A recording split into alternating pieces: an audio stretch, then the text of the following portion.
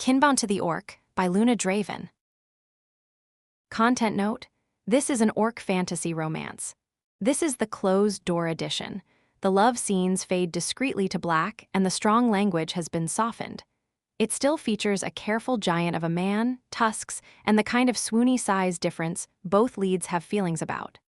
It also contains a recounted poisoning that killed up and down a coast years before the story begins, the wells and a town's water. Recounted, not shown, on-page grief for sisters lost to it, a parent who buried a child to it, a secret pregnancy carried in fear and finally said out loud, and a man who stands up in front of everyone he loves to answer for a war debt that was never wholly his.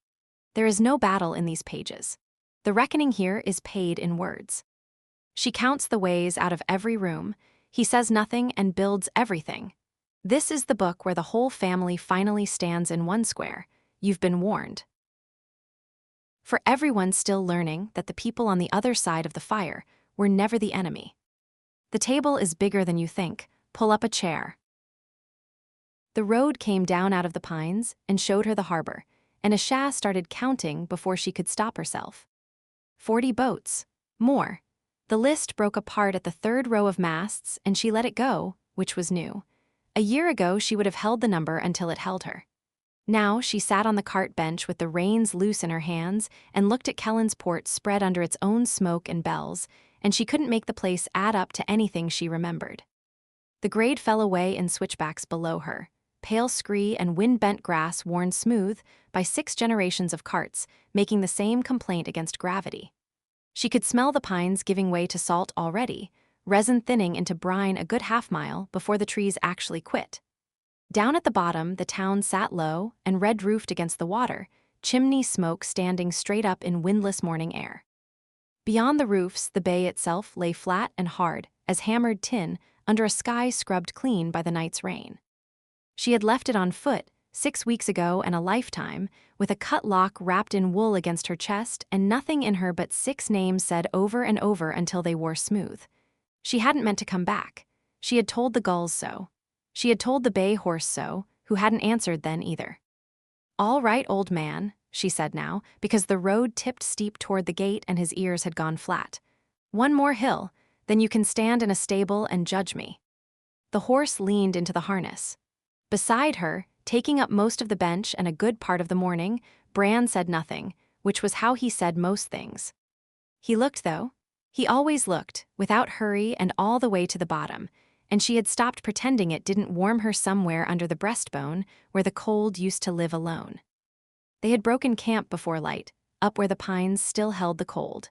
She remembered the sound before the smell, the small dry scrape of his knife against the flat stone he carried for it. Then came the sharp gold cut of ginger through the wood smoke. He never asked if she wanted the tea. He ground the root into the tin cup while the coffee still hung black over the fire and set the cup by her knee. She drank it because her stomach had been strange for 9 mornings running, and the ginger settled it before she understood why. She hadn't asked him where a blacksmith learned to carry ginger root 6 weeks on a cart meant for horseshoe nails and rope. She had a feeling the answer would be a good deal more than she was ready to hear. The harbor was coming up under them, and her own family's grave dirt lay somewhere past that blue door. "You are doing the thing," he said. "I'm driving the cart. You are marking the boats, so you do not have to mark the kitchen." She kept her eyes on the gate. The kitchen was 4 streets up from the harbor, second from the corner, a blue door her mother had painted the year before the fever took her. Ceres had died nearest the door. Fionn hadn't made the door. The coroner had handed Asha a lock and told her to find the orc iron smith, and she had. And the smith was sitting beside her now with his knee against hers and a cradle half-built in the bed of the cart under the canvas. And the man who poisoned the water was dead by that same smith's hand. And none of it, made the kitchen add up to a place a person could walk into. "I'm not marking the kitchen," she said. Bran said. He didn't believe her. He let her have it anyway. The loft, the long silences, the mornings she woke up already braced. He let her have all of it. He set things down where her hand would find them, and he waited. It was the most patient thing she had ever been near, and some days it made her want to throw the slack bucket at his head. The gate of Kellen's port stood open. It had always stood open in spring, but it had never stood open like this. There were orcs on the road. Not one, not the Smith 2 coves over that the salt traders whispered about. A line of them, green and gray and broad as doorframes, walking the cliff track down toward the town with packs and children on their shoulders, and a banner she did not know, dark cloth worked with a mountain. Behind them came a wagon of humans singing something off-key. Behind the wagon, more orcs. A woman with flowers braided into a mess of hair was walking backward in front of a scarred giant, talking with both hands, and the giant was watching her like she was the only weather that mattered. Isha drew the cart up short at the top of the hill and just looked. She had spent 12 years on the roads of the Fell Coast. She had seen orcs like weather on a far ridge, a thing that happened to other valleys. The war had been a rumor with a body count. Then the war had walked into her kitchen wearing a sealed water shipment, and she had ridden 6 weeks to a green-shuttered forge to find out why, and she had found a man who asked iron only to hold and to keep and not to cut what was not asked for. She hadn't known there were more of him. She hadn't let herself think it. There were more of him. There was a whole road of more of him, coming down to a human town, and the town had opened its gate. Somewhere down the column, a horn goat bleated and nobody minded it. A boy no taller than an orc's knee ran alongside a supply mule, shouting the names of every dog he passed. Packs thumped against broad backs, iron cookpots and rolled hides, and a fiddle case someone had lashed on top of everything else like it mattered more than the food did. The dust came up gold in the morning light, and under the noise of it a shah marked a whole road's worth of people who were not bracing for anything. "Stone take it," Bran said, soft, beside her. It came out closer to a prayer than he would ever admit to. "You knew it would be like this." "I knew." Garrick's letter said every village the Shadow King touched was sending people. His voice came up out of his chest rather than over it, low enough that she felt it in the bench. I did not know how many villages he touched. She had read the letter 4 times. Garrick Kellen did not flourish. A festival at the equinox he had written in the bare official hand he used for warrants and for grief. 3 days. The crown is calling it a peace. The town is calling it a reason to drink.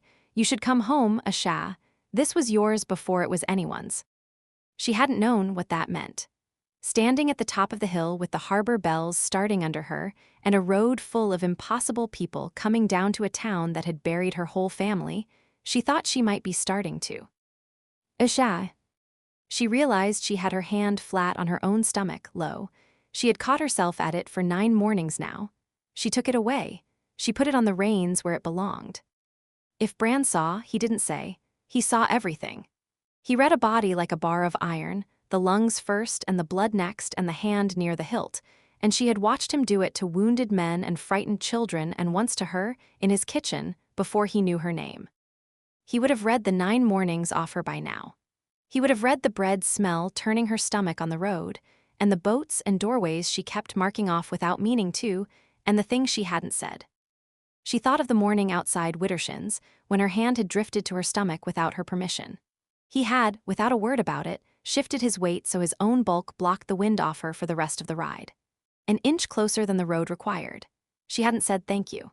She hadn't needed to. That was the whole conversation they had been having for 9 days.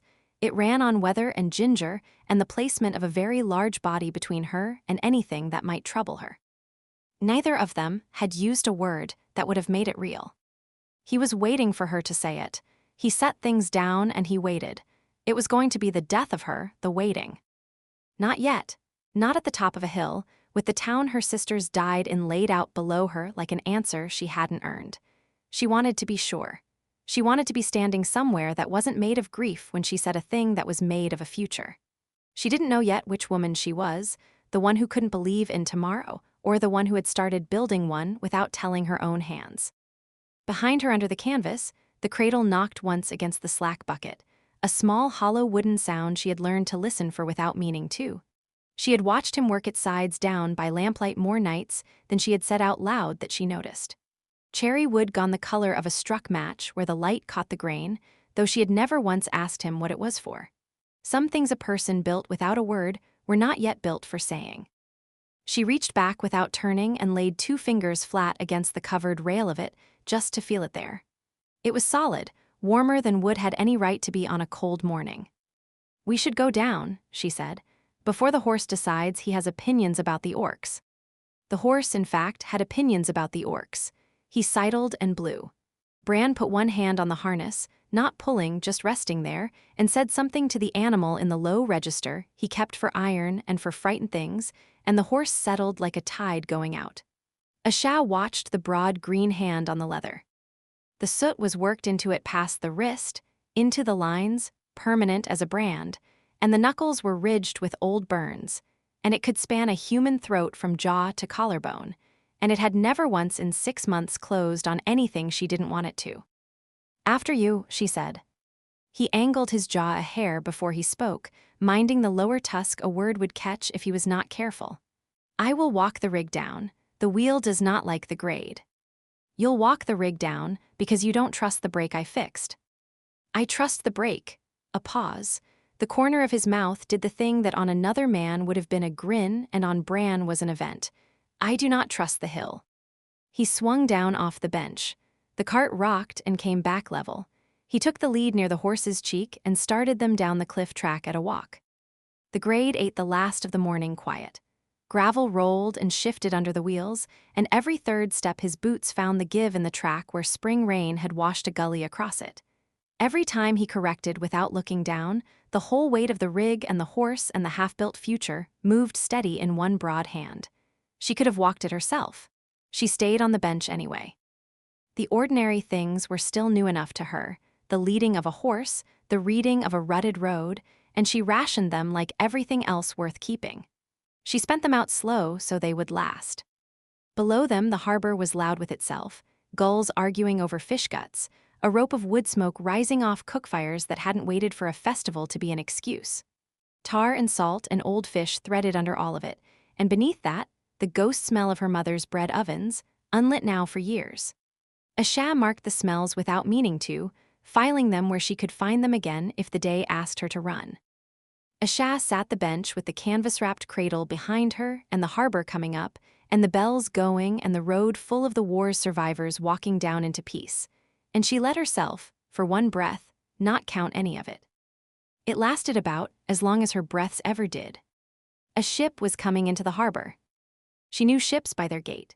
This one came in fast and clean and a little arrogant, all dark sail and a hull built to argue with weather, and there was a figure at the bow too tall and too broad to be a human master, and a smaller figure beside it with something flashing in pinned-up hair, and a child up on the giant's shoulder with both fists in his collar. Even from the hill Asha could hear the small one calling numbers across the water to the dock, soundings and angles, a voice like a chart knife. The orc at the bow was laughing. She could not hear it. She could see his head go back. People on the dock were running to catch the lines. Not soldiers, not a wary crowd braced for a green hull. People running to help an orc bring his ship in, and one of them had a basket of bread on her hip and was waving it over her head like a flag. 2 boys near a bollard were racing each other for the right to catch the first line, shoving and laughing. An old man in a stained apron elbowed them both aside and set his feet for it, like the honor belonged to him by right of age. A girl kept time on an overturned pot with a wooden spoon, some rhythm that had nothing to do with the ship coming in and everything to do with being young and glad of a reason to make noise. None of it was staged. None of it had been ordered by anyone with a rank. Asha sat very still. This was the thing the war was for. Not the ending of it, the men in tents with their batch numbers and their sealed crates and their grease pencil lists of who could be spent. This, a green ship and a bread basket and a child shouting soundings in a harbor where the gate stood open. Her sisters had died so that the men who built the war could keep building it. And here was the war over, and here was the reason, sailing into the harbor like it had every right. She found the masts had blurred past marking off. Her eyes had gone hot and useless. She pressed the heel of her hand under one and then the other, hard, because she wasn't in the habit of being seen doing this, and she was about to be among the most observant people on the coast. Asha, Bran had stopped the horse. He was looking up at her from the track, the morning behind his head, and he had read it off her, all of it. He read everything. "I'm fine," she said, "salt in the wind." He said. He didn't believe that either. He reached up and set his hand over hers where it gripped the rail of the bench, and he didn't say a tender thing because he wasn't a man who said them. He said, "We are here." 2 words. She turned them over. They would not go onto any list she kept. 6 weeks of road she could count in nights, a town full of her dead she could count on both hands, a harbor full of the impossible she had not finished counting, and we are here was not a thing she could set against any of it and come away with a number she could hold. She decided she could live with that. All right, she said. She gathered the reins. Below them the bells went on, and the ship came in, and the road of orcs and humans flowed down through the open gate toward the square where, she would learn before the day was out, 10 women who had each saved a piece of the world alone were about to find out they had saved the same one. "Old man," she told the horse, "take us down." He did. Bran walked the rig down the grade with one hand on the cheek strap and the other free, and he read the town the only way he knew how, which was for the flaw. The track dropped in switchbacks over old bad footing, root heaved in places. He set his weight low and let the horse feel his hand steady on the cheek strap rather than pulling. The wheel behind him complained on the turns, the brake shoe biting and letting go, a rhythm he had learned over 6 weeks of road. He no longer needed to look back to know the cart rode true. His own boots found the give before it found him. That was the trade a body learned, iron or leather or bone. A man did not fight the grade. He read it and let it spend itself under his feet instead of against them. It was the smith in him. Iron told you where it would fail before it failed if you listened. A weld had a note, a cold shut had a silence, a town did too. He had walked into enough of them over 4 years on the coast to know the sound of a place braced to break, the held breath under the market noise, the eyes that went to green hide and then went hard. Kellen's port did not have the note. He listened the whole way down and he could not find it. The gate stood open and nobody guarded it. A human girl sat on the wall with her legs hanging and counted the carts coming in, and when an orc the size of a door ducked under the lintel, she called out the number to him and he gave her back a copper for the number she'd called. She had a chalk slate propped against her knee, scored with more marks than Bran had fingers. She looked unbothered by a green giant 3 times her weight leaning down to drop a coin in her palm. Whatever fear this town once carried for his kind, its children had not been taught to keep it. Down on the quay, a man was teaching a goblin to throw a mooring line and losing the argument about it. Past them, a woman with flour to the elbows argued with an orc twice her height about the price of his firewood delivery. She lost that argument too, cheerful about it, her hands going as fast as her mouth. A boy chased a 3-legged dog between 2 stalls of dyed wool, and neither of them looked like they minded that the game had no end. Bran read it seam by seam, waiting for the place the metal would show its true grain. The whole place was loud and unguarded and full of the wrong people, and it was holding. It should not have held, that was the thing he could not set down. Bran had spent his life learning where a thing breaks, and a human port that opened its gate to 5 orc clans and a ship full of goblins was a thing that broke. He kept waiting for the silence under the noise. He kept not finding it. There was only one test he trusted for it, hand to iron. Passing the smithy's open shutter, he laid 2 fingers flat on the hinge of the door standing wide there. It was an old habit he could not have broken if he tried. He found it oiled and true and swinging free, no rust seized in the pin, no give where a careless smith had let the weld go soft. A door that was cared for told him the hands behind it were not waiting for a reason to bar it shut. He filed that against the silence he kept listening for and still did not find, and the 2 facts sat uneasy in him the rest of the way down. "You're doing the thing now," Asha said from the bench. She had her eyes on the harbor and her hand was not on her stomach, which meant she was thinking about her stomach. "I'm reading the town. You're reading it for the part that's about to go wrong." He minded the tusk and said the true thing, because he did not know how to say any other kind to her. "There's no part about to go wrong, I don't trust it." She made the sound that was almost a laugh, the dry one, the one he had ridden 6 weeks to keep collecting. "Salt and tide," she said. "The orc thinks the piece is a trap. I think the piece is new. New iron is brittle, it hasn't been worked yet." He clicked to the horse and brought the rig around the last switchback. "It needs working before it holds, that's all I'm saying." "Then we'll work it." She said it plain, no weight on it, looking at the boats. She did not know she had said anything. She did not know that we did to him what it did, landed under the breastbone and stayed. Bran kept his eyes on the road and let the word sit there and did not touch it because it was hers and she had set it down without looking, and he was not going to be the one to make her notice. Ahead of him on the bench, Asha's lips were moving without sound, the old habit, ticking off masts one by one. He had watched her do the same to exits, to doorways, to rooms' 4 corners, in taverns and forges. He had watched it too in the dark of a shared bedroll when she thought him asleep. He had never once told her to stop. A woman who ticked her way through a burning town was a woman who came out the other side of it. He was not fool enough to take the rope out of a climber's hands halfway up the cliff. Under the canvas in the bed of the cart, the cradle shifted against the slack bucket. He heard it. He heard it the whole way down, a small wooden knock under the iron, and every time it knocked he thought the same thing, which he had been thinking for 9 days and had not said. He knew about the child. He had known before she did, or near it. He read bodies because a body was a thing you could read and a heart was not, and he had read it off her on the road, the bread smell turning her, the marking gone strange, the hand that went low to her belly when she thought he was minding the horse. He had set a cup of ginger tea by her bedroll 3 mornings running, and she had drunk it and thanked the tea and not asked why he had ground ginger on a cold camp. He had bought cherry wood in Beck's Hollow when she was at the farrier's. He had started the cradle 2 nights south, working it by firelight after she slept, and he had learned the first true thing about wood that week. Wood did not have verbs. Iron had 3. He had asked iron 3 things every working morning for 4 years. Hold, keep, don't cut what was not asked for. Iron knew those words. Iron remembered the hand that made it, and if you asked it plain and meant it, it held. He had not asked it the 4th word, the cutting word, since Coldmark, until the night at Marenhall when he had asked it once and it had cut a man's throat for him, and he had gone straight back to hold and not slept.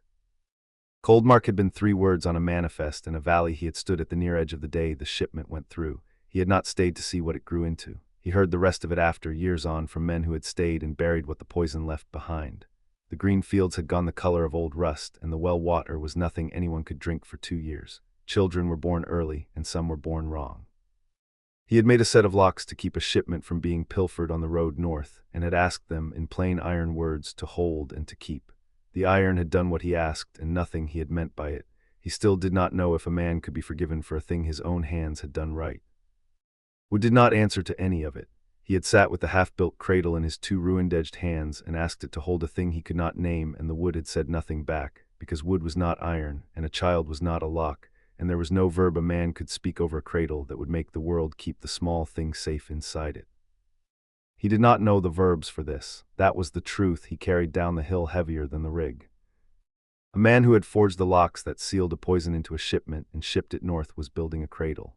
He turned that over the whole way down, and it did not come out clean. Asha would tell him he did not fail them. She had told him so at the anvil with Doran's letter in her hand, and he had believed her enough to live. But believing a thing about the past and trusting himself with a future were different irons, and he did not yet know if the second one would hold his weight. He wouldn't ask her to carry that. She carried her sister's. A man did not hand his own weight to a woman already loaded to the axle. He would build the cradle, and he would not say the word he did not have, and when she was ready she would tell him about the child, and he would have it finished and sanded and standing in the loft, and that would be his saying. Placement was his saying. He set the cup where her hand would reach. He would set the cradle where her hope would reach when she let herself have hope, and he would let the wood do the talking he could not. He turned hold and keep over in his mind like a coin worn smooth from handling. Those 2 had never once failed him in 4 years of forge work, and neither had ever been asked to hold a child instead of a door. He did not know yet if a verb built for iron could be trusted with something that breathed. He had run out of other verbs to try. A man built what he had the words for, and hoped the rest would come to him before the wood was finished. They came down onto the flat and into the noise. It hit him in the chest, all of it, tar and fish and forge smoke and bread, salt off the harbor, horse, the green pepper sharp of orc bodies in the cold, wood smoke from 100 cook fires going up in the square beyond the warehouses. He stood it in the road a moment and let it sort itself, smell by smell, because that was a thing he could do and the holding town was not. Under the smoke he could pick out the work of at least 3 separate hearths. One burned green wood and choked on it. One ran too hot and wasted good coal. One banked low and patient, kept by someone who knew the trade. A town's forges told him more about its character than its mayor could have. This one was young at war work and old at the ordinary kind, horseshoes and hinges and pot mends, and that told him something too. Then under all of it, low and bright and wrong, he caught the iron. He knew iron by its note, the same as other men knew faces. He had smelled 10,000 forge fires, and the ore each one ate, and there was one ore that smelled of nothing he had touched in 4 years on this coast, a deep red note with a cold mineral edge under it, the ore out of the southern range, the ore his had carried north the year of the second blight. Long vein ore, his ore, the iron he was born to. His jaw set before his mind caught up to why. Somewhere under the sternum a door he had nailed shut 4 years ago gave a half-inch. Through the gap came not a thought but a weight, the cold of standing over a crate stamped with his own chevron and a custom seal he had not questioned. The wax had been the color of a bruise, a chain looped through the hasp, cold enough to bite his palm through the glove. He had asked that lock to hold, and it held, and what it held killed a valley of his own people 2 seasons later. The smell of long vein ore did not care that the war was over. It only knew where it came from, and so did he. It was here, in this town. Someone had brought long vein iron over the mountains to a peace festival on the fell coast, and Bran stood in the road with the rig strap going slack in his fist and felt the old country open up cold under his feet. Bran. Asha read him go still. She caught everything off him now, near as much as he felt off her. He made his hand close on the strap again. "It is nothing," he said, and the lie caught the lower tusk, which was its own kind of telling. "That wasn't nothing, you went the color of the slack tub." His pulse had gone to the working rhythm, the one he used at the anvil when a piece could not afford a mistake. It ran slow and even, unfooled by how fast the rest of him wanted to move. He made himself breathe it down before he let his eyes finish the sweep across the square. He did not answer. He had found it. Across the square, past a stall of dyed wool and a knot of children chasing a 3-legged dog, an orc stood against the warehouse wall with his arms crossed and his eyes on Bran, and he had not moved since Bran came off the grade. Younger than Bran by a count of years, broad but not yet filled into it, with the southern green to his skin and his black hair shaved to the scalp on one side in the old war party cut. On the strap across his chest hung a working knife, and the pommel of the knife was stamped with a chevron, 2 short lines and a notch. Road dust had gone gray in the creases of the boy's boots and up the seams of his trousers to the knee. It was the particular color of a long ride on a hard track, no fresh mud in it, days old. A waterskin hung flat and near empty at his hip. He stood with his weight even on both feet, the stillness of a man who had been standing a long while and had stopped noticing it. His eyes had not left Bran since the cart came off the grade. Bran's mark, his diz before him, his grandfather's before that. The clan stamp he set on the inside of every lock he made, where only the man who broke it would ever look. His grandfather had taught him to strike it when he was young enough that the hammer still outweighed his arm. 3 taps and a twist went into iron soft enough to take the mark, and cool enough not to burn its edges soft. Get it wrong and the stamp blurred into a lie a man told his own work. Get it right and it would outlast the lock, still legible on a door long after the house behind it had fallen. He had struck that mark into more iron than he had ever kept track of. He had never once expected to see it walk toward him on a stranger's belt. The young orc had a long vein blade with Bran's own family stamp on the hilt, and he was looking at Bran across a festival square like a man who had ridden a long way to find this, and had. "Bran," Asha said again, low, and her hand had found the rail of the bench, braced. "Who is that?" He minded the tusk. He gave her the true thing, because he did not have another kind, even now, even with the cold coming up his legs and 4 years of quiet cracking like a cold shut down the middle. "Long vein," he said, "that is the clan I left." Bryn had the town's defenses mapped before the column reached the gate, and she hated that she still did it. 3 days on the Bloodpeak Road had given her plenty of practice at it, the same private habit run on every rest stop and switchback since they broke camp, farm gates and fence lines, and the sight lines off every ridge they passed under. Murga rode near the back of the column on her old gray mare, spine straight as a spear despite her years, and even she had gone quiet the last mile, watching the smoke of 100 cookfires rise over a town none of them had bled for. It took her no effort, which was the worst part. The road bent twice on the approach, both blind, both good for an ambush and bad for a relief column. The wall was old and low, and a generation out of repair, with a dry ditch a child could cross. The gate stood open and unwatched. Sightlines from the headland would let a single competent crew with a scorpion rake the whole key before anyone below understood they were dying. She catalogued the choke point at the warehouse row, the bottleneck where the square fed the harbor stair, the 3 roofs that mattered and the one that mattered most. She did it between one breath and the next, the old machine running clean and cold under everything else, and she hadn't asked it to. The warehouse roofline gave a clean line down onto the quay from 3 separate points, and she noted which one she would have chosen if choosing had still been her work. The stair itself was the worst of it, stone-worn slick with no rail on the harbor side, 30 feet of open air under it, and the tide running fast beneath. She filed the stair under the same heading she filed everything now that used to be enemy territory. Not a threat. Just a fact the old training would not let her walk past without clocking. 7 years the Crown had spent making her into the kind of asset that walked into a room and saw only the ways out of it. 5 more since she had walked out of that life with an orc's hand in hers and treason in her satchel. She had a clan now, and a mate, and a small, loud person asleep against Cadix's chest in a sling the War Council had stitched her, and she still couldn't cross a threshold without ranging the exits. Some things they built into you didn't unbuild. She had not always hated it. There had been years when the ranging was the only thing standing between the column and a grave, when a missed choke point meant bodies by morning, and she had been grateful for the clean, cold click of the machine, useful and necessary, and never once idle. It was only now, with nothing left to range but a boy's safety and a festival's cheer, that the habit felt less like a gift and more like a leash she had forgot to take off. "You are working," Cadix said beside her. He had learned to read it off her years ago, the stillness that was not rest. "The town, you are taking it apart." "The town is indefensible," she said. "One crew on that headland ends this whole festival before the second course." "There is no crew on the headland." "I know there's no crew on the headland." She heard the edge in it and breathed it down. "I checked, that's the trouble. I checked, Cadix. We rode 3 days to a party, and the first thing I did was range the kill zones." Her eyes had gone to the headland twice more since she said it, checking her own checking, the old distrust of a clean read that refused to quiet down just because she told it to. A gull worked the updraft over the bluff where a Scorpion crew would have set up, if there had been a Scorpion crew, if there had been a war left to fight with one. There wasn't. She knew there wasn't. Knowing it and believing it were, she had learned over 5 years, 2 very different pieces of ground to cross. His arm came around her shoulders, the size of it, the warmth that ran 2 degrees over hers and always had. He didn't tell her to stop. He had never once told her to stop, in 5 years, which was a thing she hadn't known to want until a man who could span her waist in his hands gave it to her by not doing it. "You kept us alive when keeping us alive was the work," he said low into her hair. "Now the work is different. The hands don't know it yet. They will learn."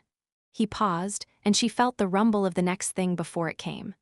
"Or they won't, and you'll range the kill zones at every harvest fair for the rest of our lives, and I will stand beside you and admire how thorough you are. Either is acceptable to me." That was the thing about Cadix. He gave you the out and the staying in the same breath and meant both. She turned her face into the crimson wool of his cloak, the one he still wore though there was no clan's summit to wear it to, and let herself have 3 seconds of not watching the headland. The wool smelled of wood smoke and the leather oil he used on the axe strap, a smell she had learned to find safe before she learned to find it dear. And under her cheek, she could feel his heartbeat going slow and even, unbothered by 3 days of road or 100 strangers waiting past the gate. He never hurried his own pulse to match her worry.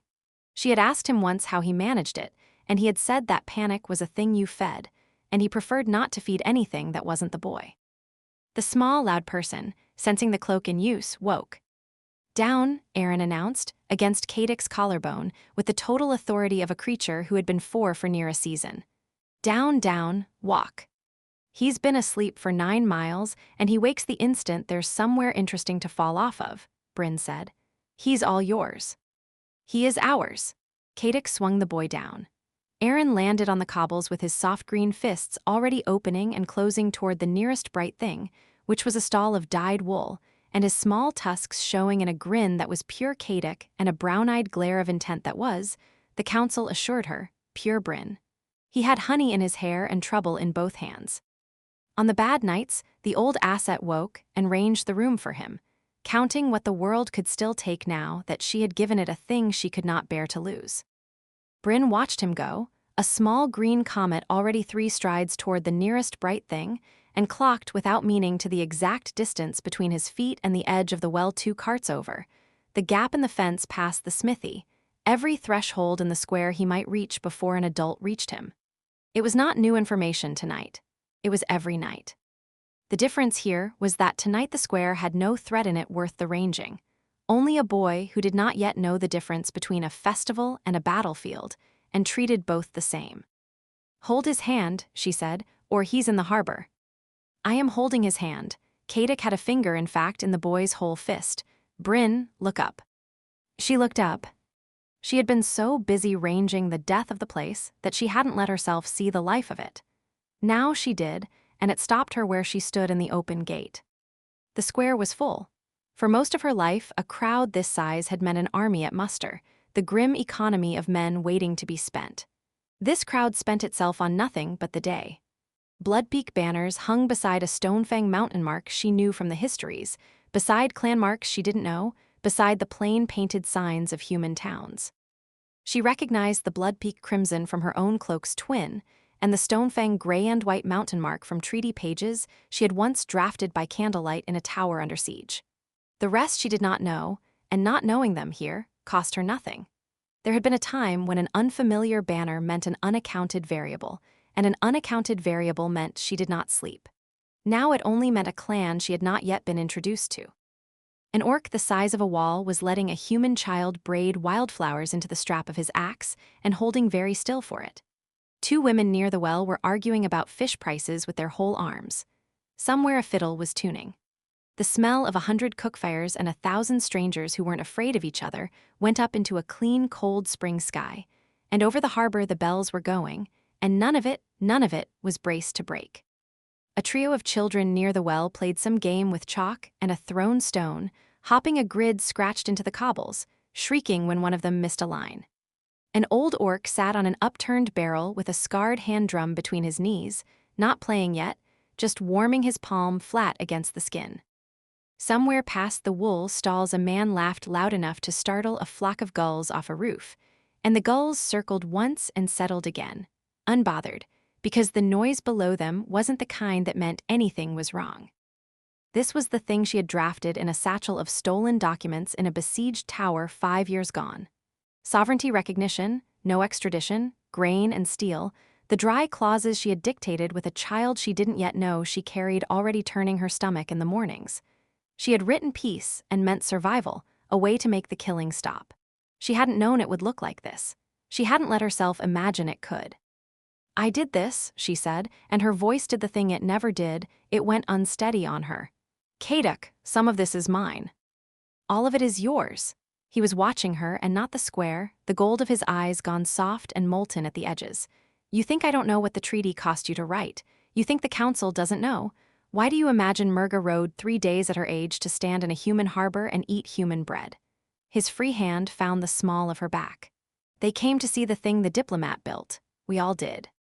Bryn looked past him to where Murga sat her gray mare at the rear of the column still, not yet dismounted, watching the square with the flat, unreadable patience of a woman who had buried more kin than most people met in a lifetime. The old warrior's hand rested on the mare's neck, not gripping, just resting, unhurried as Kaduk's hand at the small of Bryn's own back. Whatever the elder saw in the noise below, she had not come 3 days to hurry through it. She was going to weep in an open gate in front of 5 clans, which the asset would never have permitted, and she found she was going to do it anyway. And then Aaron saved her by making a run at the harbor. He had gone quiet a moment before that, which was never a good sign in a boy his age. He had found the mooring bollard with his eyes first, then the coil of rope beside it, then the open lip of the stair beyond, and Bryn watched the whole chain of his small logic assemble itself before anyone else saw where it led. Up, the boy had decided, and had located the route, which was a mooring bollard, a coil of rope, and from there the open lip of the harbor stair and a 30-foot drop to the cold water below. He was 3 rungs of his own logic up it before Bryn's body even moved. It did move. The old machine was good for some things. She had him by the back of his little leather coat and off the rope and onto her hip in under 2 seconds, her heart slamming. She ran her free hand down his arms and legs before her mind caught up to the fact that he was already fine, checking for the break that hadn't happened out of the same old habit that had caught him in the first place. He squirmed against the inspection, more insulted by the delay than frightened by the drop he'd almost taken. She stood there breathing hard with her impossible green-skinned son outraged on her arm and understood. The cold, clear way she understood everything, that she would burn this beautiful, peaceful town to the waterline before she let it have him. "You see," she said to Kaduk when she could, "indefensible, the harbor stair has no rail." "Then tomorrow," he said, "we will speak to the mayor about a rail, you and I a diplomatic matter, grave importance." But his hand was shaking a little where it cupped the back of Aaron's head, the great careful hand that had killed more men than she would ever ask about, and she understood that he had been just as fast and just as afraid, and that this, the two of them frightened together over one small life, was the whole of what the war had been for. She made herself look once more at the square, this time on purpose instead of out of habit. The 3 roofs that mattered still mattered, and the stair still had no rail, and none of it changed what she was looking at, which was 100 people who had no reason to run and were not running. Something in her chest that had been braced since the gate let go a half-inch. Not all the way, never all the way. But a half-inch, in a woman built for none, was most of a mile. "There you are," said a dry voice behind them. "I told Gorvek you'd be the one still standing in the gate." Bryn turned. Senna stood there with her hands in her pockets and her sister Leah at her shoulder and the festival behind her. The thief's eyes already pricing every purse in the square out of long habit, she would no more lose than Bryn would lose the kill zones. Behind the sisters, ducking the gate, came the guardian, all gray-green shoulders and amber under a heavy brow, with a wooden practice sword Leah had talked him into carrying for someone. Gorvek carried the toy sword with both hands loose and ready, far more careful with it than a painted stick required. And Bryn had the sudden clear thought that this was a man who had never once in his life held anything, weapon or otherwise, without meaning it. "We were appreciating the architecture," Bryn said. "You were ranging fields of fire," said Senna. "I can always tell. It's restful being around someone worse than me." She held out her arms, and Aaron, traitor, went to her at once. "There he is. There's the heir to the Bloodbeak. Has your mother taught you to count an enemy's blades yet, or are we still on numbers and ducks?" "Ducks," said Aaron with feeling. "Ducks first," Senna agreed. "Blades later. Come on." Gorvek found where they're roasting the boar, and he's being very orcish and noble about not standing too close to it, and someone has to drag him in. She was already moving, the boy on her hip, Leah falling in, the guardian turning his slow bulk to follow. Senna threw it back over her shoulder, careless, the most careless and therefore the kindest thing anyone could have given Bryn in that gate. "Stop guarding the door, diplomat. Somebody already won the war. I heard it was you." Aaron's laughter carried back to her from somewhere past the wool stalls, already folded into Senna's low commentary about ducks and blades, and Leah's lighter step kept pace beside the guardian's slow one, and none of them looked back to see if Bryn was coming. They took it for granted. That, more than anything Senna had said, was the thing that loosened something in Bryn's chest for good. Bryn stood one more moment in the open gate with Kadic warm at her side, and she did the hardest thing the day would ask of her, harder than the headland, harder than the rail. She let the door go unwatched, and she followed her family into the noise. The harbor read clean on the line a full hour out, and Marin hadn't once doubted it. She set a course off the headland's wind and the chop where the bay narrowed, carried the numbers down the approach fast and exact, and called them aloud only where it counted, because that was how she carried everything she was sure of. Kellen's port came up out of the haze a little earlier than the nervous part of her expected, and exactly when the line said it would. She stood the bow with her feet planted wide and her chin up, the brass calipers pinned points down in her hair, the old greatcoat hanging off her like a flag cut for a bigger woman. Behind her, the siren's call did her work. The dark sail held the headland gust without complaint. The hull leaned into the turn and argued with the weather and won, and somewhere below the goblin had the bilge pumps quiet and even. Bruck had the helm, she had the water. That was the division of them, his hands and her math, and she had set the line an hour out and watched the port come up to meet it. "5:15, Cove sang out, somewhere above and to the right of Marin's ear. "And there's a flat patch, Mama, the water went flat. That's a bar, isn't it? That's a sandbar." It was a sandbar. Marin had it on the chart, 2 cables off the warehouse mole, and she had already taken the line wide of it. The child was reading water she had no business being able to read, 3 or 4 years old, and shouting depths off her father's shoulder with both fists in his collar. "That's a bar," Marin called back. "Clean read. You saw the flat and you knew the bottom came up under it. Say it again, loud, and don't wait for me to agree." "Sandbar," Cove bellowed to the whole harbor, to the gulls. "Good, the water told you and you told the deck. That's the entire job." She did not look up while she said it. She kept her eyes on the line and the bar and the deeper water past it, but she heard the grin in the small voice and felt the click of it land somewhere she had no variable for. She had been a girl who read soundings true and got told to sit down.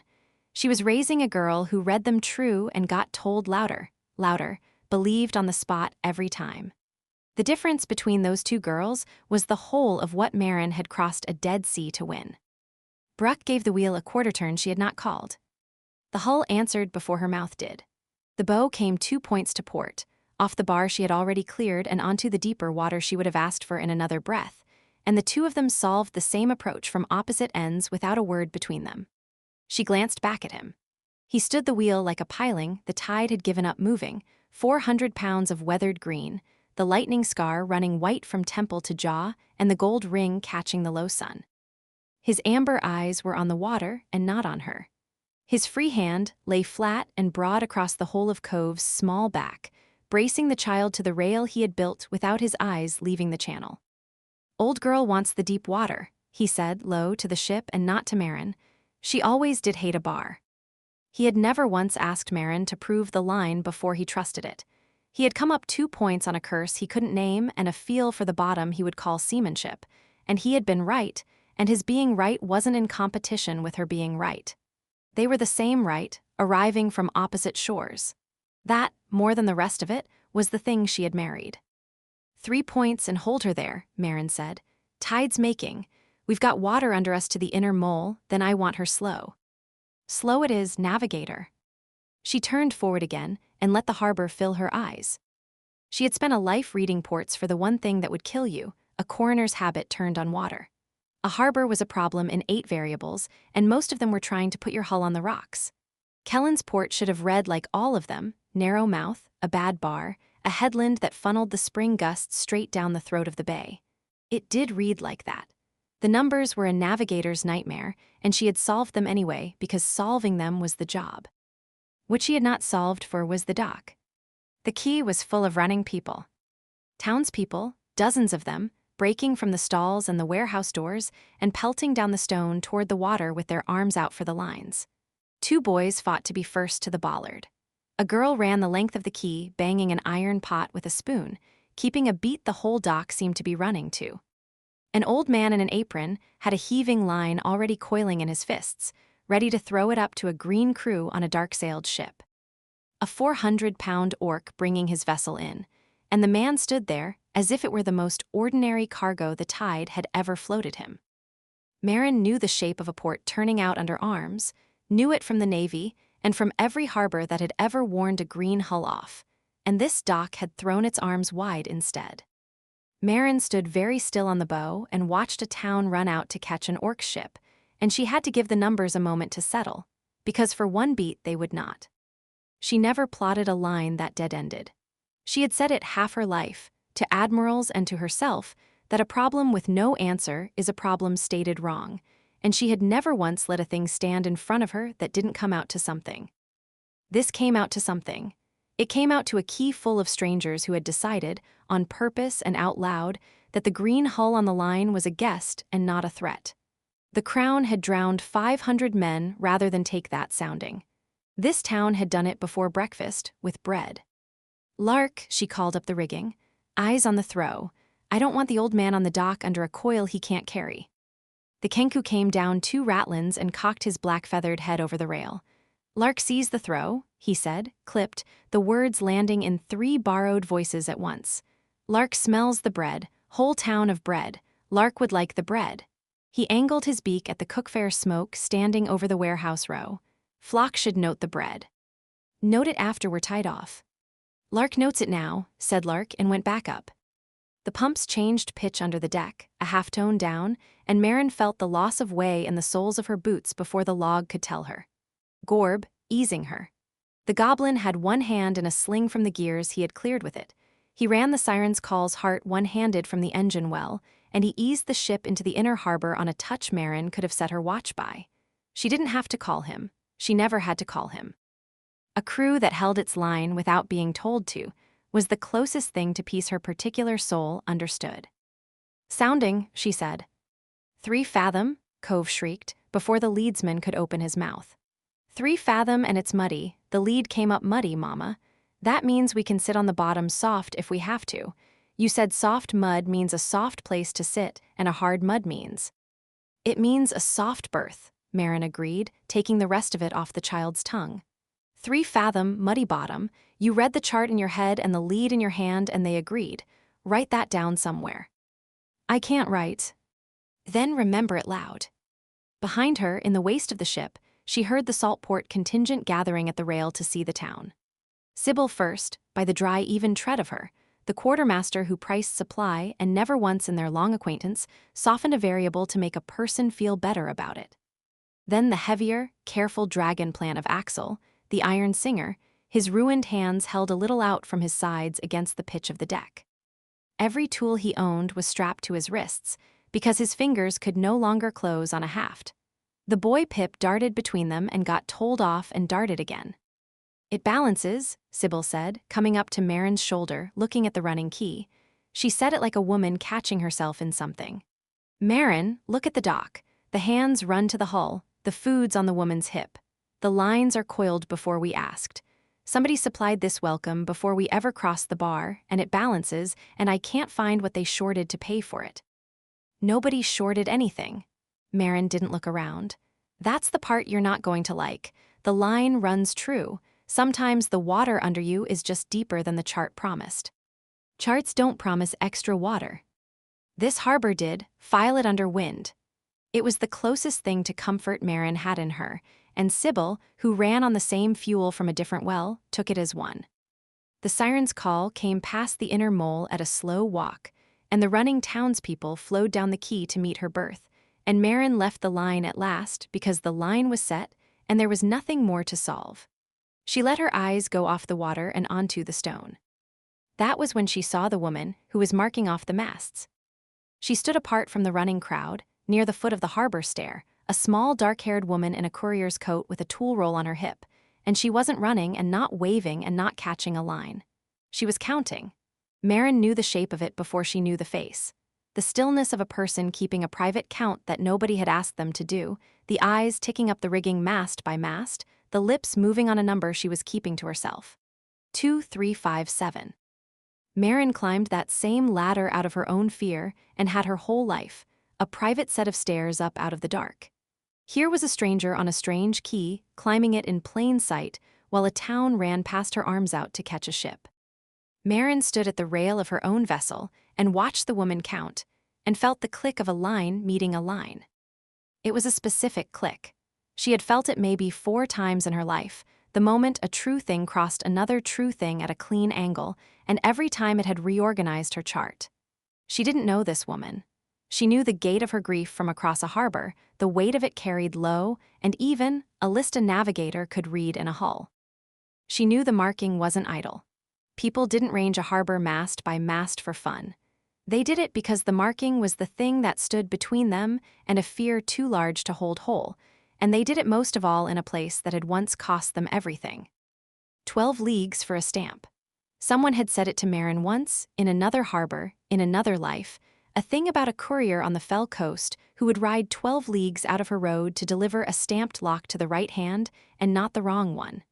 Marin had filed the phrase and forgotten the name. Here, then, was a woman counting masts at the foot of a harbor stair, lips moving, in a town that ran out to catch an orc's ship.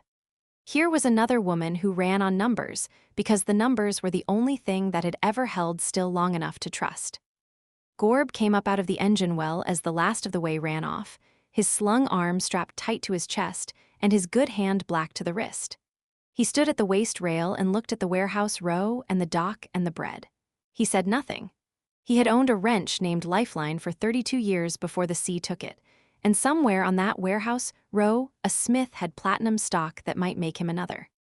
Marin watched the goblin price the whole town in one slow sweep, a navigator's reed borrowed by a man with grease to his wrist, looking for the thing he had come a long way to find. He found it. She saw him find it. He gave the dock a short nod a person could have missed and went back below to bring the heart of the ship down to a rest. "Throws away," Cove screamed, and the heaving line came up off the quay in a long pale arc. Bruck caught it without looking, the great scarred hand closing on the rope a foot from the boy who had thrown it. The slack ran down the deck.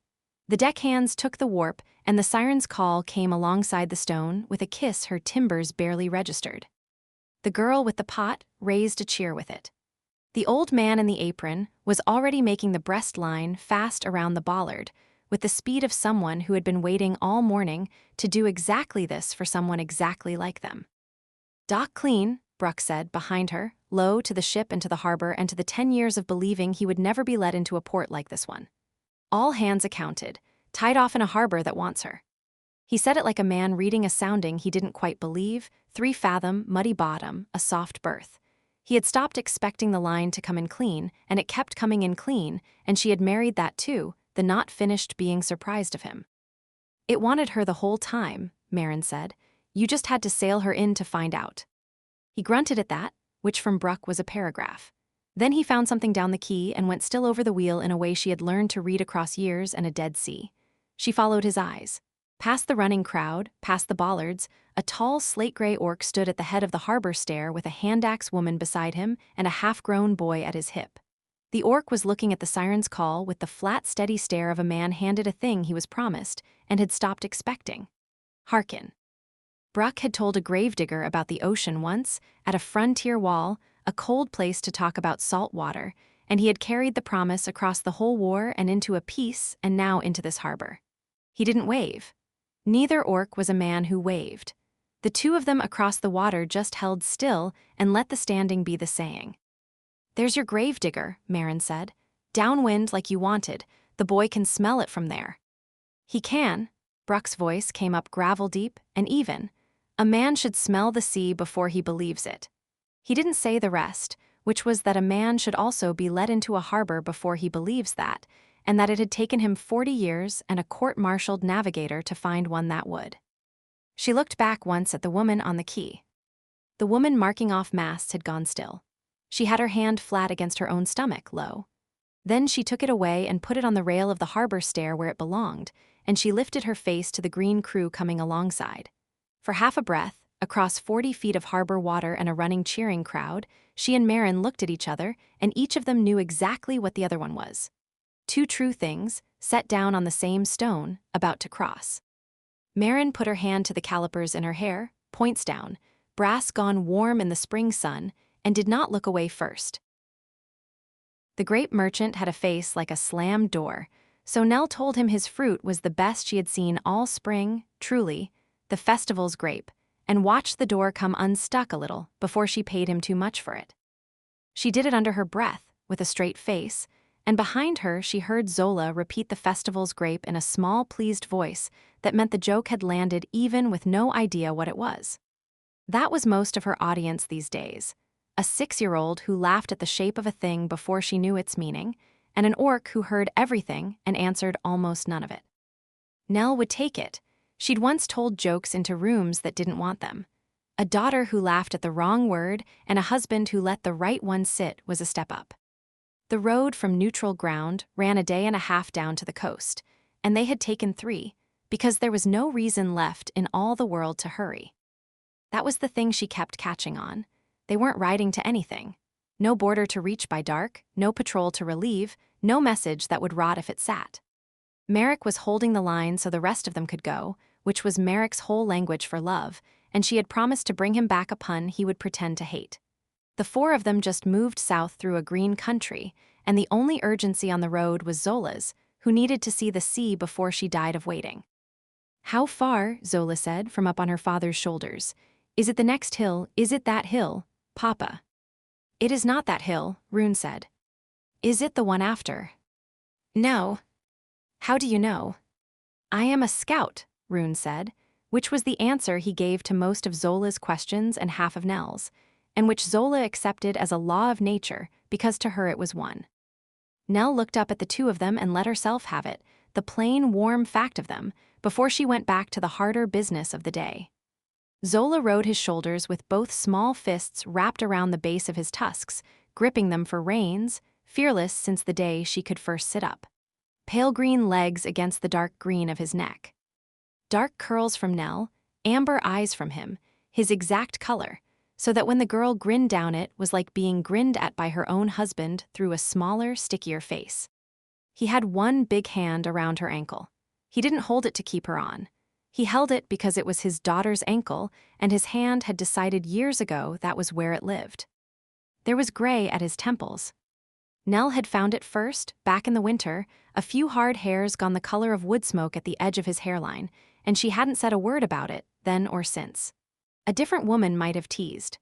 Nell teased about everything, made jokes at funerals and bled the singing at births, and couldn't let a silence go unfilled to save her life. She had let this one go. The gray meant he had lived to grow it. The gray meant the war that ate a generation had spat the two of them back out alive enough to go gray at the temples on a slow road to the sea, and there was no joke worth more than her keeping her mouth shut about it. So she kept it shut. For Nell, that was the loudest tenderness there was, and she suspected he knew, because he'd been moving a little easier under her not saying ever since. "Rest the shoulder," she said. "She's not a sack of grain, but she's close." "I'm not a sack of grain," Zola said, outraged. "You're a sack of the very best grain. Prize grain. Down you come, sprout, your father's carried you up 2 hills and there's a brook." Rune stopped at the next bend where the road widened, and a brook came down off the slope over flat stones.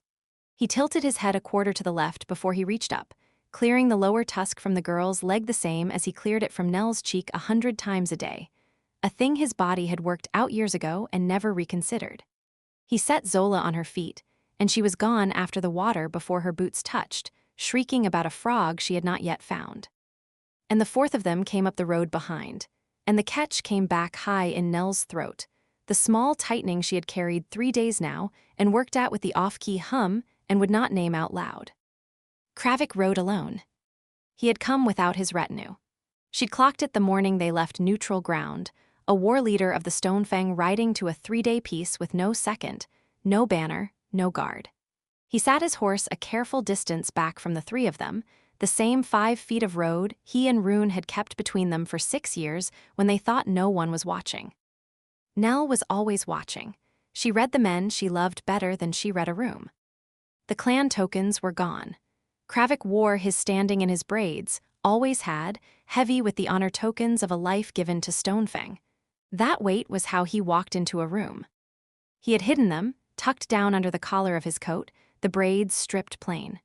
Twice on the first day's ride, she'd watched his hand go up to check the collar was closed over them. A small press of the knuckles, no thought in it. A man making sure his rank stayed hidden when his whole body was built to wear it where the world could read it. A war leader didn't hide his standing for nothing. He had come down off the mountain as somebody's brother and not as anyone's commander, and he had told no one why. Nell hadn't asked. She already knew, and the asking would have been her hands going where they always went, into other people's wounds to feel for the shape of the hurt. She was trying hard not to do that on this road, to keep her hands in her own lap and let the 2 of them get there themselves. It was the hardest thing the festival was going to ask of her, and the festival hadn't even started. "Brook," Nell called back to him, light, the bright surface she didn't have to think about. "Water your horse, big man, we're in no rush. Zola's found a frog, or a stone she's decided is a frog. The distinction is academic at her age." "There is no frog," Rune said, from where he had crouched at the brook beside the girl. His amber eyes still went up the slope and across the tree line out of a habit no piece had managed to break, a scout reading ground that held no enemy because his body didn't know how to stop. "It is a stone." "It's a frog," Zola said. "It does not move. It's a sleeping frog." Behind her, Nell heard the small dry sound Kravik made that wasn't quite a laugh, the most he ever gave. When she turned, he had swung down off his horse and led it to the water, and he was watching the girl argue a stone into a frog with a stillness on his big scarred face that she had no good word for. He didn't crouch beside her. He stood back with the horse's reins loose in one hand, the honor scars on his forearms catching the light. He watched his brother's daughter, with the hungry caution of a man at the edge of a fire he wasn't sure he had leave to warm his hands on. Nell looked away before he caught her looking. That was the other half of the watching, the knowing when to stop. She crouched at the brook and let Zola show her the frog. It was a stone, a very good one, oblong and green-gray and warm from the sun. Nell turned it in her fingers and admired the frog of it, and her own hand remembered a girl who used to fill her pockets with river-smooth stones and rub them raw against the bad nights. She had one left in the bottom of her pack and touched it once a day if that. She caught her hand reaching for it now, the frog stone waking the old want, and she put it back in her lap and let the want go by. The stones were for a girl who didn't believe the good thing would last. The good thing had lasted 6 years. She was learning, slow, to stop checking it was still there. "Put your frog back to sleep," she told Zola. "We're walking soon. Go and tell your father how far it is to the sea. He loves that question." Zola went, the stone clutched to her chest, to interrogate the scout about distances. Nell stood, and her knees cracked, and she turned at a small sound. Rune had moved off to the verge and sat himself on a fallen log with a stick of soft pine in one hand and his small whittling knife in the other, and the shavings were coming off it pale and curling in the spring air. She had a joke ready for it, light and reflexive, her usual armor, and she swallowed the joke and watched his hands instead. 3 years he had been allowed to make nothing beautiful. The penance years, when his own brother gripped his shoulder for 1,000 days and the clan wouldn't quite meet his eye, and a man who carved birds carved none at all. Now their cottage was full of them. Every rest halt his hands found a knife and a stick the moment they had nowhere else to be. A bird came out of the wood, or a fox, or once a lopsided thing meant to be a gull that Zola had named Gerald and wouldn't be parted from. Nell had stopped pretending the pile of carvings was anything but proof. "What's it today?" she said, sitting on the log beside him close enough that her shoulder came against his arm. He went still under the contact for half a beat, the old wariness saying hello, and then leaned the smallest amount back into her. "A bird. It's always a bird. She likes the birds." She named the last one Gerald and tried to feed it a worm. Nell put her head against his shoulder and watched the knife take a long curl off the breast of the thing. His hands were enormous and the work was small, and the contradiction had never once gone into words she could find. "You could carve her a frog. She's decided frogs are the animal of the festival." "A frog is hard," Rune said, which from Rune was a whole speech, and she felt the rumble through his arm. She hummed, low, off-key, her mother's tavern tune, The Shepherd's Daughter, the one she hummed when she was working a problem and didn't want anyone to know she was working it. She got 3 bars in before she caught herself, and by then it was too late. Rune knew the tune in his sternum where the bond kept its own quiet count and the knife had paused over the wood. He did not ask her what was wrong. He knew what was wrong. It was about him and the man standing back from the brook with the reins in his hand and the tokens hidden under his collar, and he knew she wouldn't say it for them. The not saying was a conversation between them older and surer than any words she owned. "He came without the retinue," she said, low, the only thing she let herself give it. Did you ask him why?" "No. Are you going too?" The knife went back to the wood, a curl of pine fell. "No." She had known he would say that. She'd known the shape of his no before she asked, married to it for 6 years. She read the same refusal in Kravik's hidden tokens that she read in Rune's silence, 2 Stonefang men holding the same word in their teeth from opposite sides of a brook, each waiting for the other to break first. The soft thing was the hardest thing they owned. She wanted to take both their stubborn green heads and knock them together until the word fell out. She did not. She hummed instead and braided into the mess of her hair the wild stem Zola had handed up at some point without her noticing, her fingers finding the work on their own while her brain went loud. She said nothing, because for once in her chattering life, her own voice was the exact thing that could break it. This was the second time she had gone quiet on the road. Once on the first morning, watching the 2 of them ride apart with 5 feet of road between them, and now, the body knew. The chattiest woman at the festival had a tell, and the tell was silence. It came out twice on a road, and once again, she suspected, before the festival was done, at whatever moment, a single one of her puns would shatter a thing 6 years in the careful making. "He watches her," she said, quieter still, almost not aloud. The knife stopped. Across the road Kravik had crouched at last, slow, the honor scars folding on his forearms. Zola held the green-gray stone up at the full reach of her arm so the big orc had to look down at it. He turned it over in fingers that could break a man's neck and said something too low for Nell to catch. Zola was nodding hard. Whatever he had said, it had been the right thing to say to a 6-year-old about a stone that was a frog. He set the frog back in her hands with great care, as if it might wake, and stood and stepped back his careful distance, and he didn't call her anything at all. Not the little one. Not Rune's daughter. Nothing. He watched her run the frog back to the brook, and his hand went up and pressed the closed collar over the hidden tokens. Once, the knuckles to the cloth, a man checking the rank stayed buried. Nell understood it sideways, and all at once, the only door her understanding ever came in by. He couldn't say the name, because saying it meant the clan he had given his whole scarred life to wasn't the biggest thing he belonged to anymore. The braids and the tokens and the honor scars ridged along his arms, the whole architecture of a war leader, stood between Kravik and one small green girl drawing frogs in the dirt. He had hidden it and ridden 3 days as nobody's commander to stand close enough to maybe, at last, set it down. He had come to cross an inch. She could see it on him plain as the gray on Rune, a man who had never failed a mission that mattered working up to a single ordinary word, not yet sure his mouth would carry it. "He'll get there," she said. Rune's thumb had gone still on the haft of the knife. He was looking at his brother and his daughter and the brook, his face turned a little away so that Nell got it in profile, the gray at his temple, 6 years of waiting on one word out of one stubborn mouth. He didn't answer.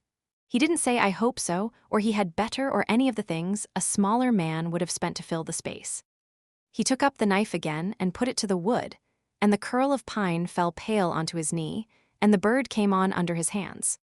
But she felt it through his arm, the breath he let half out and caught again, the hope he weighed careful and wouldn't let show.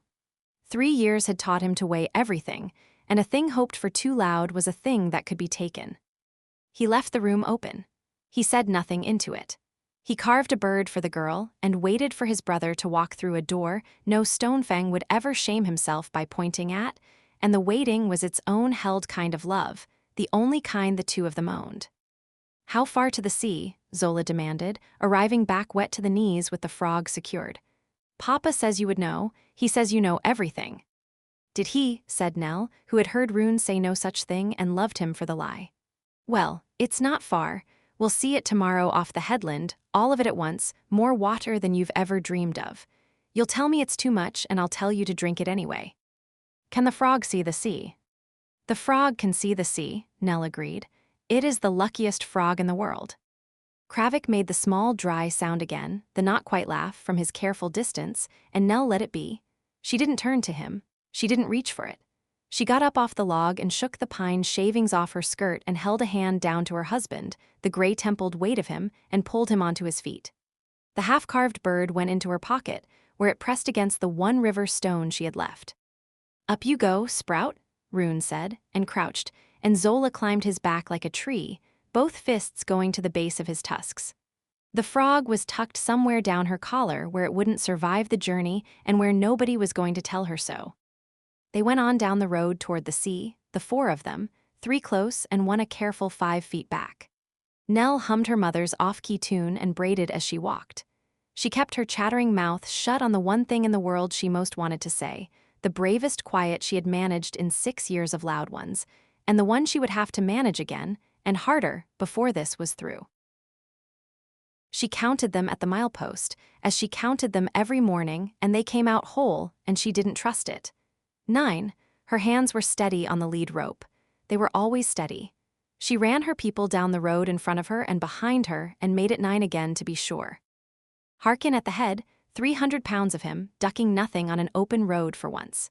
Gideon on his shoulders with both hands loose in the slate-gray collar. Lyra at the cart wheel, ticking off mileposts under her breath in a string of numbers Sorcha had stopped trying to follow years ago.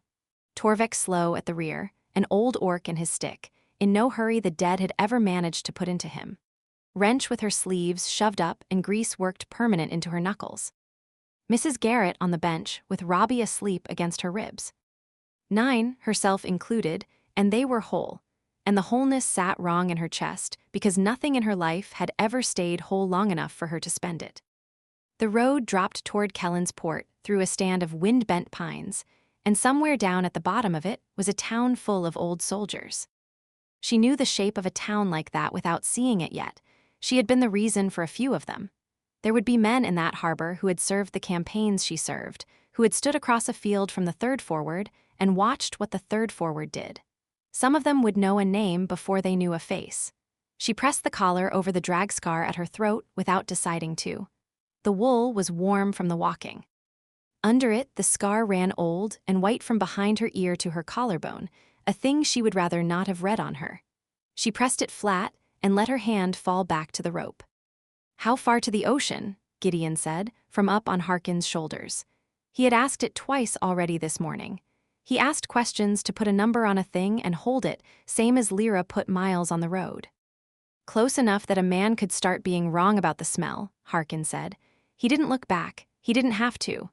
He worked his tongue along the broken tusk, the lower left, the crooked one, the slow thinking tell Sorcha could read at 40 paces, and then he said, "Wind off the water. There. You will taste the salt before you see the boats." Gideon lifted his chin and breathed in, testing it, and his chest went up and came down and stopped a hair short of the top. Sorcha watched the short of it. She watched it without watching it, a thing she had practiced until it looked like nothing. The boy didn't cough. He hadn't coughed in months, since Thornfield, since Bronwyn, and the not coughing was a gift she said grace over every morning and wouldn't jinx by naming. But the breath stopped where it stopped.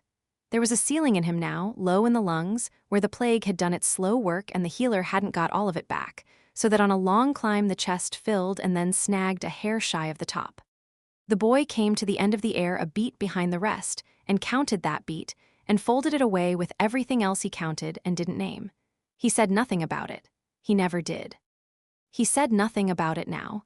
He let the breath out and tried it again, lower, getting under the ceiling instead of through it. Ember would have taught him that, if Ember had been there to teach. "Salt," he reported, "and tar, and something else. Old fish, I think." A pause while he sorted it, the flat little voice that wouldn't soften because softening was guessing. "It's stronger downwind. We should walk on the harbor side." "We will," Harkin said. Ember said you can tell a healthy harbor from a sick one by the smell before you can buy the water. A sick one smells sweet. Gideon turned the thread on his wrist with his thumb, the filthy blue thread, his mother's, the thing he touched before a hard thought. "This one doesn't smell sweet. It's a working harbor." "It is," Harkin agreed. Sorcha walked and counted and listened to the two of them name the world to each other, the gravedigger and the boy he had dug out of a floor. She let the warmth of it sit in her and said nothing to it. That was the discipline. She didn't narrate the things that were good, because naming a good thing was the surest way she knew to lose it, so she inventoried them instead and filed them under plenty and reminded herself that plenty was allowed. Then she walked on. The road bent and the pines fell back, and the harbor opened below them all at once. She stopped. She didn't mean to. Her hand went up of its own accord and the column folded in behind it, the old hand signal for hold. Shame flared small and hot at having used it on her own household on a peace road. She lowered the hand. She looked. The town was full. Packed loose and loud and going somewhere good. A fair day crowd and not a siege day one, with 100 cookfires sending their smoke up in a single soft column into a clean, cold sky. There were banners she half knew hung beside human town signs she didn't, and ships at the quay with green hands working the lines, and children, dozens of them, running between the legs of the crowd in a pack that didn't seem to belong to anyone. It belonged, she understood, to all of them. A fiddle was tuning somewhere. The harbor bells were going. The gate at the bottom of the road stood open, and no one watched it. The sharp metallic smell rose at the back of her throat. Not in the air, in her, the thing the orcs could catch on her if they stood close enough. The thing she had carried since Blackwater. The heat behind the eyes, the slow, deliberate stretch of time that came before the smile. A festival full of noise and old soldiers had put an edge in the spring air, and the fever had felt it and stirred. She breathed it down. Cold water in the morning. Iron tea at night. Ride the wave, do not let it have your face. She had killed a man without smiling once. She could walk a boy down to an ocean without it. "You went still," Harkin said. He had stopped too. He was watching her over his shoulder. The gold of his eyes level and unhurried, and Gideon up there between his ears had gone still in sympathy without knowing why. "I'm reading the room," she said. "The room is a town. The room is a town full of men who fought the war." She kept her voice flat and logistical, the one register she trusted with a feeling in it. "Some of them will know the name." Harkin considered this. He was a man who answered a hard thing with a flat fact and then made it true. "Some of them will," he said. "And the kin down there know exactly what you carry and have braided iron into your hair over it. The ones who matter already read you and stayed." He turned his head a fraction more, minding the broken tusk near the boy's knee, angling his jaw so it cleared. I do not carry stones, Sorcha. I carry names. Yours is one of the ones I carry. It is not a heavy one. She didn't have an answer that fit in her mouth. She gave him the thing she gave him instead of the answer, which was the truth in logistics. We'll take the harbor side, she said. The boy is right about the wind. Harkin said, which was a thing he had caught off the smith 2 coves over and never given back, and he faced the road again and started them down. The track ran steep. Lyra read it off the cart in a low stream, the grade and the wheel and the load, while Wrench rode the brake and Torvek came slow behind with his stick finding the stones. Sorcha walked the lead rope and ran her people. 9. Going down into the open gate. She had spent a war learning that an open gate was a thing you closed or a thing that killed you, and here was a whole town that had thrown its gate wide on purpose for 3 days and posted no one on it. Her hands wanted to put a watch on it. Her training wanted to range the headland. She made herself do neither. She let the gate be open, and it cost her as it always cost her, a slow drag of a thing left undone at her back. But somewhere on the long road south from Thornfield, past the burned mile and the river crossing and the night the boy first slept without the cough, she had decided the cost was a thing she could afford now, and she went on paying it on purpose, one open gate at a time.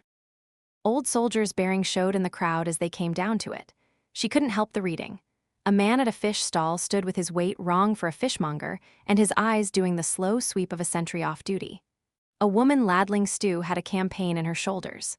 Sorcha clocked them, one and then the next, the gait and the watchfulness and the old wounds, and her chest cooled into the old logistics with each one. She let the clocking be a habit and not a command. That was the whole work of the day, harder than the road, harder than the fever. She wasn't their commander. She was a woman walking a household to a festival. She made herself believe it one veteran at a time. "There's a man watching us," Gideon said. Of course he had seen it.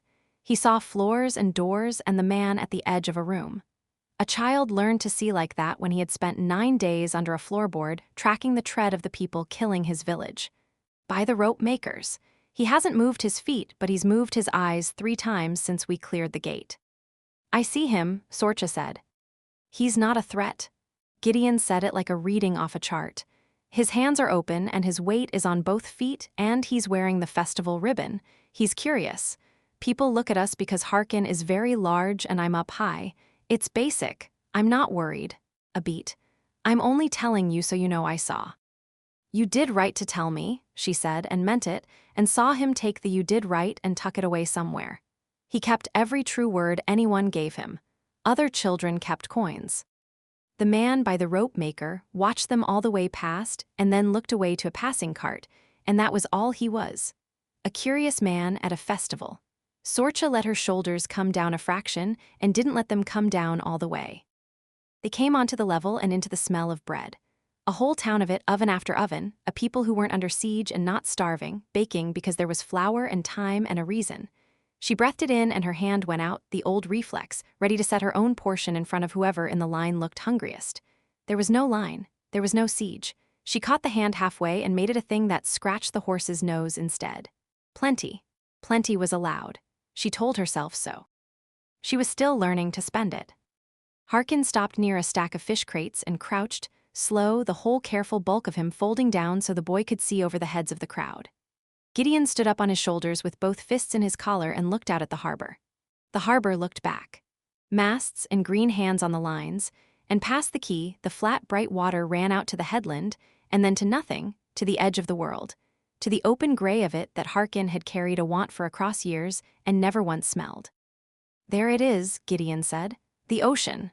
He said it flat, the accurate boy reporting a confirmed thing. Then his thumb went to the blue thread and turned it, and he said it again, lower, not flat. "It's bigger than the maps. The maps make it a blue edge. It's not an edge, it keeps going." "It does," Harkin said. His voice came up from somewhere under the deep of his chest, and it did a thing it didn't often do, a thing it only did over her name in the close dark. Sorcha found a fish crate to study so she wouldn't be caught reading it off him. The man had wanted to smell the ocean for 15 years. He was a milepost from it. He said nothing about that either. He held the boy up so the boy could see the thing first. That was the whole of Harkin in one act, the carrier, the man who lifted the living and let them have the view. "When I'm an adventurer," Gideon said, to the water, not to either of them, "I'll sail on it. Ember said a healer waits in a village for the hurt to come to her. An adventurer goes to where the world is. The world is mostly water, so I'll need to sail. He said it to the ocean. He didn't say it as a question. He set it down and held it, a fact, a milepost, the kind of thing Lyra chalked on a cart and didn't argue with. And Sorcha had spent a war learning that the people you love choose the dangerous road, no matter what wall you build to keep them off it. She ran the list of every way the sea could take a boy with half a breath in him and a ceiling in his lungs. The squalls and the cold water and the long crossings that asked for lungs he didn't have. And she ran it all the way to the end and back. Because loving a thing, for her, had only ever meant provisioning against every road that could take it. She said nothing yet, not because she meant to stop him, because the answer to a thing that large wasn't a thing you gave on a key on the first day. It was a thing you provisioned. And she wasn't ready to start provisioning the road that took him, not at a milepost, not before they had even found their beds. Harkin had heard it too. She watched the broad shoulders, and the tongue went slow to the broken tusk, and the man didn't turn the boy's want down. He let it stand up there in the air over the ocean where the boy had set it. A man who sails, Harkin said, even and dry, learns the water before he loves it. We will start with not falling off the key. I'm not going to fall off the key, Gideon said, with the dignity of a boy insulted to his bones. I can see exactly where the edge is. I've been able to see the edge of things since I was 10. It's a useful skill for an adventurer. It is, Harkin agreed. You will want the moss that stops a wet wound and the iron tea and the names of everyone who taught you. A man doesn't go light. He goes prepared. I know, said Gideon, who had already made the list. He traveled with a wooden bear he was too old for and a dead woman's thread and every citation he owned. I've been thinking about it for a while. Sorcha pressed the collar over the scar one more time and let her hand fall and counted her people down the key. 9. The boy up high and breathing under his ceiling. The gravedigger a milepost from the ocean he had wanted his whole life, holding the child up to see it first. Lyra chalking the harbor's geometry on the side of the cart, wrench setting the brake, Torvik easing down onto a bollard with a sound like a settling building, Mrs. Garrett and Robbie awake now and pointing at the boats. 9 and they came out whole, and for once she didn't test it twice. The fever sat quiet at the back of her eyes, a wave that had risen and gone down without reaching her mouth. Her hands were steady. They were always steady. She stood on a harbor full of old soldiers, an open gate behind her and an ocean in front, and a boy on her giant's shoulders already talking about sailing off the edge of it. She let the gate stay open. She let the boy keep his road up there on the air a while longer, unanswered, hers to provision when the day was ready for it. Then she got her household down toward the bread and the fires and the noise, and she didn't once tell any of them to hold the line. The cherry wood had a grain that ran true until the last handspan of the headboard where it wanted to tear out across the curve, and Bran worked it slow because wood that fought you was wood telling you something. He held the rasp at the angle the grain wanted and not the angle he wanted, and he listened to the small dry hiss of it, and behind him in the dark of the loft a Shas slept. He could hear her breathing. He had learned it on the road, the long slow draw and the catch near the top of it she did not make when she was awake. He kept half an ear on it always now, same as he kept half an ear on a fire. She had counted herself down to sleep an hour past. He had felt her do it, the small movements going still one by one. When the breathing went over, he had taken the cradle out from under the canvas and set it on the trestle by the one shuttered lamp and gone back to the place the grain wanted to tear. Wood still did not have verbs. He had stopped expecting it to. He ran the flat of his thumb down the worked curve. The cherry had gone gold at the edges where the lamp caught it, soft against the soot in his hand, and it was near a cradle now. 2 more nights, the rockers and the last of the sanding and a thing a man could call finished, and he still did not have the word to set over it. He had quit asking. He worked it and let the working be the asking, because that was the only verb his hands knew. The loft smelled of cherry and lamp oil and the cold spring coming under the door. Below him, the forge. Garrick had lent it to them without making it a gift, which was the only way Bran could have taken it. A working forge 2 streets up from the quay, old but kept, with a chimney that drew clean and a green pair of shutters the man had not known would land on Bran at all. A forge should be worked, Garrick had said, in the bare hand he used for everything. You would be doing me the favor. Bran had read the man for the lie under the kindness and had not found one, which he distrusted, and then had worked the forge 2 days and slept better than he had in a month. The cold came up under the loft door from the forge dark. He felt it before he placed it, not the spring cold, the other one, the one that came up his legs when the old country surfaced, and it surfaced now in his own loft, with his woman breathing slow behind him and the rasp going still in his hand. He set the rasp down on the cherry, and he did not move for a moment, and he listened to the forge below him, an iron listening for the note under the quiet. There was a man standing at the cold anvil. He knew it without going down. The forge had a sound when it was empty and a different sound when it was not, a held quality to the dark, a breathing that was not his and was not a Shaz. He had not heard the door. The man had come in clean, which meant the man knew how to come in clean, which meant the man had walked a war or walked away from one. Bran looked at Asha once. She slept. He let her sleep. He went down the loft ladder slow, minding the weight of his feet on the rungs so the cold would not climb up to her. He came off the bottom into the dark of the forge with his hands open at his sides. He did not light the second lamp. He did not need it. The banked fire threw a low red along the floor and up the legs of the anvil, and against the anvil, one hand flat on the cold face of it, stood the young orc from the warehouse wall. Long vein ore had a note. The boy had it on him, the deep red note with the cold mineral edge, carried in his clothes and his skin and the iron on his chest strap, the smell of the southern range that Bran had not stood in for 4 years. It came across the forge dark and opened the old country up under his boots, same as it had in the square. Neither of them spoke. The boy was broad and not yet filled into it. All the young of the line ran so before the work put weight on them. One side of his black hair was shaved to the scalp in the war party cut, grown out a finger past where a war party kept it, which told its own thing. He had ridden a long way and not stopped to shave it back. The southern green was strong in his skin, greener than Bran's own had stayed under 4 years of coast light. He kept his hand on the anvil and his eyes on Bran, amber gone low and red in the banked light, and he did not reach for the knife on his chest, and he did not stand off it either. Bran's eyes went to the knife. He could not help it. The chevron was there on the pommel, 2 short lines and a notch, his mark, his dismark, his grandfather's before that, and he knew the blade under it before the boy named it. He had watched that steel ground down 100 mornings of his boyhood. It was his grandfather's working knife, the one the old orc had used to peel an apple and gut a fish, and once to cut a strap off a foundered cart. Bran had thought it gone into the ground with him 15 years past. It was here, on a young chest, in a lent forge 2 streets up from the sea. "You are Bran," the boy said, "of the line."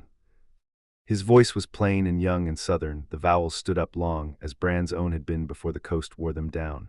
Not a war voice, not an accusing one. A boy saying a thing he had carried a long road and needed to set down to be sure of. Bran minded the lower tusk. He angled his jaw a hair, and he gave the boy the true thing, because he did not have another kind and had never learned to. "Aye," he said. The boy let a breath go. It was not relief, and it was not its opposite. It was a man finding the road had ended where he had aimed it. He took his hand off the anvil and he stood square, and he was tall, near as tall as Bran would be in a year or two, and the broadness would come. "I am Halrek," he said. "Garin was my great-grandfather's brother. That makes you my granduncle by the long count. You will not know me. I was not born when you went."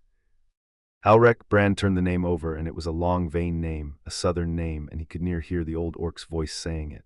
The line named for its dead. He did not say it back. He stood in the forge dark with the cold coming up his legs and the smell of his own ore in the air, and he looked at a boy of his line with his grandfather's knife on his chest. 4 years of quiet went thin as a cold shut along the middle. "You came alone," Bran said.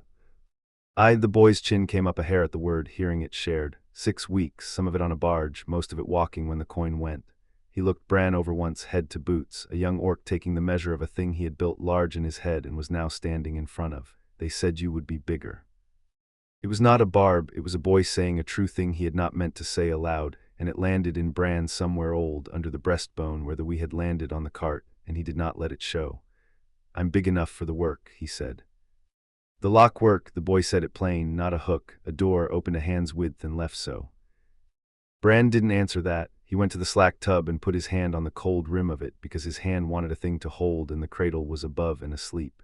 He made himself stand and not fill the quiet. The boy had ridden 6 weeks to ask a thing, and a man owed him the room to ask it, not the comfort of being talked over. The boy looked at the banked fire. The red of it sat in his eyes. "I will not pretend I came for the festival," he said. "I came down the coast asking after an orc smith who asks iron to hold. There is one road that story is on, and it ends at this forge." He touched the knife at his chest, 2 fingers to the pommel, to the chevron, not drawing it. "This was the old one's. It came to me through my mother's side when the rest went to the fire." I carried it because it is the mark of the line and you are the line, and a man should not walk into a thing this size with empty hands. You're not walking into a war, Bran said. No, the boy met his eyes. I am walking into a question. The cold went up another handspan. Bran kept his hand on the slack tub. Cold mark, Halric said. He said it with the whole weight on it and none of the knowing, a word handed down to a generation that had not been there and had been raised on the shape of it. Bran had been there. Bran had the shape of it under his collarbone, the burn scar the cold spring tightened, the thing his iron did before he understood the iron. He had carried Coldmark 4 years and not said it aloud to a living soul of the line because there was no soul of the line to say it to. Now there was one. Young and southern and broad, standing at the cold anvil with the old orc's knife, asking him the word. What do they say of it? Bran said, low. The words sat heavy in his chest before he let them go. Different things. The boy's jaw worked. He was choosing and Bran let him choose, and the choosing was the most honest thing in the room. Cragger says you ran. He says the smith of the line forged the locks and shipped them north and then could not stand the weight of his own work and ran and left the line to carry the name of it. That is what Cragger says at the long fire, and the old ones nod because Cragger leads now and the dead do not argue. He stopped. His hand was still on the knife. My mother said different. My mother said the smith of the line went up to Coldmark and saw what the locks were for and came down again a deserter. She said there's a kind of running that is the only honest thing a man can do. She would not let them grind the old one's knife down for scrap while a son of the line was still alive to carry it, so she gave it to me, and I asked her where the smith was, and she did not know. He let the breath of that go. Nobody knew. You went clean. Bran stood in it. He had gone clean. For years he had worked at it, the going clean, and told himself it was a life and not a hole he had dug to hide the name in. A boy had walked 6 weeks down the coast and found the hole on the second day of asking.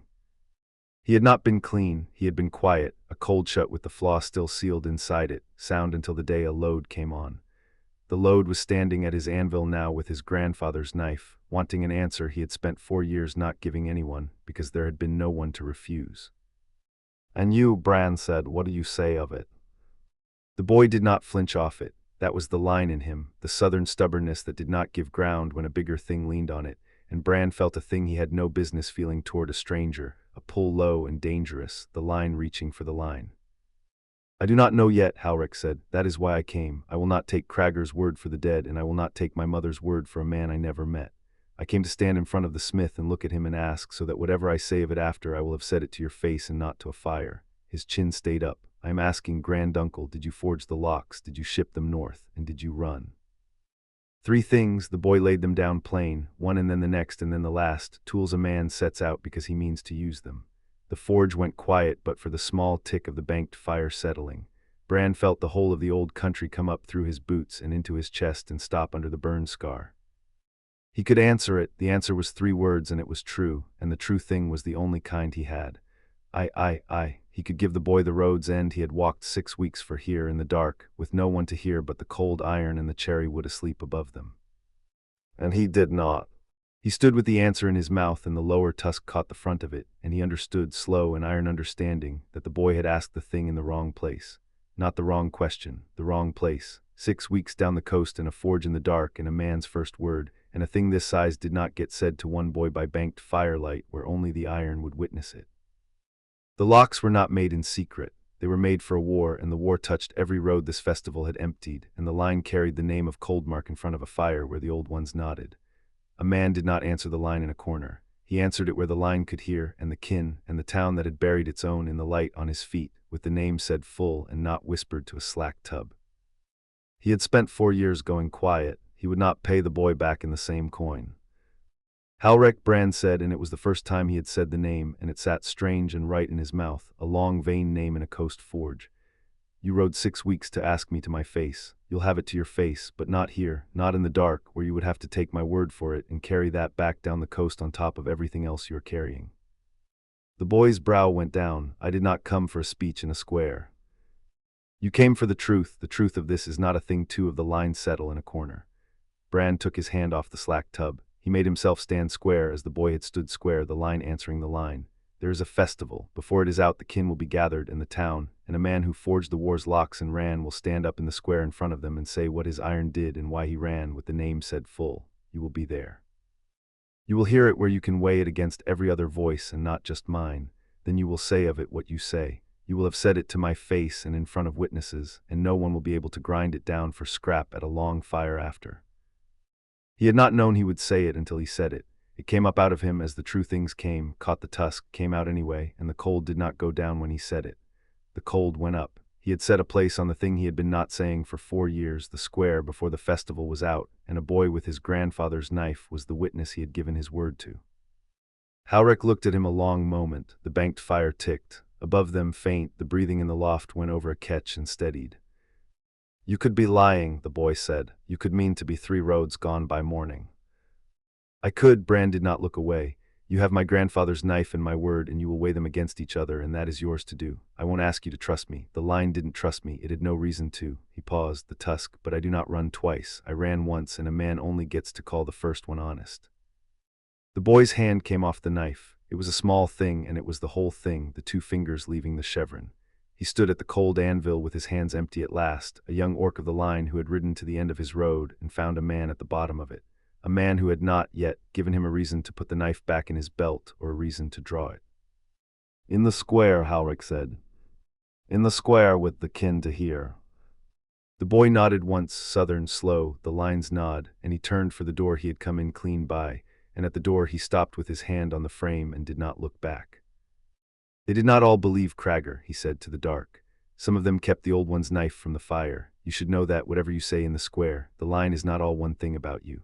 Then he was gone, out into the cold in the festival dark and the smell of 100 banked cookfires, and the forge held the empty room sound again, and the long vein ore went out of the air slow. Bran stood at the cold anvil a long while. He had given his word, he had set a place and a witness on a thing he had not set in 4 years, and he could feel the weight of it land where every weight landed, low and certain under the breastbone, heavier than the rig had been on the grade. He put his hand flat on the cold face of the anvil where the boys had been. The iron was cool and dead and said nothing back to him because it was not lit and a man could not ask cold iron anything. He had not come down to ask it. He had come down to a boy with a question, and the question was still in the forge, hanging in the spent air with the last of the ore note, and he was the one holding it now. He climbed the ladder slow, minding his weight. Asha had not woken. She lay with one hand low on the blanket where it went when she did not know it. On the trestle the cherrywood cradle stood half-finished and gold-edged in the lamplight. Between the 2 of them stood Bran, with the square in his chest, and the name said full waiting at the end of the festival for him. He picked the rasp back up. The grain still wanted to tear out across the curve, and the working was the only verb he had, and he could ask the wood nothing either. But he could keep his hands on it until the dawn came up. The question the boy had left him weighed more than the rig had on the grade, and he carried it the only way he knew, which was without setting it down. A fiddle was tuning somewhere past the boar pit, catching a wrong note and starting over, before Asha had even found a place to stand at the edge of the firelight.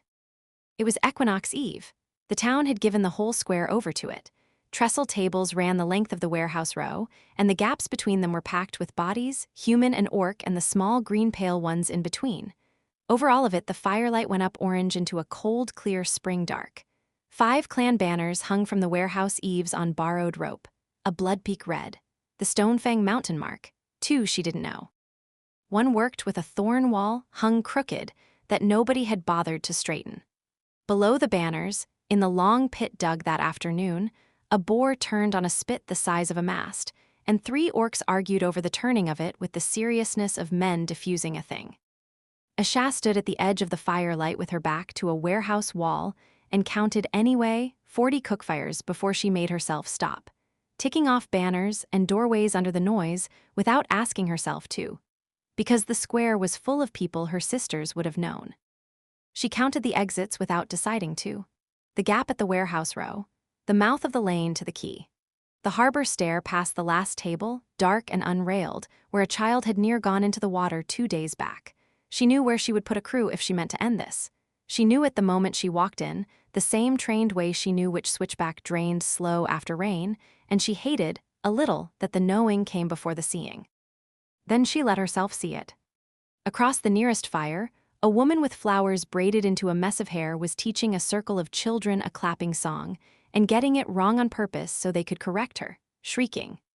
Past her, a scarred orc, the size of a doorframe, held an infant against his chest, with one hand and a hunk of bread in the other, and looked baffled by both. Somewhere off to the left, A fiddle had stopped tuning and started to play. An old reel Ashaz's mother used to hum at the wash line, and a knot of people near the boar pit had begun to stamp it out on the cobbles. The smell of 100 cook fires and 1,000 strangers who weren't afraid of each other went up into the spring dark. Her mother had hummed that reel. Ashaz pressed her shoulders harder into the warehouse wall and counted the banners again so she would have somewhere to put her eyes. 5 banners. 5 clans. Her sisters had died in a town that had never once in its history flown an orc banner from its eaves, and here were 5, and a reel, and a roasting boar, and a child being lifted onto a table to see.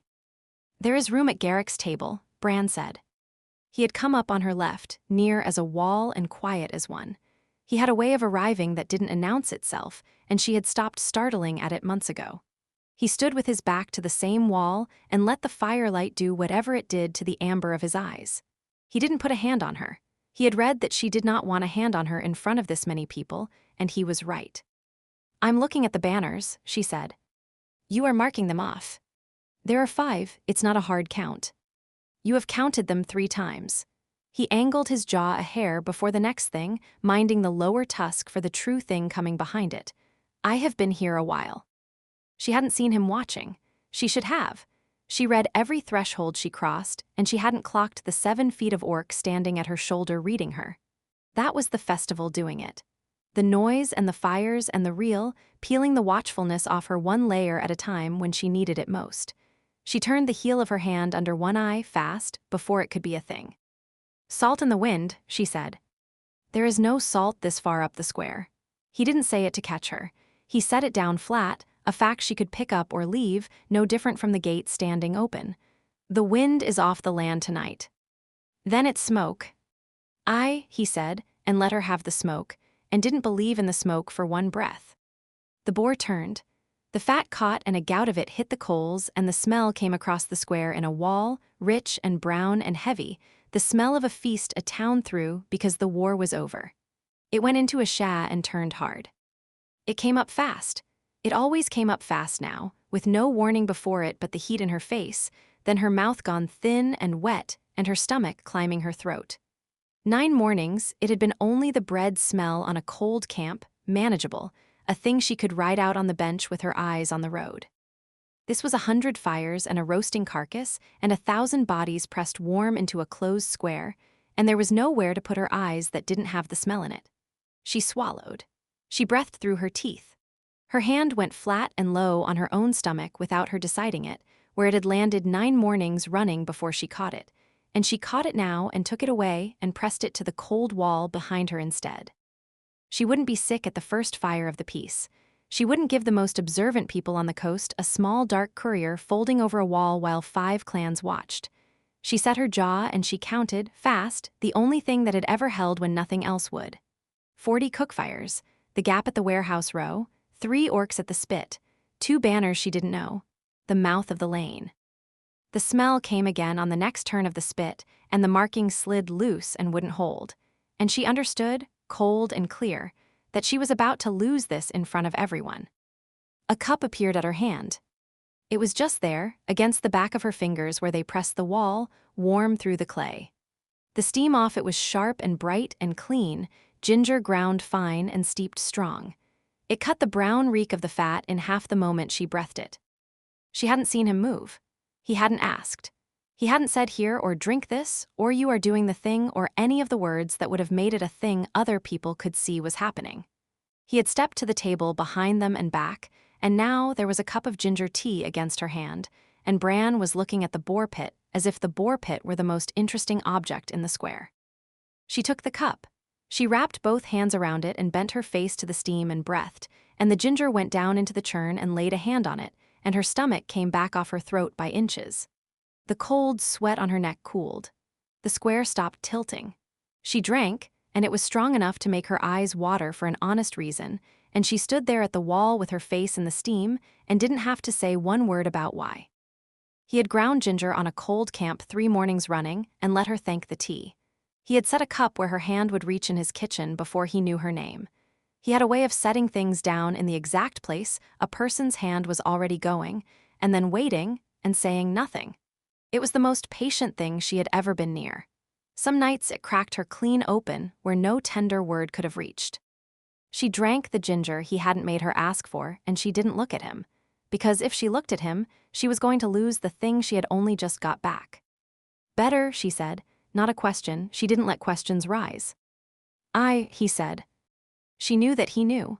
She'd known he knew since the road, since the first cold camp cup, since the cradle started knocking against the slack bucket under the canvas. He had read the child off her body before her own mouth had got near the word, and he had never once said it, never pushed. He set everything else down in reach of her hand. Not that word. He waited for that one. He let her have the smoke and the salt and the marking and waited for her to be the one to say it. The waiting was a kindness and a torment in the same breath, and she wasn't going to say it here either. Not at a fire. Not with the smell still in the air and her eyes still hot. She wanted to be standing somewhere she had chosen when she said the thing made of a future. Not somewhere grief had chosen for her, and a town that buried her family was a town grief chose. She drank the ginger instead. It was, for now, the whole of what she could say back to him, and he took it plain, the only register he had, and did not ask for more. Then she felt the other eyes. It reached her before she found the face, a pressure on the side of her attention that didn't belong to the crowd's loose churn, the same prickle a watcher put on the back of her neck on an open road. She lifted her eyes from the steam and ranged the far side of the nearest fire and found her. A woman across the flames. Human, with auburn hair pulled back in a working braid, and an infant riding her hip and green eyes that weren't on the boar or the fiddle or the children, but on a sha. On the cup in a sha's two hands.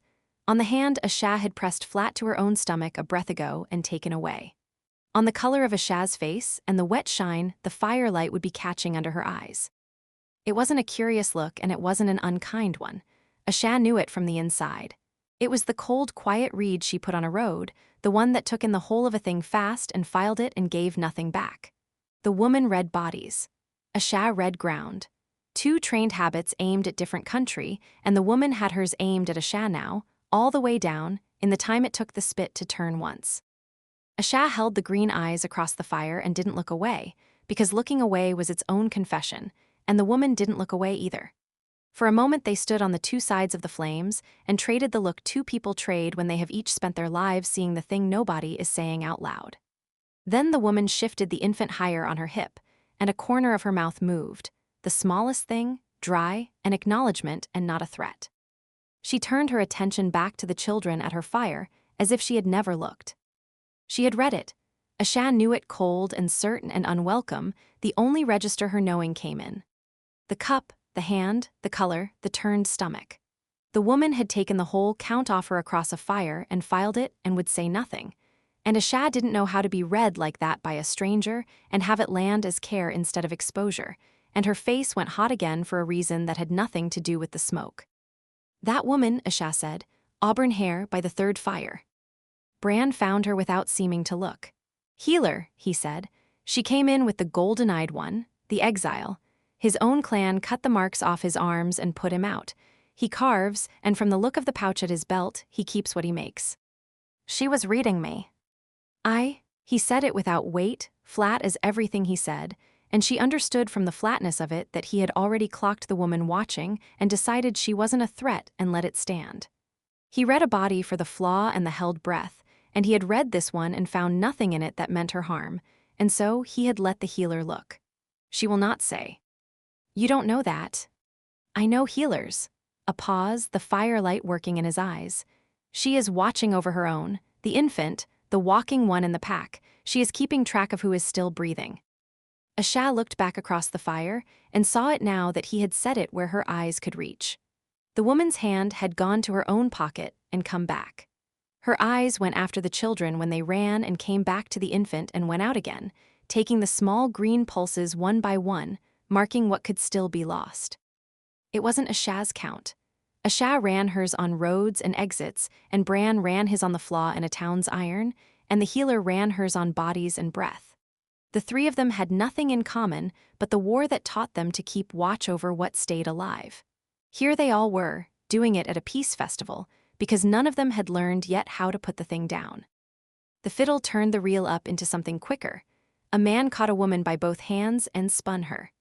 The children's clapping song collapsed into laughing, and the banners hung crooked, and the boar turned, and Asha stood at the wall with the warm cup in her hands and the ginger holding her down. On the hill that morning, she had watched the peace come in from above, a thing happening to the town. Now she was standing in the middle of it with the noise closed over her head, and it was louder and warmer and harder to bear up close. Her sisters had died so the men who built the war could keep building it. Suri's had died nearest the blue door their mother painted, and Effion hadn't made the door, and Asha had been on the road, a courier who is never where her people are. And here, 4 streets down from the kitchen she hadn't opened, the town that buried them was throwing the largest fire in its history because the war was over. She drank the ginger. The smell of the boar came again, and she breathed the steam and rode it out, and this time it didn't climb so high. Somewhere under the marking and the smoke and the reel, a thing she had no word for sat low in her and was, for the length of one breath, not afraid. The breath ended, they always ended, but she marked the turning of it and meant to come back. A year ago she wouldn't have had the breath at all. Now she had had one, in a town built of her dead, with a warm cup she hadn't asked for and a stranger keeping her secret across a fire. "We could go nearer," she said, "Garrick's table." Bran pushed off the wall, slow, careful of the bodies, and made of his own bulk a thing for her to walk in the lee of, which was the only kind of shelter he knew how to offer and the only kind she would take. She went into the firelight with the warm cup in her hands and the banners over her and the reel going, and she reached Garrick's table without a single face priced or a single door marked. It took her 3 full breaths to notice the quiet where the counting should have been. She didn't chase it back to see where she'd dropped it. She let it sit, careful, a thing to turn over later when she was somewhere she could trust it. On a scale of 1 to 10, the festival was a generous 9, and Ember distrusted it on sight. 9s didn't last. A 9 was a village 2 days before the fever found the well, a wound that looked clean until you turned the patient and saw what was underneath.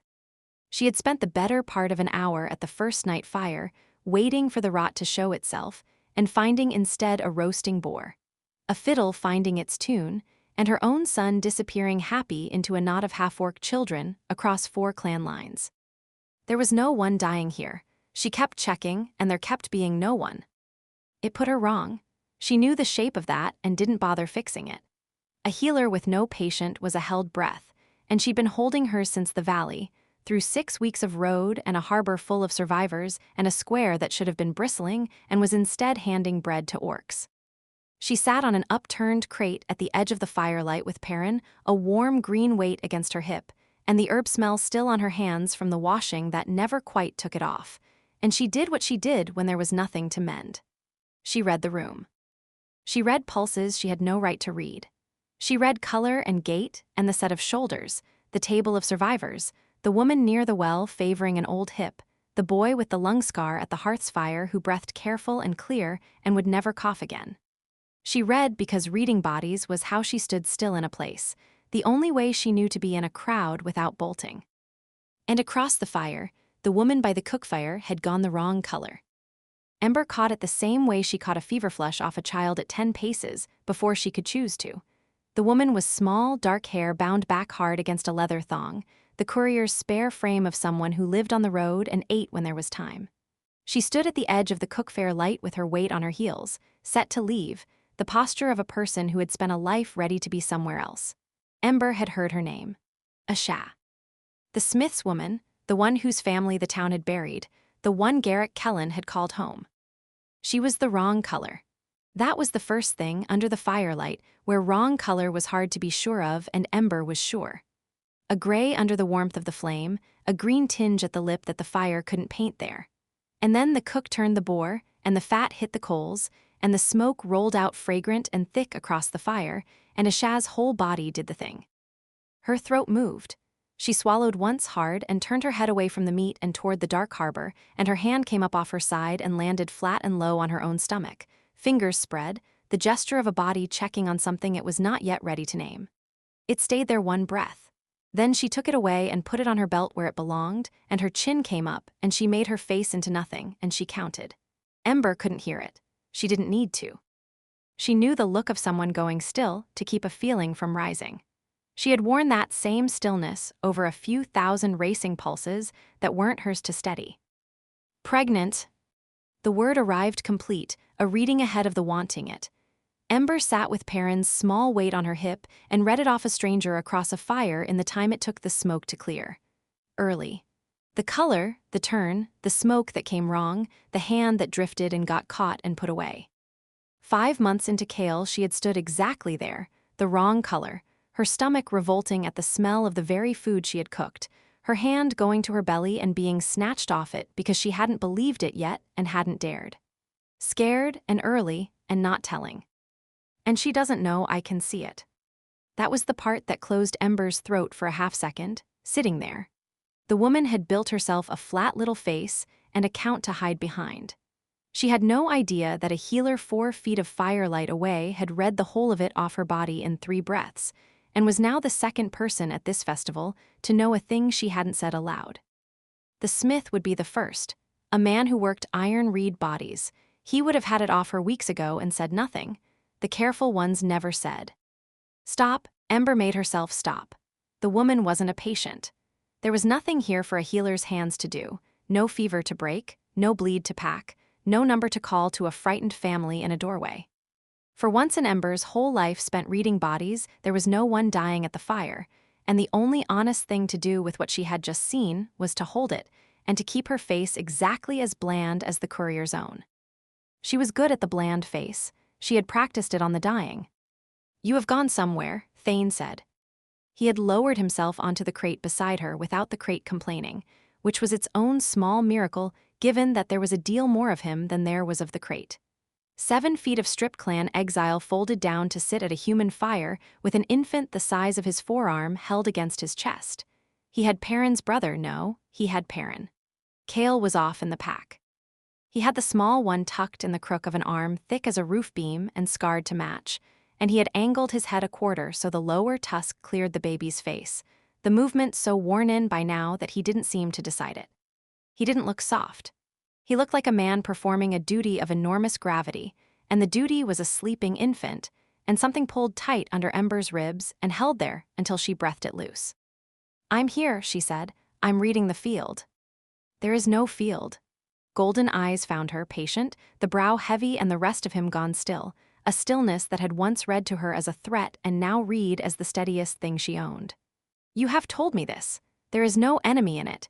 You have said so 4 times tonight, little healer, and each time you sound less certain you believe it." "That's because I'm a professional pessimist and the festival keeps refusing to oblige me." She shifted Perrin higher. "Hold him up, you enormous man. He can't see the fire from down there." "He is asleep." "He can sleep with a view."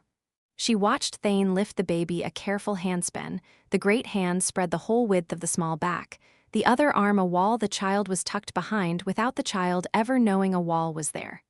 "There, look at you. 7 feet of clan stripped doom, and you hold him like he might come apart in your hands." "He is very small." "He's sturdy, he's half you, he's built to argue with weather." She heard her own voice go dry over the soft thing underneath it, which was the trick of her, the trick she had been running since the first village. If you dropped him, he'd bounce and then bill you for the inconvenience. Thane made the sound that was his laugh, which was mostly in the chest and barely on the face. "Stone and steel," he said to the baby, by way of agreement, and Perrin slept on against the worst hands at the festival, which were also the gentlest, and Ember had to find the potted thyme. There was a potted thyme. Someone had set out herbs in clay pots along the cookfire trestle, a careful host's touch, sage and thyme, and a sad rosemary that wanted more sun than a harbor gave it. Ember put her thumb to the thyme and rubbed a leaf and brought the green smell up to settle herself, and she murmured at it low, as she murmured at all of them. "You are too dry. He has kept you in the dark." The plant didn't answer. The plants never answered. It was a great deal of their charm. "You are talking to the herbs," Thane said. "The herbs are better company than the boar." She didn't turn around. The boar's a known quitter. It gave up at the first sign of fire, no spine in a boar. Across the flames, Asha had not moved off her heels. The smith had come back to her, a wall of moss-dark green and soot-worked forearms with a tin cup in one enormous hand. He set the cup into the woman's hands without ceremony and without a word about it, and Ember watched the steam come off it and caught, even at this distance, even through 100 cookfires, the bright, sharp note of ginger. Of course, ginger. The smith ground it for her at the cold camps, no doubt. Ember had once steeped it for herself in a valley a long way from here, the only thing that settled the early sickness when nothing in any book would. He had read it off her weeks ago, and he was treating it the only way a sparing man knew, which was to put the cure into her hand and say nothing and let her drink it and call it tea. The woman drank. Her color came back a half shade. Her shoulders dropped the smallest amount, the relief of a body that had been bracing against its own stomach getting a moment's mercy. She didn't thank him. He didn't wait to be thanked. He set his hand against the small of her back, the broad green hand that could span a throat, resting there, not pulling. The two of them stood and watched the fire and the harbor, and said nothing to each other. Two people who had run entirely out of things they needed words for. Ember knew that quiet. She was sitting in it. 5 years of it, beside her own enormous silent man, and it had taken her the first 3 to stop waiting for it to turn into the other kind of silence, the kind that came before a blow or a bill. This wasn't that kind. There were people, it turned out, whose quiet was a roof and not a held breath. She had married one. The smith had become one. And the small, flat-faced courier counting boats across the fire was learning, by the look of her, that she had too. The woman by the cookfire, Thane said low. He had followed Ember's eyes, because Thane followed everything. The cave-trained watch turned all the way down to a murmur and never once shut off. You have been reading her since I sat. Have I? You are reading her close, same as you read the boy with the bad lungs. You have decided something. He paused, and the next of it came careful, his voice gentled around a thing he thought she might not want handed to her. Is she ill? No. Ember kept her face on the time. This was the part. This was the discipline, harder than any cut she had made to keep him breathing, because the cut was a thing her hands knew, and this was a thing her mouth had to refuse. She wouldn't say it to Thane, not because Thane would tell. Thane would carry a secret to the floor of the sea. She wouldn't say it because the moment a thing left her mouth it was a fact in the world, and this fact wasn't hers to make. It belonged to the small woman with the steady chin and the ginger tea, who would say it when she chose, in a place she chose, to the man she chose, and not one breath before. No, Ember said again. She's not ill. She's tired and she's come home to a hard town and the smoke's turning her stomach. That's all I can see. It was the most enormous lie she had told in years, and she told it to the one person she didn't lie to. And she told it for the kindest reason she had. And Thane looked at her a long moment over the sleeping head of their son and did not call it a lie. He knew it was one. He knew her face. He read her flexing hands before her words, always had, and her hands weren't flexing now. They were rubbing time. That told him plain as a spoken sentence that whatever she held she had chosen to hold, and that the holding was a kindness and not a fear.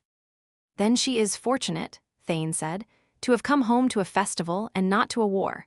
He let it rest there. He set it down the precise distance from the truth that she had said it, and he didn't reach for the rest of it, and Ember thought, not for the first time, that a man who could do that was worth more than a clan that had thrown him away. Stone take you, she said, which was his oath in her mouth and meant thank you, and he knew that too. Kale came out of the dark at a dead run, moss green and fearless, a wooden practice sword in one fist and a smear of honey cake on his chin. 3 other children ran at his heels, a pale green girl with small tusks and a curly dark mop, a soft-fisted boy younger than him, a human girl older than all of them riding herd. 5 clans tangled into one screaming knot. They sorted themselves by who was fastest and who had the honey cake, with no idea their fathers had stood on opposite sides of a war, running flat out through a harbor square because there was a square to run through and a piece wide enough to hold the running. Mama, Mama, there's a boy who has a dog with 3 legs and the dog is fast, Kale reported, breathless, with the total gravity of his father and a glint of pure ember in the report, which was that he had already clocked the dog was 1 leg short of a whole dog and was furious and delighted about it in equal measure. 3 legs, and it's faster. 3 legs is plenty, Ember said. Ask the boar. The boar has 4 legs and is dead. Then the dog's ahead of the boar on every measure that counts. Go, don't fall in the harbor, there's no rail. He was already gone, the pack folding him back in, and Ember watched her son vanish into a knot of half-orc children at a festival the war had finally let exist, and felt the old fear come up under it, the one that said this is a loan, this is a 9, the bill is in the post. She let it come. She had learned you couldn't stop it coming. You could only hold it up against what still drew breath, and these days, everyone she checked came back living. Kale, running.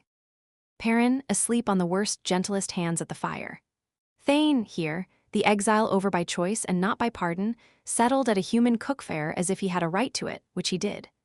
3 living, breath after breath after breath. Against the long list of the lost, 3 living, and a 4th one growing in secret across the fire in a small, flat-faced woman who didn't know yet that she had been seen. She would leave the ginger. That was the whole of what a healer could do here, and it was not nothing. She did it on the way to refill the water skin, which was the cover, the casual line she walked so that no one watching, and the courier was watching, would read it as anything but a tired woman crossing a square. She had a knob of it in her herb bag, dry, carried everywhere alongside the feverfew and the willow and the small flat tin of the things that ended pain. She broke a good piece off in her fingers, more than enough, and she came past the cookfire trestle where the courier had set her empty tin cup down on the boards, and without slowing, without a glance, without one word, she set the ginger beside the cup. Just there. Where a hand reaching for the cup would find it and not have to ask, where a frightened person could pick it up and pocket it and not have to meet a single eye or thank a single soul or admit out loud to needing it. She did not look back to see the woman find it. That was the discipline too. You didn't stand over the kindness to watch it land. You left it where the hand would find it and you walked on, and you let the frightened person have the dignity of thinking, for one more day, that no one knew. You went the long way to the water, Thane observed. When she came back and folded down onto the crate, the water skin a flimsy alibi swinging from her wrist. I went the scenic way to the water. She took Perrin from him, the small green weight settling into the crook of her arm where it lived. There's a great deal to see. 3-legged dogs, a boar with no spine, a man holding a baby like it's the crown of a country that doesn't exist yet. Stone and steel, Thane said, which she had decided meant a great many things, and tonight meant something close to I see you, little healer, and I will not say what I see, which was the gift she had handed the courier, and which her own enormous man now handed back to her at a cookfire under a clean, cold equinox sky.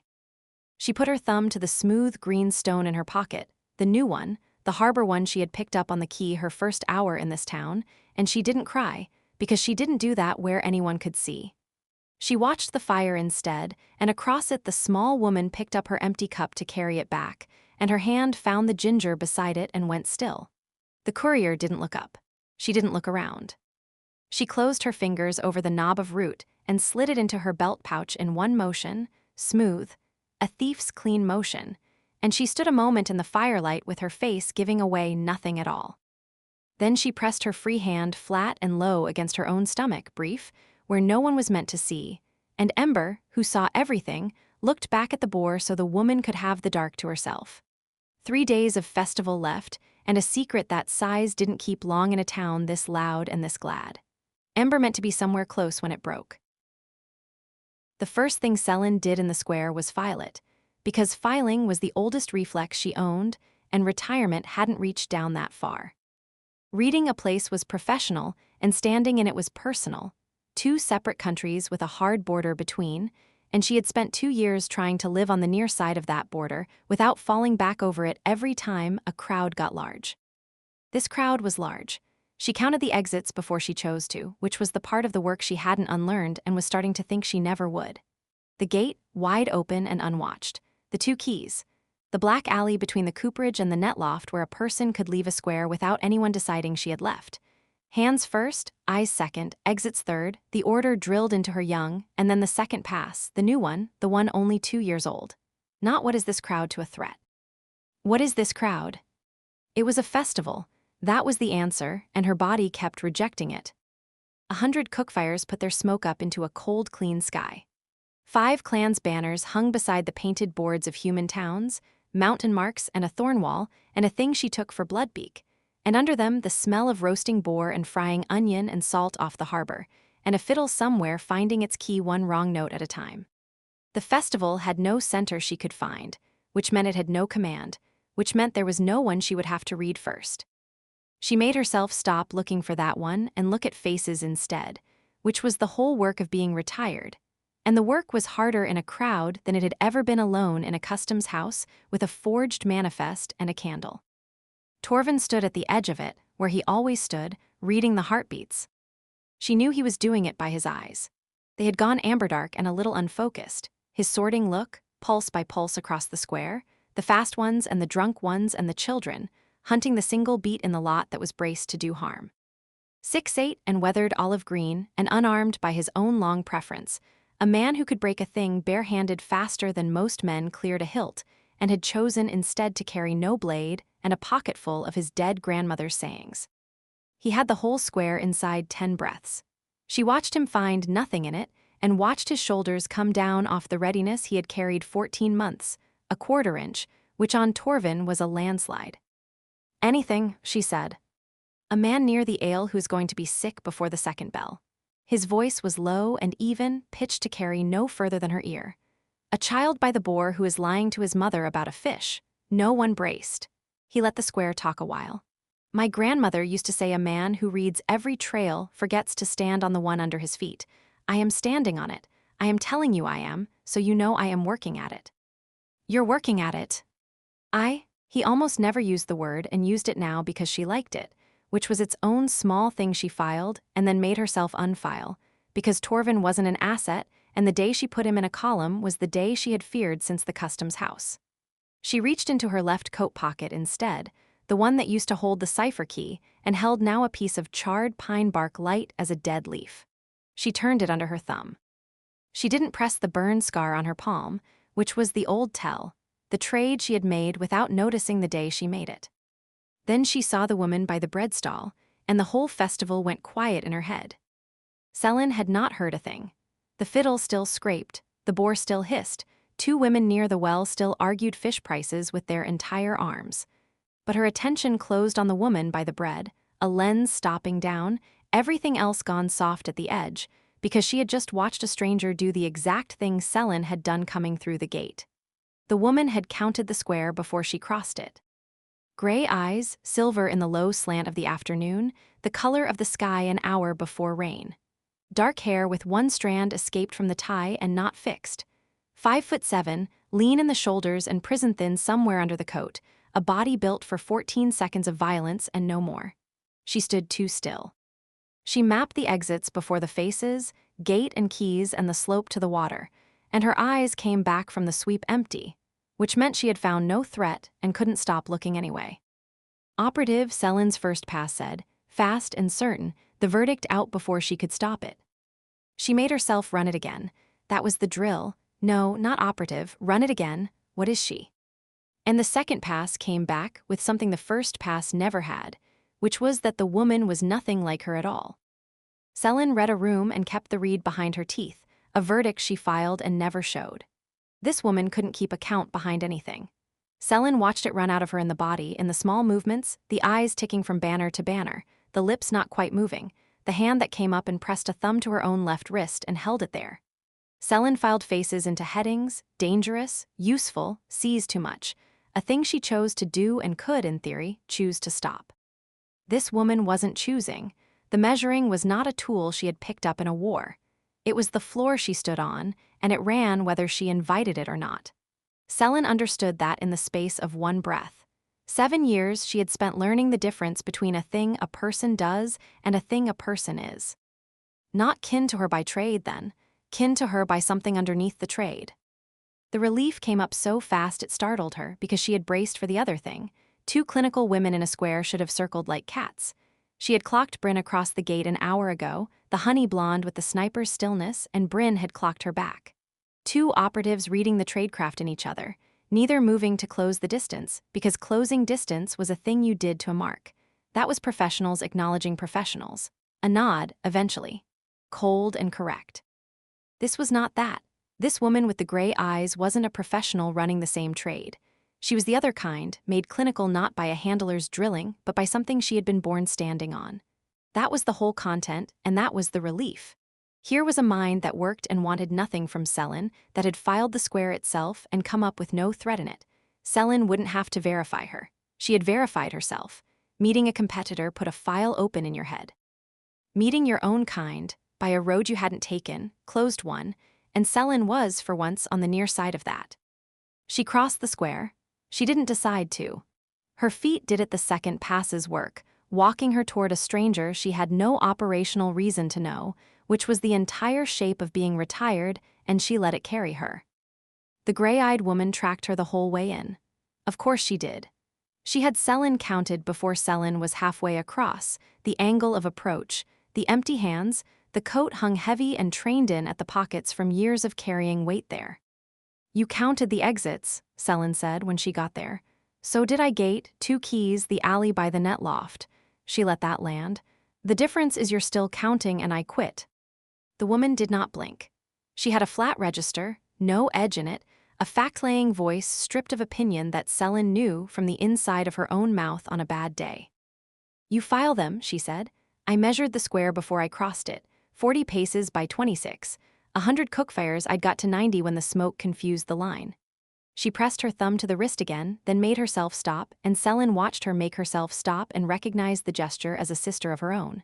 We're not the same. You can switch yours off. I've tried to switch mine off. Mine is the floor I stand on. I'm not complaining. I'm telling you which of us is which. There's a difference, Selin said, between reading and counting. Reading is a verdict you keep. Counting is a thing that keeps you. She held out a hand. Selin.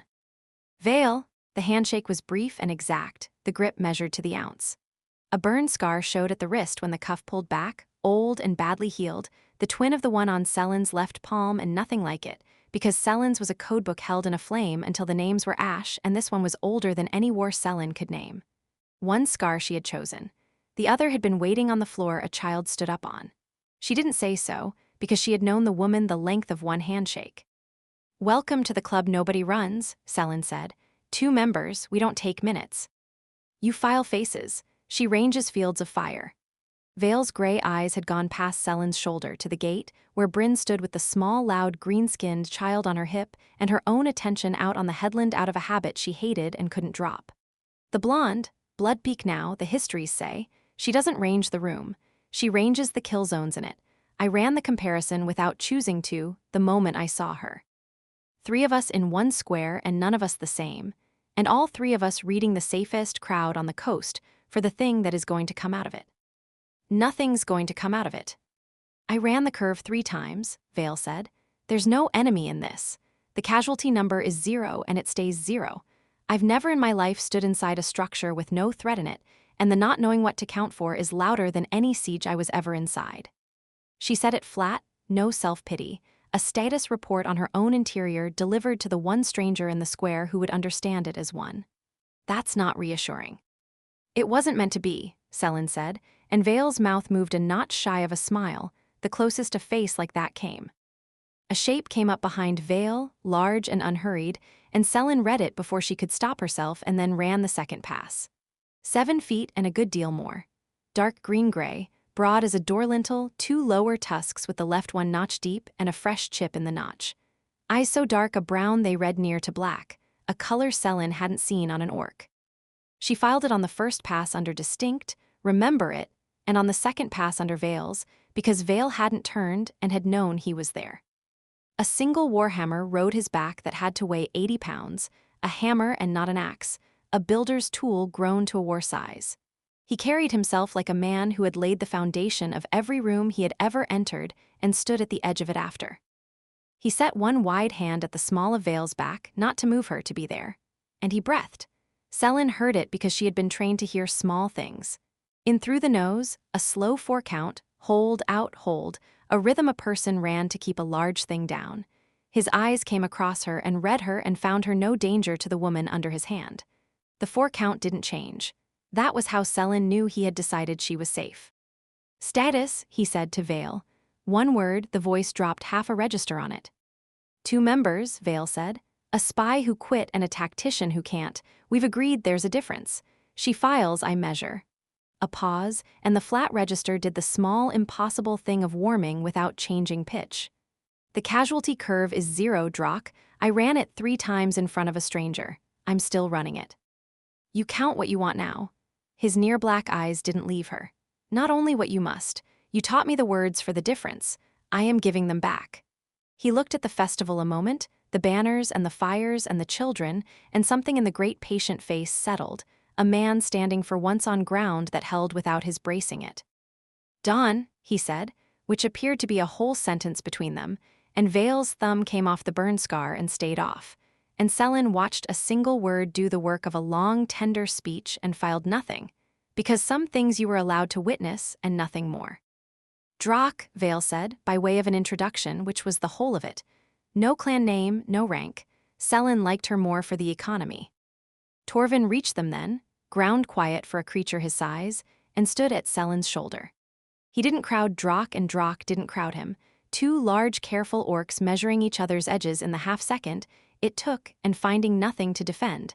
And Selin watched the readiness go out of both of them at once, a thing that happened between such men below the level of words. "Torvin," Selin said, his name bare, no cover under it, said in the open with 3 people listening, and it still cost her something to say it plain, and she paid the cost on purpose now. "Vale, Drak, this is Torvin." "You read pulses," Vale said to him, flat, certain. "I've been watching you do it since I crossed the gate. You read the whole square and stopped, and the stopping was a choice. I measured 4 seconds between the reading and the looking away. You make yourself do it. I know the look." Torvin went still in the good way, the listening way. "My grandmother used to say eyes lie and the ground doesn't," he said. "I learned to read what a body can't hide. A pulse, a held breath, the weight on a back foot. It is the same skill as your measure and your wife's file, and the 3 of you are doing the thing I am doing, which is standing in a quiet square and not believing the quiet." He let the fire talk a moment. "The ground here is quiet. I have been reading it under my feet since the gate, and it is telling me the truth. Nothing is coming. My grandmother also said the quiet ones are the ones worth standing on." "That's a comfort built like a wall," Vale said. "I can stand on a load-bearing proverb. His grandmother and yours would have got on." "His grandmother is dead," Selin said plain, "because the woman would want the true thing and not the soft one." And Torvin's hand came to his empty right pocket out of 14 months of habit and found it light, the bark gone, given, and he left it light and didn't flinch, which was the cleanest grief Selin had ever watched a person carry. "Mine also," Vale said. No flourish. The 2 facts sat down beside each other in the cold air and needed nothing further, and that was its own kind of kinship, the kind that doesn't require a word, the kind Selin had spent her whole adult life unable to believe she would live to be offered. She looked around the square then. She made herself do the second pass on the whole of it, not the exits, the people. The blonde sniper at the gate with the green child on her hip, who had drafted a piece in a besieged tower and couldn't stop guarding its door, whom Selin understood so far down it was near to looking into water. The gray-eyed counter beside her with the load-bearing husband and the scar she pressed and the proverbs she could stand on. Somewhere across the fires, a smith who had killed the Shadow King and read a town for the place it would break, a fellow carrier of a thing too heavy to set down. 3 women who read the world cold, by 3 machines that didn't blur, finding out in one cold spring square that the reading didn't have to be lonely. She had spent 7 years certain the seeing was a thing that set her apart and would always cost her the room. She turned the bark over in her pocket, light and charred and given, and found that the seeing here had walked her straight to her own kind. Not a rival in the square to be priced and filed, but a tactician who counted what she wanted now, and a sniper learning to leave the door, and a tracker who read the ground and believed it. The tribe of the clinical, finding itself at a festival fire, each one of them sure she was the only one of her kind on the whole of the coast, and each one wrong. 2 members, she said to Vale. "I'd revise that up. I think the club is bigger than we wrote it." 5, Vale said after a beat, measuring. "The blonde, the smith, the 3 of us. 5 by my measure, and the measure is the one thing I trust." Her thumb hovered at the scar and didn't land. "It's not a small number for a thing I thought I was the only one inside." "No," Selin said. "It isn't." And she said it bare, with no joke under it to close the door, which was the harder of the 2 things she knew how to do and the one she had come here to learn. Beside her Torvin breathed easy and didn't reach for a task. He let the stillness hold them both, and for once it held her too. The festival had 9 locks worth picking, and Senna had done 4 of them by mid-morning for no reason except that they were there. A renewable resource, spite. Boredom ran the same, in a square this full of people who had decided to trust each other. She crouched at the long storehouse on the warehouse row, the one with the brass plate-lock Garrick's people had thrown on the festival's wine, and she felt the pins lift one by one under the pick like small teeth giving up an argument. 3 pins, then the false set, then the 4th that wanted to fight about it. She didn't want the wine. She had a warm bed and a sister who lived and a name on a table at the stronghold, and she wanted exactly none of what was behind the door. She wanted the door to admit she'd won. It did, with a soft brass cough, and she eased it shut again and reset the pins so the next person to try it would find it honest. Old habit, a thief didn't stop being a thief because somebody handed her a title. She rocked back on her heels and looked at the square, and her eyes did what they always did, which was read it as a room with a great many pockets in it. 2 purses fat enough to bother with, hung loose at a wool merchant's hip where she could have lifted both blind.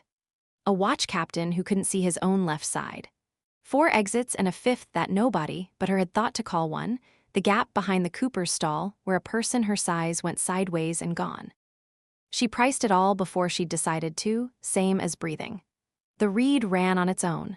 She had only ever changed what she pointed it at, the marks become the threats, and there were no threats here, which was the part her hands kept refusing to believe. She took the small bound book out of her coat, and the stub of ink charcoal she kept behind the black iron bead at her ear, and she sketched the lock. Not the wine, the lock, the brass plate and the keyhole's worn lip and the small honest cough it made closing. Ink was permanent and memory was a liar, and she'd learned long ago to keep the things she wanted on paper where the world couldn't repossess them. She had a page of Leah laughing with her bow half-drawn, a page of Gorvek asleep, which had taken her 4 tries to get the weight of him right, a mountain laid down for the night. A page of the boy. She turned past those, fast, and gave the lock a clean 3 lines and the worn lip, and moved on before the wanting got loud. "You found the wine," said a small voice with total certainty. Senna didn't look up from the page. "I found the lock, the wine's incidental." Aaron stood at her knee, soft green fists planted on his hips, brown eyes narrowed at her like a tax collector who suspected her of exactly the crime she had committed. Honey in his hair, 4 years old and the full weight of Bloodpeak authority behind him. Behind him, the pack. They'd become a pack overnight, which was the thing nobody had planned and everybody had let happen. Yesterday they were 8 children from 8 clan lines who'd never met, herded by anxious parents who kept counting heads. This morning they moved as one animal with many legs and one purpose, and the purpose was trouble.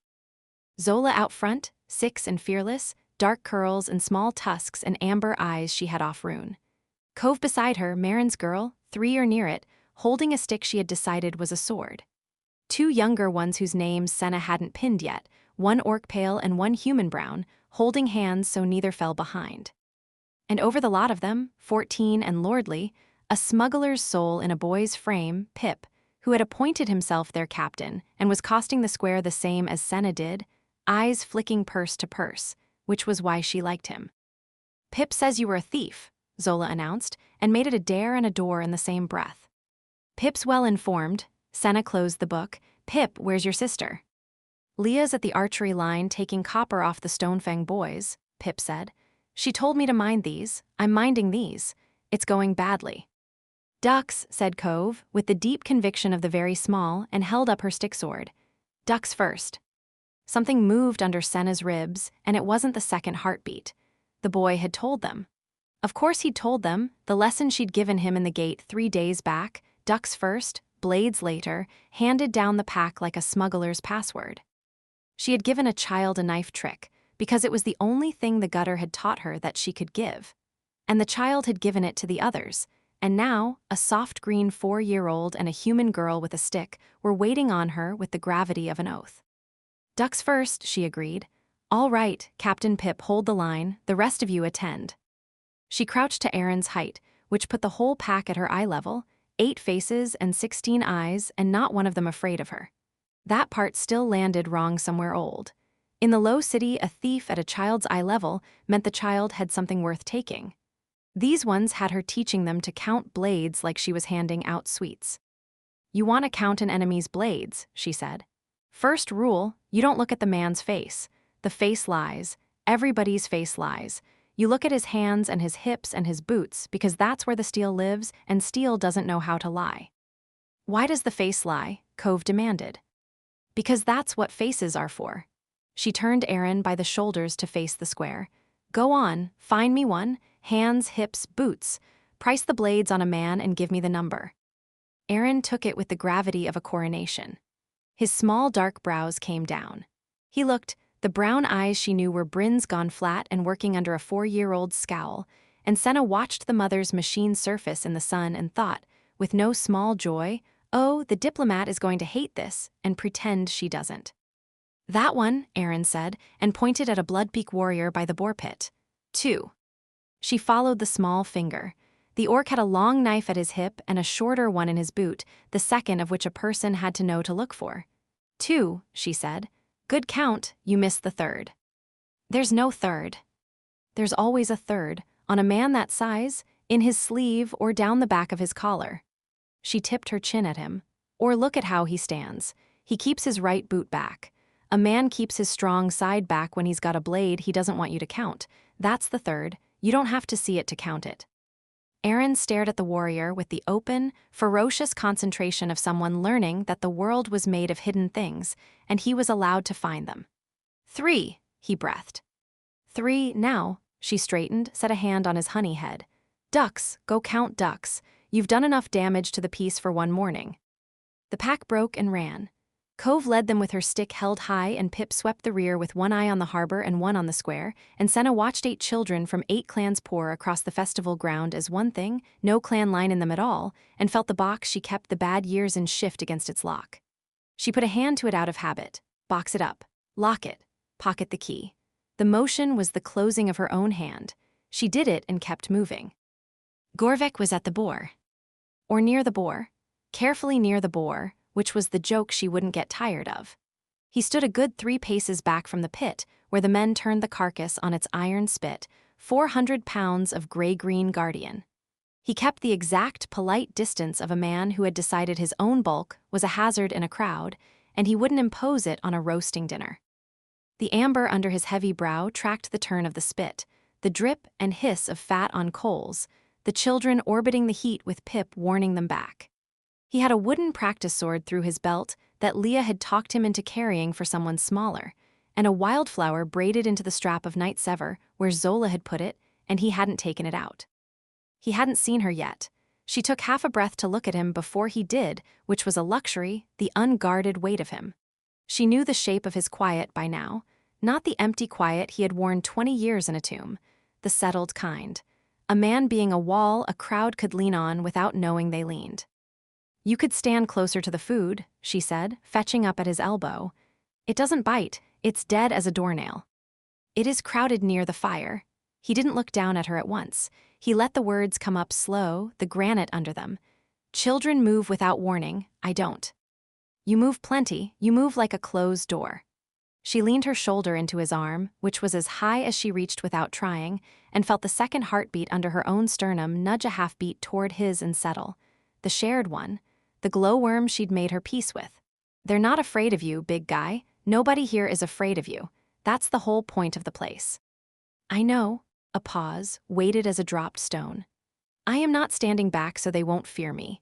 I am standing back because there is a great deal of them, and they are small, and the fire is hot, and a man my size near a fire and small people is a thing that goes wrong fast if he stops minding it. She tipped her head up at him. You're being noble about a pig. I am being careful about children. He looked down at her then, and the amber had the warmth in it she had spent a year learning to read off granite. Those aren't the same stone. Noble, careful, same coin, different stamp, she said, and let it go at that. Across the square, the gray-green spy who filed people, Selin, had clocked Senna on the equinox eve and given her a single small nod, one professional to another. Eat something. The boar can wait for you to be noble at it, but Kadek said to tell you the dead can wait and the boar can't, and he's the chieftain, so. Kadek says many things. But he reached, and a man with a carving knife handed up a strip of crackling without being asked, because even the festival had learned the first warlord didn't take, he waited to be given. Gorvek held the meat and didn't eat it. He was watching the pack come around the boar pit again, Aaron in the lead now, counting something on the men with his small finger jabbing. "What is the boy doing?" Gorvek said. "Counting blades." Senna pried the crackling out of his hand and ate it herself. "I taught him. Hands, hips, boots. He found a third knife on a bloodbeak warrior nobody told him was there." She waited for it. She knew what she had done, and she had done it anyway, taught a chieftain's heir the gutter's first lesson at a peace festival, and she braced for the guardian to go careful and grave about whether it was a thing to teach a child in a world that didn't need it anymore. He didn't. He watched Aaron point and count, and his heavy brow eased a fraction, which on Gorvek was a smile and a half. "You are teaching him to see what is hidden," he said. "Not to fear it, to count it and set it down. It's a knife trick, old man. Don't make it a temple thing. Everything you do is a temple thing. You hide it under a knife trick." He said it flat, granite, no heat, and it landed in her throat harder than she let show, because it was true, and he was the only one who ever said the true thing about her to her face and stayed. "The boy will grow up able to walk into any room and know the weight of it. And he won't be afraid, because the woman who taught him wasn't afraid. That isn't a small gift, little thief. That is the only gift you have ever given anyone." She looked at the pack and nodded at him, because standing still to be sincere was the one thing the gutter had never taught her how to survive. "I gave Leah 25 years. You gave Leah your whole self. That is why you don't have one yet." He let that sit. Then the joke surfaced, late and dry as old stone where it always surfaced with him. "You are getting one. I have watched you steal it back an inch at a time. You are very bad at it." "I'm an excellent thief. At everything but this." Down at the archery line, a cheer went up, and Senna turned to it, and there was Leah, pink-cheeked and laughing, her bow still half-drawn from the shot, scooping copper off the dirt while 3 Stonefang boys argued about whether she had cheated. She had Senna's eyes, the same whiskey gold but softer, unmarked, eyes that had never had to price a room to keep the both of them breathing. The terror and the joy were the same thing, and Senna had learned to hold them in the same hand. Leah didn't need saving. The job was finished. The job had been Senna's whole self, and now the girl who used to be the job was winning copper in the sun and not once looking back to check her sister still breathed behind her. She didn't have to anymore. Senna took the book out again. She found a clean page and sketched the line of Leah's drawn bow, the bend of it, the pink in her cheek she couldn't do in ink but tried for. Permanent, hers to keep. Aaron arrived back at her knee, breathless, the whole pack thundering up behind. "Counted the duck men," he reported. "And the wool man has a knife in his boot, and Pip says you used to climb walls." "Pip's a gossip." She slid the book away. "Yes, I used to climb walls." "Teach us." "No." "Why?" "Because your mother would have my hide, and your mother ranges kill zones for fun, and I'm not afraid of much, but I'm afraid of her." She said it loud on purpose, because she'd clocked the diplomat coming up the row behind the pack a good 30 paces back, that unlosable read of a woman who never switched the machine off either, and it was restful being around someone worse. "Bryn, your son can count 3 blades on a stranger now. You're welcome." Bryn stopped. Senna watched the spy range it, the trained habit warring with the mother, warring with the woman who had written a piece and was still learning to live inside it, and watched the warring lose to something that looked, on Bryn, almost like ease. "He missed the third," Bryn said. "Didn't he? He always misses the third." "He found the third. I taught him the boot back tell." A beat, then the corner of Bryn's mouth moved, the smallest unguarded thing, the door coming off its hinge a finger's width. "He'll be insufferable." "He's 4, he was already insufferable." Senna held out her arms, and Aaron, traitor, went up onto her hip without being asked, like she had carried small lives her whole life, because she had. He smelled of wood smoke and honey and small dirty child. He put one soft green fist in the collar of her coat and pointed back at the boar. "Big one won't eat," he said, accusing of Gorvek. "Big one's being noble." Senna shifted the boy's weight and felt the old motion come, the hip cock she'd used to carry a sick sister down a tower stair. "Big one's going to eat now, though. Aren't you, old man? You're going to stand near the fire and eat the pig and let the children climb you, because there's no watch to keep, and nobody's coming, and the only thing you've got left to guard is a square full of people who already won." Gorvek looked at her over the heads of the pack, the amber steady, the wildflower bright in his axe strap, the practice sword for someone smaller through his belt. He didn't creak. He settled. He took one slow step toward the heat, and then another into the noise and the children and the smell of the boar, a creature built for tombs learning the manners of a festival one held breath at a time. The pack swarmed him. Cove hit his leg with her stick sword and announced she had slain him. He went down on one knee in the dirt with the gravity of a falling wall, slain, and Aaron shrieked with the joy of it, and Bryn made a sound Senna had never heard her make. Senna stood in the middle of all of it with a borrowed boy on her hip, and her sister winning copper in the sun, and a square full of strangers who had no idea they were her kin. She priced it. She couldn't help it. She ran the reed over the whole bright, impossible thing, looking for the catch, the debt under it, the brand that meant property coming due. She found a watch captain blind on his left and 4 exits and a 5th, and a wool merchant with 2 fat purses and a knife in his boot, and a dead pig and a kneeling guardian and a pack of children sorted by nothing but who ran fastest. She found no catch.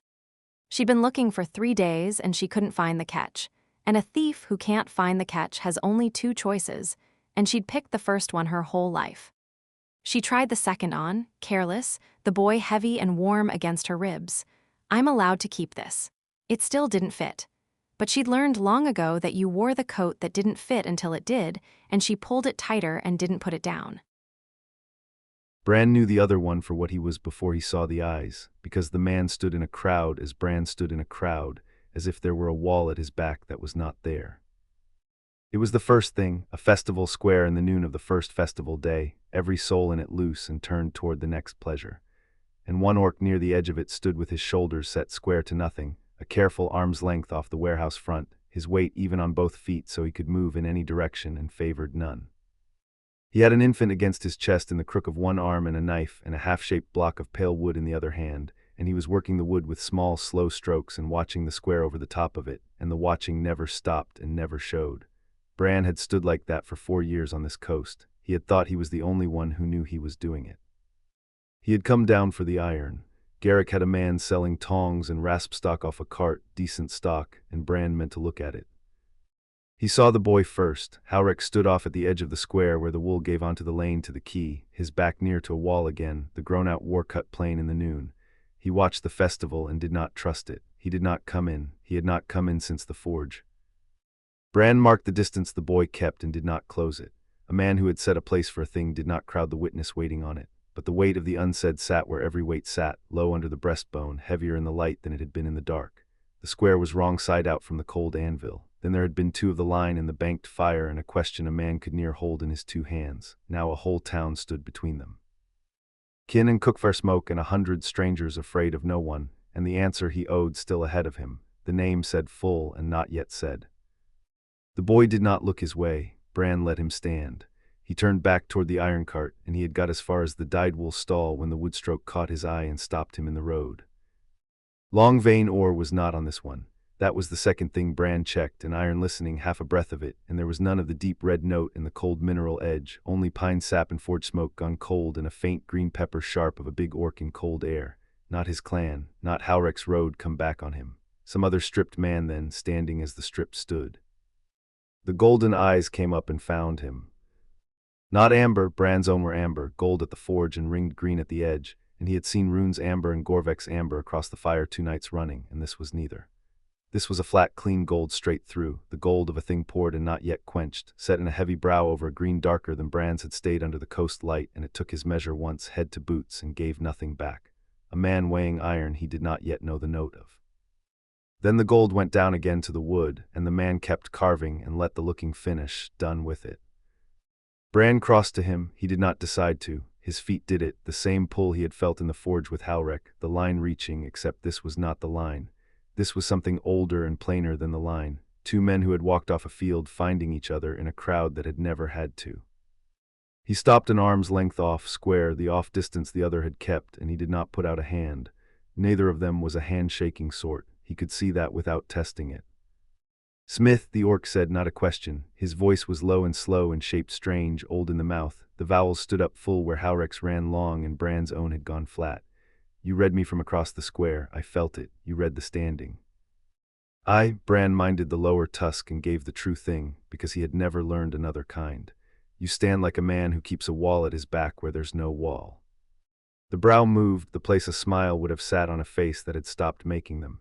Indeed, and you came to tell me there is no wall. No, Bran looked at the wood in the great hand, a bird half out of the block, a wing roughed in and the head still square. I came because I do the same and thought I was the only one. The infant against the orc's chest stirred and did not wake. The orc shifted it a hair without seeming to weigh the choice, and angled his head a quarter so the lower tusk cleared the small green face, and Bran marked that too, the worn-in turn of the jaw, a thing a man did 10,000 times until the deciding went out of it. Bran did the same turn before he spoke. He had never once seen another orc do it. He stood in the noon noise and watched a stranger mind his tusk over a sleeping child, and felt a thing go loose in his chest that he had not known was held. Thane, the orc said, of the hidden valley, Stonefang by the long count, though Stonefang did not make me and did not unmake me, the valley made the rest. The gold came up again, and you are the one they speak of low, the smith who ended the war and does not stand where a man can thank him for it. Bran, Thane said it full and unhurried, all of it that way, setting the name down where it would keep. He looked at Bran's forearms then, the soot worked into them past washing, and Bran saw the look land and travel, smith to skin, and he saw the moment Thane chose to show him his own. He turned his free arm a quarter into the noon light. The scars ran up the inside of the forearm from wrist toward elbow, old and pale and clean-edged, not the puckered drag of a burn or the white seam of a blade taken in a fight. These had been cut on purpose by a steady hand in a pattern that had once been something and was now only the ghost of where the something had been. Markings lifted off. A clan's own knife taking back its own marks from a man's skin, careful and slow, so that the lifting was the sentence. They cut the markings from me, Thane said, my own clan. My father pronounced it, and his men held the arm, and another man did the work, and it was done well, because they did not want me to die of it, only to carry it. He turned the arm back, unhurried, and put the knife to the wood again. You will not have those, the locks were not on your skin. Bran's hand had gone to his own collarbone before he caught it doing it. The burned scar under the shirt, the cold mark won, the cold spring tightened it, and the noon did not reach it. He put the hand down. No, he said, mine are on the iron. Thane gave the word back plain and did not make it a kindness, which was the kindness. I heard a clan came, one of yours in the night to the forge Garrick lent, he carved. The wing took an edge under the knife, the pale wood curling off in a thin ribbon and dropping to the cobbles between his boots. A festival has no quiet in it, a man learns things he did not ask for. One boy of the line, Bran found he could say it to this one. He did not weigh whether to, the standing had done the weighing. He carries the blade of my grandfather. He came 6 weeks down the coast to ask me to my face about a thing my iron did. I told him he would have the answer in front of the kin and not in a corner. Now there's a day with my name on it, and I've been reading the festival for the flaw since, because a man with 2 days to wait reads everything for the flaw. It came up out of him more than he meant. Thane did not fill it. That was the thing Bran marked next, the largest thing, larger than the standing or the tusk turn. The valley man did not reach for words to lay over the silence. Smaller men did that. Asha had taught Bran the size of that gift without ever naming it, the not talking over, and here was an orc the size of a barn door who knew it the same. He let the thing Bran had set down sit there in the noon and be a real weight, and did not tidy it off the cobbles with talk. The infant breathed against the great chest. A fiddle found its tune 2 stalls over and lost it again. Somewhere down the square a child was shrieking with the particular joy of a child being chased and wanting to be caught. You think the day will break you, Thane said, not unkind, reading it off Bran as Bran read iron, only it was a man being read, and Bran did not flinch off it because there was no edge in it to flinch from. Standing in front of the kin and the line and saying what your iron did, you think it is the thing you have not earned the right to do. I think a man who forged the war's locks doesn't get to stand in a peace and ask to be kept in it. And you wait for the clan to send word that you may. The gold came up level. You wait for the boy, or the one who leads them now, to say a thing that takes the weight off your arm. A pardon. You think the day in front of the kin is a thing you must survive until they decide what you are. Bran didn't answer that. He hadn't put it to himself in those words, and the words were exact, and he didn't like how exact they were. An iron fit, no daylight in the seam. Thane set the knife down on his own thigh and held the half-bird in the flat of his palm, the wing rough-edged and the head still square, and he looked at it instead of at Bran, which Bran understood was the valley man giving him a place to put his eyes that was not a face. I waited for it, Thane said, years. My clan cut the markings and put me out and never sent for me, and every winter in my cave I told myself the sentence was a thing that could be lifted, that if I carried it well enough and harmed nothing, a day would come when a man walked up the valley with word that I might come home. He turned the bird a quarter, looking at the square head. No man came. The clan never reversed it. My father is alive and has not sent for me and will not, and I stopped, somewhere in the 5th winter, waiting for him too. And the exile ended. The exile ended, Thane set the words down full, a heavy stone laid where he meant it to lie. Not because they lifted it, because I stopped letting the lifting of it be the thing that decided whether I had a life. A blacksmith carved me a wolf in a town called Millhaven and called me by my name with no fear in his mouth. A small woman walked into my cave and would not be afraid of me. And I understood I had been waiting for a clan to tell me I was a man, and that the clan was never going to, and that I was a man whether the word came down the valley or not. He lifted the bird a hair. The exile is over by choice, Smith, not by pardon. A clan need not take you back for you to put the weight down. I learned it too late and at great cost, and I give it to you for nothing, because you stand as I stood, and I would not have another man wait 5 winters for a word that is not coming. Bran stood in it. The noon broke around the two of them, the fiddle and the wool and the chaste child and the boar smell rolling fat off the cook fires. Bran stood with the thing Thane had handed him in his 2 ruined-edged hands and turned it over, an iron understanding coming up slow. It did not come out clean. It came out true, which was a different thing and the only thing he trusted. He had been waiting for Halrek. He saw it now, the seam Thane had put his thumb on. He had set the day because the day was the honest place to say the thing, and that was true and it held. But under it, where the cold came up his legs, he had been waiting to find out what the line would say of him. He had been carrying the day to the kin to be weighed, to be told. He had been waiting for a boy with his grandfather's knife to say the line is not ashamed, or for Cragger's word to come down the coast and say the other thing. Either way, he had handed the deciding of what he was to men who were not him, the same as he handed iron the deciding of where it broke. A man could ask iron to hold. He could not ask the line to tell him he was a man. The line was not iron. He had been speaking the wrong verb to the wrong thing for 4 years. I have to say it in front of them, Bran said. Lo, the words weighted and slow off the floor of him. That part holds. The iron wasn't made in secret. It was made for a war that touched every road this festival emptied. A man doesn't answer that in a corner. No, Thane put the knife back to the wood. He does not. But the saying of it isn't me asking them to keep me. Bran turned it as he said it, finding the shape of it in the air, the grain telling his thumb where it ran. It is me putting the weight down where they can see I have stopped pretending it is not mine to carry. Whether the boy gives me the blade or draws it, whether Cragger's word comes or does not, the exile does not end when they decide. It ends when I do. The gold came up and held him, level and clean and without a flicker of triumph in it, because the valley man had not won a thing and knew it. He had only set a stone down within reach of another man who had been carrying his own a long way alone. Now you have it, Thane said. I will not pretend I know your ironsmith, but I knew the silence you carry the moment you came off the grade, for I carried its brother across 5 winters, and a man knows the standing in another because he has done it himself. He worked the wing. The pale ribbon curled off and dropped. Say it in front of them with the name said full, and do not wait while you say it to hear what they make of you. You will already know. Bran looked at the half-bird in the great, careful hand. It was a wren near enough, or would be, the wing roughed and the head still a square block waiting for the man to find the face in it. He had carried a thing in his cart for 6 weeks that was the same kind of unfinished, cherry wood and no verb to set over it. He had told himself a man who built the Warslocks had no right to bless a thing made for his own child, and he saw now he had been waiting on that too, waiting to be told he was allowed. You carve birds, Bran said, and you keep them now.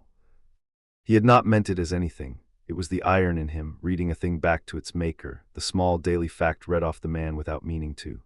The orc went still over the wood. The gold came up slow, and there was a thing behind it that Bran had no name for and did not need one, a man hearing a true thing said about himself by a stranger who had no way to know it. I keep them now, Thane said. There was a time I burned each one before the dawn. A man who only breaks does not get to make a thing that lasts the night. He set the knife down. He held the half-bird in the flat of his palm, the wing and the square head in the breast he had not yet cut, and he looked at it as Bran looked at the cradle in the dark. And then one winter I let one live till morning, and the sky did not fall, and there is a shelf of them now in the valley that my son drools on. The keeping is the choice, the same choice. He turned the gold up to Bran. You are building a thing, I heard that too. A festival has no quiet. A cradle. Then you know the verb already, Smith, whether you have said it or not. Thane held the unfinished wren out a hand's width, not to give it, only to show it, the wing and the waiting head. You finished it, that is the verb. A man who only breaks leaves the wood square. You are sanding the curve. The word is in your hands and not your mouth, and that is the kind our sort gets to keep.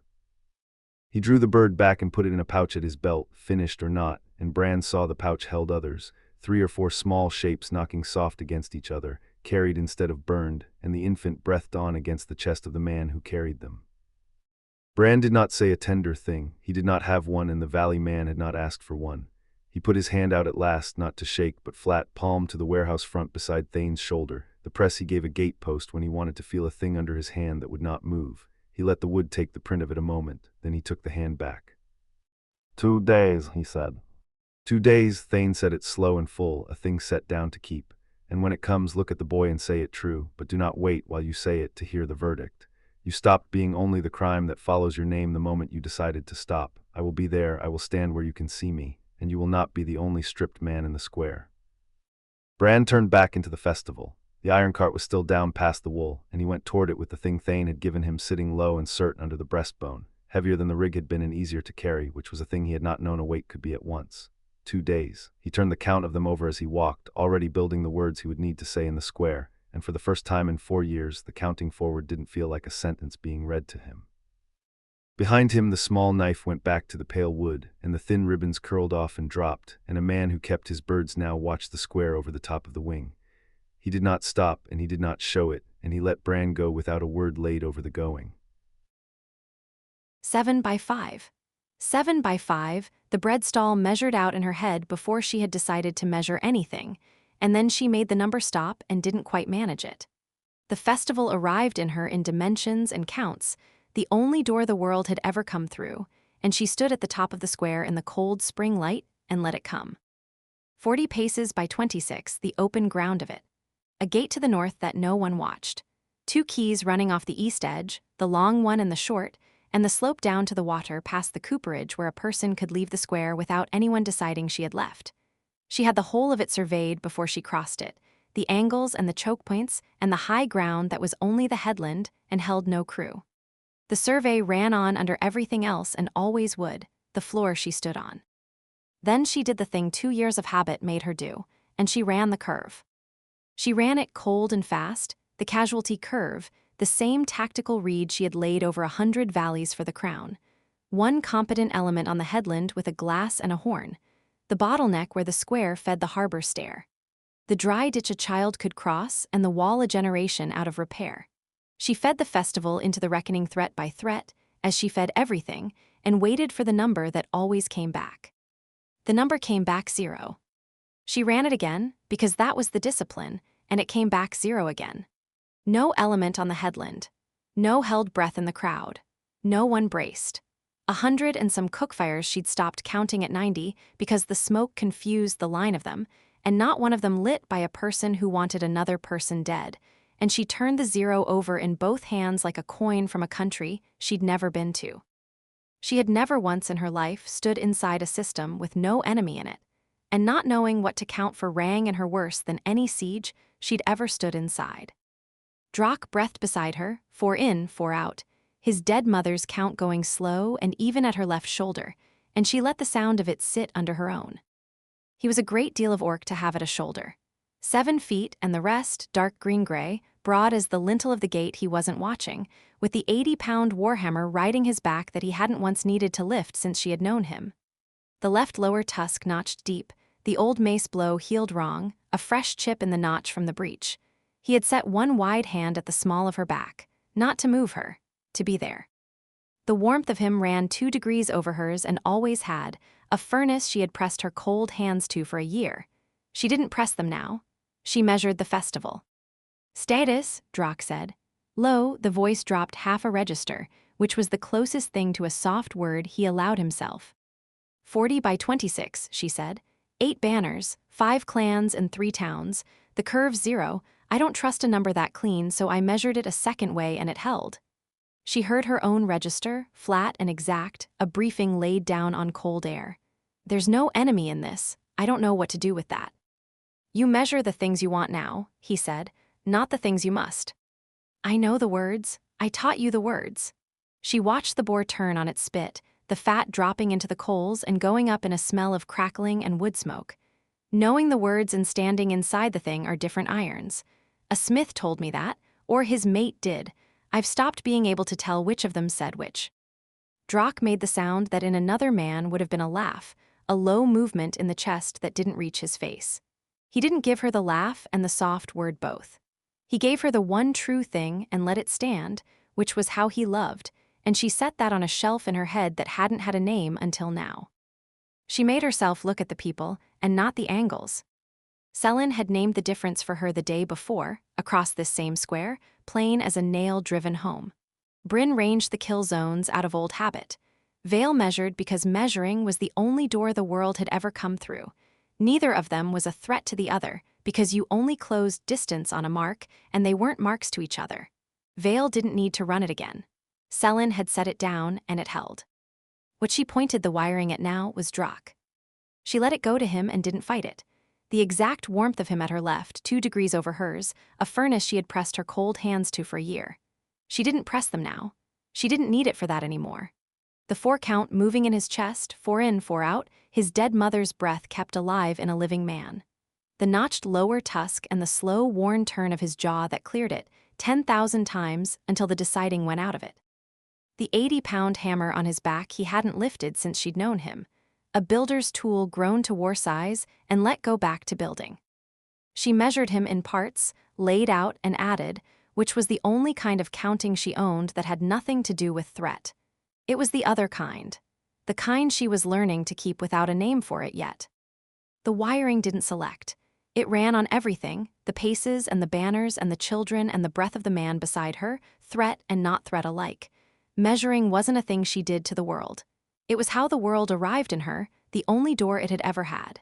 She'd stopped, somewhere in this last year, asking it to seal that door. Bryn at the gate ranged a thing she was learning to set down. Vale measured a thing she'd never set down. Her arc had never been the setting down. It was the learning of what to point the measure at. The man at her shoulder had taught her there was a second list. The things she wanted, and not only the things she must, and she'd begun, slow, to keep it.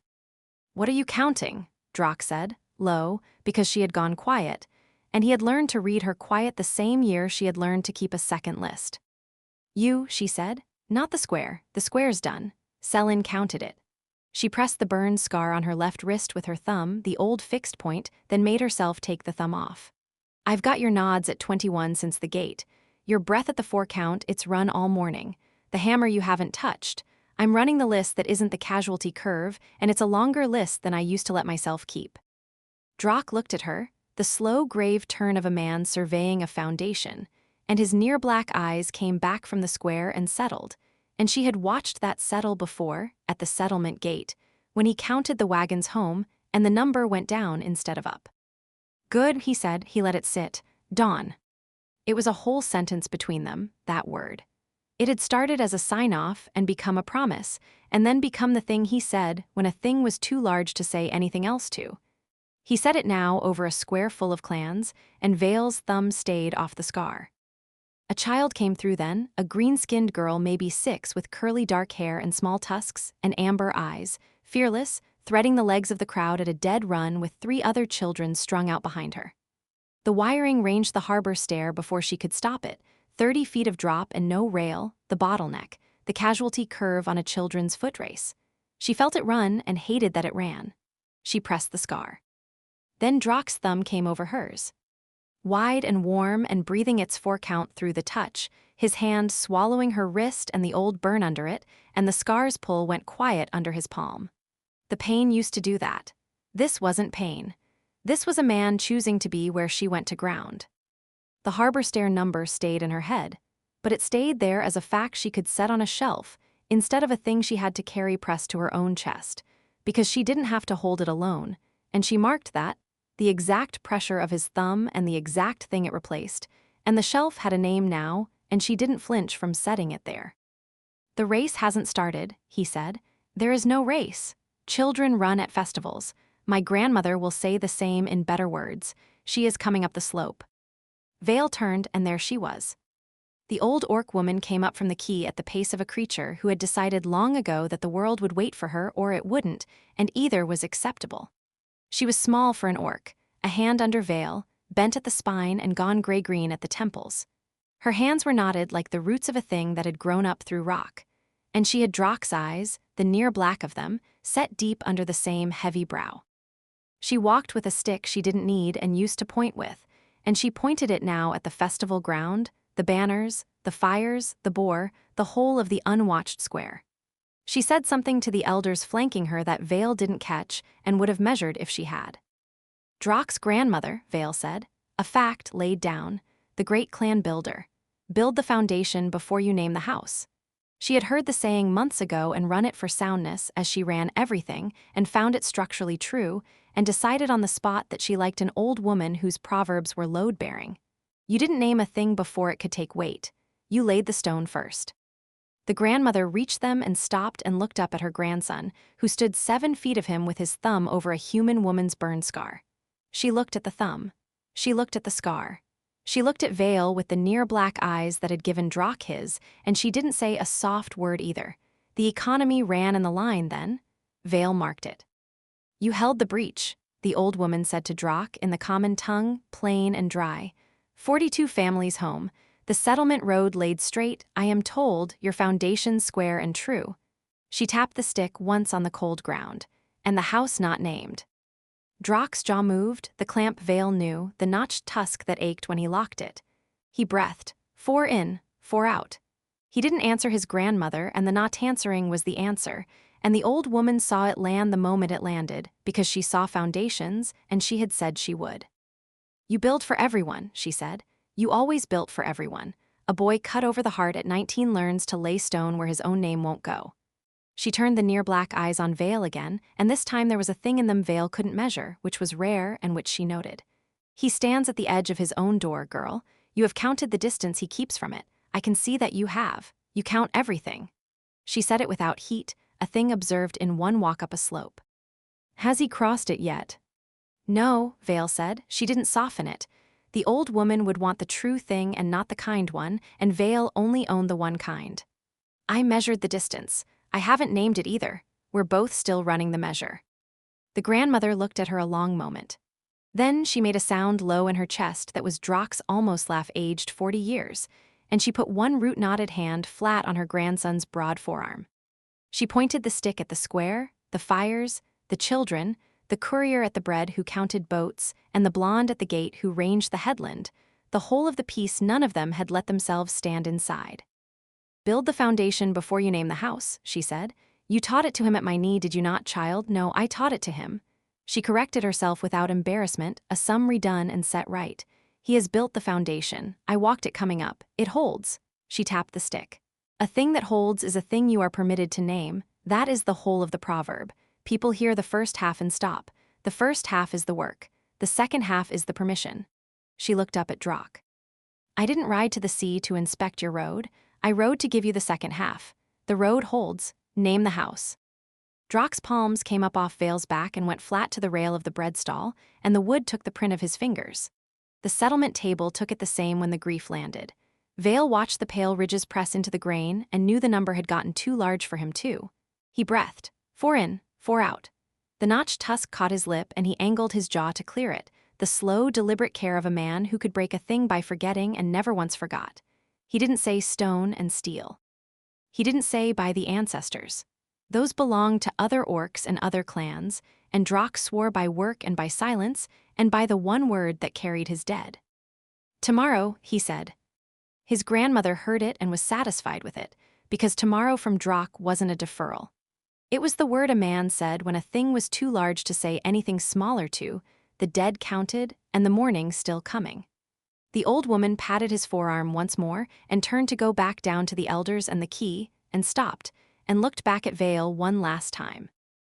You count, she said. He told me. He said her count is my mortar and I wouldn't have her stop. Good. The stick came up and pointed, not at the headland, not at the kill zones, at the bread and the boar and the fires and the children running. Then count this. Measure the families fed and the children no one is afraid of and the gate that no one watches. Measure the thing that holds. You will find it comes out a number you haven't had before. And she went, root-knotted and bent and unhurried, the great clan builder, down the slope toward the water. Vale stood in the cold spring light and did what the old woman told her to do, because it was, she found, a structurally sound instruction. She counted the cookfires and stopped fighting the smoke this time and let the number be 90-some and not exact, and the world didn't break for the inexactness. She counted the banners, 8, 5 clans and 3 towns hung beside each other on cold air over a boar nobody was guarding. She counted the children, the green-skinned girl and the honey-haired boy and the rest. 6 of them, and then a 7th she had missed, threading a square that held no element on the headland and no held breath in the crowd. She counted the courier at the bread, who had let her own count go. She counted the blonde at the gate, who was lowering hers by inches. She counted Drock's breath, 4 in, 4 out, the 4 count of a dead woman kept alive in a living man's chest. She counted the print of his hands cooling out of the bread stall rail, the pale ridges sinking back into plain grain, and counted what those hands had laid and held and carried home, the breach and the wagons and the 42 families, and the road run straight. And then she counted, because she couldn't help it and didn't want to, the exact warm weight of his thumb still resting over the old burn on her wrist. The number came out 0 for threat. It came out something else for the rest of it, a distance she had no measure for yet and was learning to take anyway. The wiring ran. It always ran. It would run at the binding and run at the grave and run in an 8x6 cell if the world ever put her back in one. She'd stopped asking it to stop. She'd started asking it what it counted. The answer, in a square with no enemy in it, under a sky the color of her own eyes an hour before rain, was the things she wanted, and not only the things she must. Drock's thumb moved once over the scar, deliberate, the 4 count transmitting through the touch. Status, he said again, and it wasn't the same word it had been at the top of the square, because nothing in the square was the same. The casualty curve's 0, Vale said. I ran it 3 times, there's no enemy in this. She let the thumb stay where it was and didn't reach to take her own back and looked at a structure she couldn't solve because it didn't need solving. I marked your nods to 27 today, War Chief. I measure the things I want now. Your grandmother's right, the road holds. She pressed the scar once under his thumb, the 2 of them landing on it together, and then let it go. Name the house. It never balanced. That was the first thing she'd learned, and the last thing she trusted, that a column always hit a short somewhere if you ran it honest. So when Sybil walked into the festival square on the first full day of it, the food was already adding itself up behind her eyes, same as it had every market morning of her life. She didn't mean to. Her feet found the stone of the key and her eyes found the warehouse row, and the reckoning spun up at the base of her skull like a fly working a window, and she was running the column. Grain in the long mole-side store, she could read the sacks from the door, 40 to a stack and 9 stacks she could see. Salt fish in the open barrels under the awning, brined and counted in dozens.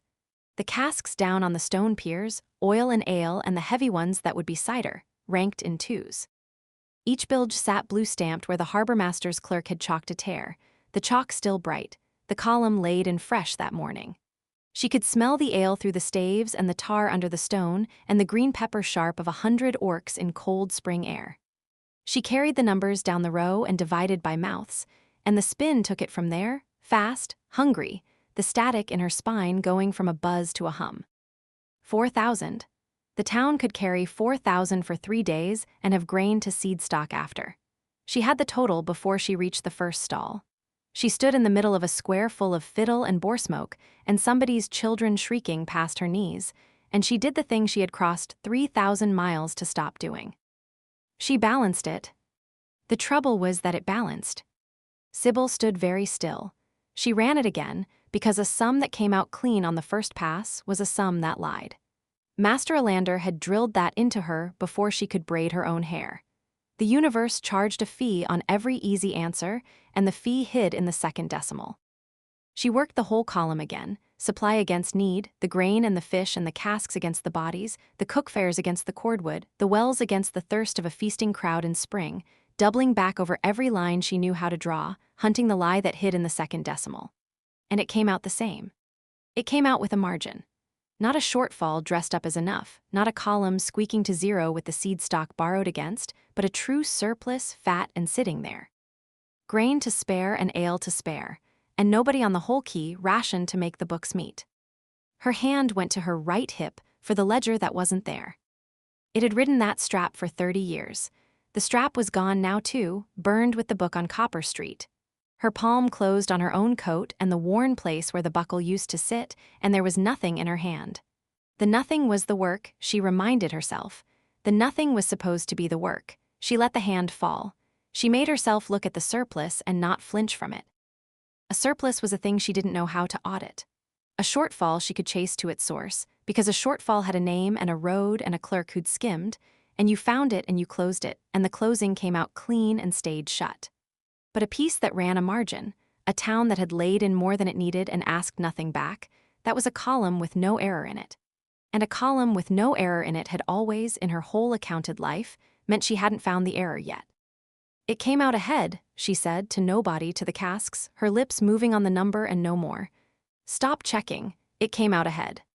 She didn't stop checking. She knew she wouldn't. She'd been telling herself to stop for 5 months. Across the square, near the foot of the harbor stair, Axel had set up his bench. She knew his shape before she knew his work. The gray-green wall of him hunched over the trestle, broad as a doorframe and bent to the iron as if the iron were the only quiet thing in the noise. He had no business working at a feast. She'd told him so on the deck of the Siren's Call, and he had said iron is honest, and that had been the whole of the argument. So now there was a fire pot and a small portable anvil that the goblin had helped him lash to the trestle, and a knot of festival children 3 deep around it. Axel threaded the light hammer through the leather cuffs at his wrists, patient, a man who had relearned his own hands 1 buckle at a time. She watched him buckle the cuffs. She always watched, and she never let him see her watch the hands. The fingers had gone 5 years ago and wouldn't come back. They curled now, the clawed set of them folding toward his palm when he was still. He couldn't close them on a haft, couldn't grip a heavy striking hammer or pinch a fine file, couldn't do the thing his bloodline was for. So he wore the cuffs, 2 broad bands of harness leather buckled at the wrist, and the light hammer slid through a loop sewn into each, and he lifted from the strap and not the grip, the whole arm swinging the weight where the dead fingers could no longer hold it, a man who taught his own ruined hands a second trade 1 buckle and 1 swing at a time. He set a nail rod on the little anvil. He brought the hammer down off the wrist once, twice, a clean bright note, and a child gasped, and Axel didn't look up. Sybil stood across 40 feet of festival and watched a 6'8" orc make a hinge with hands that couldn't make a fist. She didn't grieve them. He didn't grieve them. So she didn't, out loud, ever. That was the arrangement they had never spoken and both kept. She would price the surplus all day, and she wouldn't put a number on the hands. She made herself go to him. It was easier than standing in the middle of the surplus. You set up a forge at a party, she said, coming in at his shoulder. They keep stealing the practice stock. He didn't stop working, the hammer came down, now they watch instead, cheaper. That's not why. He angled the rod a hair on the anvil, lining the next strike. The spring light caught the gray-green along the bevel of his cheek, and the green of his eyes stayed on the iron. No, he agreed. He struck. It isn't. She knew why. 100 of his own kind in 1 harbor and not 1 hand on a weapon, and he'd stood in the middle of that 2 days running with his chest doing the low hum she'd learned to read, the start of a song he wouldn't finish. A man who couldn't stop hearing iron put his hands on iron that did no harm, so the hearing would have a place to go. He had told her once. He kept salt on the shelf and a hammer in his fist for the same reason, he'd said, a leash where he could reach it. She'd filed it under things he wouldn't want named, and she had never named it. So she said the only true thing that was hers to say. The coal bin's wrong. That made the corner of his mouth move. Square it then, quartermaster. She squared it. The portable bin the goblin had rigged was a disgrace. Lump coal jumbled in with the slack, the good coke buried at the bottom where his bad hands would have to dig for it. She crouched at the side of it and sorted the burning stock to the top and the slack to the back, and built him a clean working face he could feed from without a grip. The coal dust went black into the creases of her palms, the same black that lived in the lines of his hands past the wrist. She wiped it on her coat and didn't look at the matching of it. He hadn't asked her to. He would never ask her to. It was how she said the thing she didn't have a word for, and he let her say it, and that was the 2 of them accounted for. You're reckoning the food, he said above her while she worked, not a question.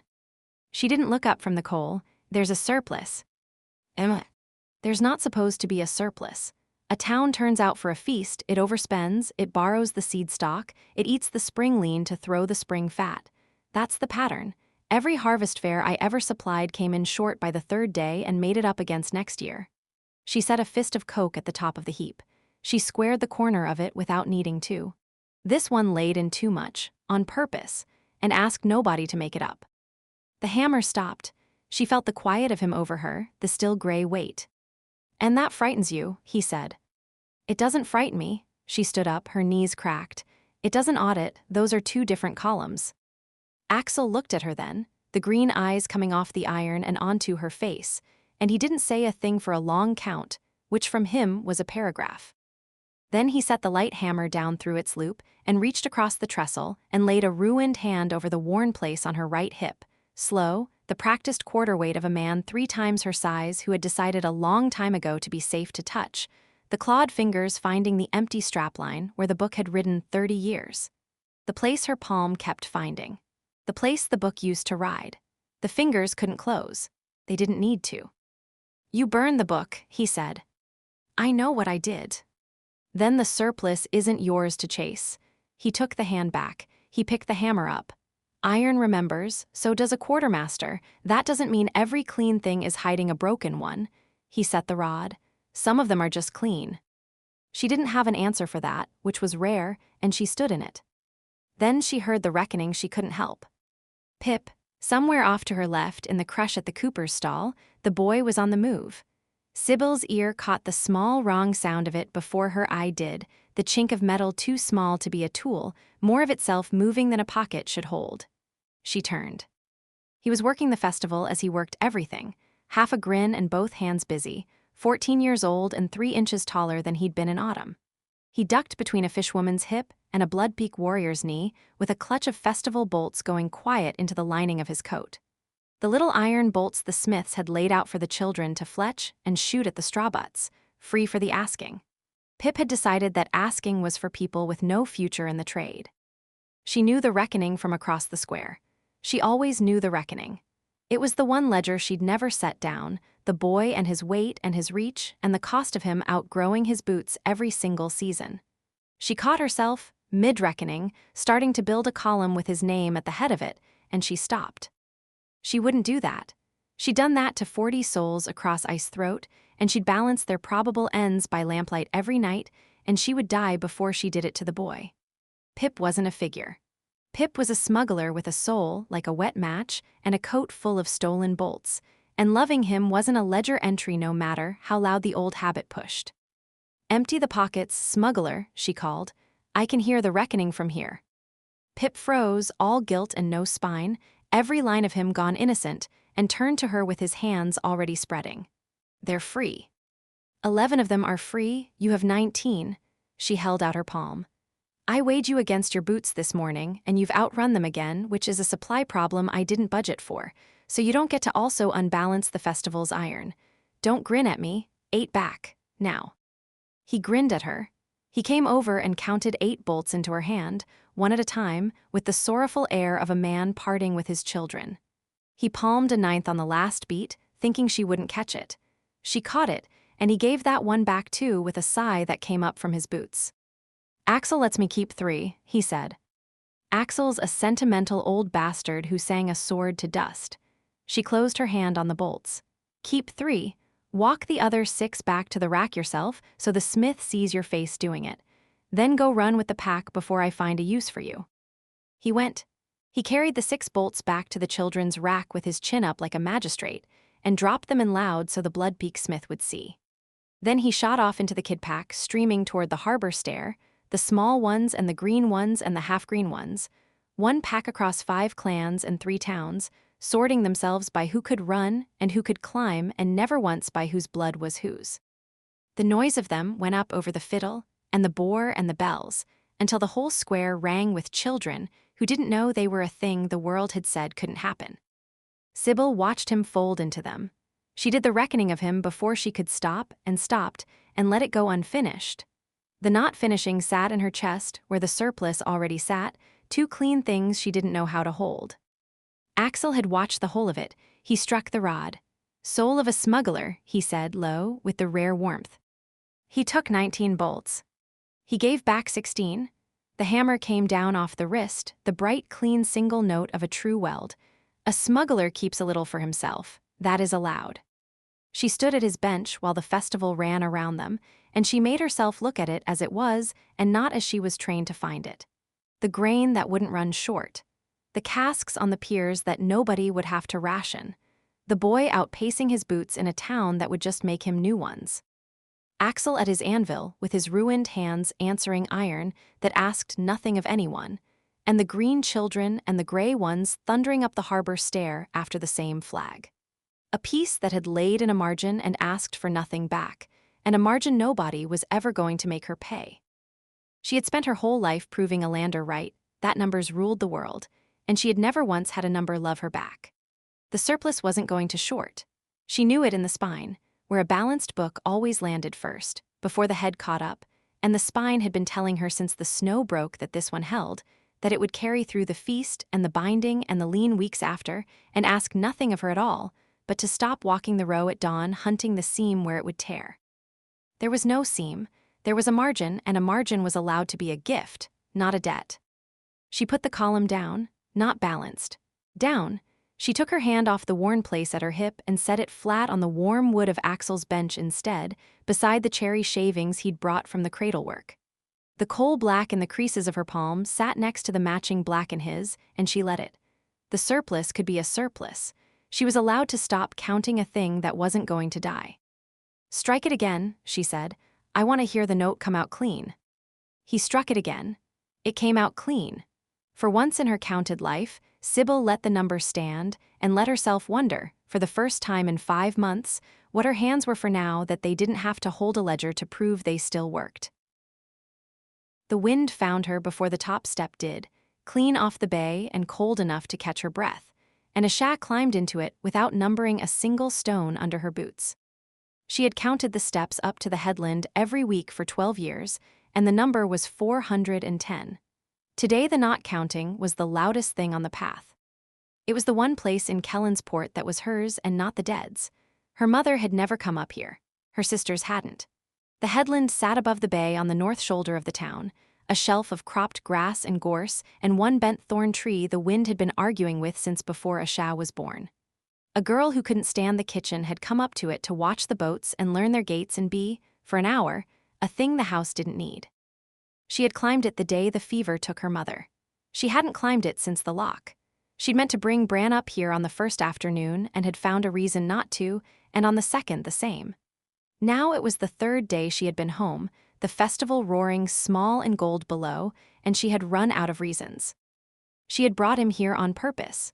That was the thing she turned over on the path, not the harbor where the list lived, not the square where grief had set a fire and a smell and a stranger's reading eyes.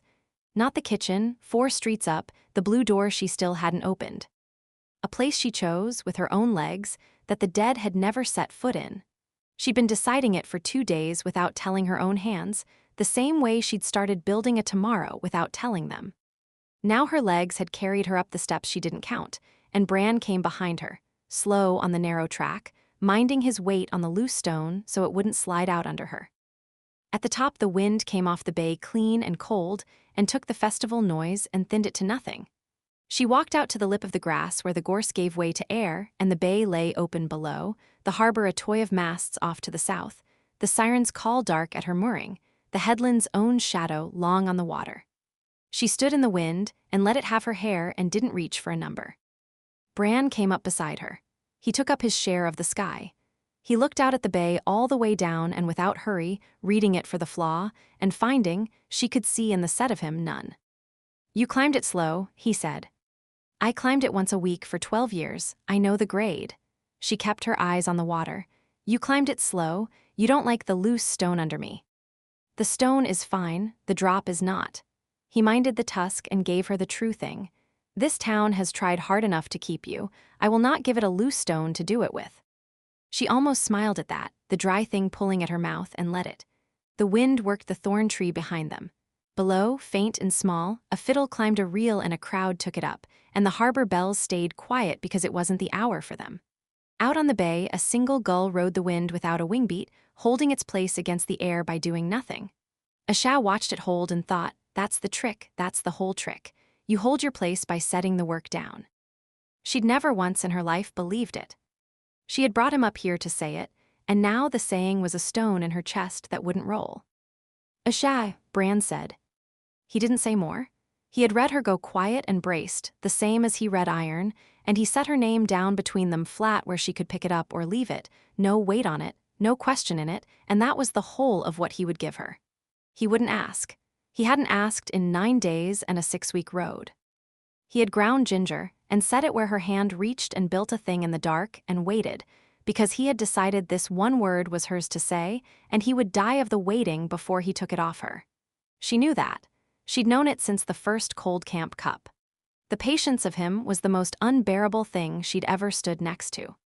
So she would have to be the one. He had given her that. The place she could choose, the word she could keep, the man who would wait at the lip of a headland in a cold wind until the bay froze rather than reach in and take the saying out of her mouth. She put her hand flat on her own stomach. Low, on purpose this time, not the 9 mornings reflex she caught and took away and put back on the reins where it belonged. She left it there. She felt the cold of her own fingers come through the wool and then the warmth come up under them, the small, ordinary warmth of a body that was carrying. She didn't take the hand away. She watched the gull hold its place on the wind and made herself feel the whole shape of the thing she was about to do. She was going to give the world a hostage, in the town that had taken everything once. She was going to set down a thing the dead would have loved, in the wind above a bay that had carried the ships that carried the lock. She was going to say it out loud where it couldn't be unsaid. Then she would belong to it, and it could be taken, and the old machine in her would spend the rest of her life ranging the ways. She knew the cost to the copper. She was a woman who knew costs. She paid it. "I am pregnant," Asha said. The wind took the words, and she heard them anyway, plain, in her own flat voice that didn't let a question rise, 2 words out in the cold air over the bay, and they didn't need to weigh anything to be true. She had said it. The list that had run under everything since the road, the boats and the masts and the exits and the cookfires and the steps she hadn't climbed, stopped. So did the cold, clean machine she'd carried out of the war, the one she had never once been able to set down. It didn't slow. It stopped. She stood at the lip of the headland with her hand low on her own stomach and her eyes on the gull and the number gone out of her like a tide going off a flat, and the silence where it had been was enormous. She had been listening to that count her whole life and never once heard the quiet behind it. "I've known for 9 mornings," she said into the quiet, because now that the stone had rolled the rest came easy. "Maybe longer. I didn't let myself add it up. You knew before I did. Don't tell me you didn't. You ground ginger on a cold camp 3 mornings running and let me thank the tea." Bran said. "You read it off me on the road." His voice came up out of his chest and not over it, low enough that she felt it through the ground more than the air. The bread, the marking gone strange, the hand. He didn't say which hand, he didn't have to. "I read it the 2nd day out of Durin's reach. I did not say." "Why not?" It wasn't a question. She didn't let it rise into one. She turned her head and looked up at him, the great green bulk of him against the cold, bright sky, the amber of his eyes gone to the soft inland gold they took outside the forge, and she put the not question to him plain. "You read everything. You never once said the one thing." "Because it was yours." He minded the tusk. He looked out at the bay and not at her, which she had learned was how he said the things that cost him, his eyes on a far flaw so his hands could stay still. A man does not say a woman's tomorrow for her. He waits. He sets the things she will need where her hand will reach, and he waits, and when she is ready she says it in the place she chose. He was quiet a moment. The wind worked. "You chose well. The dead are not up here." Her throat closed.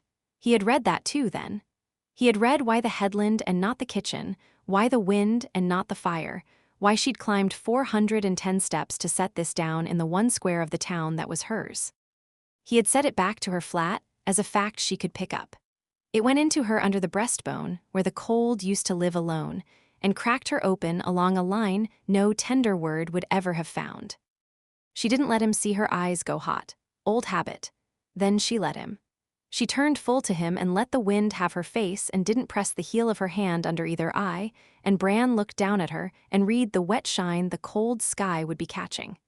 He didn't say a soft word, because he wasn't a man who had them, and she had stopped wanting them off him months ago. "You're not going to make a speech," she said. The dry thing was back in her voice, wobbling. "Tell me you're not going to make a speech. I climbed all this way and I don't think I could stand a speech." "I do not have one." The corner of his mouth did the thing that on another man was a grin and on Bran was an event. "I have a thing better than a speech. It is 2 streets up. Come down off the headland and I will show you, before the light goes, and you have to take my word for it in the dark." She wiped her face then, both eyes, with the back of her wrist, fast and unashamed, because the worst of it was past and a person was allowed. "All right," she said. "Show me." They came down the 410 steps, and she didn't count her steps on the way down either, and the not counting held the whole way. A quiet under her ribs where the machine had run, and she kept waiting for it to start back up, and it didn't. They went through the edge of the festival, the dyedwool stalls, and the boar smell that didn't turn her stomach now with the wind off the bay still in her lungs. A child she didn't know ran across their path, chasing a 3-legged dog. An orc the size of a doorframe stepped aside to let her by with a courtesy that would have stopped her heart a year ago, and now only made her nod. Bran walked a half-step ahead and made of his bulk a thing for her to walk in the lee of, and she let him. They came up the 2 streets to the forge Garrick had lent them, green shutters and a clean-drawing chimney, and Bran didn't go in the forge door. He went to the outside stair, the one that ran up the gable end to the loft, and he climbed it ahead of her, slow, minding his weight on the old boards. At the top he opened the loft door and stood aside in the low doorway he had to duck to pass, and he let her go in first. The loft was full of the last of the day. The one shuttered lamp was lit and turned low, the west window had gone gold with the failing sun, and the room smelled of cherry wood and lamp oil and the cold spring coming under the door. It was the smell she had fallen asleep to for 3 nights and not once gone looking for the source of. Her bedroll was where she had left it. The trestle by the lamp was clear. And in the corner, where the gold of the window and the gold of the lamp came together and laid their light along it, stood the cradle. It was finished. She had heard it knocking under the canvas in the cart for 6 weeks, a small wooden thing against the slack bucket, and she hadn't let herself look at it, the same as she hadn't let herself add up the mornings. She'd known it was there and steered the list around it, the same as she steered around the kitchen 4 streets up, a thing she didn't open. And here it was out from under the canvas and finished, sanded smooth, and standing on its rockers in the corner of the loft, cherry wood gone gold where the lamp caught it and a deeper gold where the window did. The grain ran true down the long curve of the headboard. Only at the last handspan was there a place it had wanted to tear, and he had worked it as the grain wanted and not as he wanted, so the flaw wasn't a flaw but a turn in the wood, kept. She crossed the loft to it. She didn't decide to. Her legs took her, the same as they had taken her up the headland, and she went down on her heels in front of it and put her hand flat on the rail. The wood was warm from the lamp and worn smooth as a worry stone under her palm. She rocked it once, a finger's push, and it rocked back even and slow and quiet on its rockers, balanced, a thing a man had taken the measure of 100 times to make it ride that level. "You finished it," she said. Her voice had gone to nothing. 2 nights passed. He stood behind her, filling the low room, and he didn't come and crouch beside her, because he had read that she needed to be the one to reach it. "I have had it standing here since, waiting on the same thing you were." She understood it then, all at once, whole and finished, an answer arriving already assembled. It was how the list used to come to her before. He hadn't said the word in 9 days because he didn't have the word. He had said it in cherry wood instead. He'd bought it in Beck's Hollow while she was at the farrier's and worked it by firelight after she slept. He'd carried it 6 weeks under a canvas and finished it and sanded it and set it standing in the gold of the corner where her hand would find it. The placement was the whole of his saying, the only verb his hands had. He had answered her on the road before she ever asked. He'd been answering her every night in the dark for 6 weeks. "I will keep this one too." He couldn't speak it over the wood. So he had built the wood into the shape of the keeping and set it where her hope would reach, and waited, patient past all sense, until she climbed a headland and set the list down and said the thing out loud. She knelt in front of the finished cradle with her hand on the warm rail and the gold light failing in the window, and she didn't count anything. There was nothing to count. There was a cradle, and the man who built it standing quiet behind her taking up his share of the room, and a thing low in her body that the dead would have loved. The whole of it stood in the corner where grief had never once set a foot, and for the first time in 12 years, the silence under her ribs wasn't an absence. It was a place. It was a thing a person could walk into. She stood, she turned. Bran was close, having crossed the loft on quiet feet while her back was turned, and he was looking down at her with the lamp low in the gold of his eyes and the green ring at the iris edge. All of it was reading her, lungs first and the wet shine next, and the hand she hadn't taken off her own stomach. He didn't say a tender thing because he didn't have them and she didn't want them. She reached up and put her hand against the side of his jaw, careful of the tusk, careful as she had learned to be, and he went still under it. It was his old country stillness, the one that took him when the past came up cold, except this wasn't the past. This was the new iron. She felt him take a breath that he had been holding, maybe for 9 days, maybe for 4 years. Bran, she said. Bear. The name was the whole of it, and she set it down between them in the gold light, and the list didn't start.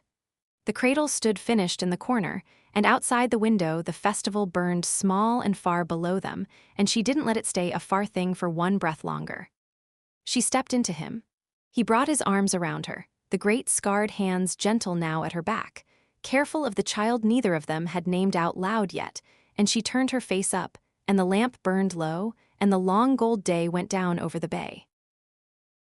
She had set it on the headland in the wind off the bay, and now the words were down between them and could not be picked back up.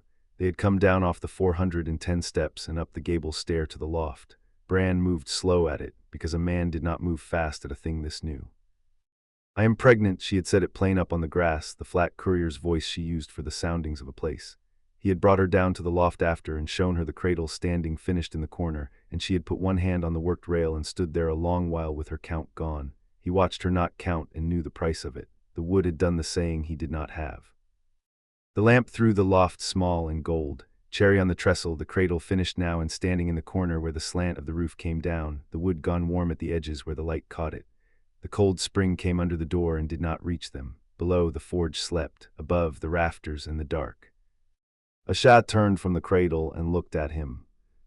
He read her because he did not know another way to be near a person, and he read her now in the lampglow dark the same as he had read her in his kitchen the day she came to kill him.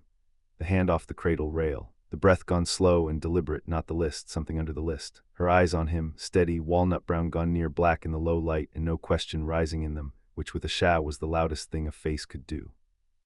She had set a thing down tonight she had carried longer than he had known her. She was not done setting things down. Bran, she said. She crossed the floor to him, small.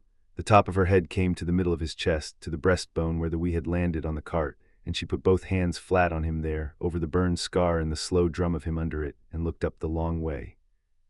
He put one hand to the side of her face. It covered the side of her face. He had hands that could span a human throat and had closed on more men than she would ever ask him to count, and he laid the one of them against her jaw soft as he laid the rasp on Cherry, and he felt her breath go out against his wrist.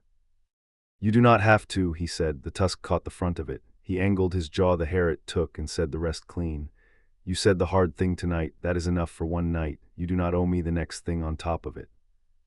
I know what I owe. Her thumb moved on his chest. I'm not paying a debt. She held his eyes. I'm telling you I want this. You read everything off me. Read that.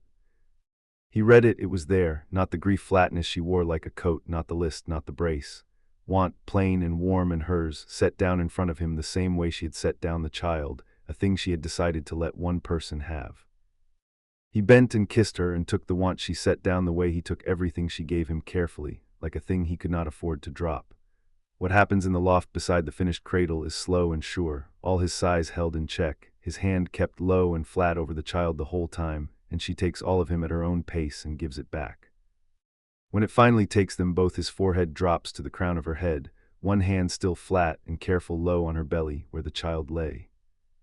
He did not collapse on her. Even after he kept his weight, came down to his forearms and then rolled and brought her over onto his chest so she lay along the length of him with her ear over the burned scar and the slow drum under it.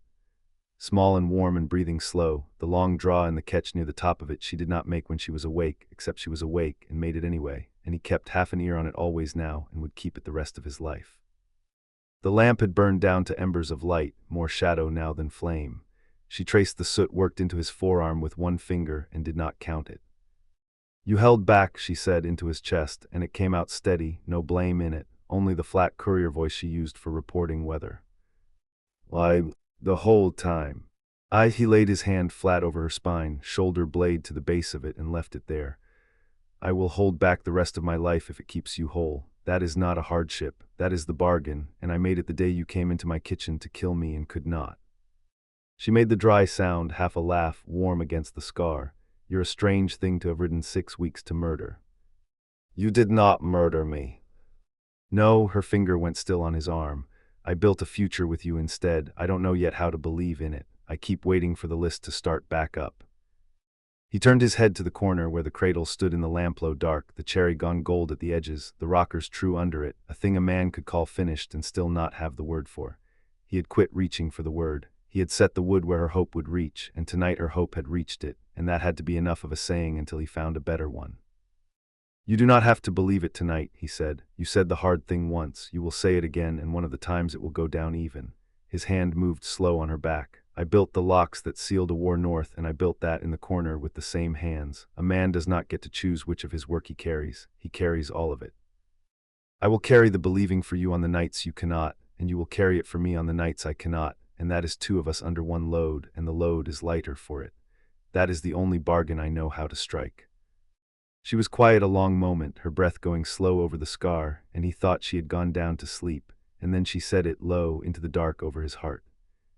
That's the most words you've ever said at once. The tusk caught it, he let it, do not get used to them. The dry sound one last time soft, and then her breathing did go over, the long draw and the catch, set down at last against the slow drum of him, the list gone, asleep. He lay still under the small weight of her so the cold would not climb up and wake her. He kept his hand spread low over her belly, over the child underneath, and did not move it the rest of the night. And across the loft in the corner where the roof came down, the cradle stood gold-edged and finished and empty yet, holding the dark the only way wood could, which was without complaint, riding level on its true rockers, waiting for the small thing that was coming to be set down inside it. The borrowed fire by the hearth's tent had burned down to coals with no small shape hunched near it, and that told Sorcha the boy was missing before the roll in her head caught up and confirmed it. 8 of her people were where the morning had left them. The 9th wasn't.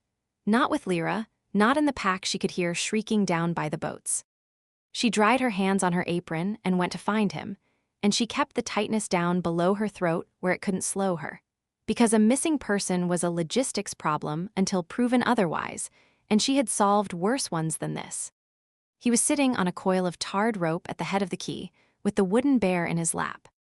She saw the bear before she saw the rest of him. Harkin's carving, the lopsided one, the head a touch too big for the body, the ears not matched. The boy had been too old for it for a year and carried it anyway and told no one why, and he had it out now in the cold spring light, running his thumb along the seam where the snout met the face. He wasn't playing with it. He held it still and weighed it, a thing about to be committed to chalk and not argued. Past him the harbor ran flat and bright to the headland, and then to the open gray beyond. The edge of the world Harkin had wanted to smell his whole life, and now stood downwind of every morning.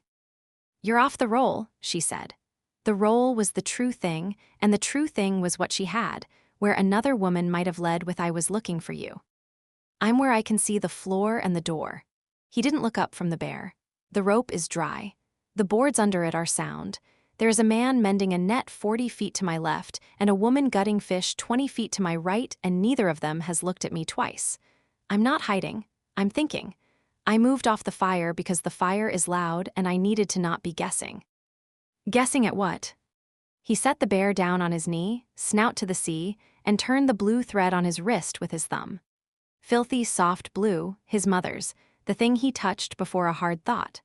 Sorcha watched the thumb go to it and knew the conversation had a weight to it before the boy had said a word, because the boy didn't touch the thread for small things. At how to say it so you won't argue, Gideon said. I worked out that there is no such way, you'll argue whatever I do, so I'm going to say it plain and you can argue the plain version. That's more efficient. Say it then. She hadn't sat down. She stood over him with the harbor at his back and her apron still damp at the hem, and she made herself be quiet and let the boy keep the floor he had moved to find.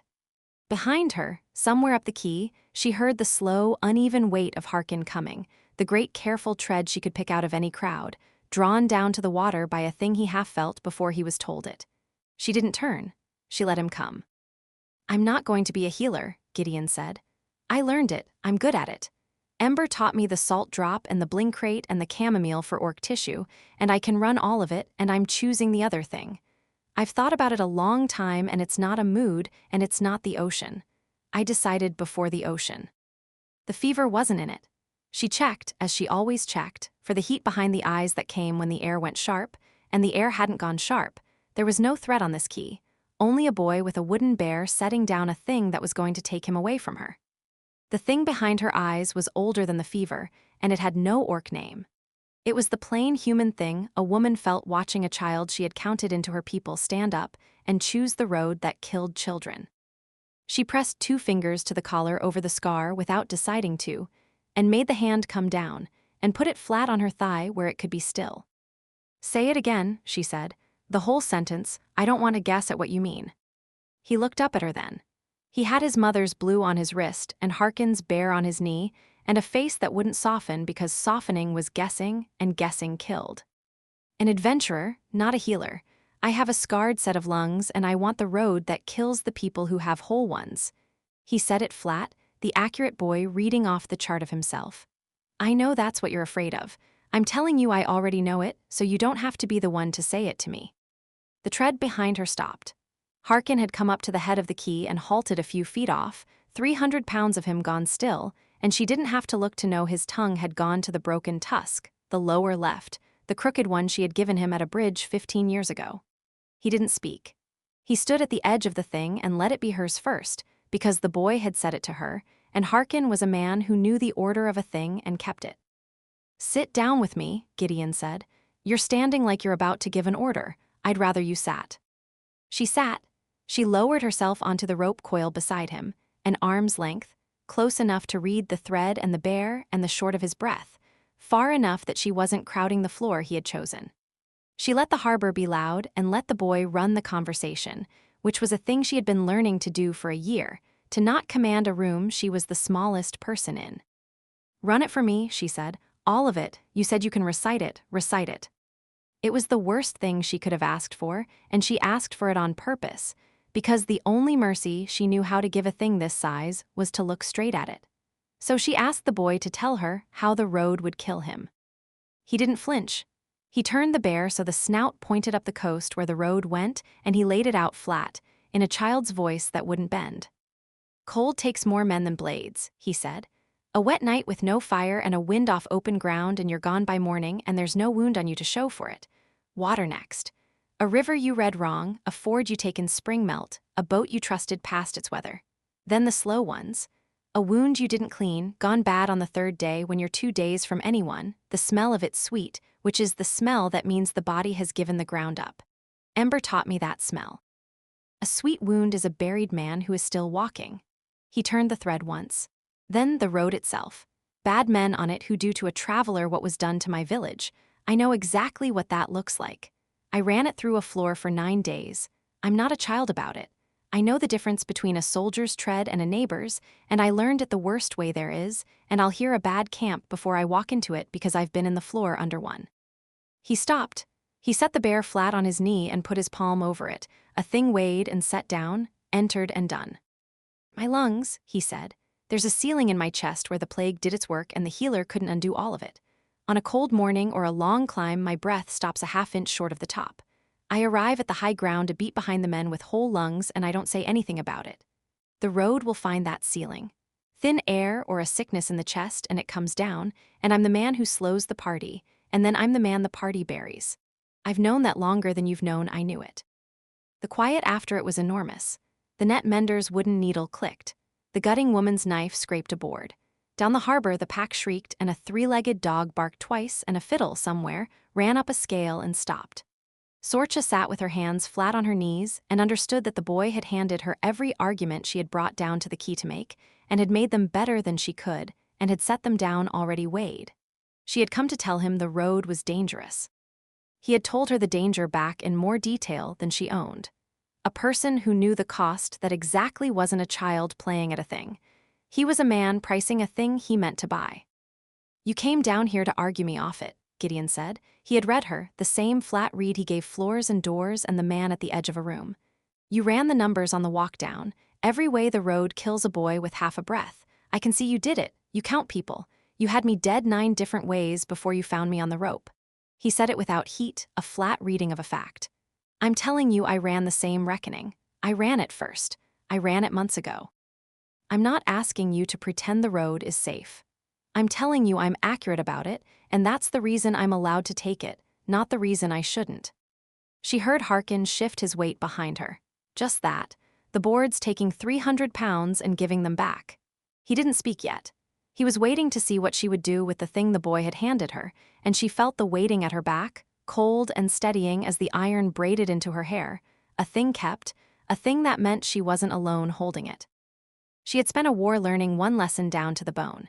You couldn't build a wall high enough to keep the people you loved off the dangerous road. She had built the walls. She had watched the people climb them. Keeping a person safe and keeping a person yours were two different things, and she had learned the difference on a field, with a student who watched her smile and drew the wrong conclusion and walked his own road to his own grave at Iron Creek with her axe in him. You didn't keep them by forbidding the road. You lost them slow that way, a hand closed too tight, the thing in it crushed for the keeping of it. Ember said a healer waits in the village for the hurt to come to her, Gideon said, low to the harbor, not to her. An adventurer goes to where the world is. I waited under a floor for 9 days for the hurt to be done coming. I'm not going to spend the rest of my life in a healing hut waiting for it again. I want to walk at the thing, not wait for it, and I have a citation, and the citation is Ember, and you can't argue Ember. I'm not going to argue Ember, Sorcha said. She watched the boy go still, braced, set to defend a thing he thought he still had to defend. She watched the thumb go to the blue thread. And she did the hardest thing she knew how to do, which was to take her hands off the wall she wanted to build and leave the wall unbuilt and let the boy have the open gate. I'm not going to stop you, she said. I'm going to provision you. Those aren't the same order, and you, of all people, will see it. The boy didn't move for a breath.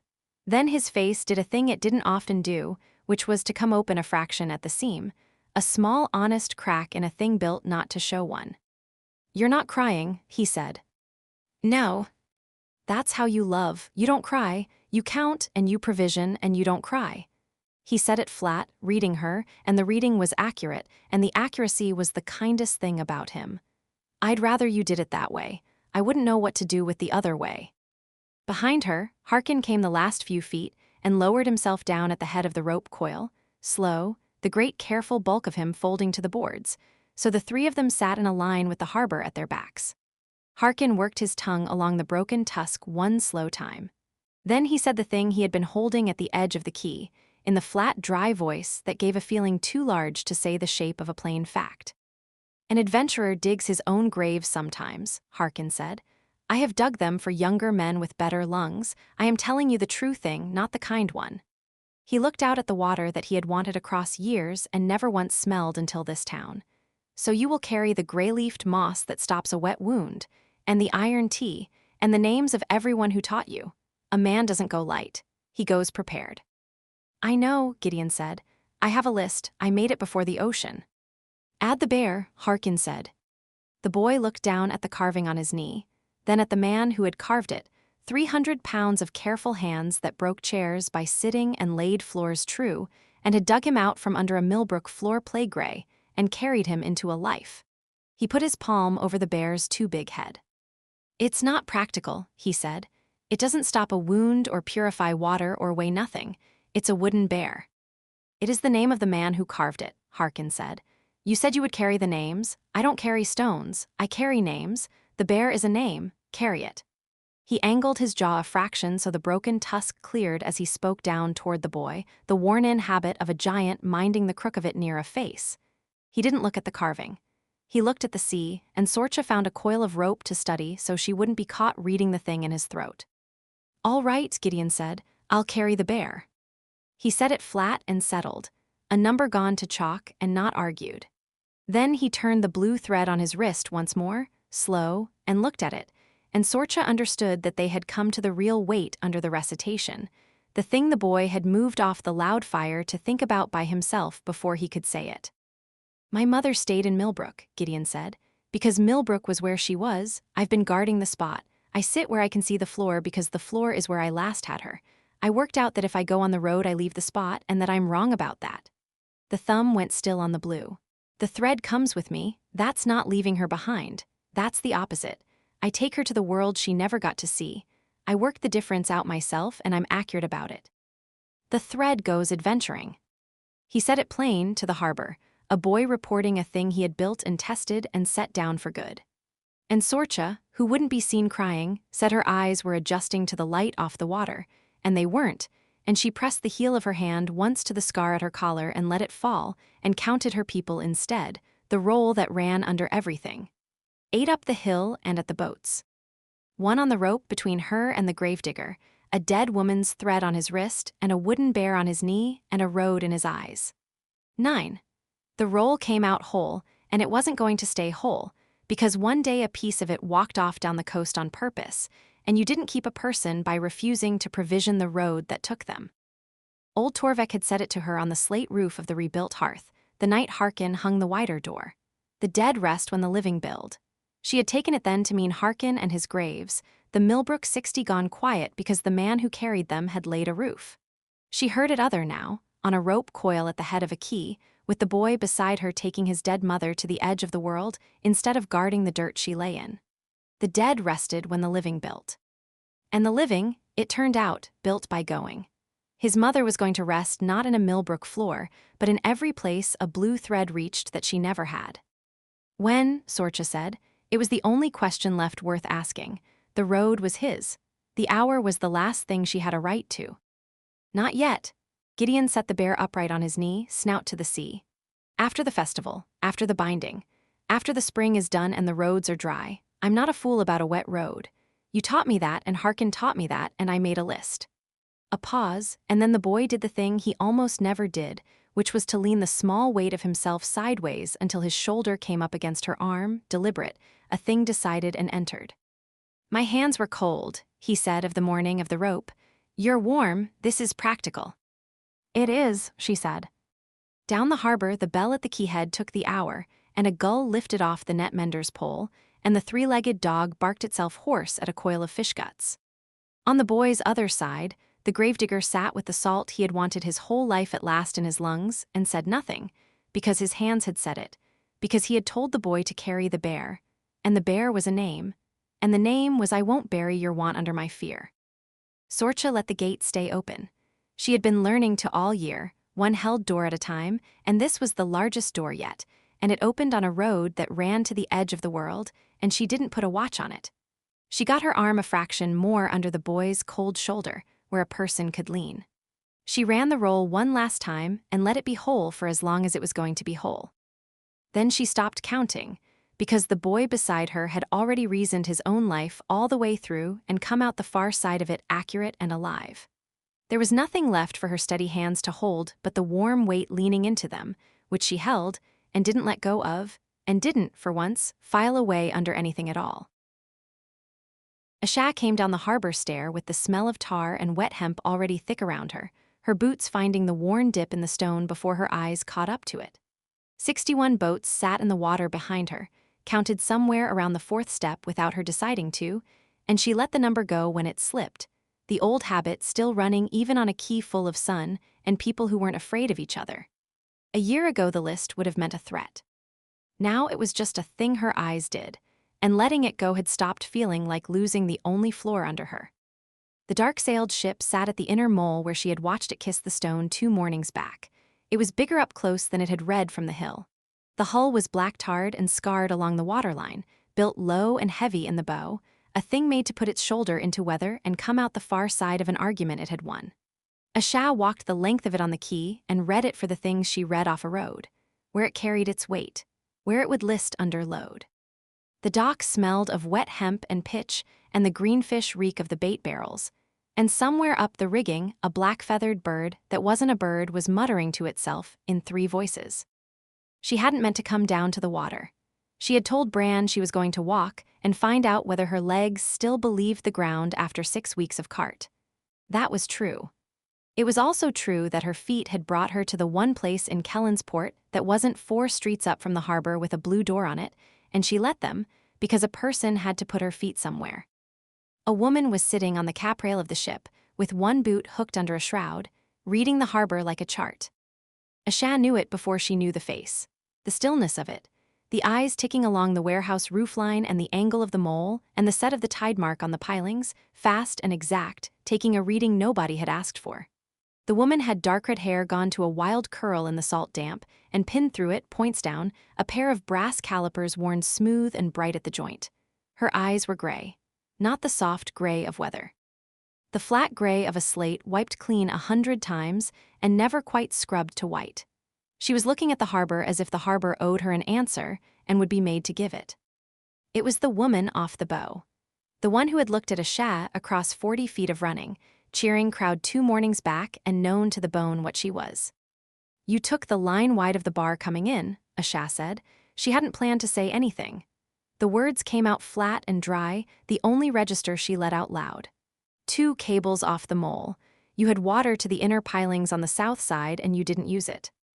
The gray eyes came down off the roofline and landed on her, and there was a half-second where the woman read her, head to boots, the same fast, cold read a Sha had felt across the fire from the Auburn healer and across the harbor from this one. Then something in the woman's face settled, the look of a person who has found a number where she expected a stranger. The south side shoals after a blow, the woman said. There was a blow 3 nights ago. Off the headland, you'd have felt it inland. The chart says 4 fathoms on the south pilings. The chart's 2 years old and the chart didn't feel the blow. So I didn't trust the chart, I trusted the bar I could see, and I took her wide. She tilted her head. The calipers caught the light. You read that off the water from the quay. I read it off how you came in. A Sha put one hand on the cold tar of the hull. You came in slow on a tide that would have carried you fast.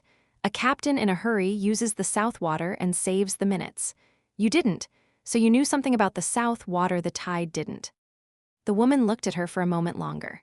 Then she swung her boot off the shroud and came down off the caprail onto the deck, light for a woman in a greatcoat 3 sizes too big, and crossed to the rail above a Sha.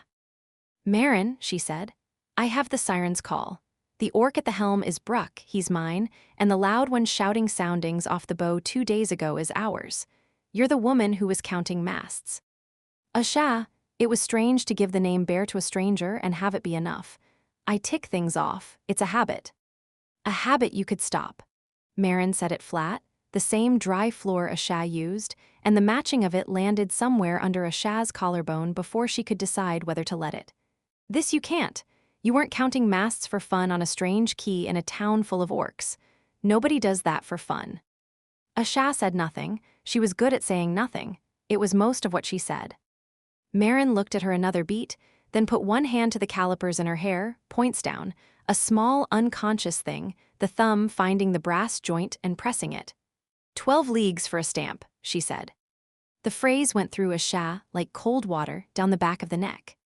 Somebody said it to me once, Marin went on, watching her take it. In a harbor up the coast.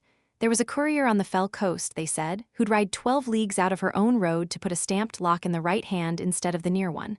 I logged it. I didn't have a face for it. She tipped her chin at the tool roll on a Sha's hip, the worn leather, the cord gone pale where the fingers found it. I have a face for it now. It wasn't 12 leagues, a Sha said. It was 9. People round up when they tell it. People round up to make a thing sound bigger than the truth.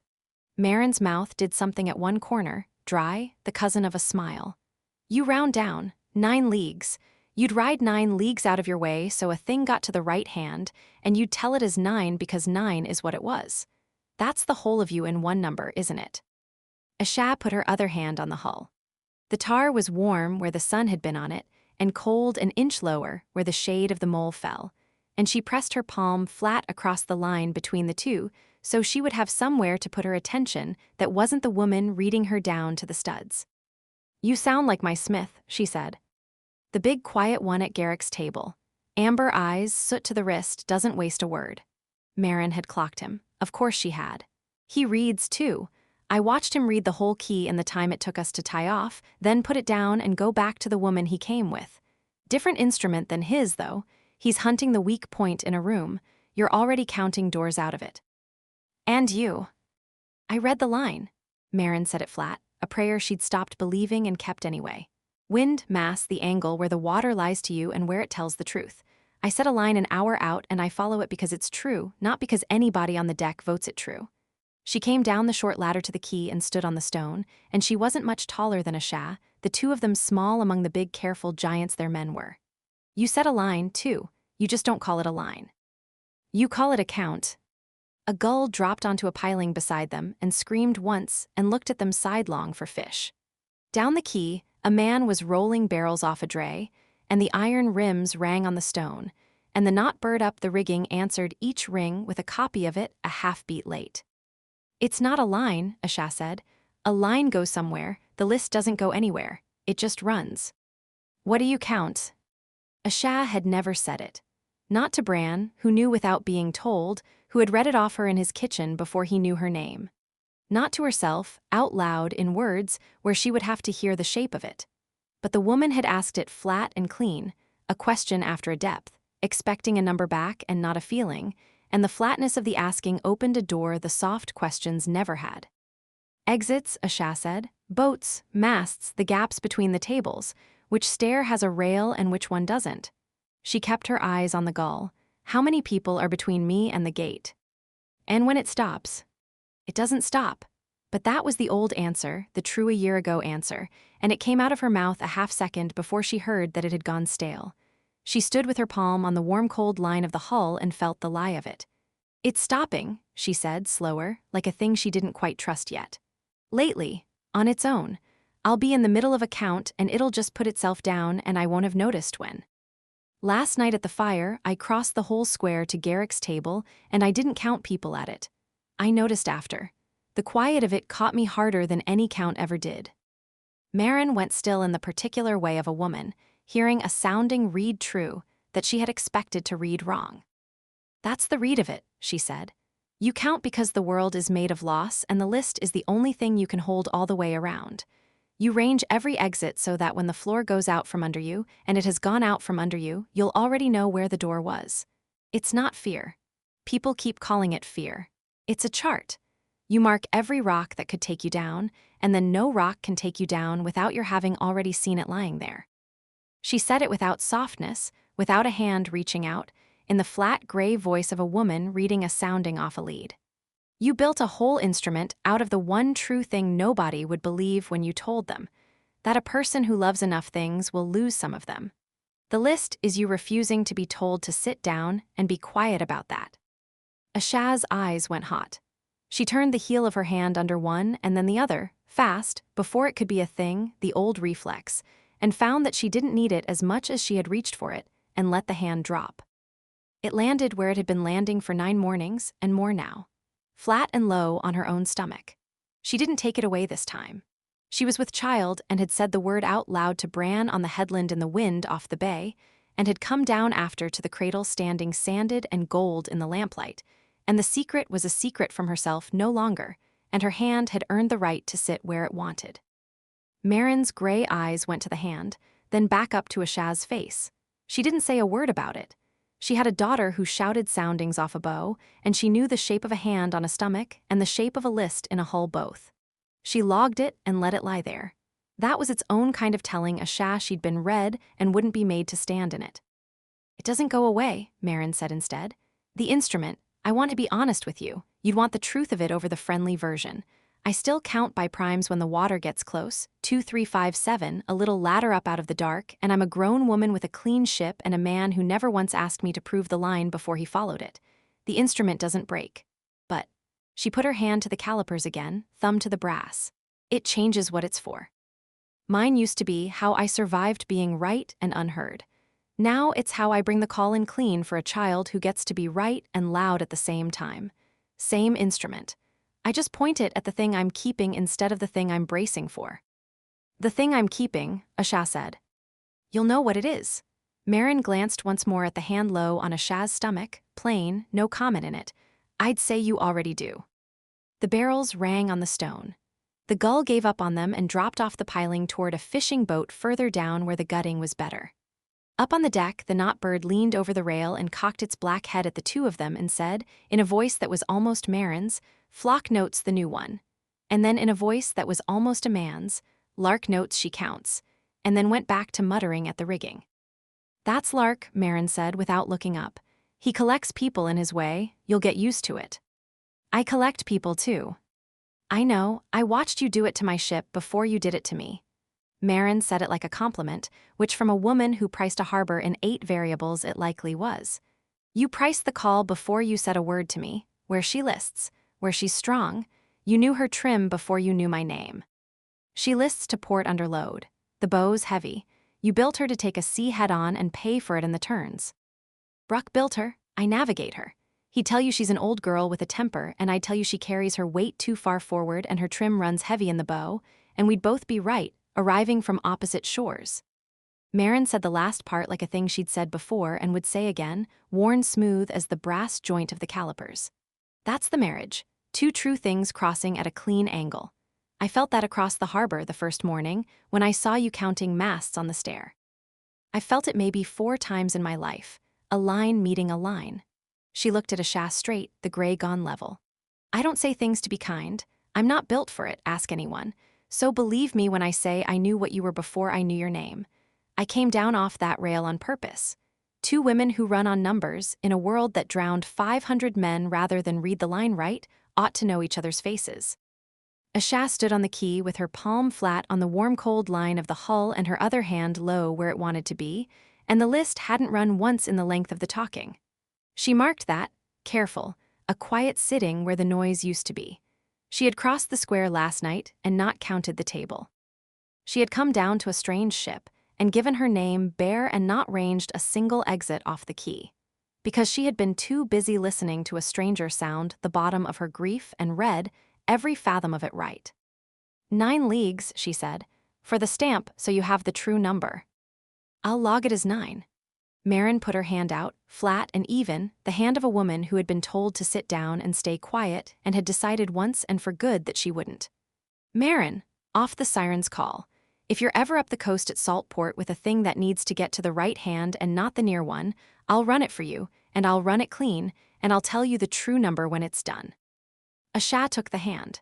It was cold and ink-stained and stronger than it had any business being, and the grip of it was exact, no more pressure than the thing required, a navigator's hand setting a line and holding it. Asha, off no ship at all, I keep to the roads. She didn't let go for a beat longer than she meant to. If you're ever inland with a thing that needs reading off the ground instead of the water, I'll read it. 9 leagues or 12, I won't tell it bigger than it was. I know you won't. Marin let the hand go and stepped back up onto the deck of her ship, light in the big coat, and looked down at Asha from the rail one more time, gray eyes level, the calipers bright in the salt curl of her hair. Pointed at the thing you're keeping, she said. That's the whole job, that's the entire job. She turned to the rigging and called something up to the bird about the bait barrels, and the bird argued back in 3 voices. The harbor went on ringing and stinking and selling fish under a cold, clear sky. Asha stood at the foot of it with her hand low on her own stomach, and the list, for the length of one more breath and then another, was nowhere in her at all. She started back up the quay toward the stair. 61 boats sat at the mole, and she passed every one of them and didn't count a single mast. It was a sound she was beginning to be able to live in, the quiet where counting used to be. Up the warehouse row a smith with soot to his wrist was waiting for her to come back and tell him nothing in particular, and she would. The woman with the brass calipers had a daughter who got to be right and loud at once. Asha had a thing she was keeping, and for the first time the keeping didn't feel like a debt she was running ahead of. It felt like a line set an hour out. A thing that was true before she followed it, and would still be true if she did. Bran had been listening to the square all the second morning for the note of a thing about to give, and it was Halrek's voice that gave it, not loud, from over by the boar fire, saying his name across the open ground in the long southern vowels of the line. He knew it before he turned. He had kept half an ear on the boy for 2 days, an iron listening, and had marked where Halrek stood at the edge of every gathering and did not come in, and he had let him stand there because a man who has set a date does not crowd the witness waiting on it. The date was tomorrow. He turned slow, minding his feet on the cobbles, and the boy was not at the edge anymore. Halrek had come into the middle of it. He stood in the open space between the boar fire and the long table the town had set out, where the kin had gathered loose with the noon coming up, and he had the working knife off his chest strap and held in both hands across his palms, not drawn, held flat, the chevron up where the light could find it. 2 short lines and a notch, Bran's mark, his diz before him, the grandfather whose hand had ground that steel down 100 mornings. The festival went on a breath longer, the fiddle and the dyed wool and a child shrieking down by the quay. Then the nearest of it felt the wrongness and quieted, a forge gone still when a draft it does not understand comes under the door. I'm Halrek, the boy said to the square in the plain young voice that didn't reach for anything. Of Clan Longvain, the southern range. He let that sit a moment. The clan name dropped into a coast town 5 months out from a war Longvain had been on the wrong end of, and Bran felt the kin around him begin to turn, the orcs first, who knew the name, then the humans, reading the orcs. I've ridden 6 weeks to find a man, I've found him. And I won't ask him my question in a corner, because the question isn't a thing for a corner. Bran's hand wanted a thing to hold, there was nothing, he let it hang. Sha was at his side, she had not left it when the boy's voice came, small and close against his arm. The thing only the two of them knew rode quiet between them, unseen by the square, a hand resting low where her coat hid it, a woman who had stopped hiding a thing from herself and started keeping it. Her eyes were on the boy, the list gun still behind her face. He could not read what the stillness cost her. He had no room to, the cold was coming up his legs. The man is a smith, Halrek said. He set his mark on the inside of a lock so that only the one who broke it would ever see his hand. That is the way of our line, the mark is 2 lines and a notch. He turned the knife a hair and the chevron caught the noon, and a low sound went through the orcs in the square, recognition, because more than one of them had broken a lock in this war and looked at what was stamped inside it. This blade carried that mark before I was born. It was my granduncle's father's. It is the mark of the smith I came to find. Bran stood square. He made himself stand square, weight even on both feet. The off distance he had learned to keep against a wall that was not there, except there was no wall behind him now, only the kin, the whole of the kin, gathered and going still. Halrek, he said, low. The name carried no more than it had to across the open ground, and the lower tusk caught the front of it, which it had done the first time he said it and had not stopped doing. You said you would have your answer tomorrow. I said I'd hear it in front of the kin. The boy didn't give ground. The southern stubbornness held him straight, the line in him that didn't lean off a bigger thing leaning on it. The kin are here now, tomorrow they raise a right. After a right a thing is harder to ask, granduncle, because then to ask it is to break a thing already made, and I won't be the one to break it. So I ask it before the right, while it's still only a question and not yet a wound in a piece. That landed, Bran marked it land, an iron fit, no daylight in the seam. The boy had picked the morning before the binding on purpose, not to shame the smith, but to spare the right the weight of an unasked thing buried under it. He was not a fool, and he was not cruel. He was a young orc of the line doing the most honest thing he knew. And he was doing it with Bran's own words. 2 nights passed in the dark forge. Bran had told the boy this was not a thing 2 of the line settled in a corner, that it had to be said where the kin could hear. The boy had carried that out into the noon and laid it down where Bran said it belonged. He had asked for the open. He had it. You forged for the war, Halrek said. He said it plain to Bran, but his voice was pitched for the square, and the square heard it. The smith of the line forged locks for the war, and the locks sealed shipments, and the shipments went north. That much I have from every fire I sat at down the coast. The line doesn't argue that part. The smith's hand was on the iron. The orcs nearest had gone the kind of still that Bran knew from his own body, the predator stillness, the not moving first.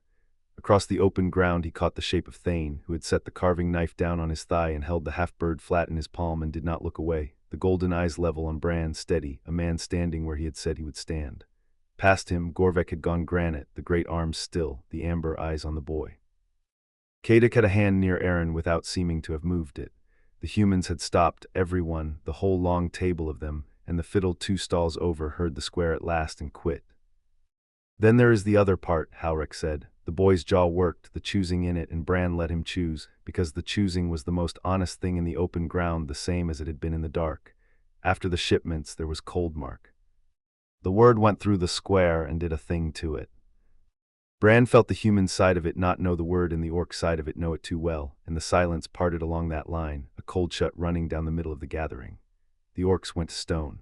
The humans read the stone and went quiet behind it. Coldmark, he had carried it under his collarbone for years, the burn scar the cold spring tightened, and had said it aloud to no living soul of the line, because there had been none to say it to.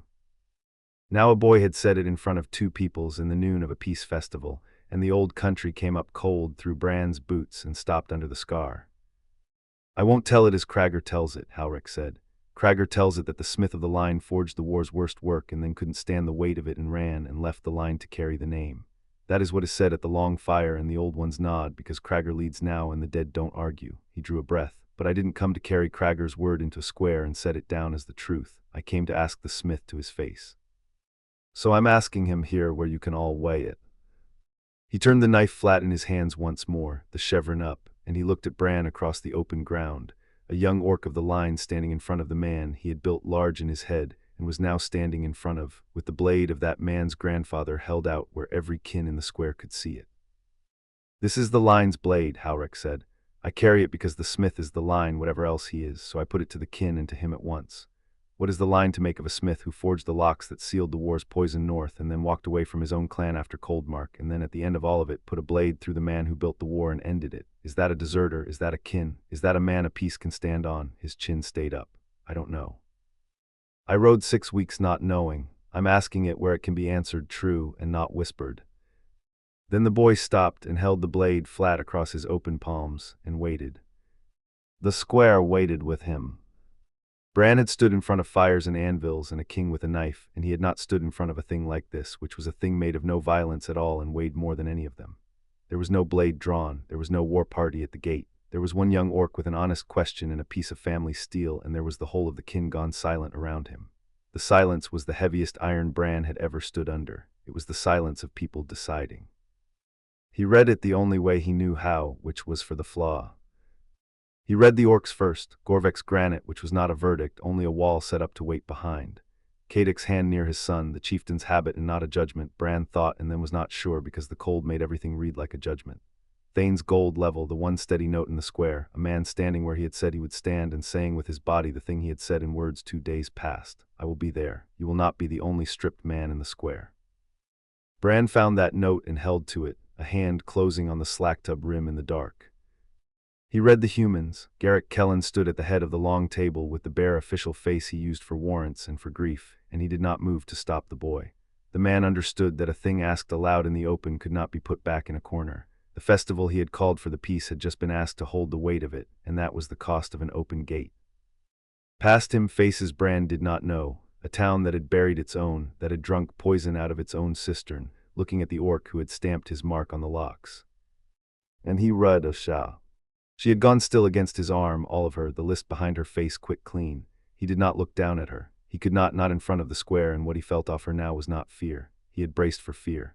He had braced 2 days for it to land hardest on her, the woman already loaded to the axle with her own dead, carrying the one future she could not protect in the town that took everything from her once. It would cost her, whatever the kin made of him they would make of her too, beside him, the smith's woman standing in it with him. And a man did not get to take that weight off a woman by standing in front of her because she had already stepped into it. She had not stepped back when the boy said his name. Her hand was low and her chin was level and she was standing in the open beside him, and the standing was hers and he had no right to set it down for her. The cold went up another handspan. Bran stood in it. He could answer the boy. The answer was 3 words and they were true, and the true thing was the only kind he had. I, he had said as much to the boy in the dark, near enough, the answer sitting whole in his mouth then the same as it sat whole now, and he could give it to the square here, finish it, take the silence off everyone's chest by laying the iron bare. He felt the words come up under the tusk. And he did not give them, not yet, not all of them. It was not the not running. The cold went up instead of down because he was not 3 roads gone and would not be. It was that the answer the boy had asked for was not 3 words. The boy had not asked, did you forge the locks, which had a yes in it and nothing else. He had asked what the line was to make of a smith who did all of it, the forging and the leaving and the ending. That was a thing a man stood up into and said full in the light on his feet, where the line could weigh it against every voice and not only his. The boy had handed him the very thing he asked for a day early, and Bran understood, slow and iron understanding, that a day early did not change the shape of it. It moved the hour. It left the answer whole. Halrek, he said. The square heard it, the name said in the open with the tusk catch on the front of it. A long vain name in a coast town from the mouth of the man the boy had come to find, and Bran saw the boy's eyes change, a young orc hearing his own name come back to him across the open ground, and not knowing yet what would follow it. You asked it in the open, Bran said. That was right. I told you it had no other place to be asked, and you carried it here, and you're right, it shouldn't sit buried under a right. He minded the tusk and made himself say the rest level, not over his chest but up out of it, where the square could take it. You will have the whole of it. To your face and to theirs, with the name said full, every part of it, the locks and Coldmark in the going, and you will weigh it against every voice that has won and not only mine. I gave you my word on that. A man only gets to call the first one honest. Then say it. The boy's hands did not lower the blade. Now they are all here. They are. Bran did not look away from him. And it's owed to them in a thing made to hold it, not in the middle of a noon with the boar burning and the children at the stair and half of them not knowing the word you just set down in front of them. You said it yourself. A thing this size does not get said in a corner. He let that land. A square at noon with no ground laid is its own kind of corner. I won't pay you back the truth shrunk to fit between a fiddle and a boar. He saw it reach the boy. He saw the boy not like it and weigh it anyway, the line in him doing the weighing, the southern stubbornness turning the thing over and finding the iron in it true even where it did not want it true. Bran had not run. The square could see he had not run, was standing in the open with the cold up to his chest and not moving toward any gate. He was asking for ground laid under a thing too heavy to drop on a noon, and that was not a dodge, and the boy was honest enough to know the difference, and so was the kin. When Halric said, "Tomorrow, before the right, not after, so it sits under nothing." Bran set the words down full, the valley man's way come into his own mouth without his deciding it. Here in the square where the whole festival can stand to hear it and the town can witness it with the kin, the name said full, and then you will say of it what you say, and the kin will. I will not wait while I say it to hear what you make of me. The last of it came up from the place Thane had put a thumb on 2 days past, and it surprised him to say it in front of them, and he said it anyway. That's mine to put down and not yours to lift, but you will have every word of it in the light on my feet in front of them all. The boy stood a long moment with the blade flat across his palms and the chevron up in the noon. Then he closed his hands around it, slow, southern, and brought it back against his chest strap, not sheathing it, only carrying it again. The line's blade carried and not drawn, and he gave the nod, the one Bran had seen him give in the forge, the line's nod, slow and grave and weighing. Tomorrow, Halric said, the square, the name said full. He let a breath go, the same breath he had let go at the cold anvil, not relief and not its opposite. A young orc finding the road still ran where he had aimed it. I'll hold you to it, grand uncle. I've carried this blade 6 weeks and I'm not done carrying it yet. No, Bran said, you are not. The boy turned and went back toward the edge where he had stood for 2 days, and the square he left behind did not start up at once. The fiddle did not find its tune. The noise came back slow, a stall here and a voice there and a child down toward the key who had never stopped, the festival closing over the open space slow and uneasy and then by inches ordinary again. Bran stood in the middle of it with the cold up to his chest and the kin around him having just been handed the question, and he did not move, because there was nowhere to move that was not toward it. Shah's hand found his, not low on herself now. His hand, the great soot-worked thing that had killed a king and never once closed on a thing she did not want it to, and her small one fit into the side of it and pressed once hard, the press she gave a thing she meant. She did not say a word. The square was watching and she had a count behind her face she was holding still, and the press was the saying, placement was his, the press was hers. She had learned it off him on the road, near as he had learned the not talking over off her. He turned his hand over and let her sit in the palm of it, where he could close the fingers without closing them too far. Around him the square stood, the boar fire and the long table and the cobbles the whole town had cleared for the peace. Tomorrow, on this same ground, a man who had forged the war's locks would stand up in front of 2 peoples and say the name full and not wait to hear the verdict. The town would witness it beside the kin. The boy with the line's blade would weigh it.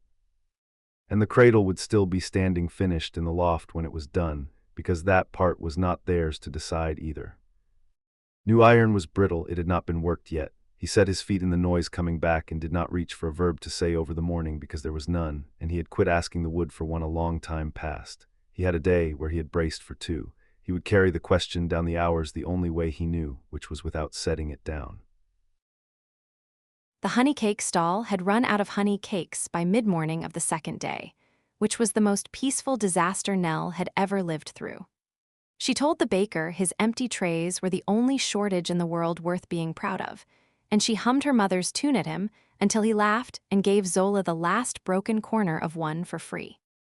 3 bars of the shepherd's daughter, off-key, and a grown man handing a half-orc child his last sweet in a town that 5 years ago would have barred its door at the sight of her daughter's tusks. Nell paid him too much and called it even. She had spent the whole festival being amazed in small denominations. A coin's worth here, a coin's worth there. It added up.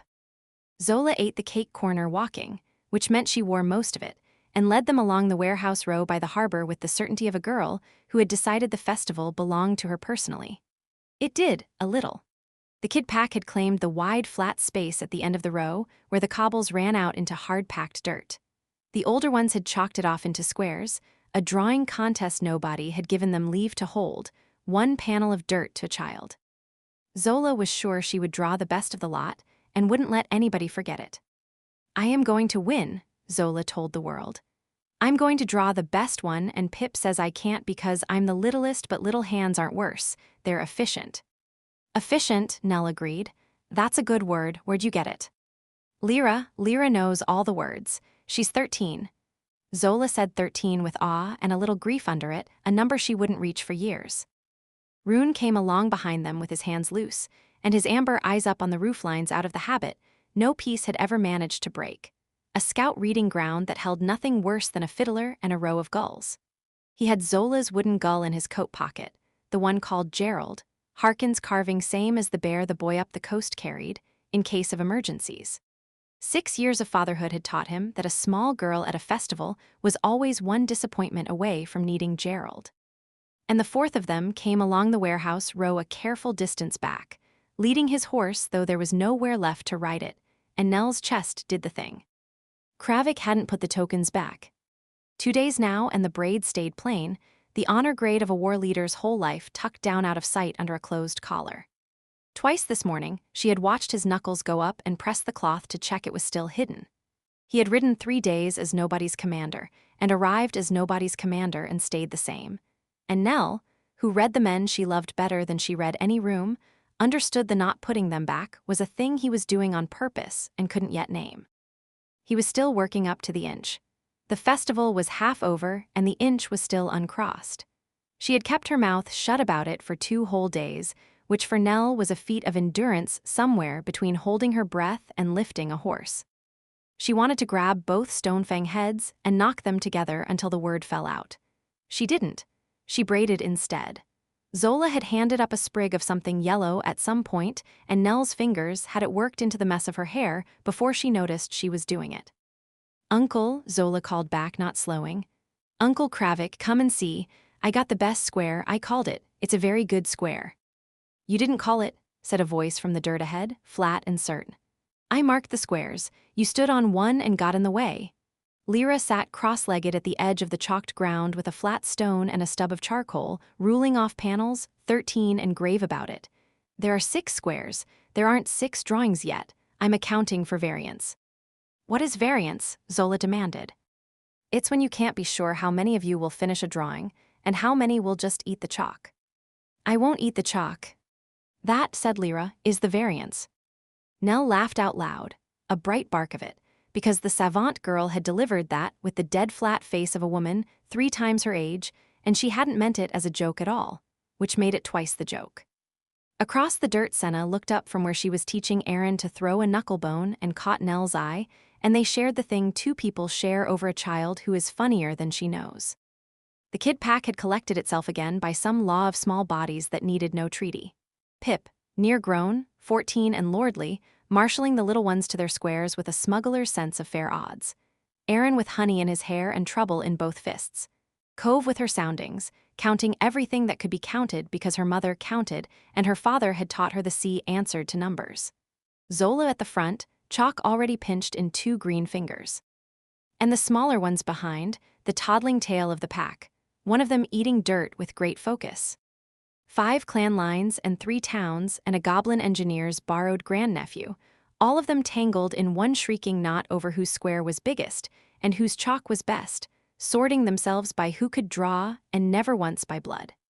Nell had to look at the gulls for a second to manage it. "Sit," Zola commanded her uncle, having arrived at her purpose. "Sit by Lyra, you're the judge. Uncles are judges. Papa can't judge because he's my papa and that's bias." She said bias with the same awe as 13. Lyra's vocabulary was spreading through the small ones like a good cold. Kravik didn't sit. Kravik never sat where the world could watch him lower himself, the great scarred bulk of him, the honor scars folding on his forearms in the cold spring light. But he tied the horse to a ring on the warehouse wall, slow, and came, and stood at the edge of Lyra's drawn course with his hands at his sides. A war leader making himself patient on the wrong side of a child's chalk line. Nell watched him do it and said nothing. "I'll judge," Kravik said. "I'm told uncles judge."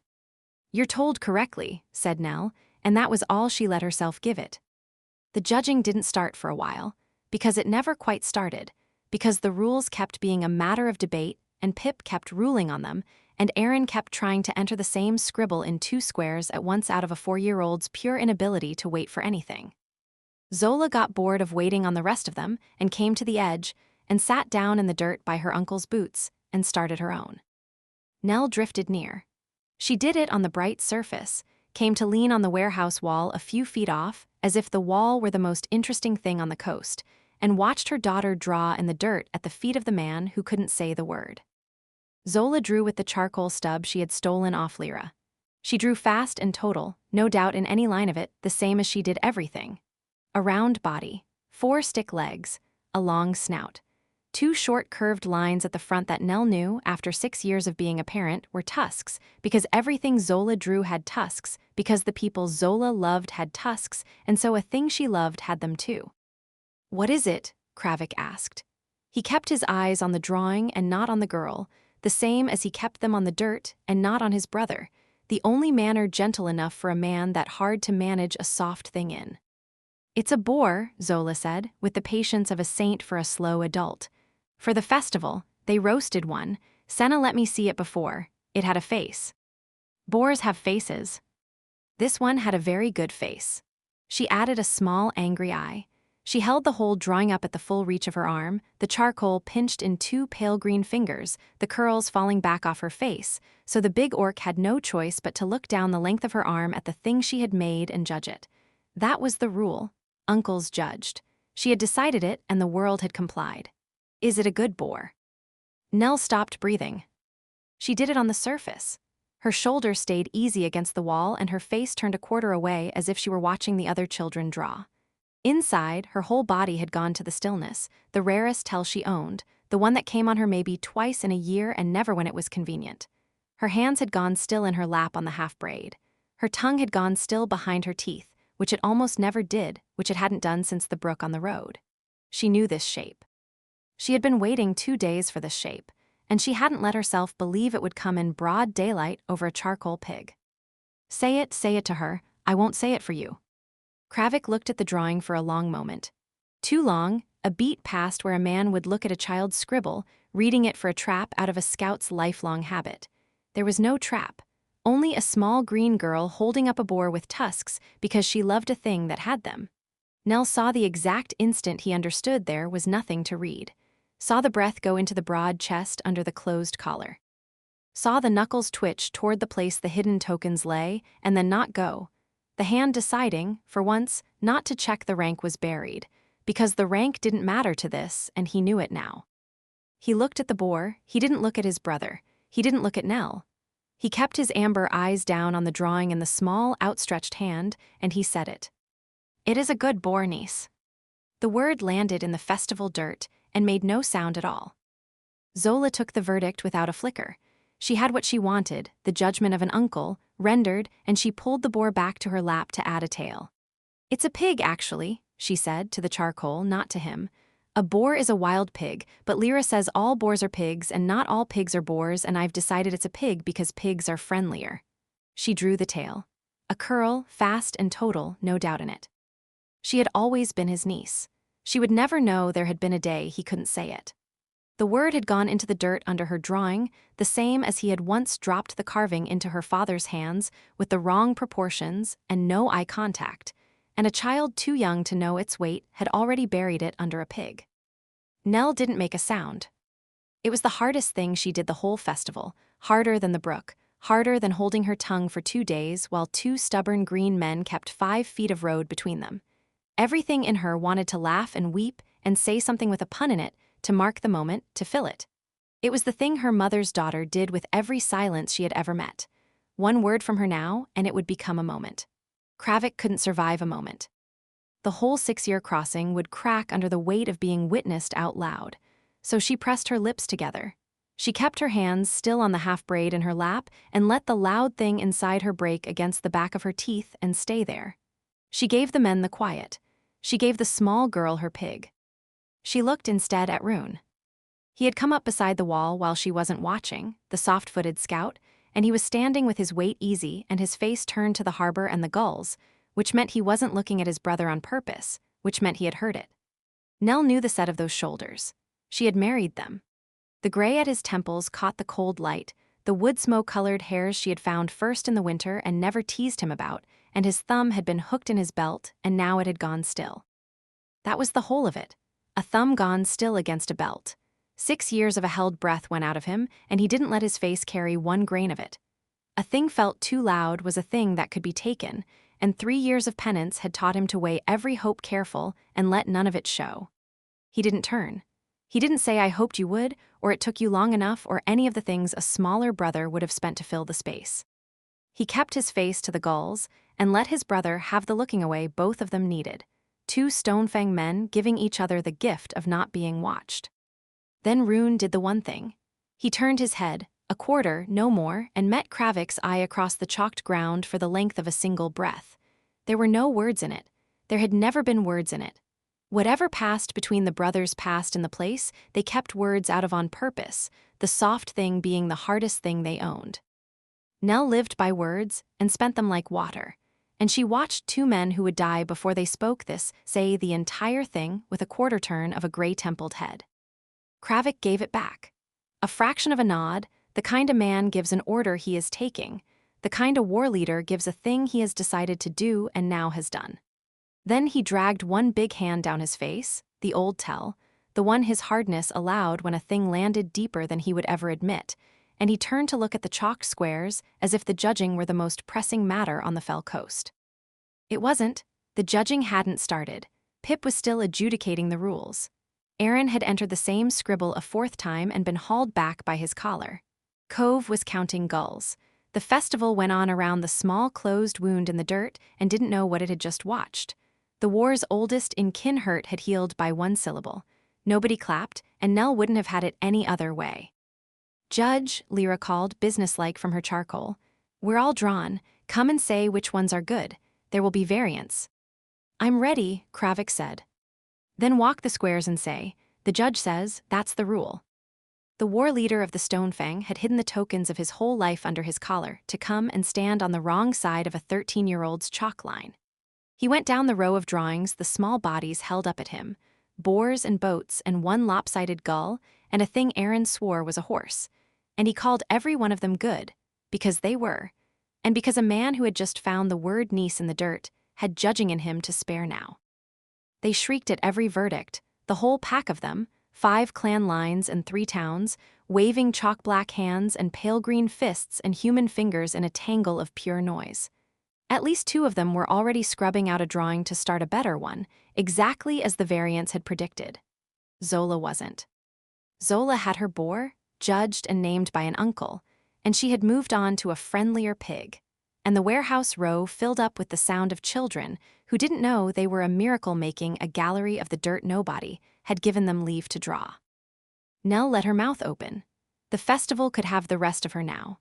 She cheered until her throat scraped, both hands cupped, calling her daughter's name and Aaron's and Cove's and Pip's, the bright surface back over the still water where it belonged, the chattiest woman on the coast loud again now that loud couldn't break anything. Beside her, near enough that his arm came against her shoulder, Rune watched his daughter draw with his amber eyes and the gray at his temples and the one big hand that had drifted, without his deciding it, to the small of Nell's back. He didn't say anything. He almost never did. But she felt the breath in him go all the way out at last, the held one, the 6-year one, and stay out. She pressed back against the warm green weight of him and hummed 3 bars of her mother's off-key tune under all the cheering, where only he would hear it. The carving in his coat pocket pressed against the 1 river stone she still carried. 2 small kept things knocking together in the cloth between her hip and his, a wooden bird and a smooth gray stone, the gull and the brook. They went on tapping at each other while 2 brothers across the chalk watched a child they both loved fill the dirt with pigs. The room Garrick had given them was 11 paces by 9, and Vale had paced every foot of it before she let herself sit on the edge of the bed. She did not choose to do that. The measuring arrived on its own, unbidden, same as it always had, and she had stopped fighting it months ago because fighting it cost more than counting ever did. 1 window, shuttered against the cold off the spring water. 1 lamp, the oil down to maybe 2 hours of burn. A bed built for 1 tired fisherman, narrow, the mattress thin over rope, under the slope of the eave. She had already worked out how a man of Drock's size would fold himself onto it before he ducked the doorframe. He made her run that measure on every bed in the territory. The size of him was a fact of any room and would not be reasoned away. Drock shut the door with the flat of his hand and stood there, breathing. 4 counts in through the nose. A held beat, 4 counts out. His mother's rhythm, slow in a room too small to hold him. He ran it when a thing had been large and the day had been large. The young clansman with the chevron blade had spoken where the whole kin could hear him, and the square had gone still around Bran. She watched the distance he kept from the center of every gathering the piece was built for. She watched it now here, where there was no center and no gathering, only the two of them and the lamp.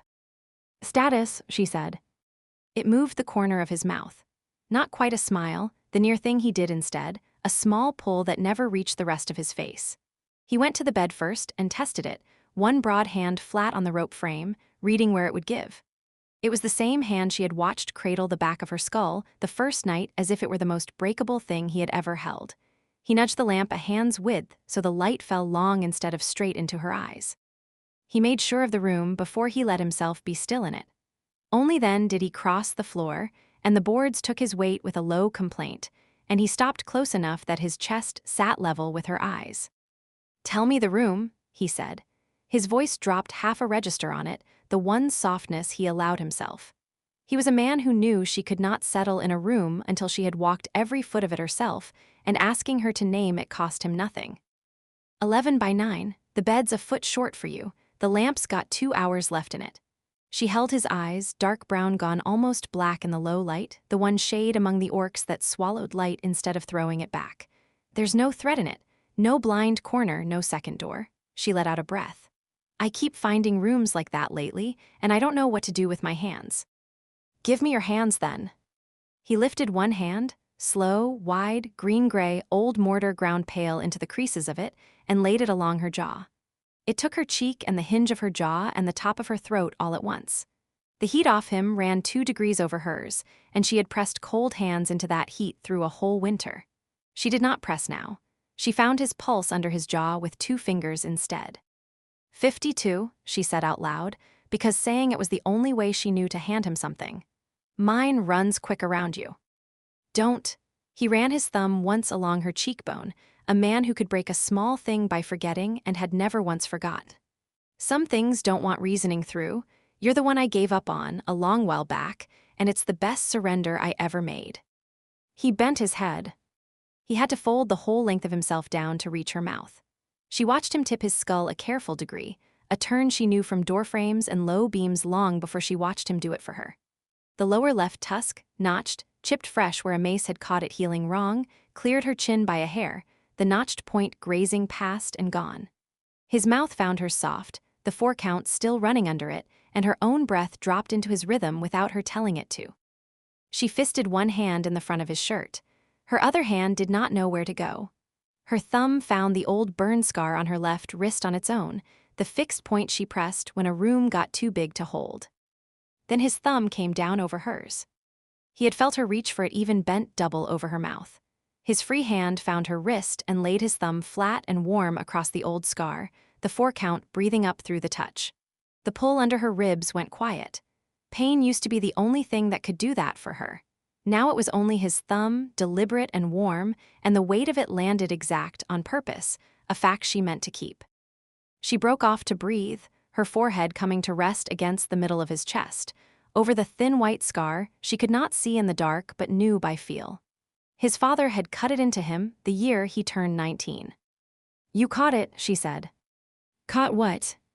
"Put your thumb on the scar before I had to press it twice." She turned her wrist under his hand so the whole heat of his palm sat over the old burn. "You watch where I carry weight. Nobody taught you that. You went slow at the sore places until I stopped bracing for the next hand. You're the one thing I stopped needing to explain to myself." He said it plain, flat, no shine on it, because shine flooded her. "I ask about the room so I don't have to ask the thing I'm afraid to hear answered." "Ask it." "No." He took her face in both broad hands, into the loose dark hair at her temple where one strand always worked free of its tie, and did not fix it. "I'll do the other thing. My grandmother says the one who's surest should speak first, so the other doesn't carry the risk of it alone. You first." She understood the shape of what he was and was not asking. He would not put it plain, "Do you want this?" because a feeling handed to her raw and unshaped drowned whatever else she was holding. He had built her a door to walk through sideways instead. So she gave it to him the only way her want ever came out clean. "I watched your nods today, 31 of them." she said it steady. "I keep track because I want them to keep coming. I clocked the paces you kept off the center of the square and the times your thumb found my wrist before I'd asked for it. 9 of those." She pressed the scar once, his thumb still under hers. "I want this, Drock. I've wanted it since before I had a way to ask for it out loud. That's just true." Something moved behind the broad stillness of his face, the thing she had never once managed to name and noticed every time it came. He bent and kissed her again, and it was not the slow, careful thing this time. What happens in the borrowed little room, him kneeling on the floorboards, because the bed was never built for a war chief, is unhurried and certain and entirely theirs. The 4-count breathing running under all of it, and his thumb wide over the old scar on her wrist to keep her here. He is more than the narrow room and more than she is built for, and she takes all of him and asks for the rest. When it finally takes them, both his mouth drops to the join of her neck and shoulder instead of her hair, his thumb still wide over the old scar. He did not let her slide off him after. He gathered her in against his chest instead, still kneeling, and walked them both backward on his knees until his shoulders found the wall under the eave. Only then did he let himself settle, her folded into the space between his thighs, her back to his chest, his arms crossed loose around her ribs. The bed stood empty beside them, too short for him, same as it had been all along, and neither of them minded that it stayed that way. She settled with her palm flat over the pale scar at his chest, feeling the 4-count go steady beneath her hand, slower now, easing toward rest. The stray lock of her hair lay loose across her face, and neither of them fixed it. After a while, his wide hand came up and tucked it behind her ear on its own. "You never once dropped the 4-count, she said, into his chest, plain, the same voice she used for reporting anything true. "No," he said, "not for a night, not for you, and not because of you, not ever." His hand lay open across the whole of her back and stayed. "I don't hurry what matters. You're the only thing I ever wanted for good. That's the whole of it." She lay quiet a moment, breathing slow against the old scar, and thought she might be near sleep. Then she said it anyway, low, into the warm dark over his heart. "Say when." "Tomorrow," he said, from Drock that was never a way of putting a thing off. It was the word a man used when a thing had gotten too large for any smaller one to carry it. His thumb moved once more over the burn at her wrist, the 4-count still running under the touch. Below the shutter, the harbor rose and fell against the stones, patient, wave finding wave, and for once she did not need to listen for the shape of it alone.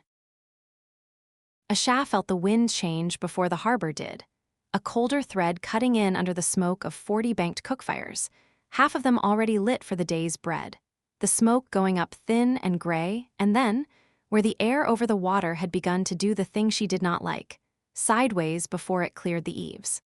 She stood at the top of the harbor stair with her hand low on her own stomach and read the storm line off the headland, an hour, by her reckoning, before the harbor would call it weather, and watched the line come.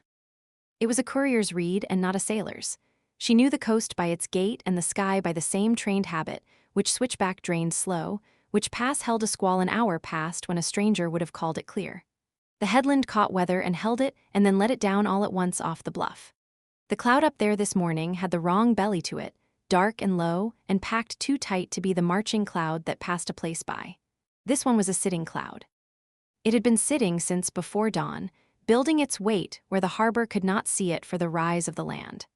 The wind that ran ahead of it had begun to come off the water in the short, hard gusts that meant the body of the thing was close behind.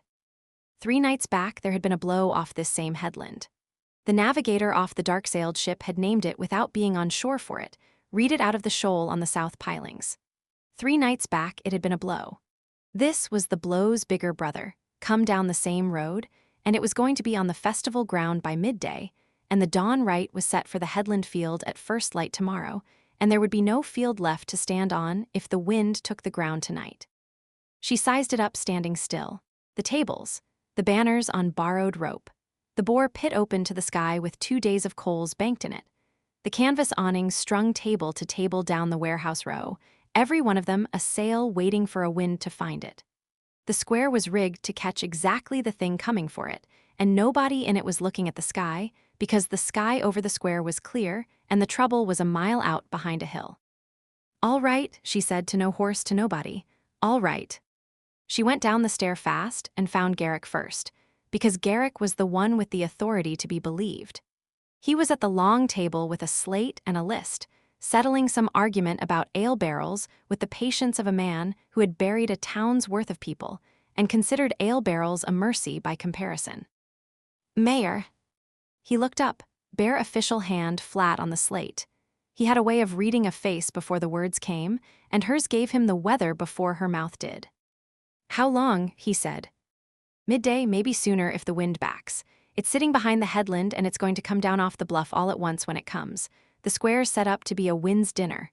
The awnings, the banners, the loose trestle, you'll lose all of it and the boar pit will throw coals across the ground if a gust gets under the bank." She kept her voice flat and level, no question in it, a sounding called clean. "The dawn field's worse. There's nothing on it to break the wind. If it scours the headland tonight, there's no right at first light. There's mud." Garrick set the slate down. He did not waste a breath asking was she sure. He had given her a forge and a letter that said this was yours before it was anyone's, and he took her read of his own coast as a thing already weighed. "You're certain of the sky." "I'm certain of the sky. I've been wrong about a tide. I've never been wrong about the land letting a storm down." "Then we move." He stood, and he stood like a younger man, a thing he could fix having walked up to him at last after a year of things he could not. "Tell me what you need and I'll find the hands." "You won't have to find them," Asha said, and turned because the hands were already in the square. 5 clans of them, a town of them, the most able crew the coast had seen in a generation, all of it standing around a boar. It went out among people who had all, every one of them, lived through a worse morning than this one, and it went out quiet.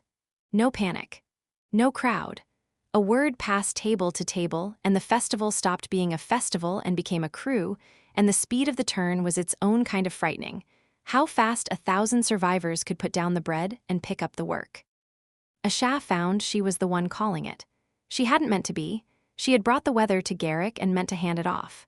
Instead, Garrick stood at her shoulder and said, "She has the sky, do what she says," to the first knot of people who reached them, and then it was hers. A road that belonged to the one soul on it who had walked it before. "The awnings come down first," she said. "All of them, and awnings a sail. Drop the canvas, roll it, weight it, don't leave one of them strung or the wind finds it and takes the table with it. The banners off the eaves, coil the rope. The trestle tables get struck and laid flat and the legs lashed, every one because a table on its feet in a gust is a thing that flies. The boar pits the danger. Bank it, cap it, wet the ground around it. If the wind gets under live coals at a feast, we're not talking about the right anymore. We're talking about the warehouse row." It landed fast, on faces that knew how to take an order in weather. And then the square moved, and the moving was the thing she had not let herself believe in for a year. Hands closed on rope she had named. A trestle went over and down before she had finished saying the word for it. Somewhere behind her, a bloodpeak voice repeated her order in the clan's own tongue, and a knot of orcs broke for the eaves. They moved as one crew, not 5 clans and a town, one. The orcs went up. That was the first of it. The awnings were strung high on the warehouse eaves where a tall human needed a ladder and the orcs needed half of one. Drock, the Thornwall war chief, dark green and near 7.5 feet of him, set his back to the warehouse wall and made a step of his 2 laced hands. A slight gray-eyed woman, an old burn scar bright across her left wrist, put her boot in it without a breath of hesitation and went up to the eave and started casting off the awning lines. The orc held her there at the height of his own chest, as if she weighed no more than the rope. "Status," Drock said up to her. 3 lines port, too fast. The gray-eyed one did not look down. Her hands worked the knots in a count Asha could hear under her breath, the flat tactical cadence of a woman who measured the world to stand inside it. "Foundations, the windward corner. Strike that one last, or the whole row goes slack and fouls. Windward corner last." Drock took the first cast-off line as it came down and made it fast around his own forearm to take the load off the woman's hands. Then, low, 4 slow counts of breath that Asha stood near enough to hear, in for 4 and out for 4, a man steadying a body that had something in it worth steadying. "Dawn," he said to nothing, to the field they were doing all this to keep. The gray-eyed one heard it. "Dawn," she said back, the word landing in her like a fixed point set, and cut the last windward line, and the awning came down clean into the arms of the humans waiting under it. Down the row it went like that, strength up high and hands down low, and neither one able to do the thing without the other. The orc named Axel, the smith with the ruined clawed hands strapped into their wrist tools, could not work a fine knot and did not try. He stood under the heaviest of the awnings, where the canvas came down in a falling weight that would have flattened a human. He took it on his forearms and his chest and his ruined hands together and bore it down slow so it did not tear. A dark-haired woman with a white streak in it worked at his elbow the whole time, calling the fold, "To me, now your end, now mine," balancing the load between them. When the great canvas was down and rolled, she set her hand flat on his strapped wrist for half a breath and said something a shad did not catch. The big smith said iron is honest and nothing else and bent for the next one. The banners came off the eaves. The Blood Peak Red, the Stonefang Mountain Mark, the crooked Thornwall that nobody had bothered to straighten for 2 days, and that 2 humans now coiled with the care of a thing borrowed and loved. A goblin with one hand was up a stack of fish crates, working a stubborn cleat free with a tool he had made for this and nothing else, swearing in a small, dry voice. A chieftain the size of a doorframe reached over the goblin's head, snapped the cleat off the wall with 2 fingers, and handed it down whole. The goblin took it and looked at it and said the orc had ruined a perfectly good problem. The chieftain laughed, ate something out of a pouch at his belt, and went to the next cleat. The tables came down. That was the bulk of the labor. There was no clever way to strike 40 trestle tables and lash them flat before a wind, only many hands and the right order, and the crew found the order without anyone naming it, each hand falling to the next true task. Humans pulled the boards. Orcs carried them 4 to a side that a human carried 2. The slight gray-eyed woman, down off the eave now, walked the row and called which table next, and which way to lay it so the next one could go down without fouling the last. A Sha walked the other way, calling the same thing from the other end, and they met in the middle without a wasted motion. 2 women who took the measure of a thing before they trusted their weight to it, laying out a square between them like a manifest. The wind backed a point while they worked. A Sha felt it before she saw it move the smoke, the gust coming off the water with a colder edge and a longer pull behind it, and she lifted her head and read the cloud over the headland and saw it had crept past the bluff. The dark belly of it was over the bay now. They had less time than she had given Garrick. "Faster," she said, not loud, because loud was not the thing these people answered to. It backed. "It's coming sooner. The pit, where's the pit?" The pit was the thing that could turn a hard morning into a buried town, and it was Bran who had it. She found him at the boar pit with his sleeves shoved past the soot of his forearms and his hands full of the work, and she felt the thing in her chest do what it did when she found him in a crowd, which was settle, a tide going out. He had read the danger of the pit the same moment she had, from across the square, a welled reed for the note it would fail on. He had not waited to be told. He had a crew of orcs and humans moving banked coals and damp sand, and he was directing it in 3 words and a tusk-minded pause. The smith's voice he kept for iron and for frightened things, pitched low so the people working took it as steadiness and not alarm. "Sand on the windward bank," he said. "Heavy, wet it. The coals do not come out, they go under. A drowned coal does not fly." He angled his jaw a hair and gave the next of it to the human nearest him, a baker with bread still on her apron. "We do not put it out. We do not have the water to put it out, and the steam would scald the line. We bury it. We make it a thing the wind cannot reach." He looked up and found a Sha across the open pit, and the heat off the coals went up between them and bent his outline in it, and his amber eyes had the gold in them that the forge put there. "How long?" he said, 2 words, the same 2 Garrick had given her. "It backed sooner, within the hour near. Then we bank the windward face first and pray the rest." He set his shoulder to a great flat paddle of a tool and pushed a bank of wet sand up over the live coals on the seaward side, and the steam went up with a hiss and the coals went dark under it, and he did not flinch from the heat that would have moved a smaller man back a pace. "A Sha!" Low, under the hiss for her and not the crew. "You read it an hour out. You walked it up to Garrick. You are doing the thing you know how to do, in front of all of them, and you have not counted an exit since you came down the stair." She hadn't. She marked it, cold and clear, the old habit gone quiet without her noticing. She had been too busy keeping the ground for 100 fires to range the ways out of it for herself. "There's no time to mark the exits," she said. "I'm ticking off the tables." The corner of his mouth did the thing that on another man was a grin and on Bran was an event. "You are ticking off the tables for them. That is a different list." He pushed another bank of sand up the windward face, and the seaward coals went out under it one by one. It is a list I like better. She didn't have a thing to say back to that which would survive being said in a working square, so she put her hand flat and low on her own stomach where it wanted to be, in front of the whole crew and the heat and the coming wind, and let it sit there, and went to find the children.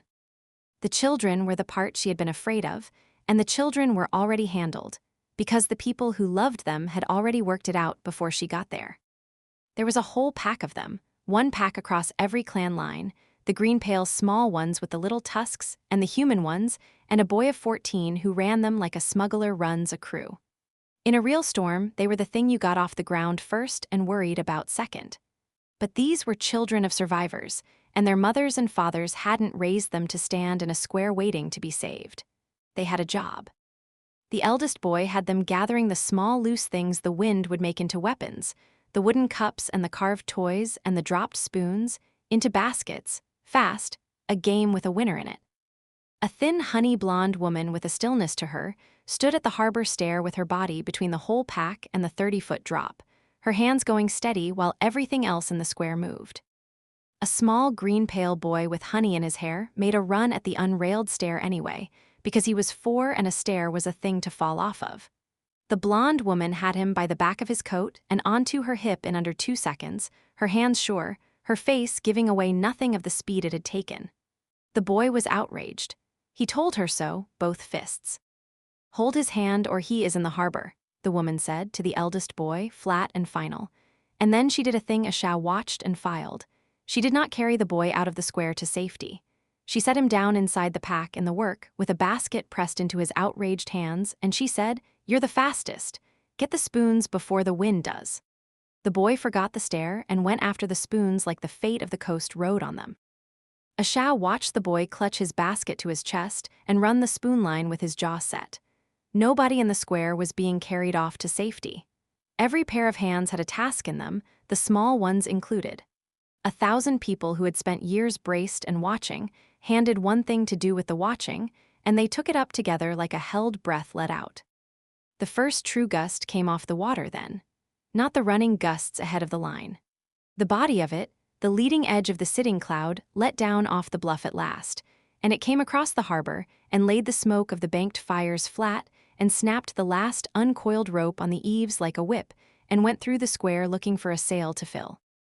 And it found a stripped square, flat tables lashed leg to leg, awnings down and weighted, banners coiled in human arms, coals drowned under wet sand on the windward bank, a boar pit gone dark and safe.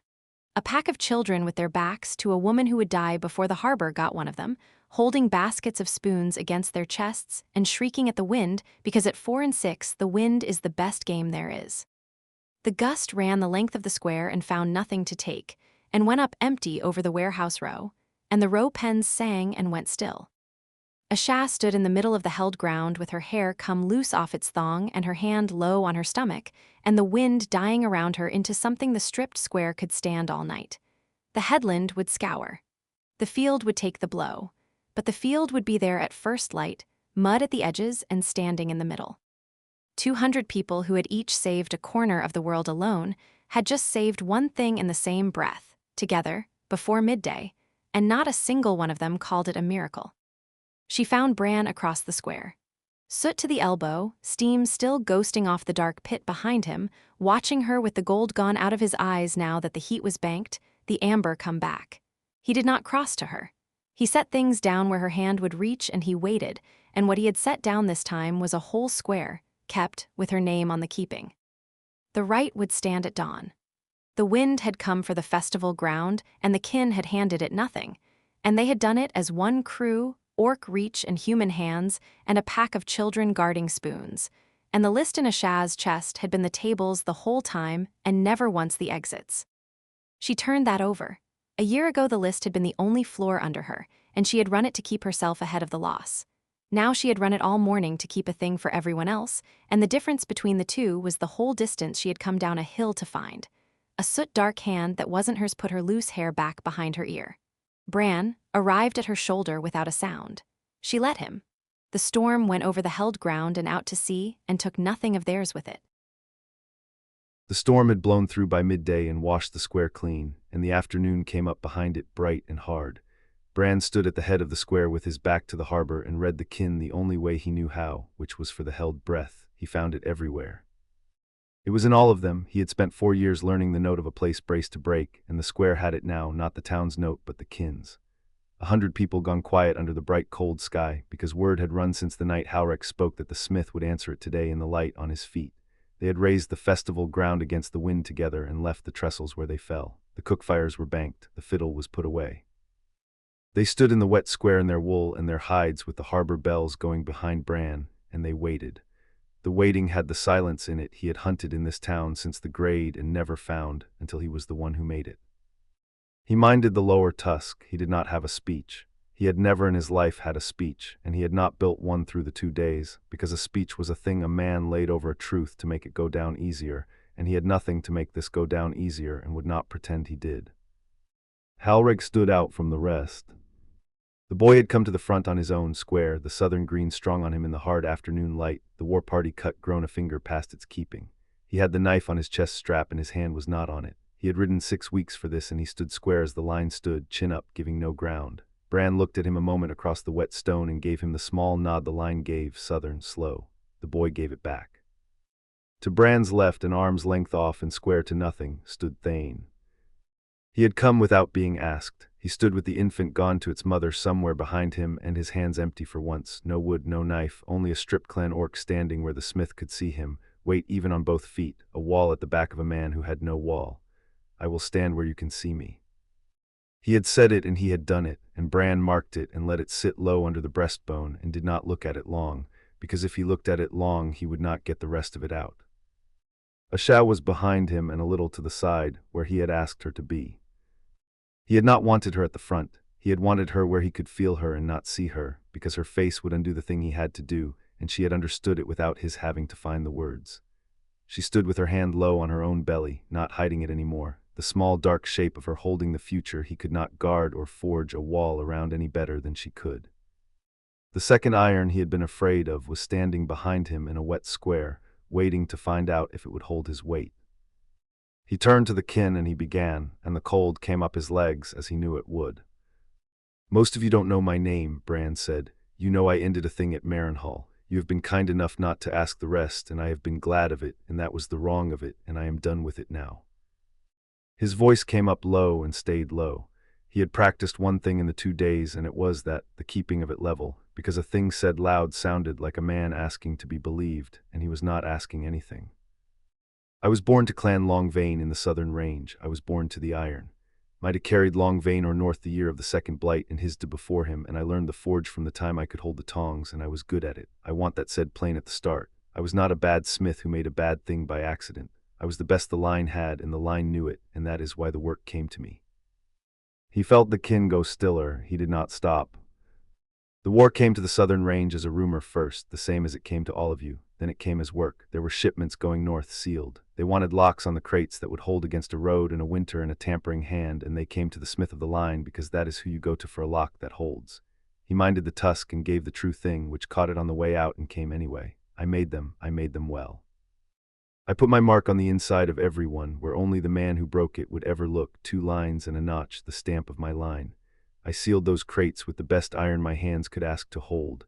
I did not ask what was in them because a smith does not ask, and because asking was a thing I did not want the answer to. Somewhere behind the kin the harbor bells went, and a gull called, and no one in the square moved. The crates were the plague, Bran said. He let it land. He had thought a long while on whether to soften the road to it, and he had decided against. The kin had buried their own out of those crates. They did not need the road softened. They needed the word said by the hand that sealed them. They were poison going north under my locks, wells and cisterns up the whole coast, sealed against a tampering hand by a smith of Clan Longvain. The right men could ship death dressed as salt and grain, and no one would crack a crate to look, because the lock was good, because the smith was good. The water that killed a man's family in the town we are standing in came north under iron I asked to hold, and it held. It did everything I asked of it. That is the worst of it, and I will say the worst of it and not the soft of it. My iron did not fail, I did. He heard behind him the small sound of Asha's breath. He did not turn. He had told her this at the anvil 5 months gone, all of it, and she had stayed, and the staying was a thing he carried. But the kin had not heard it, and the kin were owed it, and a man did not turn around in the middle of the saying to be comforted out of it. I did not understand what I had made until cold, Mark, Bran said. The cold went up another hand span. He put his hand to the slack he did not have, found nothing, and made the hand be still at his side. I will not give you cold, Mark, as the long fires give it. There is a version where it is a battle and a version where it is a betrayal, and the line argues which, and the dead do not argue at all. I was there. I went up because the locks I had made were going up, and a smith follows his work when the work goes somewhere it should not, too late, walking toward a thing he already knows the shape of and cannot stop. He angled his jaw, the tusk. I will tell you the one true thing I have of cold, Mark, and you may build the rest how you like. I saw what my locks were for with my own eyes in the cold, and I understood at last what I had been so good at, and I did not stop it. There was no stopping it by then. I had sealed it too well for any hand to crack in time, my own least of all. He touched his collarbone before he caught himself doing it. The burn under the shirt, the cold spring tightening it, the thing his iron did and left on his own skin where the line's knife had not. He put the hand down, but the kin had seen the reach, and he let them have seen it. There was no soft of it. I deserted, Bran said. I left Clan Longvain in the dark with the name of Coldmark on it, and I did not stay to carry it with them. Cragger leads the war party still, and Cragger says the smith ran when the weight came, and left the line to wear the name of his work, and that is true. I want it said in my own mouth, and not only his. I ran. There is a kind of running that is the only honest thing a man can do when he has understood at last what his hands have been making, and I have told myself that for 4 years, and it is true, and it is also true that I left others to stand where I would not. Both are true. I will not stand in a peace and pretend only the half that lets me sleep. He stopped. He had carried it 4 years and not said it to a living soul of the line, and now he had said it in the light on his feet with the name said full. The square held the silence, and Bran stood in it and did not fill it. He had one more thing, and it was the hardest, because it was the thing a man wanted most to say to make it easier, and he would not. I'm not asking you to forgive it, Bran said. The kin's quiet changed. He felt it change. He had braced for it. Forgiveness is not the thing. I have heard it called the thing all my life, and it is not. The men who died at Coldmark cannot forgive me, and they are the only ones who could. The family that drank from the cistern in this town cannot forgive me, and they are gone. A kin standing in a square cannot do it for them and should not try. I will not ask you to lift a weight off my arm that is not yours to lift. He minded the tusk. I came up to say the true thing aloud in front of you on purpose, where it can be weighed and not whispered. That is all. That is the whole of it. I forged the war's locks, and I ran, and I have not earned a peace, and I am standing in one anyway, and I would have you know exactly what is standing in it with you. Now you know. Done. He stood with his hands open at his sides, and the cold all the way up his chest stopped under the burn scar, and he did not wait to hear what they made of him. He had learned that from the valley man 2 days gone, and iron understanding worked slow. Do not wait while you say it to hear the verdict. He had said it true. He already knew what he was. The square could decide what it would do about it, and a man who had put the weight down at last did not get to also choose where it landed. For a long moment nothing landed at all. Then Halrek moved. The boy came forward across the wet stone, square and slow, the lines walk, and he stopped an arm's length off, the off distance, the one the stripped men kept. He looked up at Bran. He was tall and would be taller and was not yet as tall as Bran, and his amber eyes held no triumph and no forgiving in them, only a thing he had ridden 6 weeks to do and was now doing. His hand went to the knife on his chest strap. Bran did not move. He had told the boy, whether you give me the blade or draw it, and he had meant it, and he stood now with his hands open and let the boy choose, because the choosing was the most honest thing in the square, and a man did not take it off another by flinching. Halrek drew the knife. He drew it slow by the blade, the edge laid flat in his palm and the pommel turned out, and he held it up between them, the chevron showing 2 short lines and a notch, the stamp of the line, his diz and his diz and Bran's grandfather's before all of them. The grandfather's working knife that had peeled an apple and gutted a fish and gone into the ground and come up again on a young chest 6 weeks down the coast. The boy held it out pommel first, the blade in his own hand. How a man gives a knife to another man, he does not mean to put it in. This is yours, Halrek said. His voice was plain and young and southern, and it carried in the quiet square, and he did not soften it. I came to ask you 3 things to your face, and you've answered them in front of the kin, full as you said you would, and you didn't lie and you didn't soften it and you didn't ask to be let off. I've waited against every voice. I waited against Cragger's and against my mother's and against my own, and I've made my count of it. His chin stayed up. The line isn't ashamed of you, granduncle. Some of the line is, Cragger is, and the old ones who nod at his fire are. But the line isn't all one thing, I told you that, and the part of it that kept the old one's knife from the fire when the rest went to scrap, the part my mother stood for, that part isn't ashamed. We don't bring you back to the war party. There's no war party to bring a man back to, and you wouldn't come, and I wouldn't ask. I bring you the mark of the line to keep because it's yours, and because a line that throws its smith to a fire for telling the truth about its own iron is a line not worth the carrying. He turned his hand and laid the pommel against Bran's open palm. Bran's fingers closed on it. The wood of the grip was worn smooth by hands of the line going back past his grandfather, and it was warm from the boy's chest. The iron of the blade was cool and dead and said nothing back to him because it was not lit and a man could not ask cold iron anything, but he did not need to ask it. He knew the note of it. It was long veined steel, the deep red note and the cold mineral edge ground into a working edge 100 mornings of his boyhood, and it sat in his great soot-worked hand like a thing come home a long road. The cold that had been climbing his legs since the grade stopped climbing. He minded the tusk, he could not find a word and did not reach for a soft one. I will keep it, Bran said.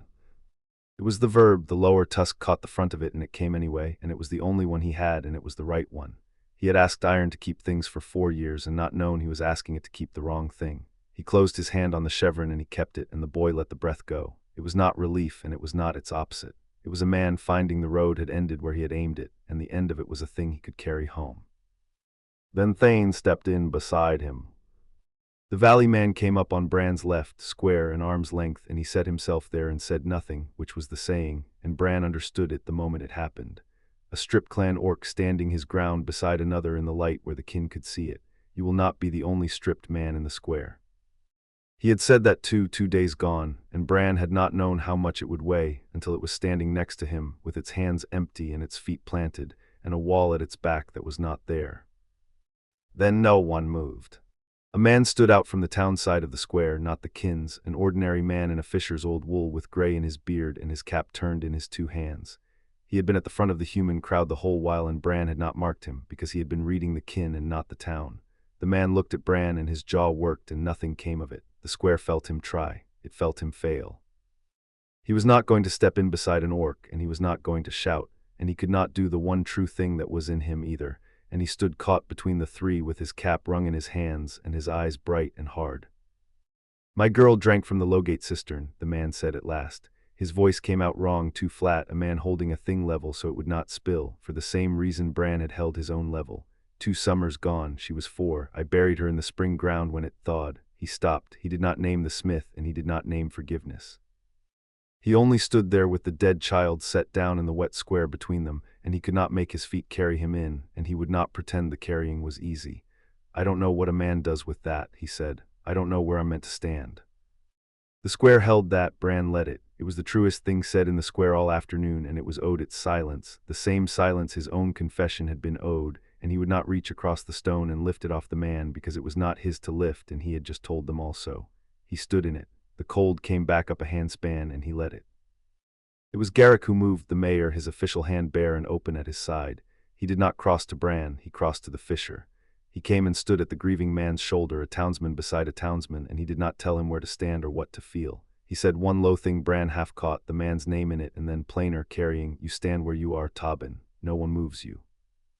But the iron that sealed it is standing in the light saying it sealed it, and there hasn't been a hand do that yet, not once, not in 4 years. He let that sit. I'm not asking you to forgive a thing. I'm asking you to weigh whether a town that buried its own is better with one more honest hand in it or worse. The fisher's jaw worked again. Garrick did not push it. Take your time. We've got all day. We've got the rest of them too.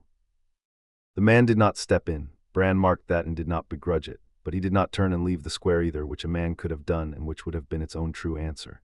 He put his cap back on his head slow, and he stayed, and he stood with his arms down at his sides and his eyes on Bran, weighing, and the staying was the thing he had to give, and he gave it. It was not folding in. It was the room a man made for folding in to be possible. The square breathed out.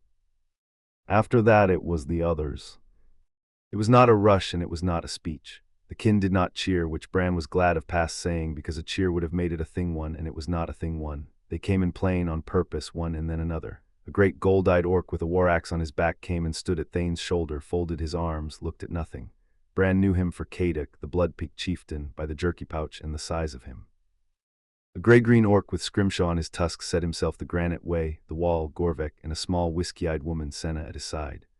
A weathered Asheville orc with no weapon on him at all, Torvin, came and stood, and said one low thing Bran half caught about the ground not lying. A dark-eyed war chief built like a Thornwall fortress, Drock, came, and a gray-eyed woman beside him, Vale, marking off the kin under her breath, 1, 2, 3, not afraid, only bringing them in. They came in around him. Not to forgive him, he had told them it was not the thing and they had heard it and they did not try to do it.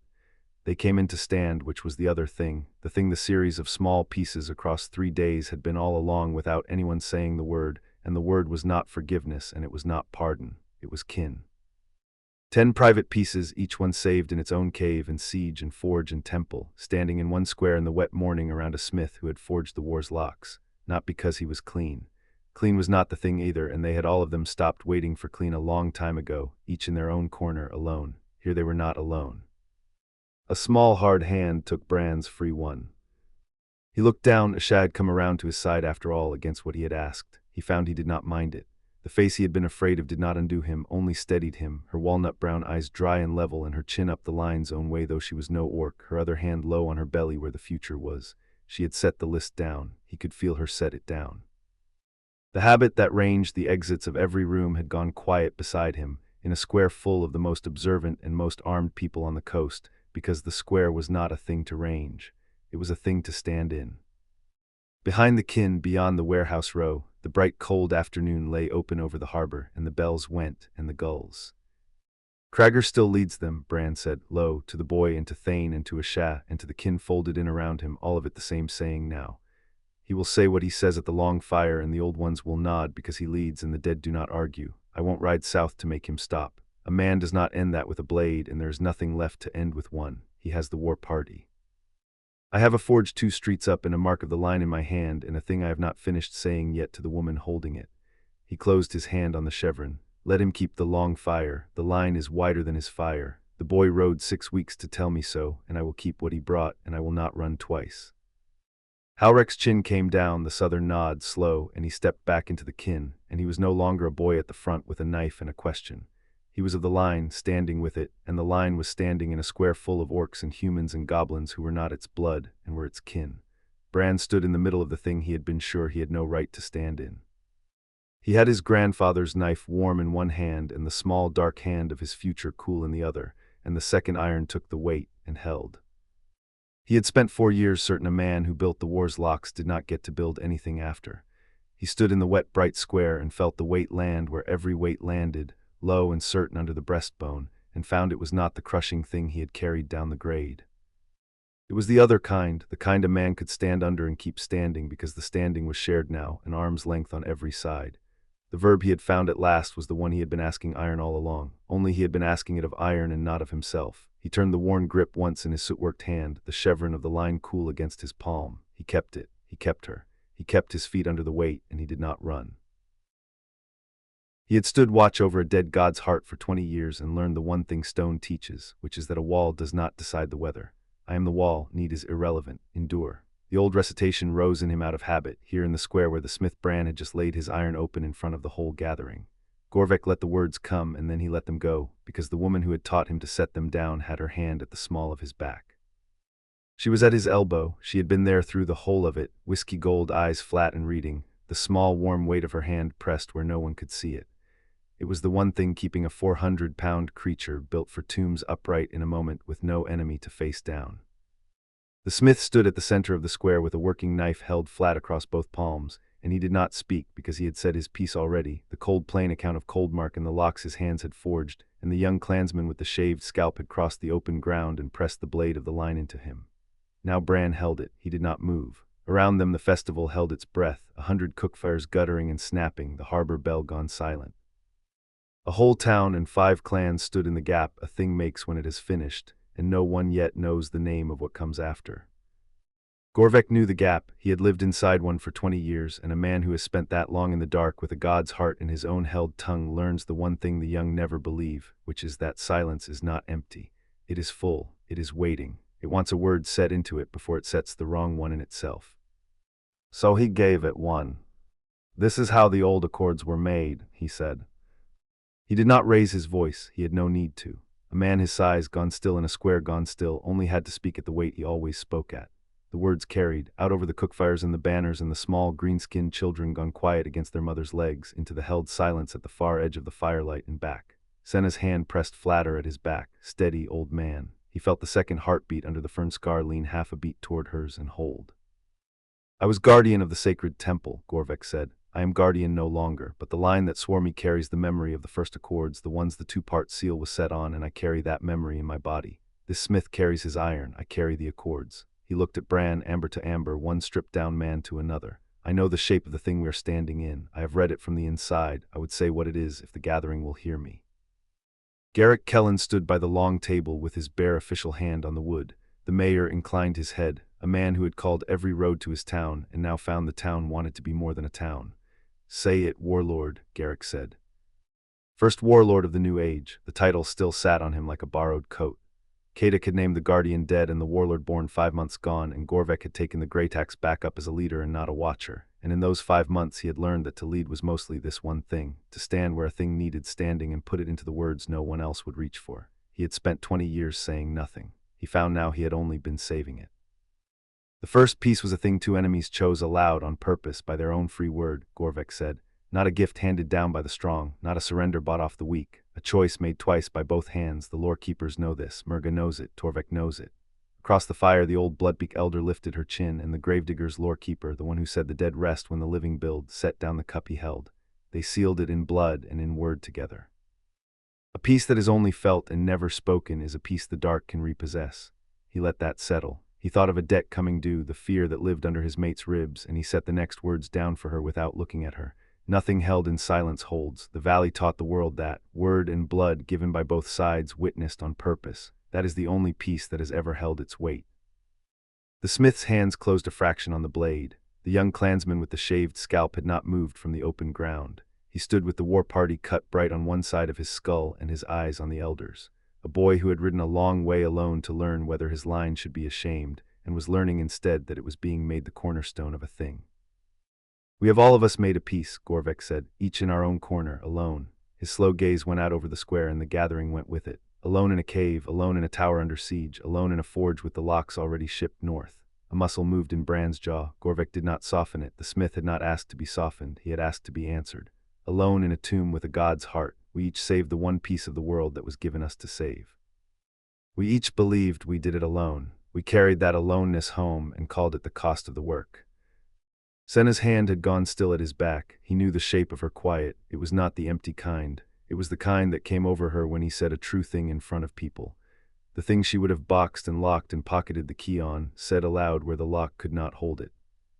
We were wrong, Gorvek said. We are not 10 pieces, we are one. I have watched it these 3 days, slow, which is the only watching I know. A flicker went through the brow that on him passed for humor. Down the row he heard a low, rough sound that was Kadik's approval, the chieftain who had dragged him out of the executioner's mold. Children who do not know which clan they are crossing a square as one pack, 2 women who range a room out of old habit and find it restful to do it side by side, a smith and an exile who recognize each other's silence without a word passing, a thief teaching a chieftain's son to count what is hidden and not to fear it. These are not 10 private pieces sitting near each other at a feast. They are the joints of one thing already built, and I have only just found the word for it. He paused. The festival waited on the wall to finish, and the wall, who did not creak, who settled, finished.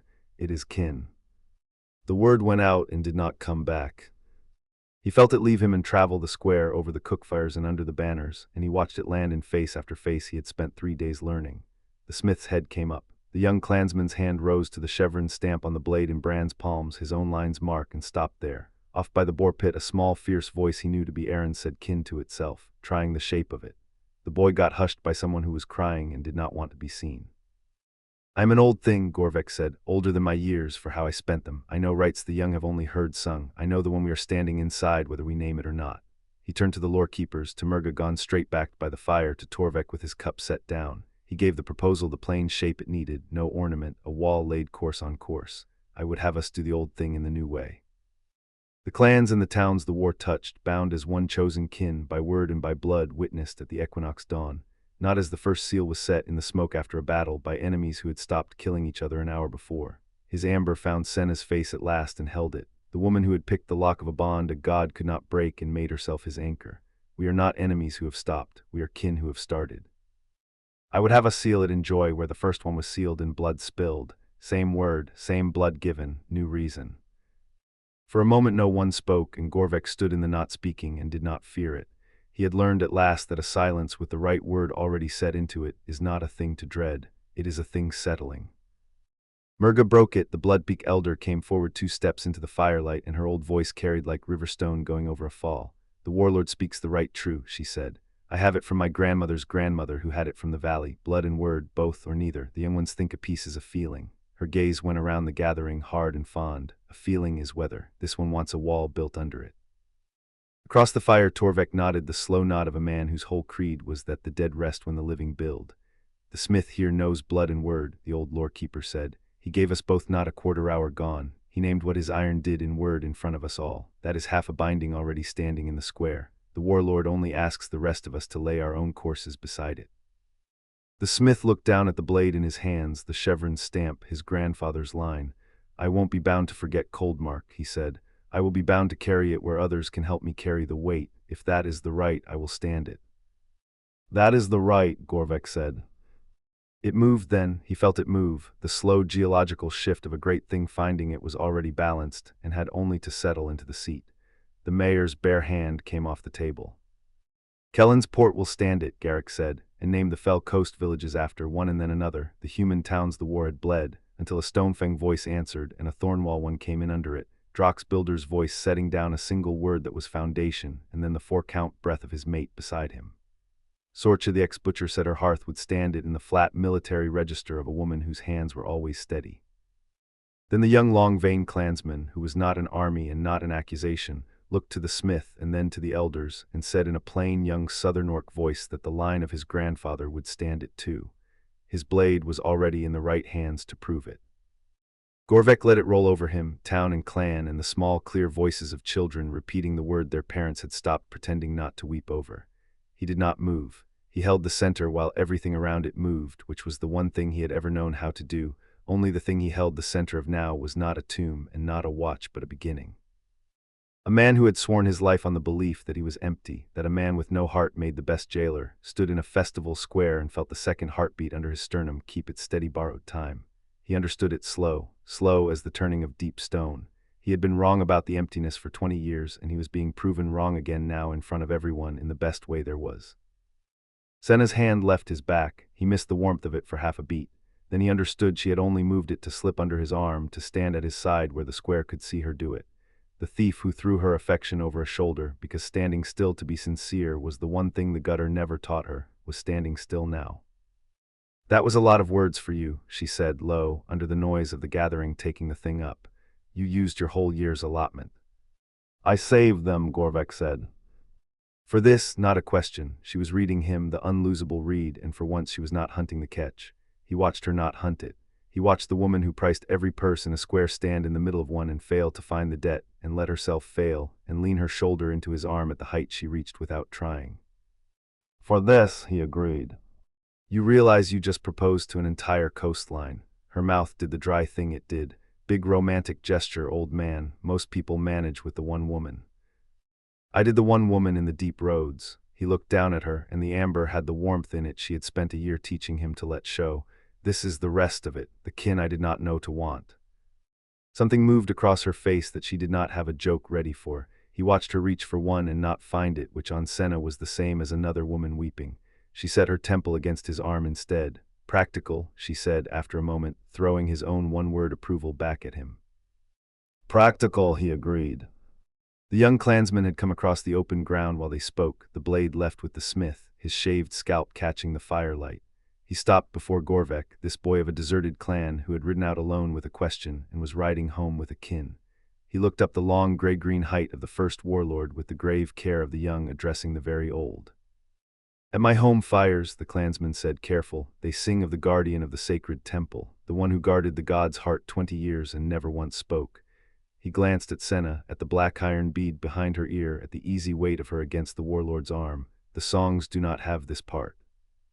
No, Gorvek said, the songs end at the tomb. They think that was the whole of me. The old fear stirred, the one that whispered he was only a weapon, an axe that implied a sentence, a thing built for keeping and not for living. He looked at the square full of life he had just bound into one kin by his own free word, at the children running the rim of it and the smith with the lion's blade in his hands and Senna's small weight steady against his arm, and he let the fear move and pass, taken into himself and dispersed down into stone, the heat-sink reflex of his line. The tomb was the smaller part. They will need a new song. What is the rest of it? The boy asked. Gorvek considered the question stone slow, his one method for everything. Around him the festival took up the word he had set into its silence and made it true. Senna's heartbeat kept its time under his sternum. The cradle builder held his grandfather's blade in the center of a town that would not let him carry Coldmark alone. A pack of children ran the perimeter of the gathering with a stick sword held high, green and pale and human brown all mixed, and none of them keeping count of which was which. And the wall, who had learned at last that to stand was not always to guard, who did not creak, who settled, found he had the answer ready. Plain and whole, the one answer 20 years of silence had been saving the breath for. The rest of it is that I came out, he said, and there was a hearth. On a scale of 1 to 10, the third day of the festival was holding at a generous 8. And Ember had stopped waiting for the bottom to fall out of it, which for her was a miracle she hadn't signed off on. She sat on the wide, warm step of Garrett Kellen's hall with Perrin asleep against her shoulder and a cup of someone's good cider going cold in her hand. And she ran the read she'd been running for 3 days, a healer's habit that would not shut off, breath and color, and the set of every shoulder in reach, and not one person in it was dying. The square had filled toward evening from the edges in, a tide coming up a flat. The storm off the headland had thinned to a high gray scud and the wind had dropped, and the kin who had spent the morning lashing the festival ground against the weather had come back down into the square loose-shouldered and pleased with themselves, and now they were eating. That was the thing Ember kept catching. 5 clans and 3 towns, and they ate off the same boards, and no one had set a watch on the food. She had set a watch on the food at every gathering she had attended for 9 years. Her hands kept reaching for a job that wasn't there tonight. Across the square the kid pack went by at a dead run, a comet with a tail of mismatched children. Kale at the front, moss green and shameless, a wooden sword in his fist, Zola on his heels with her small tusks bared in a grin and runes amber in her eyes. Aaron behind them, soft-fisted and furious to keep up, honey somewhere in his hair as ever. Cove on the older girl's hip and shrieking to be put down, and Pip at the back, 14 and the eldest, running herd with a loose thief's grace he came by honest. One pack, across every line a war had drawn, and not one of them carried the war that drew it. Ember watched them swallow the gay tarch and spill out toward the harbor, and she put her thumb to the smooth stone in her pocket without deciding to. "There's no rail on that stair," she said, to no one, to the air, to the time if the time had come. "There is now." Thane lowered himself onto the step beside her, 7 feet of him folding down without the step minding it. He had a heel of bread in one hand, fetched off the trestle and not the baker's stall, the careful distance from the flour he kept and did not explain and she did not ask. Kadic arranged it days back. A carpenter came, pale wood, set into iron. Aaron has fallen against it twice already and bounced by design. By design, she let her shoulder lean into the wall of his arm. A whole rail because one orc couldn't stand to watch a baby take a header off a key. "You would have built 2. Golden eyes found her, the heavy brow, the rest of him still in the manner that had read as a threat to her once and read as a roof now. He did not say it as a tease. He said it as a fact he had verified. "You go looking for the children with your eyes every time they leave your sight. I've watched you do it for 3 days. "I don't." Kale, Zola, Aaron, Cove, Pip. He said the names slow, in order, and the order was the order she ran them in, and she had never once said it aloud. "And then you look for the baby and find him on your own shoulder and your hand goes flat on his back. I've watched you do it 40 times. You read them now. You used to read for the ones who weren't going to make it." She didn't answer that. She drank the cold cider so her face would have somewhere to be. He was right, which was the trouble with marrying a man who went still and watched. She had done rounds on the dead for 9 years, Haverton and Riverside and Millbrook, and the names that came after, checking a body that could not be checked twice. Somewhere in the last 3 days, the same hands had started doing rounds on the living instead. They went to Kale, Zola, Aaron, Cove, Pip, 1 pulse at a time, and came back round to a sleeping weight on her shoulder, and found, every time, that not one of them needed her hands. "They're alive now," she said to the cider. "My rounds, they used to end the other way." Thane was quiet a moment. Then he set the heel of bread down on the step uneaten, which was its own small sentence, and he put his free arm along the step behind her, not around her, a wall she could lean on if she chose and ignore if she did not. "Aye," he said, in Bran's word, which he had picked up off the smith somewhere in 3 days, one man trading another a tool. "It does." The smith came across the square then, and the small, flat-faced courier came with him, and Ember sat up the small degree that meant she had gone to work. She had not spoken to Asha. 3 days, and she had kept the distance on purpose, the same discipline she had run at the first night fire. She had read the woman across 100 cookfires and known the whole of it in 3 breaths, and she had left the ginger and walked on and held the silence since like a stone in her mouth. It had been the hardest cure she dispensed all festival. The thing was not hers to make a fact of, and a frightened person was owed the choosing of her own hour. The woman did not look frightened now. That was the first thing Ember caught, in the failing light, the reed coming off her before she could choose it. Asha walked with her weight no longer on her heels. The set two-leaf posture was gone out of her, the courier's stance of a body always about to be somewhere else. In its place was something Ember had no quick word for and did not need one. The cure was already underway in the woman's own chest, and a healer's hands had nothing to do. The smith walked a half-step ahead, the broad green wall of him angled so the wind off the bay came to his back and not to her.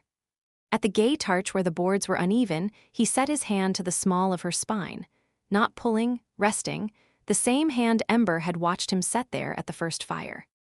They came up into the lamplight where the kin had gathered thick, near the long boards where Gorvek's voice had been carrying earlier that day. The first warlord had stood on a barrel after the smith's reckoning and said the thing aloud, the binding rite, kin chosen out in the open by both peoples at the equinox dawn, and the loud of it had run through the square all afternoon and not yet worn off by lamplight. People were close together. People were leaning in. Asha stopped where the lamplight was best and turned so the gathered kin could see her, and Ember understood, a half-breath before it happened, what the woman had climbed down off her own held silence to do. "She's going to say it." Ember's hand went flat on Perrin's sleeping back. The old reflex, the one that fired when a thing she could not fix was about to happen in front of her. Except there was nothing here to fix.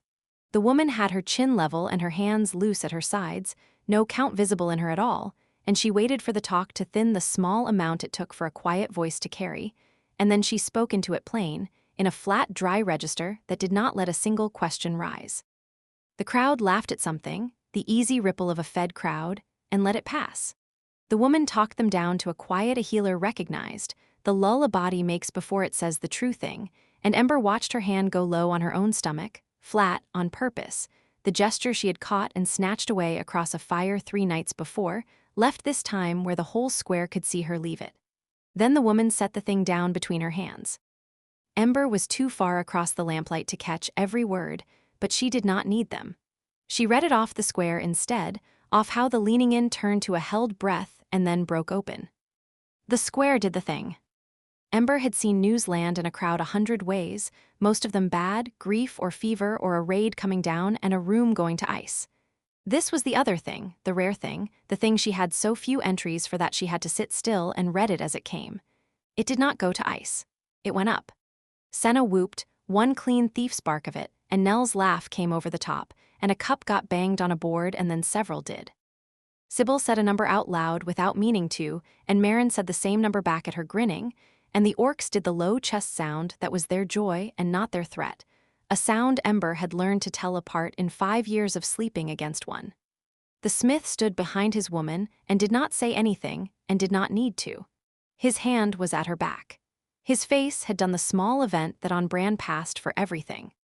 And the children came back. They came back because a crowd going up drew children in, an open door to weather, the whole pack pouring through the gate arch to find out what the grown ones were loud about. Kale fetched up against Ember's knees breathless and demanding. Zola wedged in beside him. Aaron arrived a beat late and fell against Thane's shin and bounced, by design.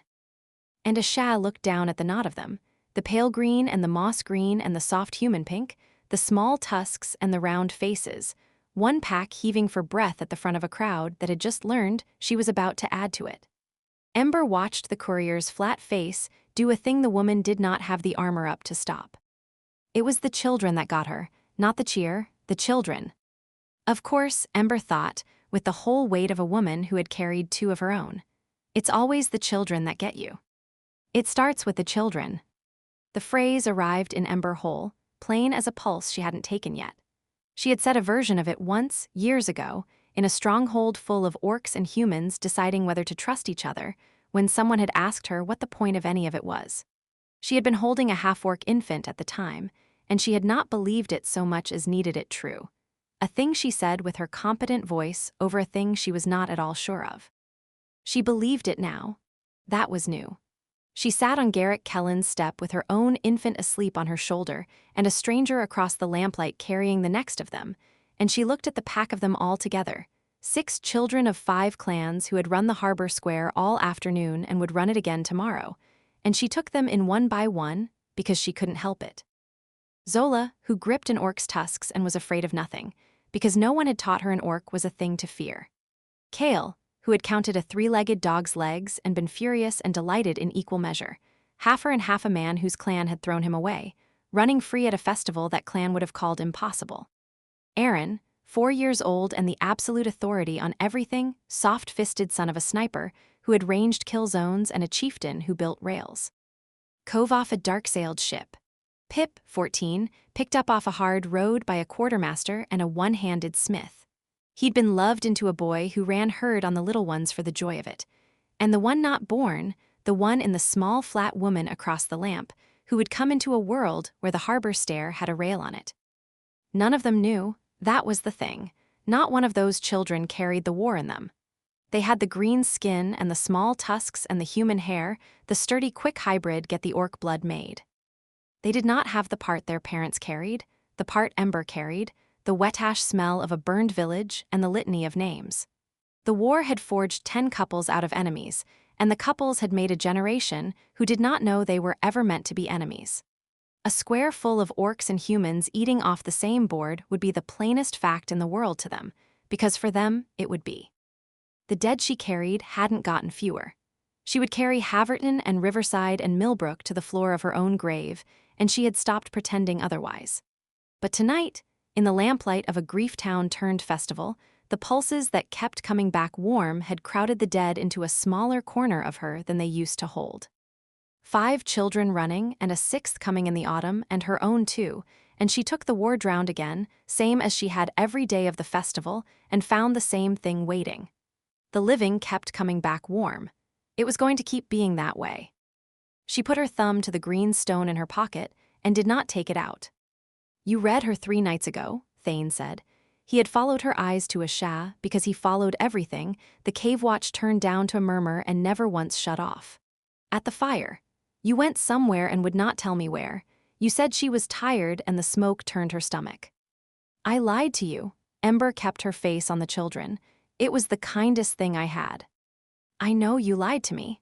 He said it without heat, in the register he kept for the things settled between them. "Your hands were not flexing. They were in the herbs. A woman who is lying to protect a thing keeps her hands busy and her face bland, and you do both better than anyone I have stood beside. I let it be." "You let it be?" She turned and looked up at him, the golden eyes gone soft and inland, the council a long way off. "You knew I was sitting on the woman's secret. You held my secret of holding it 3 days and never once asked me to set either one down. It was yours to set down." His hands stayed on his knees, the great hands that had crushed a jaw and now carried an infant the size of his forearm, and he did not reach for her because he had read that she did not want reaching just now. She wanted the children and the quiet, nothing more asked of her hands. And then it was hers, and she has set hers down, so you may set yours. Ember's throat closed on her, the old tightening she would not let become a wet shine where any of these survivors could see it, and she looked back at the square so the heat behind her eyes would have the dark to spend itself in. The woman across the lamp had crouched down to the children's height, the courier's frame folded small, and she had said something Ember could not hear, and Zola had said something back with her tusks bared in a grin. Then Aaron announced a thing at the top of his 4-year-old lungs that made the woman's flat face break clean open. The smith stood over the both of them taking up his share of the sky, and the lamplight ran gold along the lot of them. The cookfire smoke came across, fragrant and thick, the the boar fat hitting the coals. Ember waited for her own stomach, an old reflex, 5 months into kale in a valley a long way from here, and felt nothing turn. That was years gone. She watched the new woman across the lamp instead, watched Ashaz's chin tip the small wary degree toward the smoke and then come level again, watched her not flinch from it, and Ember thought, with a healer's whole satisfaction, she's had the ginger. Someone's had the sense to give that woman ginger. Then she remembered the someone was her, 3 nights ago, a knob of root left beside an empty cup where a frightened hand would find it. She had to put her face down to Perrin's warm, sleeping head a moment and breathe the honey smell of her sleeping child and not be seen. She was not seen. She had practiced the bland face on the dying, and now she practiced it on the living, who needed it less and got it anyway. When she looked up, the woman was on her feet again, the cheer gone back to eating, and the kid pack had reabsorbed Kale and Zola and Aaron and gone pelting back out the gate arch toward a harbor stair that had a rail on it now. Ember named them out the door, the old reflex, Kale, Zola, Aaron, Cove, Pip, all 5 and the smaller ones folded in. Then she looked for the baby and found him on her own shoulder and put her hand flat on his back. Thane watched her do it and said nothing, because a man didn't need to say a thing twice. Across the lamplight, the smith bent his head down to the small woman, careful of the lower tusk, and said one of the iron short things he said, and the woman answered it with her face still open from the children. The 2 of them stood in the gold and watched the square they had just made larger by 1. The living kept coming back warm. It was going to keep being that way. Ember had stopped checking to be sure, somewhere in the last 3 days, which was as near to faith as a woman who did rounds on the dead for a living was ever going to get. She sat on the warm step in it and let the 8 hold. She did not wait for the bottom to fall out, because the bottom was a square full of children who did not know they were the point, and a piece wide enough to hold them all running. The reckoning was hours behind him, and his hands had not stopped looking for a thing to hold since. So he had carried the cradle down out of the loft and set it on the trestle in the lamplight, where he could put his ruined-edged hands on it and not on the empty air. It was finished. He had told himself that twice now, and it was still true. The rockers ran true under it, and the joints were drawn tight, and the cherry had gone gold at the edges where the lamp caught the worked curve, soft against the soot ground deep into his palms that no water had taken out in 4 years. There was nothing left to rasp. He ran his thumb down the headboard where the grain had wanted to tear out across the curve, the place he had fought a handspan at a time on the road south. It lay smooth now and did not fight him. He had no work for his hands and did not know what to do with them. Below him the forge slept, above the rafters. Outside, the last of the festival's 3rd night going down to coals, a fiddle 2 streets over thinning out the harbor bells small and far. In the morning the kin would gather at the festival ground and bind as one by word on purpose both peoples, the thing the first valley had sealed in blood, sealed here in joy. He had stood in front of all of them today with the name said full. He had not run. The 2nd iron had taken his weight and not cracked along the middle, and he was still standing inside the strangeness of that. Halrek's blade lay on the trestle beside the cradle. The boy had put it in his hand in the square that afternoon, the working knife with the chevron on the pommel, 2 short lines and a notch, his grandfather's mark, his own. Not to take you back, the boy had said, southern and plain with the kin gone still around them. To say the line is not ashamed of the smith it made. Bran had taken it. He had stood with his grandfather's knife in one hand and the burn scar tight under the cold spring and the whole of the kin standing with him. He had not had a word for any of it then either. He did not have one now. He set his palm flat over the blade. The steel was cool and dead and said nothing back because it was not lit, and a man could not ask cold iron anything, and he had not come down here to ask iron. He heard her on the ladder before she reached the bottom. He knew the sound of her now, the careful weight she put on the rungs the same as he put on them, a courier minding the ground out of trained habit. She came down in the wool blanket off the low bed with it pulled around her shoulders, her dark hair loose off the thong, her feet bare on the cold boards. She stopped at the foot of the ladder and looked at him at the trestle with the cradle and the knife in the lampglow gold. She did not ask why he was not asleep, because she knew, the same as he had known the 9 mornings before she said it. "You came down," she said. "Why?" To the cradle, she crossed the floor to him, small. The top of her head came to the middle of his chest, to the breastbone, and she stood close enough that the blanket brushed his arm. "You finished it some nights past." "I did." "And you keep coming back to it." She was not asking. She had her hand out of the blanket and flat on the worked rail beside his, the small of her fingers against the soot of his. You stood up today in front of every soul in this town and said the worst of yourself out loud and didn't flinch off it, and tonight you can't stand still over a thing that's done." He minded the lower tusk. He angled his jaw the hair it took, and he gave her the true thing, because he did not have another kind and had never learned to. "I have a word for the steel," he said. He turned his hand on the blade. "I've had 3 since I was a boy. Hold, keep, don't cut what was not asked for. I ask them every working morning, and the iron answers, because iron remembers the hand that made it." His thumb moved on the cool, dead pommel. "I said the steel word in front of the kin today. I claimed the locks, the deserting, cold mark. The iron took it. That work is done." He looked at the cradle. "This is not steel." She was quiet. She let him have the room to find it, the same room the boy had let him find at the cold anvil, and Bran understood that she had learned the shape of his silences and was minding them now, careful, a courier reading the ground of him. "Wood does not have verbs," he said. "I learned that 2 nights south, working it in the dark after you slept. I sat with it half built in my 2 hands and asked it to hold a thing I could not name, and it said nothing back, because wood is not iron and a child is not a lock." The cherry had gone warm at the edges where the light reached. He did not look up from it. "There is no word a man speaks over a cradle that makes the world keep the small thing inside it. I have known that the whole way here. I built it anyway because placement was the only saying I had. I set the cup where your hand reaches. I would set the cradle where your hope reaches, and let the wood do the talking I could not." It did the talking. Her thumb moved on the rail near his. "I put my hand on it, and you didn't say one tender thing, and it was the loudest thing anyone's ever said to me." The tusk caught it, he let it, but that was placement, that was the cup. I have been a man who sets things where a hand will reach because he has no word for what the setting means. He turned and faced her, and the lamp threw the green of him gold along the plains and left the burned scar pale and old along the left collarbone where Coldmark had marked him. "I don't want to be that man over this one. I've set down enough. I don't want to set this down too and let the wood carry the saying, because I am too small to find it." She looked up the long way at him. Her eyes had gone near black in the low light, walnut brown gone to the dark of it, and no question rose in them, which with a sha was the loudest thing a face could do. "Then find it," she said, plain, no weight on it, the courier naming the ground. "You've all night and a finished cradle and nobody to read you. Find the word, old man." He put his hand to the side of her face. It covered the side of her face, the same hand that worked the rasp down to hair on the curve of the headboard, and he laid it against her jaw that soft, and felt her breath go out warm against his wrist. He minded the tusk. He bent the length of himself and set his forehead to hers, careful, angled so the chipped lower one cleared her cheek, and he stood like that a long moment with her small hand coming up to his soot-dark forearm, and the cradle gold-edged on the trestle beside them, and the cold spring coming under the door and not reaching them. He thought about the iron words, turning a thing over slow when he could not yet name it. Hold, he had asked iron to hold, and it held. It was a word for a thing already what it was. A lock did not become more locked by holding, it only stayed. He had asked the same of the festival the day he came down the grade and could not find the flaw, waiting for the held breath under the noise, the cold shut down the middle, and there had been none, because hold was the wrong word for a thing still becoming.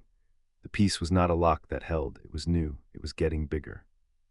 Keep, he had asked iron to keep, and it kept its shape, its edge, the mark of the hand that made it.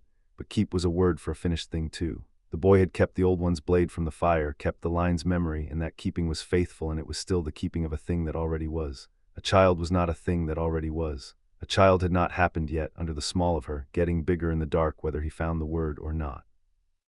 Don't cut what was not asked for. That one had kept his great hands careful the whole of his life, kept the size of him a thing she set herself against at her own measure, and it was the truest of the 3, and it was still a held-back word, a not doing, a hand staying off a thing. He had spent 4 years on the not doing. He had gone clean by it. The boy had said, "You went clean," and he had not been clean. He had been quiet, which was a smaller thing wearing a larger thing's name. All 3 iron words were words for a thing already made. A cradle was not for a thing already made. A child was not a lock that held its shape, nor a blade that kept its edge, nor a thing his careful hands need only not cut. It was the one thing in the world a man could not forge, could not seal north, could not ask to stay the same, because the whole of it, the entire point of the small thing coming, was that it would not stay. It would get bigger. It would change past anything he could name tonight. It would outgrow the cradle and the loft and the forge Garrick gave them and the word he was reaching for, and that outgrowing was not the flaw in it. That was the thing itself.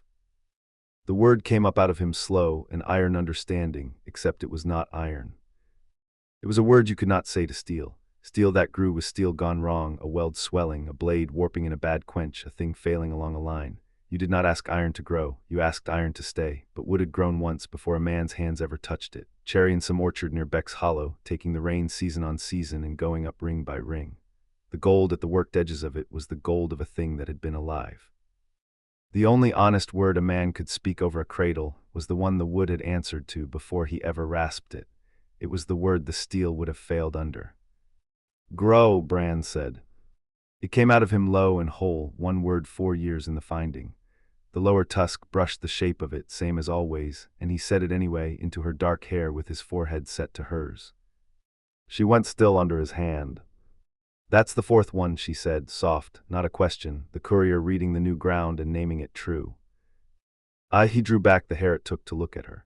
"I have asked iron to hold and to keep and not to cut my whole life because those are words for a thing already made, and iron is a thing already made. I could not ask the cradle any of them. It is not made yet the thing it is for. It is the one thing my hands cannot forge and cannot seal and cannot keep the same, because the whole of it is that it will not stay the same."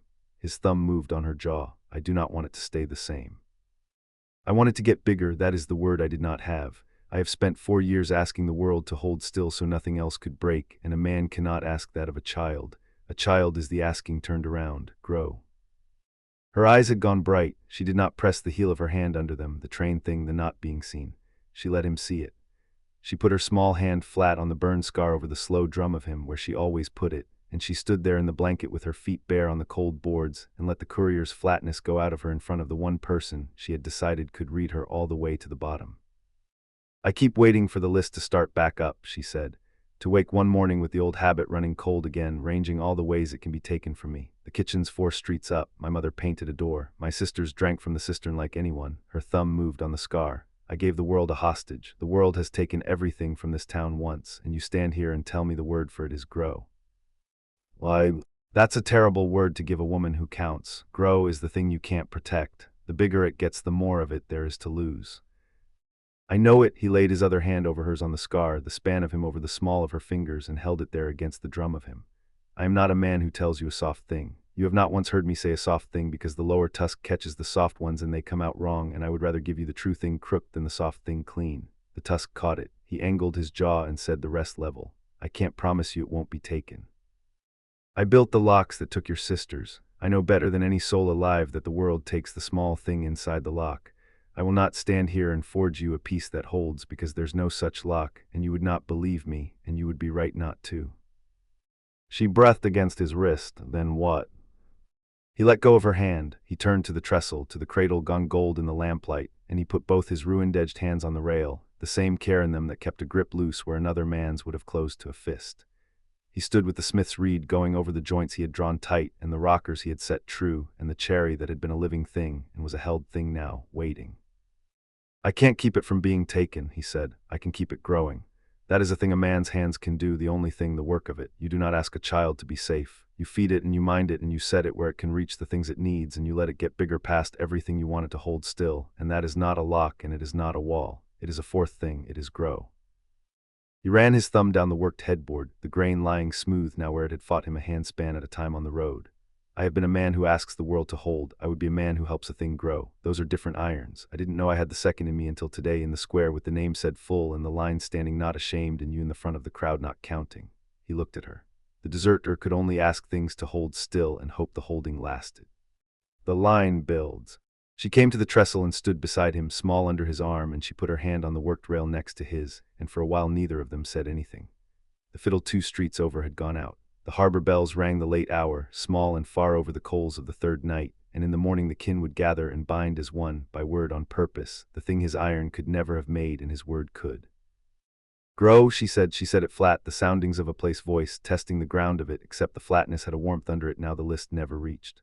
"All right, old man, grow." She put her free hand low on her own stomach, over the new soft of her, the hand that went there when she thought he was minding the horse, and this time she did not take it away and put it back on the reins where it belonged. She left it where he could see her leave it. "I don't know how to believe in tomorrow. I've told you, but I can hold one word until it holds me. I've done that my whole life with numbers. I can do it with yours."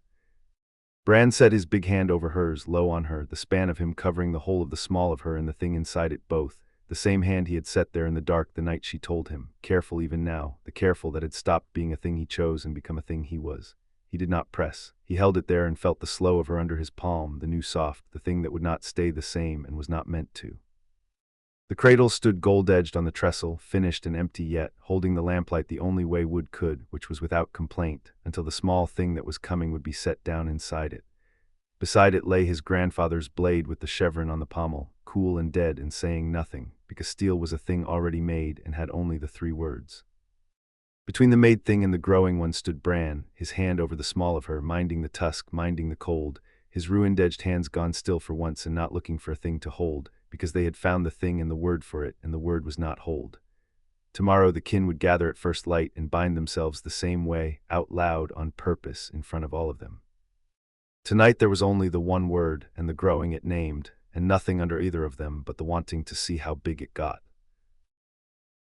The wind kept trying to lift the corners of the treaty pages, and the smooth harbor stones the mayor's clerk had set on them rocked and held, and Bryn had been standing over the 3rd page longer than she'd meant to. The old machine had run its survey when she came down the warehouse row this morning, the same as it ran every threshold she had crossed for 20 years, 3 roofs that mattered. The dry ditch a child could cross, the headland that held no crew and never had, the harbor stair with its new raw rail, pale wood against the weathered gray, the nails still bright. Indefensible, the machine had told her, the same word it told her about every open ground she'd ever stood in, and she had stopped caring an hour ago, which was the part she was still examining like a fault in a wall. She had clocked all of it before her boots hit the square, breath-quick, without consent. Then she had reached the trestle where the mayor's clerk had the treaties laid out, and the machine had set its tools down on the bench and gone quiet, and she hadn't asked it to. She stood over the documents. Somebody had unrolled them for the festival, the founding clauses of the compact, the ones that ended the war, weighted flat with smooth harbor stones so the wind off the bay couldn't have them. People walked past and looked and walked on. A human woman read a line with her lips moving and went to find her husband. 2 orc boys argued over which clan mark on the seal was bigger. None of them knew. None of them had any reason to. Bryn knew the hand on the 3rd page. She had written it. Not this fair copy, with its gold leaf initial and its clerk's even lines. The thing under the clerk's hand. She had dictated the bones of it in a besieged tower 5 years gone, in a room with a candle she kept low so the sightline through the arrow slit gave nothing away, with a child she didn't yet know she carried already turning her stomach in the gray mornings. Sovereignty recognition. No extradition. Grain and steel, the tonnages, the inspection terms, the dry mechanical clauses a war needs so it can agree to stop. She had run it like an account because an account was the only thing she trusted to come out even. She read the no extradition clause now. It was the one that had kept her breathing. She had written her own survival into a document and disguised it as policy, and the asset that did it had been very proud of the work, and very cold, and very sure that the only piece worth the name was the kind you could enforce. Rate the clause held, 5 years and it held. She hadn't expected the holding to feel like anything. She had expected it to feel like a balanced ledger, which was a number, and a number didn't have a temperature. This had a temperature. It came up under her sternum where the cold used to live by itself, and she didn't have a clinical word for it, which was new, because she had a clinical word for almost everything. "You are reading your own work," Kadic said. He had come up on her left without her marking it, which a year ago would have alarmed her and now didn't, and that was a measurement too. He filled the space beside the trestle, gold-eyed, the crimson wool of the cloak going at the hem in the wind, broad enough that the people coming up the row split around him without thinking and rejoined on the other side like water around a piling. He smelled of cookfire smoke and the green pepper sharp of him, and, faint, of the spiced venison from the pouch at his belt, which she noted he hadn't reached for once all morning. "I'm reading a fair copy a clerk made," she said. "The work was uglier. The work stopped a war. The work was a man's name in a no extradition clause so the crown couldn't hang him after he laid down his army." She put a fingertip near the page, not on it, near the stone that held it. "I dressed it as principle. It was a trade. I gave them their sovereignty so they would give me mine, and I called it peace because peace is a better word than the true one." What is the true one? She thought about it. The fiddle that had been tuning all morning found its key somewhere across the square, and a drum came in under it, and somewhere in the noise a child she could pick out of any crowd on the coast laughed at a register that meant trouble was being committed. "Survival," she said. "I wrote survival and signed it peace." Kaduk was quiet a moment. He didn't rush a thing he meant to carry weight. "And then," he said, "it became this." She made herself look up from the page and out at the thing he meant, because that was the whole of it.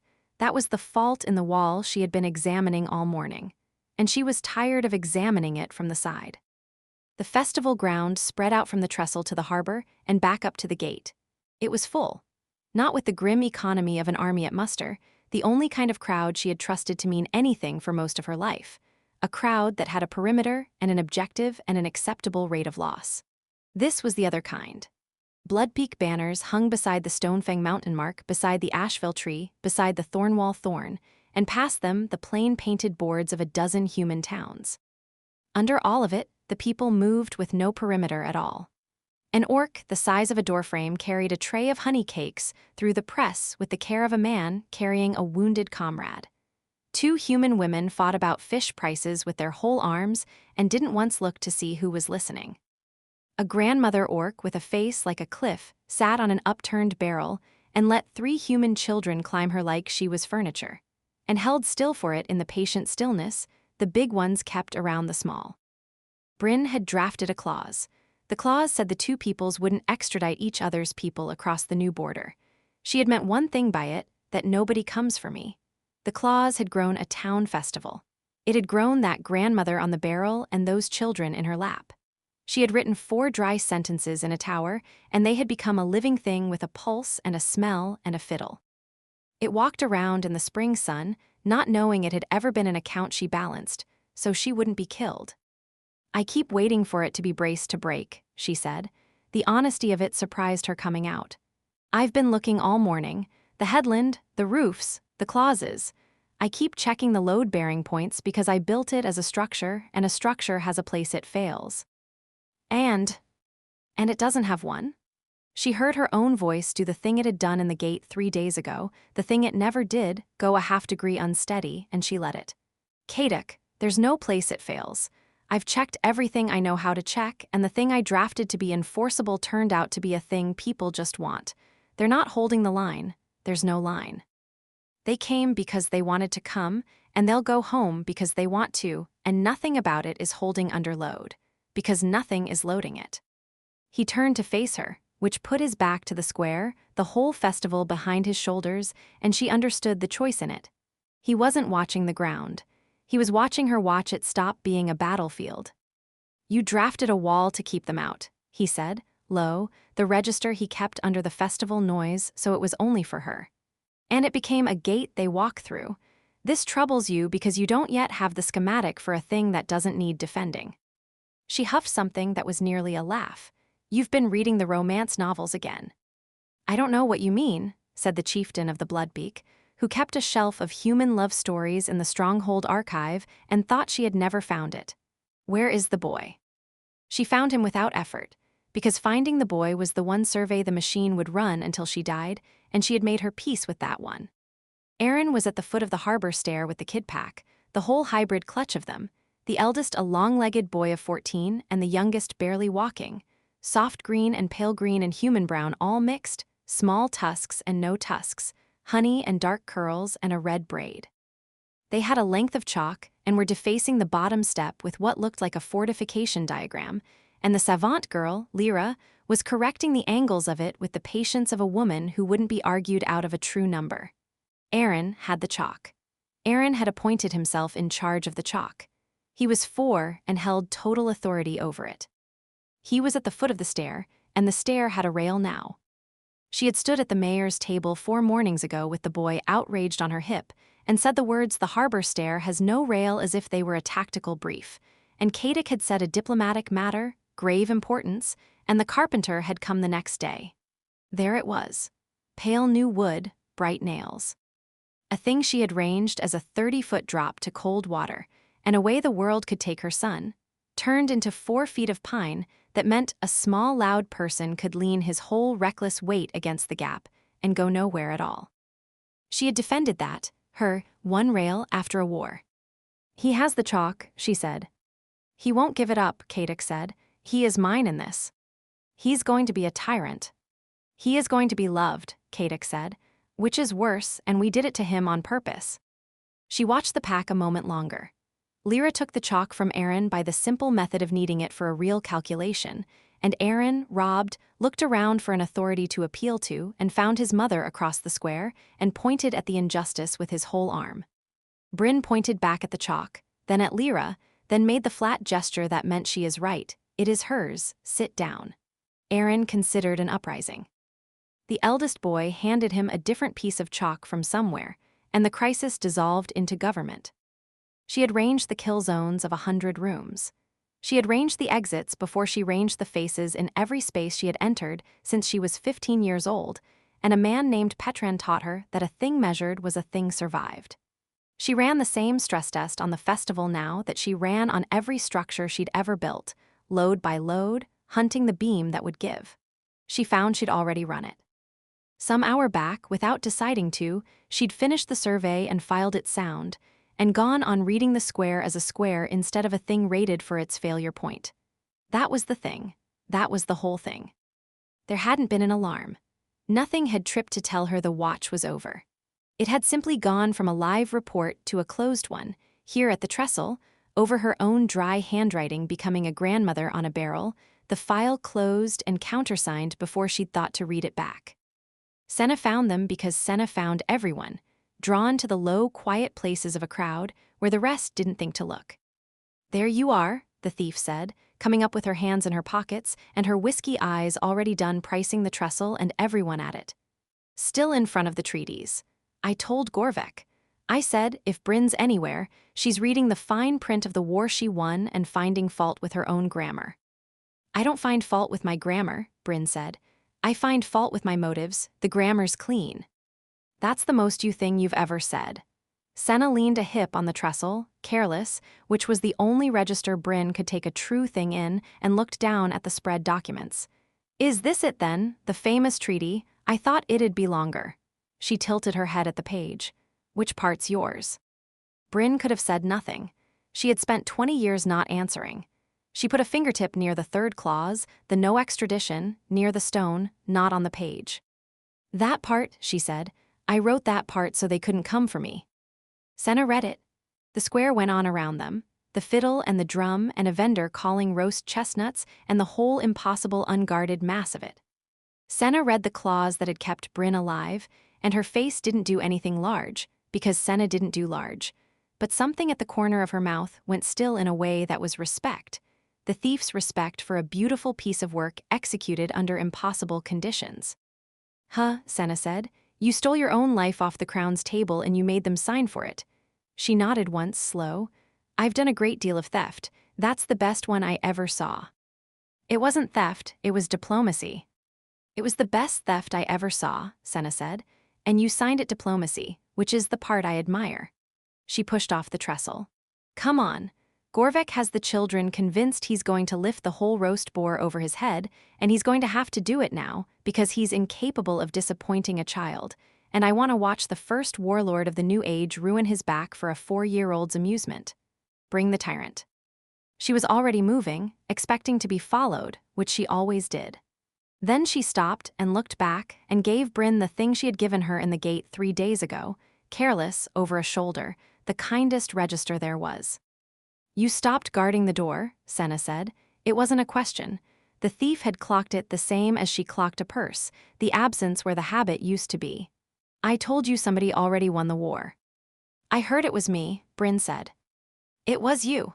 Senna grinned and was gone into the press toward the boar and the doomed dignity of the guardian. Bryn stood one more moment at the trestle with Kadek warm at her side and her own handwriting under the harbor stones and the festival she had drafted as a wall going on around her as a gate. She put her hand flat on the documents, finally, full palm, over the no extradition clause. Over the cold clever sentence the asset had written to keep one disposable woman breathing. Under her hand it was only paper. The thing it had become didn't live on the page anymore. It lived in the grandmother on the barrel, and the rail on the stair, and the chalk fortification and the boy who wouldn't surrender it, in a square full of strangers who weren't afraid of each other. None of it, braced to break. She had spent her life learning that a door left unwatched is a door that gets you killed. She lifted her hand off the page. The claws held without her watching it. It had held for 5 years without her watching it. She understood now. She had just never once let herself stop to find out. So she let it go.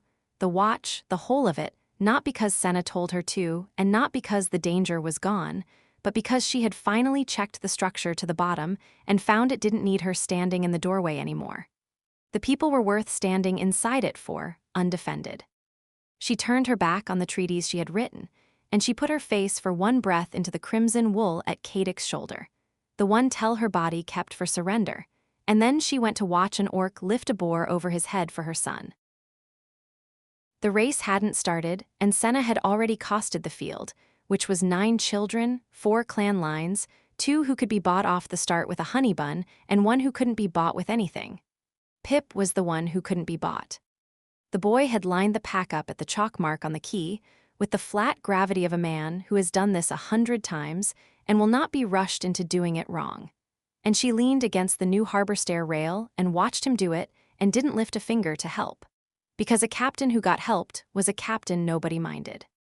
She put her shoulder to the rail without thinking and felt the wood take her weight, sanded smooth, oiled, set into iron sockets a finger thick. New. It hadn't been here the first day.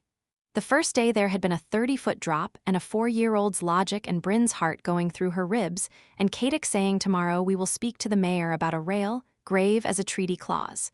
He had spoken to the mayor about a rail. Here was the rail. She ran her thumb along the top of it, the worked grain, the honest joinery, and filed it where she filed the things that turned out to be true. A thing somebody promised over a frightened child and then built. That happened then. That was a thing that happened now. "Are you racing?" Cove demanded at her knee, stick sword in one fist, the other planted on a hip she had off her mother. "I'm refereeing." "That's not a word. It's in the low city." Senna dropped to a crouch so the girl wasn't looking up at her, and the whole front rank came level with her in the same motion, small faces in a ragged line and one wobbling toddler kept upright by a bigger hand. "It means I watch, and I judge, and if anybody cheats I know about it and say nothing, which is worse." Cove considered this with the deep suspicion of the very small and decided it was acceptable. She marched back to the line. Senna stayed crouched a moment longer than she needed to, because at this height she could see the whole pack at once and they were a thing worth seeing, and she had her book out of her coat before she had decided to take it out, which was how the wanting worked with her now. It ran ahead of the deciding. She thumbed the charcoal stub free of the bead behind her ear and turned to a clean page. The line first, then the legs. Zola at the front, 6 and built for it, dark curls escaping the braid Nell had put in that morning, small tusks bared in a grin, the amber eyes she had off Rune fixed down the key at the iron station post that was the finish. Beside her Aaron, soft green and lower to the ground, brown eyes flat and working under a scowl, already counting something, blades or duckmen or the gaps between the older legs he would have to thread. Cove with the stick. 2 younger ones near the back, 1 orc pale and 1 human brown, holding hands so neither got left. Pip pacing the rear like a sergeant down a line he means to keep straight. Lyra out ahead at the iron post, 13 and the official finish, arms crossed, ready to call it. Senna sketched the legs. That was the thing she wanted. Not the faces, though the faces were good. The legs. Green ones and brown ones and 1 pair of pale orc gray, all of them bent and braced at the chalk, all of them about to run the same way at the same flag, and not one of them knowing they were built out of clans that had spent a generation putting iron through each other. She got the bend of Zola's calf in 3 lines and got Aaron's sunk lower than the rest because he ran low, and she couldn't get the held breath stillness of 9 children 1 heartbeat before a flag dropped. But she tried for it, because ink was permanent and a held breath wasn't. The parents were strung along the rail. She clocked them without turning her head. Marin with her calipers in her hair and her hand around a rope end she didn't need to hold. Bryn loose in a way Bryn hadn't been 3 days ago, Cadic's arm a wall behind her. Sybil near the iron station, lips moving, costing the heat distance and the footing and the odds because Sybil could not. And to Senna's right, taking up the air a closed door takes up out of a wall Gorvek. He hadn't said anything. He had come and set himself at the rail beside her and put 1 gray-green hand flat on the new wood, and she watched him notice it. She knew the shape of his noticing by now. The amber went to the joinery first, the iron sockets, the grain, a maker reading a thing another maker built. Then it went down to the chalk line and the children, and his heavy brow did the small thing it did, the fraction of ease that on him was a whole face full of something. It holds, he said, the granite under it. The rail, whoever said it to last. Kadic had it built. He told the mayor it was a diplomatic matter of grave importance. She didn't look up from the page. He wasn't wrong. No, a weighted pause, a dropped stone. He was not. Down the line Pip lifted his arm. The pack went still, the held breath she couldn't draw, 9 small bodies wound tight at the chalk, and even the toddler felt it and stopped wobbling and gripped the bigger hand and faced the post. Senna stopped drawing. Some things you didn't draw through. You watched them with both eyes and you trusted your hands to remember. Pip dropped his arm. They went off the line like a flushed covey, all legs and shriek, and the key filled with the slap of small feet on board and stone. Zola took the front at once and held it, her braid coming loose, her arms pumping, the amber eyes on the post and nothing else. Aaron ran low and mean, threading the gap between Zola and the rail, gaining on the inside because Senna had told him 3 days back that the inside line was shorter and nobody guards it. She watched him take her lesson and use it to cheat a 6-year-old, and her chest did a thing she had no clean word for. Cove ran with the stick held high and lost ground to it and didn't care, shrieking at the sky like losing was the whole point of the game. Inside line, Gorvik said. He had clocked it too. You taught the boy that. I taught the boy a great many useful things his mother pretends to disapprove of. He runs like a thief. He runs like he's going to win. She watched Aaron draw level with Zola's hip, the two of them flat out now, the whole rail of parents leaning with them. Same thing if you do it right. The pack came down the quay past the warehouse row, past the well, the crowd at the iron station turning to a wall of noise, copper changing hands among the Stonefang boys who would bet on anything that moved. A bloodbeak warrior the size of the well house was bellowing Aaron's name. Murga the elder had a fist of coins and an opinion about the inside line. Even Sybil had stopped costing the odds to shout, which Senna hadn't thought the quartermaster's mouth knew how to do. The whole iron station leaned at the rope and roared, 5 clans and 3 human towns and a goblin up a mast, all of them yelling for children who wouldn't have been allowed in the same valley 6 years gone. Zola and Aaron ran wheel to wheel. Behind them Cove and the others, behind those the 2 small ones. The brown girl was up off her stumble now and running hard, the pale boy beside her matching his stride down so he wouldn't pull ahead of her.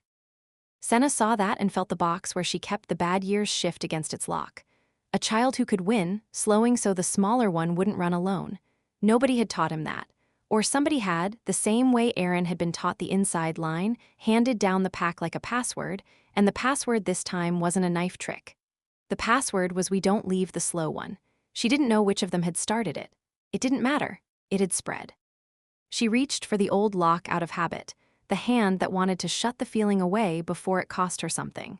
She found there was less behind it to shut away than there had been at the start of the festival, and didn't examine that, and turned the page instead. You are not watching the finish, Gorvik said. I'm watching the back of the field. The finish takes care of itself. The back of the field's where the story is. He went quiet, which was Gorvik agreeing. Out at the post, Zola and Aaron hit it within a stride of each other, and Lyra threw both arms up and called it for Zola by a hand. The front of the pack dissolved into argument and Stonefang Copper and Aaron's outrage, which was loud and brown-eyed and pure Bryn. Senna didn't draw the finish. She drew the 2 small ones crossing at last, hands still joined, the pale boy's stride still cut short to keep beside the brown girl, the both of them grinning like they had won, because in the only race that mattered they hadn't left each other, and nobody had told them that was a thing you could be afraid of. Then it was done, and the pack scattered into the legs of the parents, and Zola came barreling to the rail to be lifted, and Gorvik lifted her. He did it careful as she had watched him be near every small one-all festival, minding the lower tusks, holding her out from the angle of them, 400 pounds going down to one knee so a 6-year-old could be raised up by a man who didn't have to bend at all. Zola shrieked and grabbed a tusk to steady herself, and he let her. He had let a child braid wildflowers into his axe strap a week ago and never taken them out. The strap still had a dried bloom in it. Senna sketched that too, fast, before he set the girl down. the flower in the axe strap of a weapon that had cut a path to her through a collapse. Ink was permanent. The flower wouldn't last the week. "You keep them on paper," Gorvek said. He was watching her hand and not the children now. "I keep what I want to keep." She didn't stop drawing. "Memory's a liar. Ink doesn't lie. You should know about things that don't lie. You're made of them." "I am made of stone." A pause, dry as old rock, the joke surfacing late where it always surfaced with him. "Stone forgets nothing. It only takes longer to say so." She snorted and didn't let him see it land, which it did under the sternum, where the second heartbeat sat synced to his and gave a half-beat nudge toward him and settled. The glowworm she had made her peace with. She finished the line of the flower in the strap and looked at the page, the legs and the joined hands and the bloom on the axe, and thought the thing she still couldn't say without a joke chaser. "I'm allowed to keep this." She tried it on. It sat a little better than it had on the first day. Not all the way. She held to it anyway, the same as she held to anything new, which was past her own doubt of it and on into the using. The light was going. The sun had got down level with the headland, and the harbor had turned to hammered copper, the masts black against it, the siren's call riding at her mooring with her sails furled and her crew up on the rail watching the children, same as everyone. The cook fires were being fed for the evening. And then, over the water, the harbor bell began. It started slow, one note, the big bronze one in the seawall tower that a town rang at dusk to bring its ships home. One note and a pause and another. The whole festival turned toward it. The pack stopped its arguing and looked up, even Aaron, the copper, forgot. Senna had heard the bell each evening of the festival and not once stopped pricing the square to listen to it. She stopped now. She let the reed go for the length of the bell. 4 exits and a 5th and a watch captain blind on his left, all of it still there, all of it set down for the toll of the bronze. Gorvek had set down 20 years of an oath, one line at a time. She had stolen back a self 1 inch at a time, and the both of them stood at a built rail in the going light and let a town call its ships home. "The bell," Gorvek said, just that. "The bell," she agreed. Down the quay Lyra gathered the pack toward the cookfires with the bored authority of a 13-year-old who had been left in charge, the youngest 2 trailing half asleep on their feet already. Zola rode off on Rune's shoulders, gripping his tusks. Aaron was already explaining to anyone within reach how he had been robbed. Cove dragged the stick. The pack went up the quay as one animal with many legs and no clan line in it at all, into the smell of the boar and the wood smoke and the bell still going behind them. And Senna watched them go and held the open book against her ribs where the bad years used to live. She had 3 new pages, the legs at the chalk, the 2 small hands that wouldn't let go, the flower in the strap of an axe that no longer cut.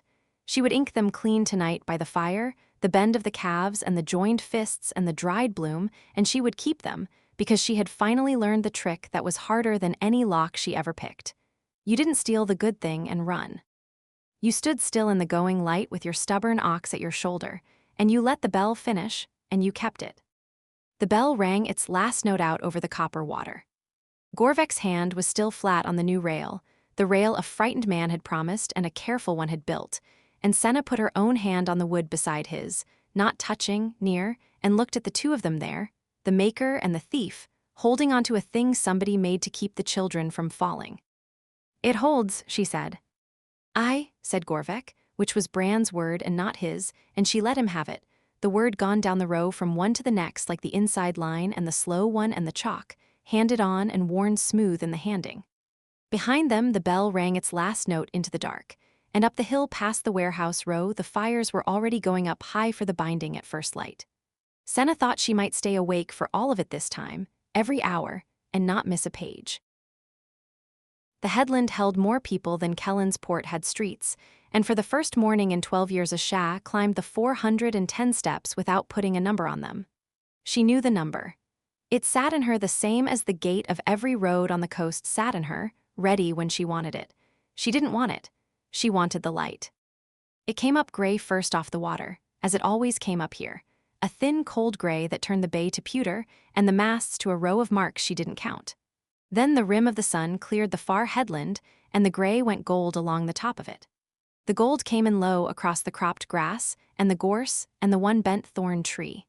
It laid itself down the length of the field, where the kin stood waiting for the equinox to balance the day against the night. She stood near the front of it with Bran beside her. She had asked to be near the front. She had spent her whole life ranging the back of a room for the door. This morning, she had walked up to the edge of the gathered people on purpose and put her back to no wall. The wanting of the front was a thing she filed and didn't yet trust and didn't run from either. The field was full.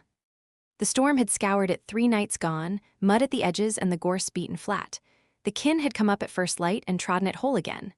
Now the whole of the gathering stood on it in the cold gold of the new sun. 5 clan banners hung from poles cut and set the evening before. The Blood Peak red. The Stonefang mountain mark. The Asheville sign of the remnant worked small. The Thornwall hung straight now, somebody having bothered. And a 5th, plain, that hadn't flown over this town or any town in 4 years.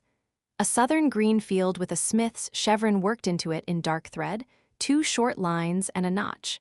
It hung at the boy Halreck's own asking, because the line would stand at the binding, and a line that stands brings its mark. Below the banners, the human signs. Kellen's Port. The Fell Coast villages, a dozen of them, painted on boards and held up on poles by people who had walked roads to be here. Saltport. The neutral ground sign, a board that only said the hearth in a careful hand. Asha looked at the 2 rows of them, clan and town, hung in the same cold light over the same field, and did not put a number to them, because the thing they came to was not a thing that went onto any list. Bran took up his share of the morning beside her. He had his grandfather's knife on his chest strap where Halrex had ridden for 6 weeks, the chevron showing, 2 lines and a notch, the mark of the line worn into the pommel by hands going back past his grandfather. He had carried the cradle's word down off a long road and found it in the dark over a finished thing, and this morning the finding was in him quiet, a man who had set a weight down and not yet got used to the lightness. She felt him beside her near as much as she saw him. She had stopped startling at the size of him months ago. Gorvek stood at the head of the field. The first warlord had proposed the thing aloud in the square 3 nights gone, and the lorekeepers had named the right true. Now, the great gray-green bulk of him stood at the head of the headland, with the small, whiskey-eyed woman at his elbow, and the sun coming up behind his shoulder. He didn't raise his voice. A man his size in a field gone quiet had never needed to. "This is how the old accords were made," Gorvek said. The words went out over the gathered kin, and the cold grass and the bent thorn tree, and Asha, who read every room she crossed, felt the field go still, the same as a road goes still before the thing you have been waiting for comes around the bend. In the valley, after the worst of the wars, 2 peoples who had spent 100 years killing each other chose to stop, and they did not seal it with a feeling, because a feeling is weather. They sealed it with 2 things a person cannot take back. They sealed it in blood given, not spilled. And they sealed it in word, spoken aloud, by both sides on purpose, where every soul could hear and not one could later say it had not happened. His slow amber went down the field. The first seal was set in the smoke after a battle, by enemies who had stopped killing an hour before. We are not that. We are kin who have started. We will set the same 2 things this morning in the new way, by the same blood and the same word, for a new reason, and the reason is that the war is over and we mean to keep it over on purpose. He held up his hand. There was a small blade in it, plain, the kind a man peels an apple with. "Word first," Gorvek said. "Then blood, both or neither. A peace held in silence is a peace the dark repossesses. We will not hold this one in silence." Asha hadn't known what to expect of a rite. She had half-braced for ceremony, the heavy, slow kind that a town puts on to make a thing feel larger than the people in it. This wasn't that. Gorvek didn't make it large. He made it plain, one true thing set down and then the next, and the plainness of it was the thing that went into her under the breastbone where the cold used to live alone. "Murga will speak the old word," Gorvek said, "in the tongue the valley spoke it in, because a thing this old is owed its own voice once. Then we will speak it in the tongue we share, so that no one stands at this binding and does not know what they are bound to. And then those who will stand it will say so, aloud in their own mouths, town and clan, one at a time, until the saying is done." The Bloodpeak elder came forward into the gold. Murga was old past counting, straight-backed, the morning light hard on the cliff creases of her face. Her voice came up out of her low and rolling in a tongue Ashad didn't have, full of stops and long vowels. The orcs in the field leaned toward it without seeming to move, a whole crowd tipping a half-inch on its heels. Ashad didn't understand a word of it. She understood all of it. It was the sound of a thing being given its own voice in front of people who had earned the hearing. When the old woman finished, a low sound went through the orcs of the field, an answer, the same 3 notes given back into the cold air. Then Gorvik said it in the shared tongue, so no one stood at the binding and did not know. We bind ourselves, town to clan and clan to town, as one chosen kin, not as allies who keep a treaty while it serves them. As kin, who keep each other because we have chosen to and will keep choosing it. We give our word aloud on purpose before all these witnesses. We give our blood freely into the same ground. What the war made enemies, we make kin by our own free choosing this morning in the light. He let it settle, the field held it. Who will stand it, Gorvik said. Garrick Kellen stood it first, because it was his town that called the roads in, and the mayor's bare official hand, the one he used for warrants and for grief, went flat against his own chest as he said it. Kellen's port stands it. His voice was steady and old and didn't flourish. He named the fell coast villages after, one and then the next, and the people holding the painted boards lifted them as their names were said. And a baker with flour still on her apron said her village's name in a voice that cracked and didn't care that it cracked. Then the clans. A Stonefang voice. A Thornwall voice, Drock's deep flat voice laying down a single word for his clan, and beside him the level tactical cadence of Vale, the gray-eyed woman, saying dawn like a word she had measured the whole length of before she let it go, and the orc bending the small distance to set his forehead to her hair. The Ashville remnant, Torvin, the weathered, unarmed orc, saying one low thing about the ground not lying. The Bloodpeak chieftain, Kaduk, the doorframe-sized one with the jerky pouch, putting a fist to his chest and saying his clan stood it in a register that shook the air. Sorcha the ex-butcher, in the flat military voice of a woman whose hands were always steady, saying her hearth stood it and marking off the people of it under her breath as she did, 1, 2, 3, not afraid, bringing them in. And then the boy. Halrek came forward from where the green and chevron banner flew, square, the southern green strong on him in the new light, the war party cut on the one side of his skull grown a finger past its keeping. He was tall and would be taller and wasn't yet as tall as Bran. He had ridden 6 weeks alone with a question, and he had asked it, and the smith had answered it full and not soft, and the boy had given the line's blade back to the hand that earned it.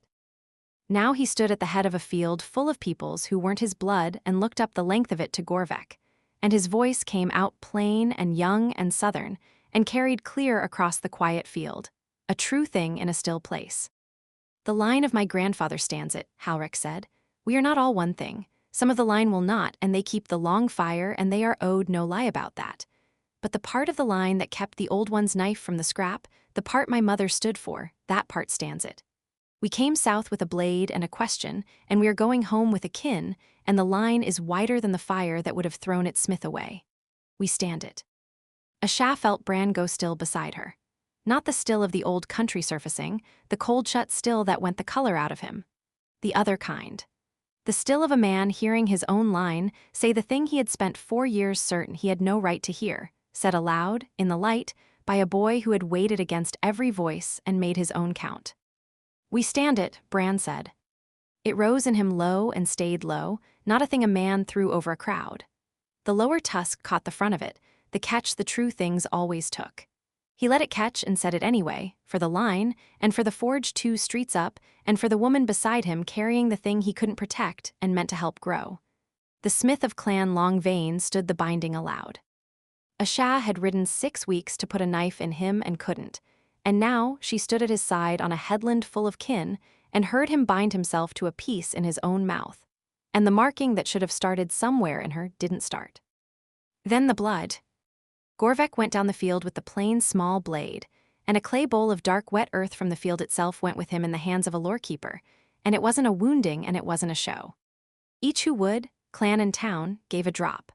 A thumb pressed to the edge, a bead taken, a hand turned over the bowl, the red of the humans and the green of the orcs going down into the same dark soil of the headland, mixed past telling apart, a drop from each who chose it into the ground they all stood on.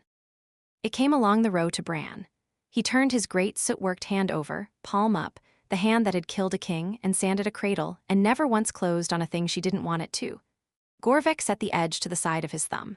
The green welled dark and slow off the worked skin and went down into the bowl with the rest. Bran minded the tusk and said nothing, because the saying was already done and the blood was only the keeping of the word. Then it was hers. She hadn't known until that moment that she would give it. The right was the kin's, the clan's, and the town's, and she had come up the steps to stand in it and not been sure she was a thing it was for, a courier with no clan and a town full of her dead. But Gorvek turned to her with the plain blade. The small, whiskey-eyed woman at his elbow gave Asha a look that priced nothing and only waited. Bran beside her didn't push and didn't pull. And Asha understood, cold and clear and unwelcome, the only way her knowing ever came, that the binding was for her most of all. This was her town, these were her dead.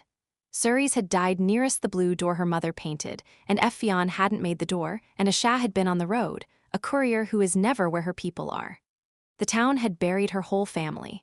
And here was the town, lifting a painted board with its own name on it, binding itself in blood and word to 5 clans of orcs on a headland her mother never climbed. Asha was standing in it. Near the front, with her back to no wall and her hand low on her own belly, where the future was. She put out her hand and turned it over. Gorvek set the edge to her thumb, light, careful past the size of him. A small sting, no more. The bead of red came up dark in the gold light and hung there fat on the pad of her thumb. She held her hand over the bowl with the green and the red of all of them already mixed in the soil. She didn't range the field for an exit. She didn't tick off the people. Her eyes had gone hot, and she didn't press the heel of her hand under them, because she wasn't in the habit of being seen doing it, and this morning she didn't care who saw. The drop fell. It went down into the dark earth with the rest, hers and the orcs and the town's, no longer her own once it was given, mixed past any count. Asha, Bran said low beside her. She turned her head. He was looking down at her in the new light, the amber of his eyes gone to the soft inland gold they took outside the forge, the green ring at the iris edge. He read her the same as he had read her in his kitchen before he knew her name. Lungs first. The wet shine next. The hand low on her belly that she had not taken away. He didn't say a tender thing. He never had, not once, because the soft ones came out of him wrong no matter how he angled his jaw, and she had stopped wanting them off him months ago. He said the true thing instead, plain, because plain was the only shape he trusted his own mouth to hold. It came out even, Bran said. She knew what he meant. She had carried it since the cart came down the grade and he set his hand over hers and said, "We are here," 2 words she could not set against 6 weeks of road and a town full of her dead, and come away with a number she could hold. She had decided then she could live with them never landing on any list she kept. She had not known they would ever land. She had not let herself want them to. It had come out even. She stood on the headland in the cold gold of the equinox with her thumb stinging and her blood in the ground with all of theirs. This was the town that buried her family, and she had climbed to this place on her own legs on purpose, because the dead had never set foot on it. She carried a thing low in her that the dead would have loved, and the marking had gone still under her ribs, and the quiet rang where the noise had been. The war that ended her bloodline had started one. She had not earned it, and the binding was not about earning, the same as Bran's standing in the square had not been about being clean. It was about choosing it aloud, on purpose, in the light, and keeping the choosing.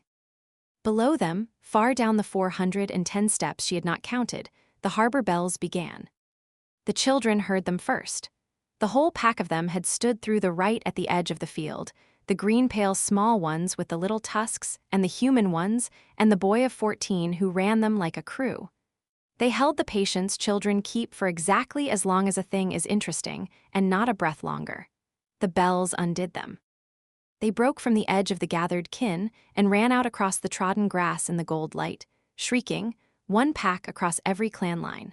A small, fierce green-pale boy with honey in his hair out front, a human girl 2 strides behind, a curly-haired one on a giant's shoulders gripping his tusks. They ran the length of the bound field with no idea on any of them that they were the whole of what the right was for.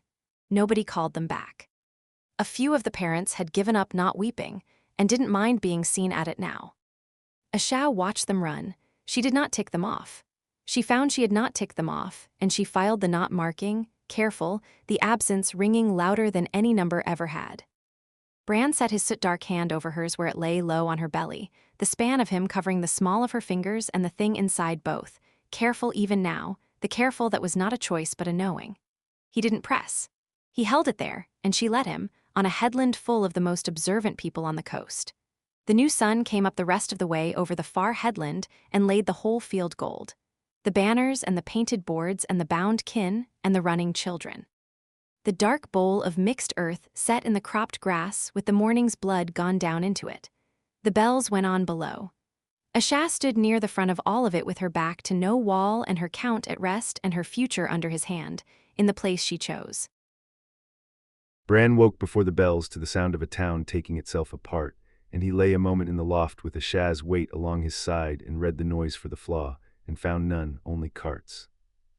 It was the leaving sound. He knew it under the gulls before he was full awake, the creak of axles loaded heavy and tied down careful, the low voices of people who had drunk 3 nights and meant to drive a long road sober, a horse blowing in the cold. The festival was striking camp the same as it had raised it, by hand, in the dark before the light. He had spent 4 years learning the note of a place braced to break. This was the other note, the one he had not had a name for until this town taught it to him. A place coming apart on purpose, gentle, because the thing it was built for was done. Asha had her hand low on her own belly in her sleep. He had felt it find its place in the night and stay. He did not move it. He lay still and let her have the last of the dark, the same as he had let her have the list and the silences and the mornings she woke already braced. And when the gray came up gray at the loft window, he eased out from under her and went down the ladder in his bare feet so the rungs would not knock. The forge was cold, Garrick's forge, that the man had pressed on them in the bare official hand he used for warrants and for grief 2 streets up. It was a cooper's, and the cooper is dead, and you will do better by it than the rats. Bran had not lit it yet. He stood in it now in the gray, the cradle gone up to the loft corner where it would stand, the chevron blade on the trestle where he had left it.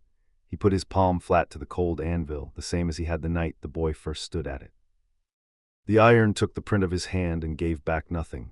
Cold iron said nothing, and he had not come down to ask it anything. He had come down to be where he could see the door.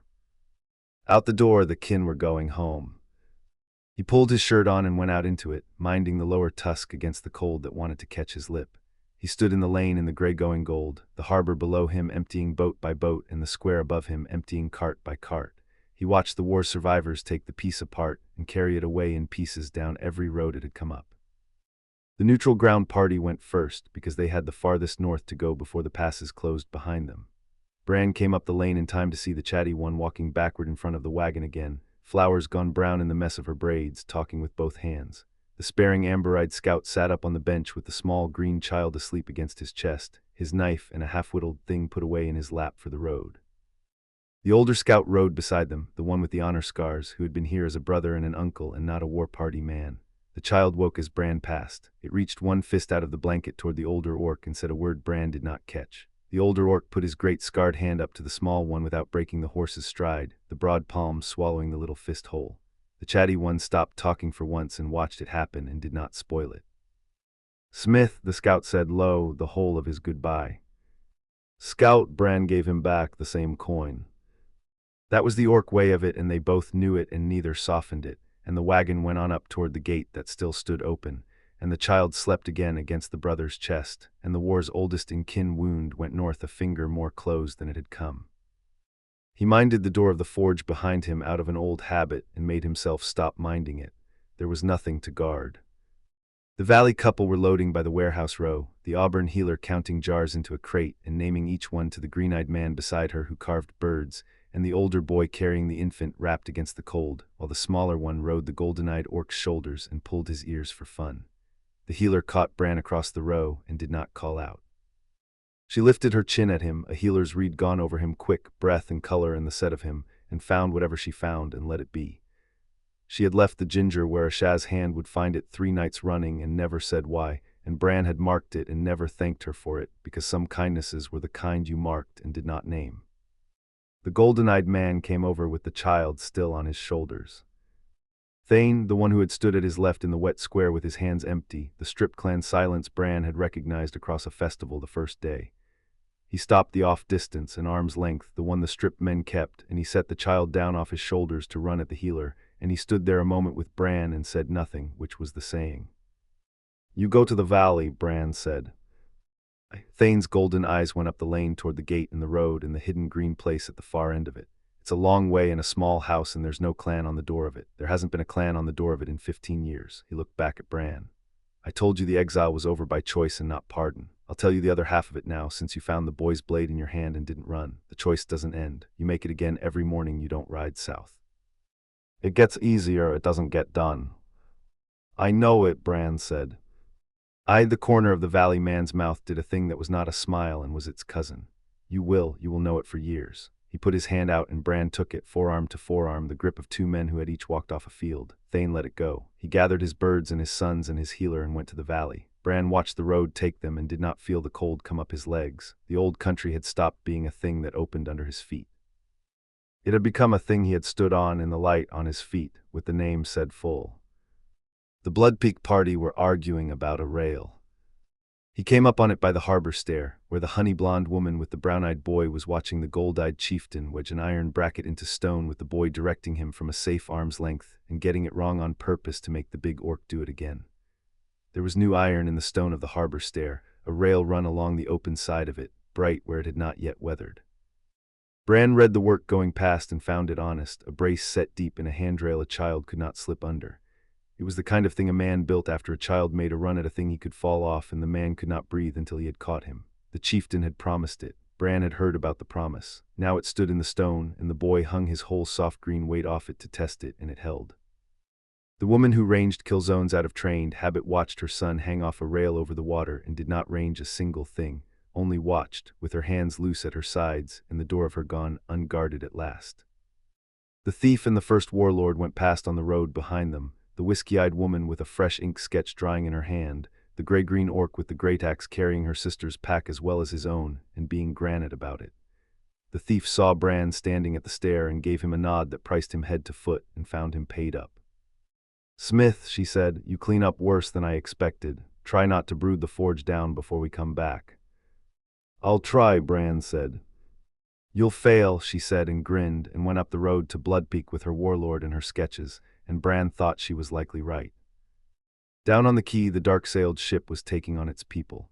He went down the harbor stair with his hand near the new rail and not on it, and stood at the edge of the quay and watched the Sea-Clan party board the siren's call. The navigator with the brass in her hair called her crew up the plank. The goblin went up it ahead of the Kenku with a bar of bright metal stock cradled in his good arm, the slung one strapped tight, holding the new-bought bar close against him like a man who had wanted it a long while and meant to make something of it. The Kenku stowed the last of the line behind him. The small daughter shouted soundings at the empty harbor for the joy of it. The lightning-scarred captain stood at the helm with his earring catching the first of the sun, talking to his ship low like she was an old girl who had earned her rest and was not getting it. The white-streaked quartermaster came down the plank one last time with her slate. She stopped, she looked at the slate, she put it away in her coat without a mark on it and went back up the plank with her ruined-handed smith. She had stopped auditing the thing, the reckoning had come out right and she had set the slate down. The navigator saw a Shah before Bran did. He turned because the woman at the helm turned, the brass calipers in her hair flashing as she lifted her head and looked up past the quay to the lane.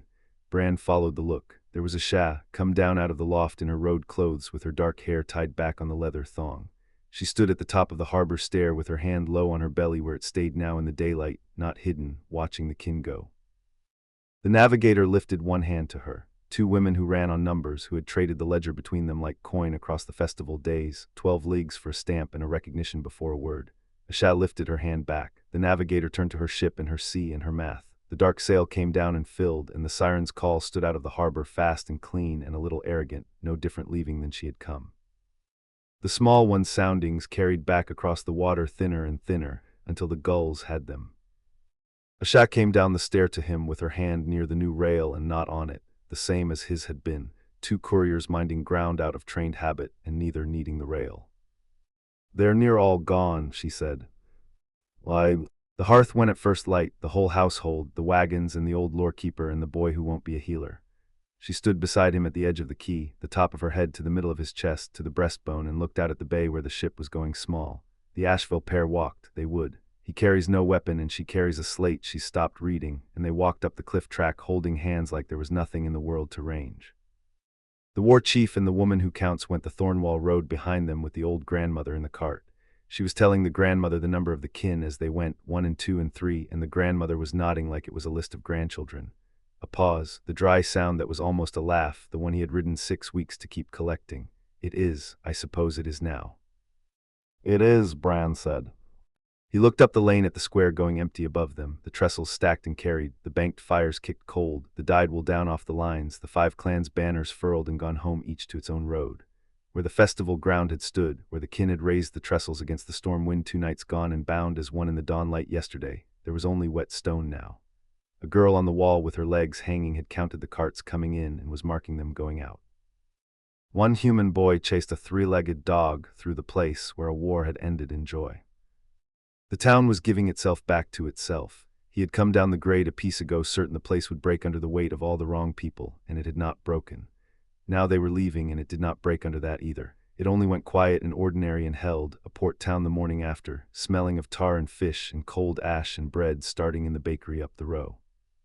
He stood in it and found the thing he had been hunting since the first day was gone for good, the held breath, the cold shut silence under the noise the place a thing would break. He had hunted it through the whole festival and never found it, and he had told himself the piece was new iron, brittle, unworked, a thing that needed working before it would hold. He had been wrong about the metal of it. It was not iron at all. He knew that now. Iron held or it broke, and either way it stayed the size it was, and this thing had not stayed any size at all. It had come up the roads as 10 private pieces and gone out as one, bigger leaving than it had been coming. A thing that got bigger was not a thing you asked to hold. You found the flaw yet, old man, Asha said. She was watching him read the empty square. She always knew when he was reading. There's no flaw, Bran said. He minded the tusk. I've stopped looking for one, that's the new thing. For you that's the whole sea changing color. Why? She leaned her shoulder into his arm, the small weight of her against the soot-worked size of him, and they stood at the edge of the quay in the going gold morning and watched the last of it go. The Bloodpeak party crested the gate and went over and were gone to the high road. A single cart he did not know went after them. Then the gate held only the open air of it, and the girl on the wall, and the long road north climbing up out of the town into the pines, where a piece ago a line of orcs and humans had come walking down with children on their shoulders, and a banner worked with a mountain, into a town that opened its gate. The forge was 2 streets up, the loft above it. The cradle standing in the loft corner, cherry gone gold at the worked edges, finished and empty yet and waiting for the small thing that was coming. It was the thing his hands could not forge and could not seal and could not keep the same. The grandfather's blade on the trestle with the chevron on the pommel, 2 lines and a notch, the mark of a line that was not ashamed of the smith it made. A girl on a wall counting an emptying town. A bay horse in a stable judging him, no doubt, for being up before the bells, and the woman against his arm who had ridden 6 weeks to put a knife in him and had stayed instead. She carried the one future neither of them could hold or guard or keep from being taken. It happened in a town built of her dead, by a sea that had just carried the kin away. He turned to her, he bent the careful length of himself and angled his jaw the hair it took so the chipped lower tusk cleared her cheek and set his forehead to hers. His great hand had come up to the side of her face on its own, the same hand that could break a jaw and had learned instead to hold a rasp steady over the curve of a headboard, and he felt her breath go warm against his wrist. Below them the harbor bells started. The same bells that had started under her the first morning on the hill, when she had turned 2 words over and could not set them against anything and come away with a number she could hold. He said them again now, quiet, the words settling low instead of carrying. We are here. She did not turn them over this time looking for what was owed. He felt her not do it. The old habit that had ranged every doorway and exit since the day a courier learned a courier is never where her people or had gone quiet against him. It had gone quiet in the place she had chosen, not the place grief chose for her, not the kitchen 4 streets up behind the blue door her mother had painted, still shut and hers to leave shut now instead of hers to run from. Her hand was low on her own belly in the daylight where she had left it for him to see her leave it. The list was set down. The 2 words landed plain between them in the cold and the bread smell and the bells. There was nothing left on the other side of it now, nothing to set the 2 words against. The dead were the dead, the kin were the kin, gone home and carrying it. The war that had ended a bloodline had started 1-2 streets up in Cherrywood waiting. The town held, the forge was theirs, the morning was theirs. We are here, Asha said back, the sounding's voice with the warmth under it the list had never reached, and she said it plain, a courier naming the ground she had come to, not turning it over for what was owed. She took his hand off her face and held it in both of her small ones, the span of him in the small of her, and turned them both up the lane toward the forge 2 streets up in the loft and the cradle and the long ordinary days that were going to come after this one. Take us up, old man. I did. Gideon knelt on the cold boards at the head of the Kellen's port key and set each thing out of the pack and back into it, naming it as it went. And when the pack was full, he went back to the top of it and named everything a second time. Because a thing that came out right once could still be wrong the next time when it mattered, and he was not good at letting a count rest. The gray-leafed moss that stopped a wet wound, wax-strapped, dry. The iron tea and the tin sorcha had filled to the lid and not said why. The flint and the small good knife Harkin had ground an edge on the night before, by the lamp, not looking up. Hard bread and harder cheese and a twist of the chamomile ember said slowed an orc tissue infection, which he might never use on a human road and carried anyway, because a citation was solid ground and you didn't leave the ground behind. The wooden bear. The blue thread on his wrist, which didn't need counting, and he counted it. 3 things came before the rest of the list. The bear, because the bear was the name of the man who carved it. The thread, because the thread was his mother. And the names, which weren't in the pack at all. They were in him, carried without choosing to and without setting down. The road went north out of Kellen's port. He could see it from the quay, climbing out of the harbor through the warehouse row, bending past the open gate, then running up between the wind-bent pines until the land took it. North was where the world the war had been fought over lay open and unwatched now, the nodes the kin had bled to make safe strung along the roads and all of them holding. Neutral ground first, 4 days if the spring held. He knew the number cold, exact as the weight of the pack on his back, and left it at that. The morning was cold and the salt came in off the water and his breath. When he tested it, stopped a half-inch short of the top. He counted past the place it stopped. He had been doing it for a year, a habit gone under deciding. The plague had left a ceiling low in his lungs where the Thornfield healer hadn't undone all of it, and on a cold morning it was there, a roof his breath came up under and pressed and didn't pass. Ember had taught him the difference between what kills you and what only slows you. He had taken it for himself and made it the shape of the year. The ceiling slowed him. It did not stop him. A ceiling was not a wall. He had worked the difference out alone, on the long climbs where he arrived a beat behind the people with whole lungs and said nothing, and being accurate about the limit was the reason a person was allowed to walk toward it. "You're kneeling on a cold key," said a voice above him, dry, "counting a bag you packed last night. The bag didn't change in the dark." He did not look up from the moss. "The check didn't change. I check that it didn't change. That's information." Ember crouched across the open pack from him, auburn hair loose at the temple, green eyes doing the read she did on every living thing she came near, the read he had learned at her elbow before he had learned much else. She had her own bag over her shoulder and a stone turning in one hand, which was a thing she did while she decided whether to say a thing or carry it. "Let me see the neck," she said. He tipped his chin and let her. She set 2 fingers to the old plague scar under his jaw and pressed, light, reading the tissue she had taught him to read, and he held still, because she was the one person who had taught him that being checked wasn't being doubted. A neighbor checked you to find a fault. Ember checked you to know the truth, and knowing the truth was its own kind of mercy, even when there was nothing left to fix. "Healed clean," she said. "Old, you'll carry it the rest of your life and it won't get worse than it is." "I know, I read it off myself this morning. I wanted you to read it too, because 2 readings are better than 1 and you're the better reader." He said it flat, a true thing, not a compliment. "Thank you for teaching me to read it." She sat back on her heels and looked at him a moment longer than the reading needed, and he let her look. Because the looking was a thing she did instead of the words she would not be caught saying. "You could be the next one," Ember said. "You've the hands and the head for it. You could wait in a village and the hurt would come to you and you'd mend more people in a life than I've mended in mine." She turned the stone once. "I taught you a trade. I'm watching you walk off down a road away from it." "You taught me a healer waits in the village for the hurt to come to her." He folded the waxed cloth back over the moss and seated it in the pack. "An adventurer goes to where the world is. You said the first part. I worked out the second. I'm not arguing, I'm using you." He gave her the flat, accurate look he gave a floor and a door and a person who mattered. "You taught me how to know a body is failing. You didn't teach me to like the hut you do it in. I'm taking the knowing and leaving the hut. You're the one who taught me a person gets to know the truth and still choose." Ember was quiet. Then she reached into her own bag and took out a second twist of chamomile, larger than his, and set it on the boards between them. "For the orc tunnels you'll go down being a fool in," she said. "A citation is no good if you run out of the thing it cites." She stood, and her knees cracked, and she swore at them by name. "Go on and be the thing you recited toward, And don't let a sweet-smelling wound walk 2 days before you open it. I'll hear about it down 100 miles of road and find you and be insufferable. He put the second twist in the pack.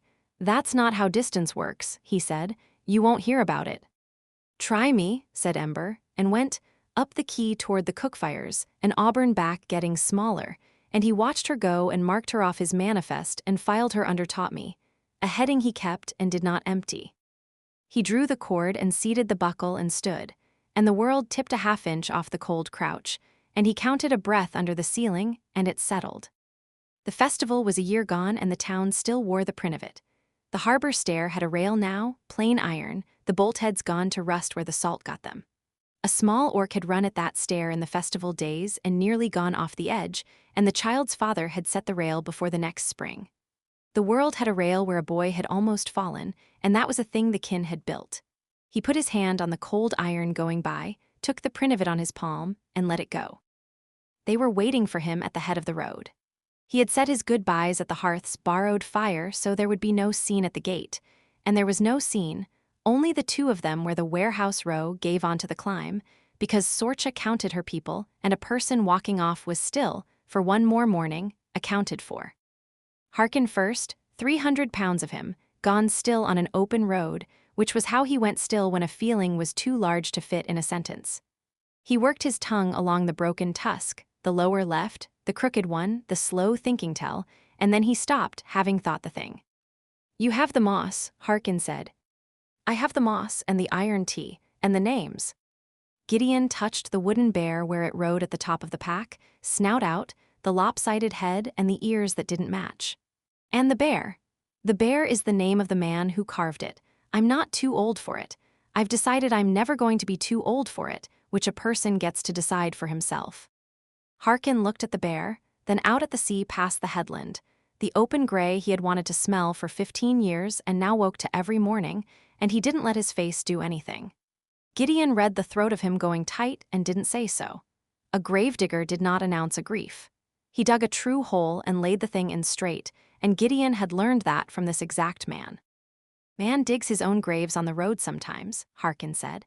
I have told you. I am telling you once more so it is the last thing in your ears and not the first. He came 2 slow steps and went down on one knee, the great careful machine of him folding to the cold boards so his gold eyes were level with the boy's, minding the broken tusk, angling his jaw so it cleared. You are going light enough to move and heavy enough to live. That is the only weight that is right. You did the measure of your own road. I checked it, it holds. He put one enormous hand flat over the bear, a thing weighed and entered. Go to where the world is. Come back and tell me what it smells like. I am building a roof.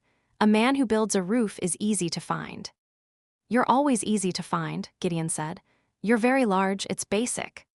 The broken tusk moved. The closest Harkin came to a laugh, and Gideon filed it under the heading he kept for this man, which was the largest heading he had. Then there was Sorcha. She had not said anything. She had stood a half step back with her hands steady at her sides, which was how she stood when a thing was working in her she wouldn't let into her face, and Gideon read the steadiness and knew it for what it was, the wall she built where another person would have built tears. She didn't cry. She counted, and she provisioned, and she didn't cry, and he had told her once that he would rather she did it that way because he wouldn't know what to do with the other way, and he still wouldn't. You're off the roster after this, Sorcha said. I'll run the roster tomorrow and it'll come out one short and I won't test it twice because I'll know where the short one is. He's on the road north. He provisioned for it. He's not lost. He's gone, which is a different word, and I made myself learn the difference. Lost is when you don't know where a thing is, Gideon said. You know where I am, put me in under a way and it'll balance. It won't balance. She said it without heat, and for a moment she sounded so much like him that he understood where he had got the half of his voice that didn't come from Ember. A count with an away in it doesn't balance. It stops being a thing you cry about and starts being a thing you carry. I have a few of those. You're the heaviest one, and I packed for it. She reached into her coat and held out a last thing on her flat, steady palm. A folded square of paper, soft at the creases from being carried a while. Names, she said. Everyone at the hearth and the next 3 towns north where a person knows me and will feed a boy who says my name. You carry names. I made you a list of mine. Don't lose it, and if you lose it, don't guess. Ask a stranger and wait for the true answer. Guessing on a road is how an accurate boy dies stupid. He read it once, the cramped, careful hand of a woman who counted, and folded it back along its creases and put it in the inside pocket over his chest, where the thread already lived, the thread his mother, and the paper his people and a person kept both close and did not rank them. "I won't guess," he said. "I know, I taught you not to, so did Ember, so did Harkin." She let her hand fall back to her side, steady, always steady. "You're not walking off because we failed to keep you. You're walking off because we kept you well enough that you could." She pressed 2 fingers to the collar over the old drag scar at her throat and made the hand come down.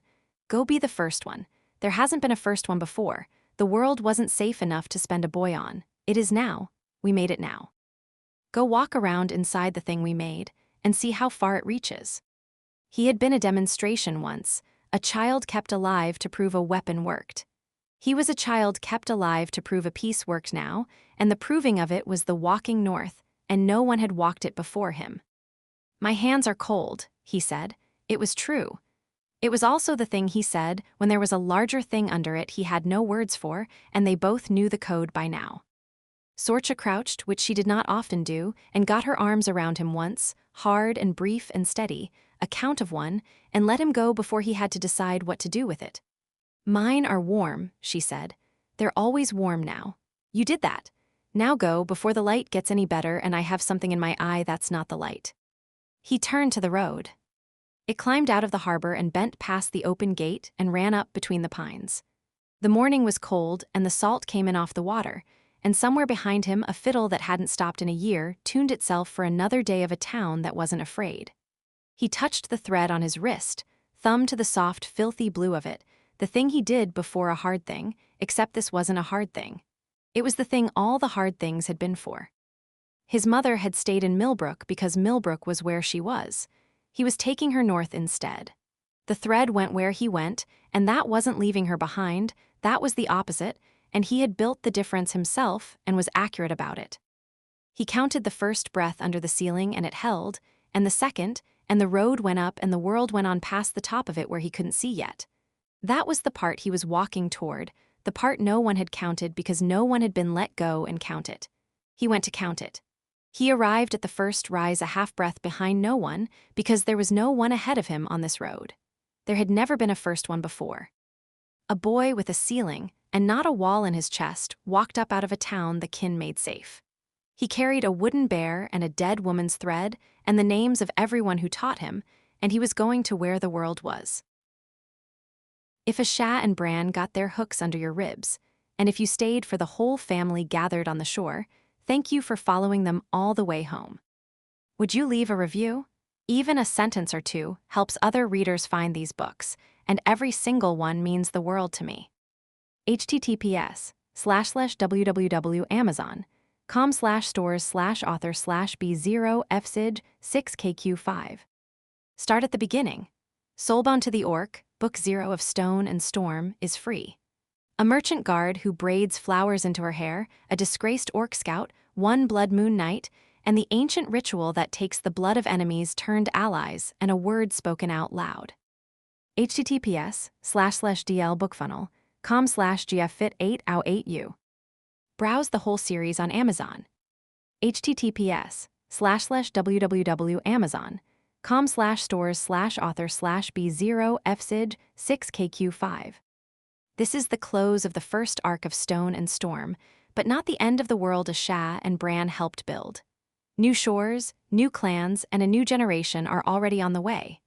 New hearts, new fires, the same promise, a love worth bleeding for and brave enough to name. The first arc is closed, but the world Sha and Bran helped build is only getting bigger. Stone and Storm continues with Honeybound to the Orc, a traveling beekeeper with a wagon full of honey, a one-eyed goose with a temper, and no sense of direction at all. A grumpy orc woodwright, the best joiner in 3 valleys and the worst company in all of them. A midsummer fair that has filled every bed in town and exactly 1 room left. Turn the page for the first chapter. I smell thistledown before I see it. The road has climbed through dust and dry grass for 2 days. Then it tips over a low green shoulder of land, the wind turns, and there it is, riding up to meet me on the warm air.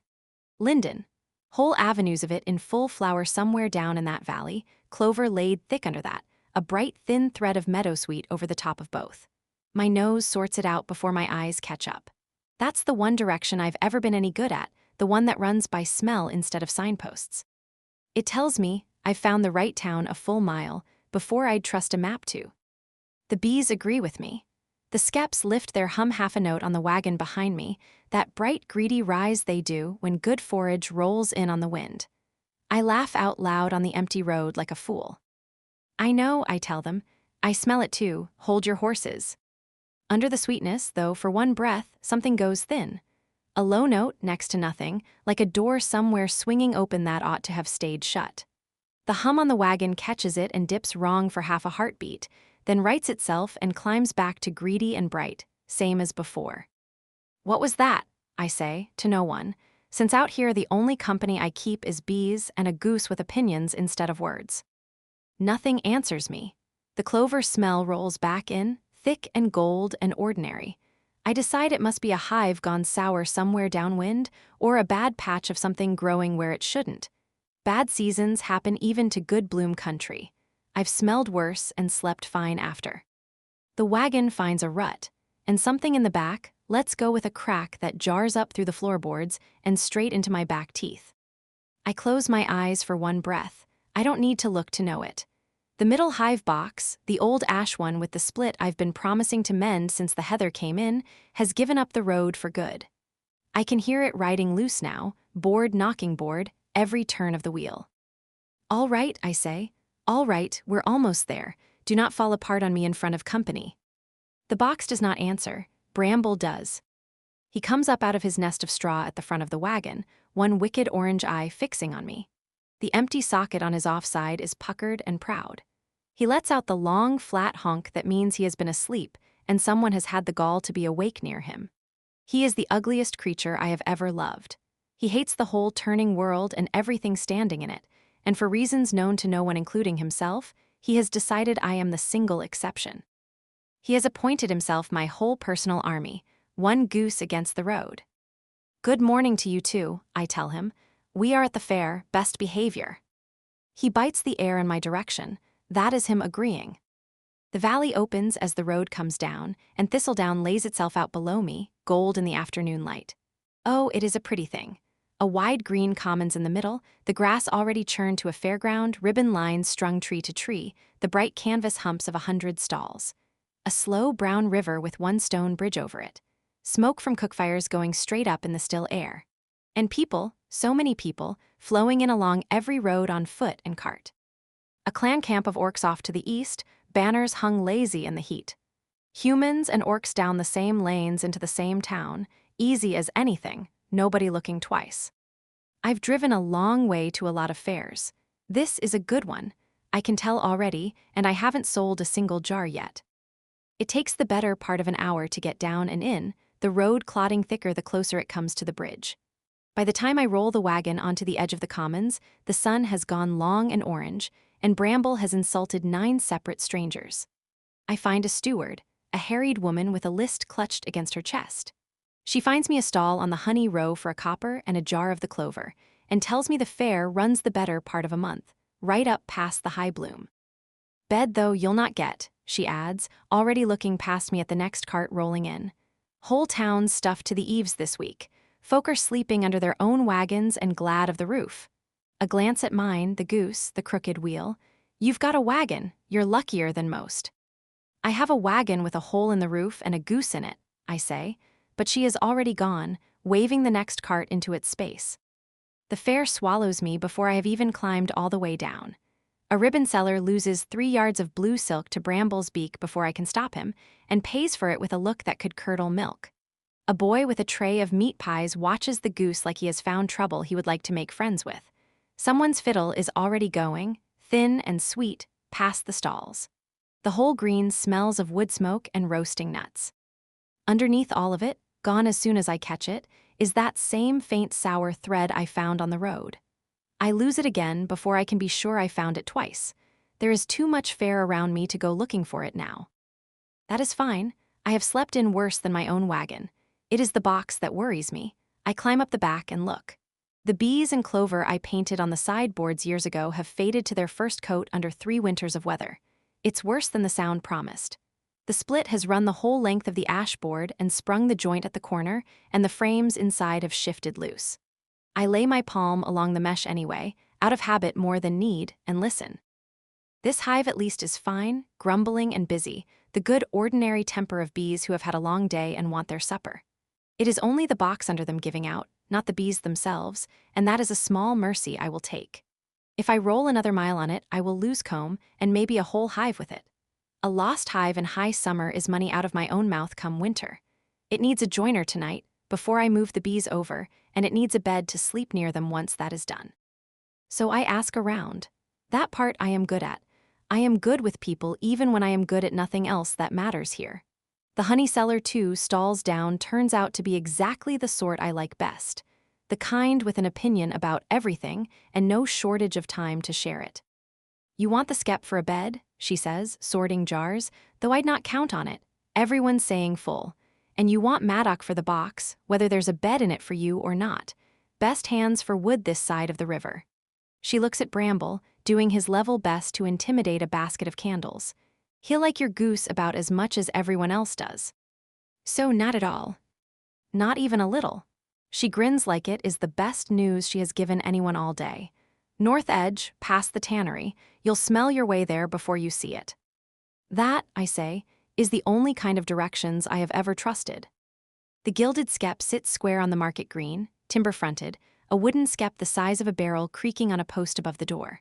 Every window is lit gold, and every one of them is full of noise. I angle the wagon sideways to get near it at all, past 2 other carts already parked hopeful by the door. For a moment before I go in, I just stand there and look at it. All that warm, crowded light spills out onto the green, laughter and a fiddle and the clatter of cups. A whole roomful of people who already know where they are sleeping tonight. I've stood outside a great many rooms like that one. I know the shape of the wanting well enough by now not to let it slow me down. I go in. The common room is packed shoulder to shoulder. The innkeeper meets me before I am 3 steps past the door, wiping her hands on her apron, brisk and not unkind about it. Not a bed, she says before I can ask. Not a floor either. We've got 3 to a room upstairs as it is, and I've turned away 6 of you since noon. She looks me over then, at the wagon behind me and the box knocking in it, and something in her face softens. You've bees back there in trouble, by the sound of it. A box mostly, I say. It's given up on me. I need somebody who works wood before I lose the whole hive, and somewhere to put my head down near it tonight. Maddock, she says, like it settles 2 problems at once because it does. North edge of town, past the tannery where the trees start. Best joiner in 3 valleys. She pauses. Worst company in all of them. Doesn't mean the first part any less for it. That sounds like my kind of man. She laughs quick and real. He's got a spare room over the shop nobody's used in years. He might let you have it if the work's good enough he can't say no and pretend he means it. She turns to point and stops and frowns. Past the tannery, mind. Left at the old one, not the new, or is it the new one? She waves a hand like she is shooing the question off. You'll know it when the smell changes. I am very good at smells, I say, and useless at everything else. We shall see how that goes. She is laughing again as she turns back to the crowded room. I am back out in the last of the daylight now, with a name and half a set of directions. The box still needs a joiner before the light runs out on me. I lead the horse north on foot, the wagon creaking, Bramble riding the seat like a small, furious king, surveying a kingdom that has wronged him. The houses thin and get older the further I go. The fair noise falls away behind me into a hum I can still feel through the ground. The light goes from gold to that deep honeyed amber that means I have an hour before true dark, maybe less. I am not strictly incapable of finding a straight road. I have simply never met one that agreed with me. This one is no different. I take what I am sure is the north lane, and it decides, after 100 paces, to become somebody's washing yard. 3 lines of wet linen drop toward my head. A woman up to her elbows in a tub looks at me, my wagon, and my furious goose. She has the patience of someone who has seen stranger things come through on Fair Week and long since stopped asking why. Sorry, I tell her, wrong turning. Most people's are, dear, she says, and goes back to her wash. I back the whole rig out from under her laundry, apologizing the entire way and try again. I find the tannery, or a tannery, and the fork just past it. I take the left of it, dead certain, same as I always am right before I am wrong. It ends at a cow buyer and one cow who could not care less. This is not a workshop, I tell her. She agrees by doing nothing at all. I turn the whole rig around, which takes 3 apologies and 1 very insulted goose. I go back, take the right fork instead, and that one curves and forks again somewhere past a stand of birches. I lose the river altogether, which should not even be possible. A whole river. Gone. I am not lost, I tell the horse, who has heard this before and does not believe me any more than the horse before her did. I am scouting. There's a difference. There isn't, that's the thing about me. I could get lost between my own 2 feet if you gave me long enough. The loose box knocks behind me, board on board, a small wooden heartbeat keeping time with my wasted steps. It thumps hard enough that I hear a bee's answering buzz go sharp and unhappy inside. I stop the wagon, climb up, and put my palm flat against the wood. I know, I say, low, close to the seam where the frame has slipped. I know it's a rough road tonight. We're almost there. Hold on a little longer for me. It's an old habit, older than me by a good margin. The woman who raised me talked to her bees the same way, every day of her life, rain or shine or grief. She told me once, near the end of her, that a hive would forgive you almost anything if you were honest with it first. I didn't understand her then. I still tell the bees anyway, some nights out here with the dark coming on and nobody else to talk to. It's the one thing of hers I never had to lose along the road. Most nights, it still works. The hum settles, not happy. Patient maybe, I will take patient. The light keeps going. My feet hurt. For one low moment, walking a lane I do not know behind bees I cannot fix fast enough, the brightness I keep over everything wears thin. The whole shape of the road sits there underneath it, plain as the boards knocking behind me. Every town I have rolled into just like this one. Every one I have rolled back out of again before anyone could get too used to having me around. I breathe in instead. Wax and dust, and somewhere under both of those, faint but real, the green-cut smell of fresh sawn oak. There, my nose again, the one thing about me that never lies. I follow it, off the lane I was never sure of anyway, straight across a stubble field. The horse blows at the change of ground, and Bramble is outraged at the indignity of grass under his feet. The smell goes from a thread to a wall, oak, and something warmer under it, beeswax maybe. I come out through a gap in a hedge at the edge of the trees. Bramble stops complaining. It is so sudden I almost walk into the horse. He has hissed and honked and cursed the whole road since the fair gates. Now, with a workshop in plain sight and lamplight spilling gold across a yard stacked high with pale seasoning wood, he goes rigid on the wagon seat. Neck low, one orange eye fixed past the buildings, locked on the dark line of trees rising beyond them. He does not honk. He does not move. He just watches the wood go up the hill into full dark. Something in his stillness is so unlike him that the hair lifts along my arms before I have decided to be afraid of anything at all. It's only trees, I tell him, and put a hand flat on his back to feel him breathing, quick and light under my palm. He does not agree or disagree. He only goes on watching the hill, silent, until I click my tongue at the horse and we move past the gap toward the lamp. Then, and only then, does he shake himself out of it and go back to hating everyone in reach. I decide it is the strange place, or a fox on the wind, or nothing at all, and I do not look at the trees again. The workshop is a good one. Timber framed, tall, a yard of oak and ash stacked in long true ranks under a roof somebody built to last and meant to keep that way. Lamplight low and gold in a wide open doorway. The sound of a tool going against grain inside, slow and even, a sound like something being talked down out of a temper. I've walked up to a great many strangers' doors in my life. I square my shoulders, wipe my hands on my skirt because they've gone to wax and nix again same as always, and lead the horse into the yard. "Hello the house," I call. "I am sorry, I know it's late." The tool stops. He comes to the doorway, and I have to tip my head all the way back to find his face. He fills the whole frame of it, shoulder and forearm, a head and a half taller than me and built to match. The lamp sits behind him, so for a moment he is only a shape, 2 tusks catching what light gets around the edges of him. Then he steps down into the yard, and the last of the day finds his face proper, gray-green and weathered like river stone. His eyes, when they land on me, are a dark, warm gold I would know anywhere in the world. It is the exact color I pull out of a good comb in a fine linden year, and sell for twice what the clover fetches. He looks at me, he looks at the goose. He looks at the wagon, the crooked wheel, the whole travel-worn length of my life parked in his yard. Every line of his face says no before he opens his mouth. There's no room in town. His voice comes up from somewhere under the floorboards. You know that, or you wouldn't be at my door. I do know that, I say. I'm not here for the room. I am, more than anything, here for the room. I'm here for the box. My hive's sprung its joint on the road, and I've got bees to move into it tonight or lose them. Half the fair sent me to you and said you're the best joiner in 3 valleys and the worst company in all of them. So I thought, well, I don't need him to be good company. I just need him to be good. He looks past me at the box for the first time, at the crack of it visible even in this light. Something in his face sharpens, the look of a man just handed a puzzle he already knows how to solve. Bring it round back, he says. I'll look at it before I bank the fire. Something happens at the corner of his mouth. Small, grudging, nothing you could call a smile, but it moves. Bramble picks that exact moment to launch himself off the wagon seat and hiss at him with his entire body, wings out, neck low. It is the full performance he saves for people who have offended him just by existing. The orc looks down at one furious one-eyed goose declaring war on him in his own yard, and does not step back an inch. That, he says, is the ugliest creature I have ever seen. He knows, I say, he's very proud of it.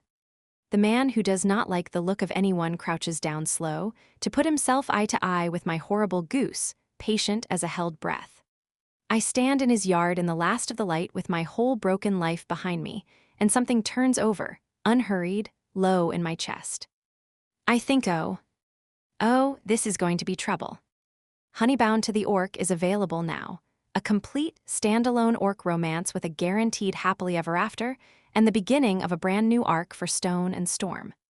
Join the newsletter at http://www.Dreamcrest Publishing.com to be first in line for every new release. Luna Draven writes orc romance for readers who want the fantasy and the feelings. Big worlds, bigger warriors, and the soft, stubborn women who refuse to flinch from either. Her heroes are gentle where it counts and dangerous where it matters, and they always say the brave thing out loud in the end. Her heroines keep their hope like a blade, sharpened, carried, and never once apologized for. Join the newsletter and be first in line for every new release. http://www.Dreamcrest Publishing.com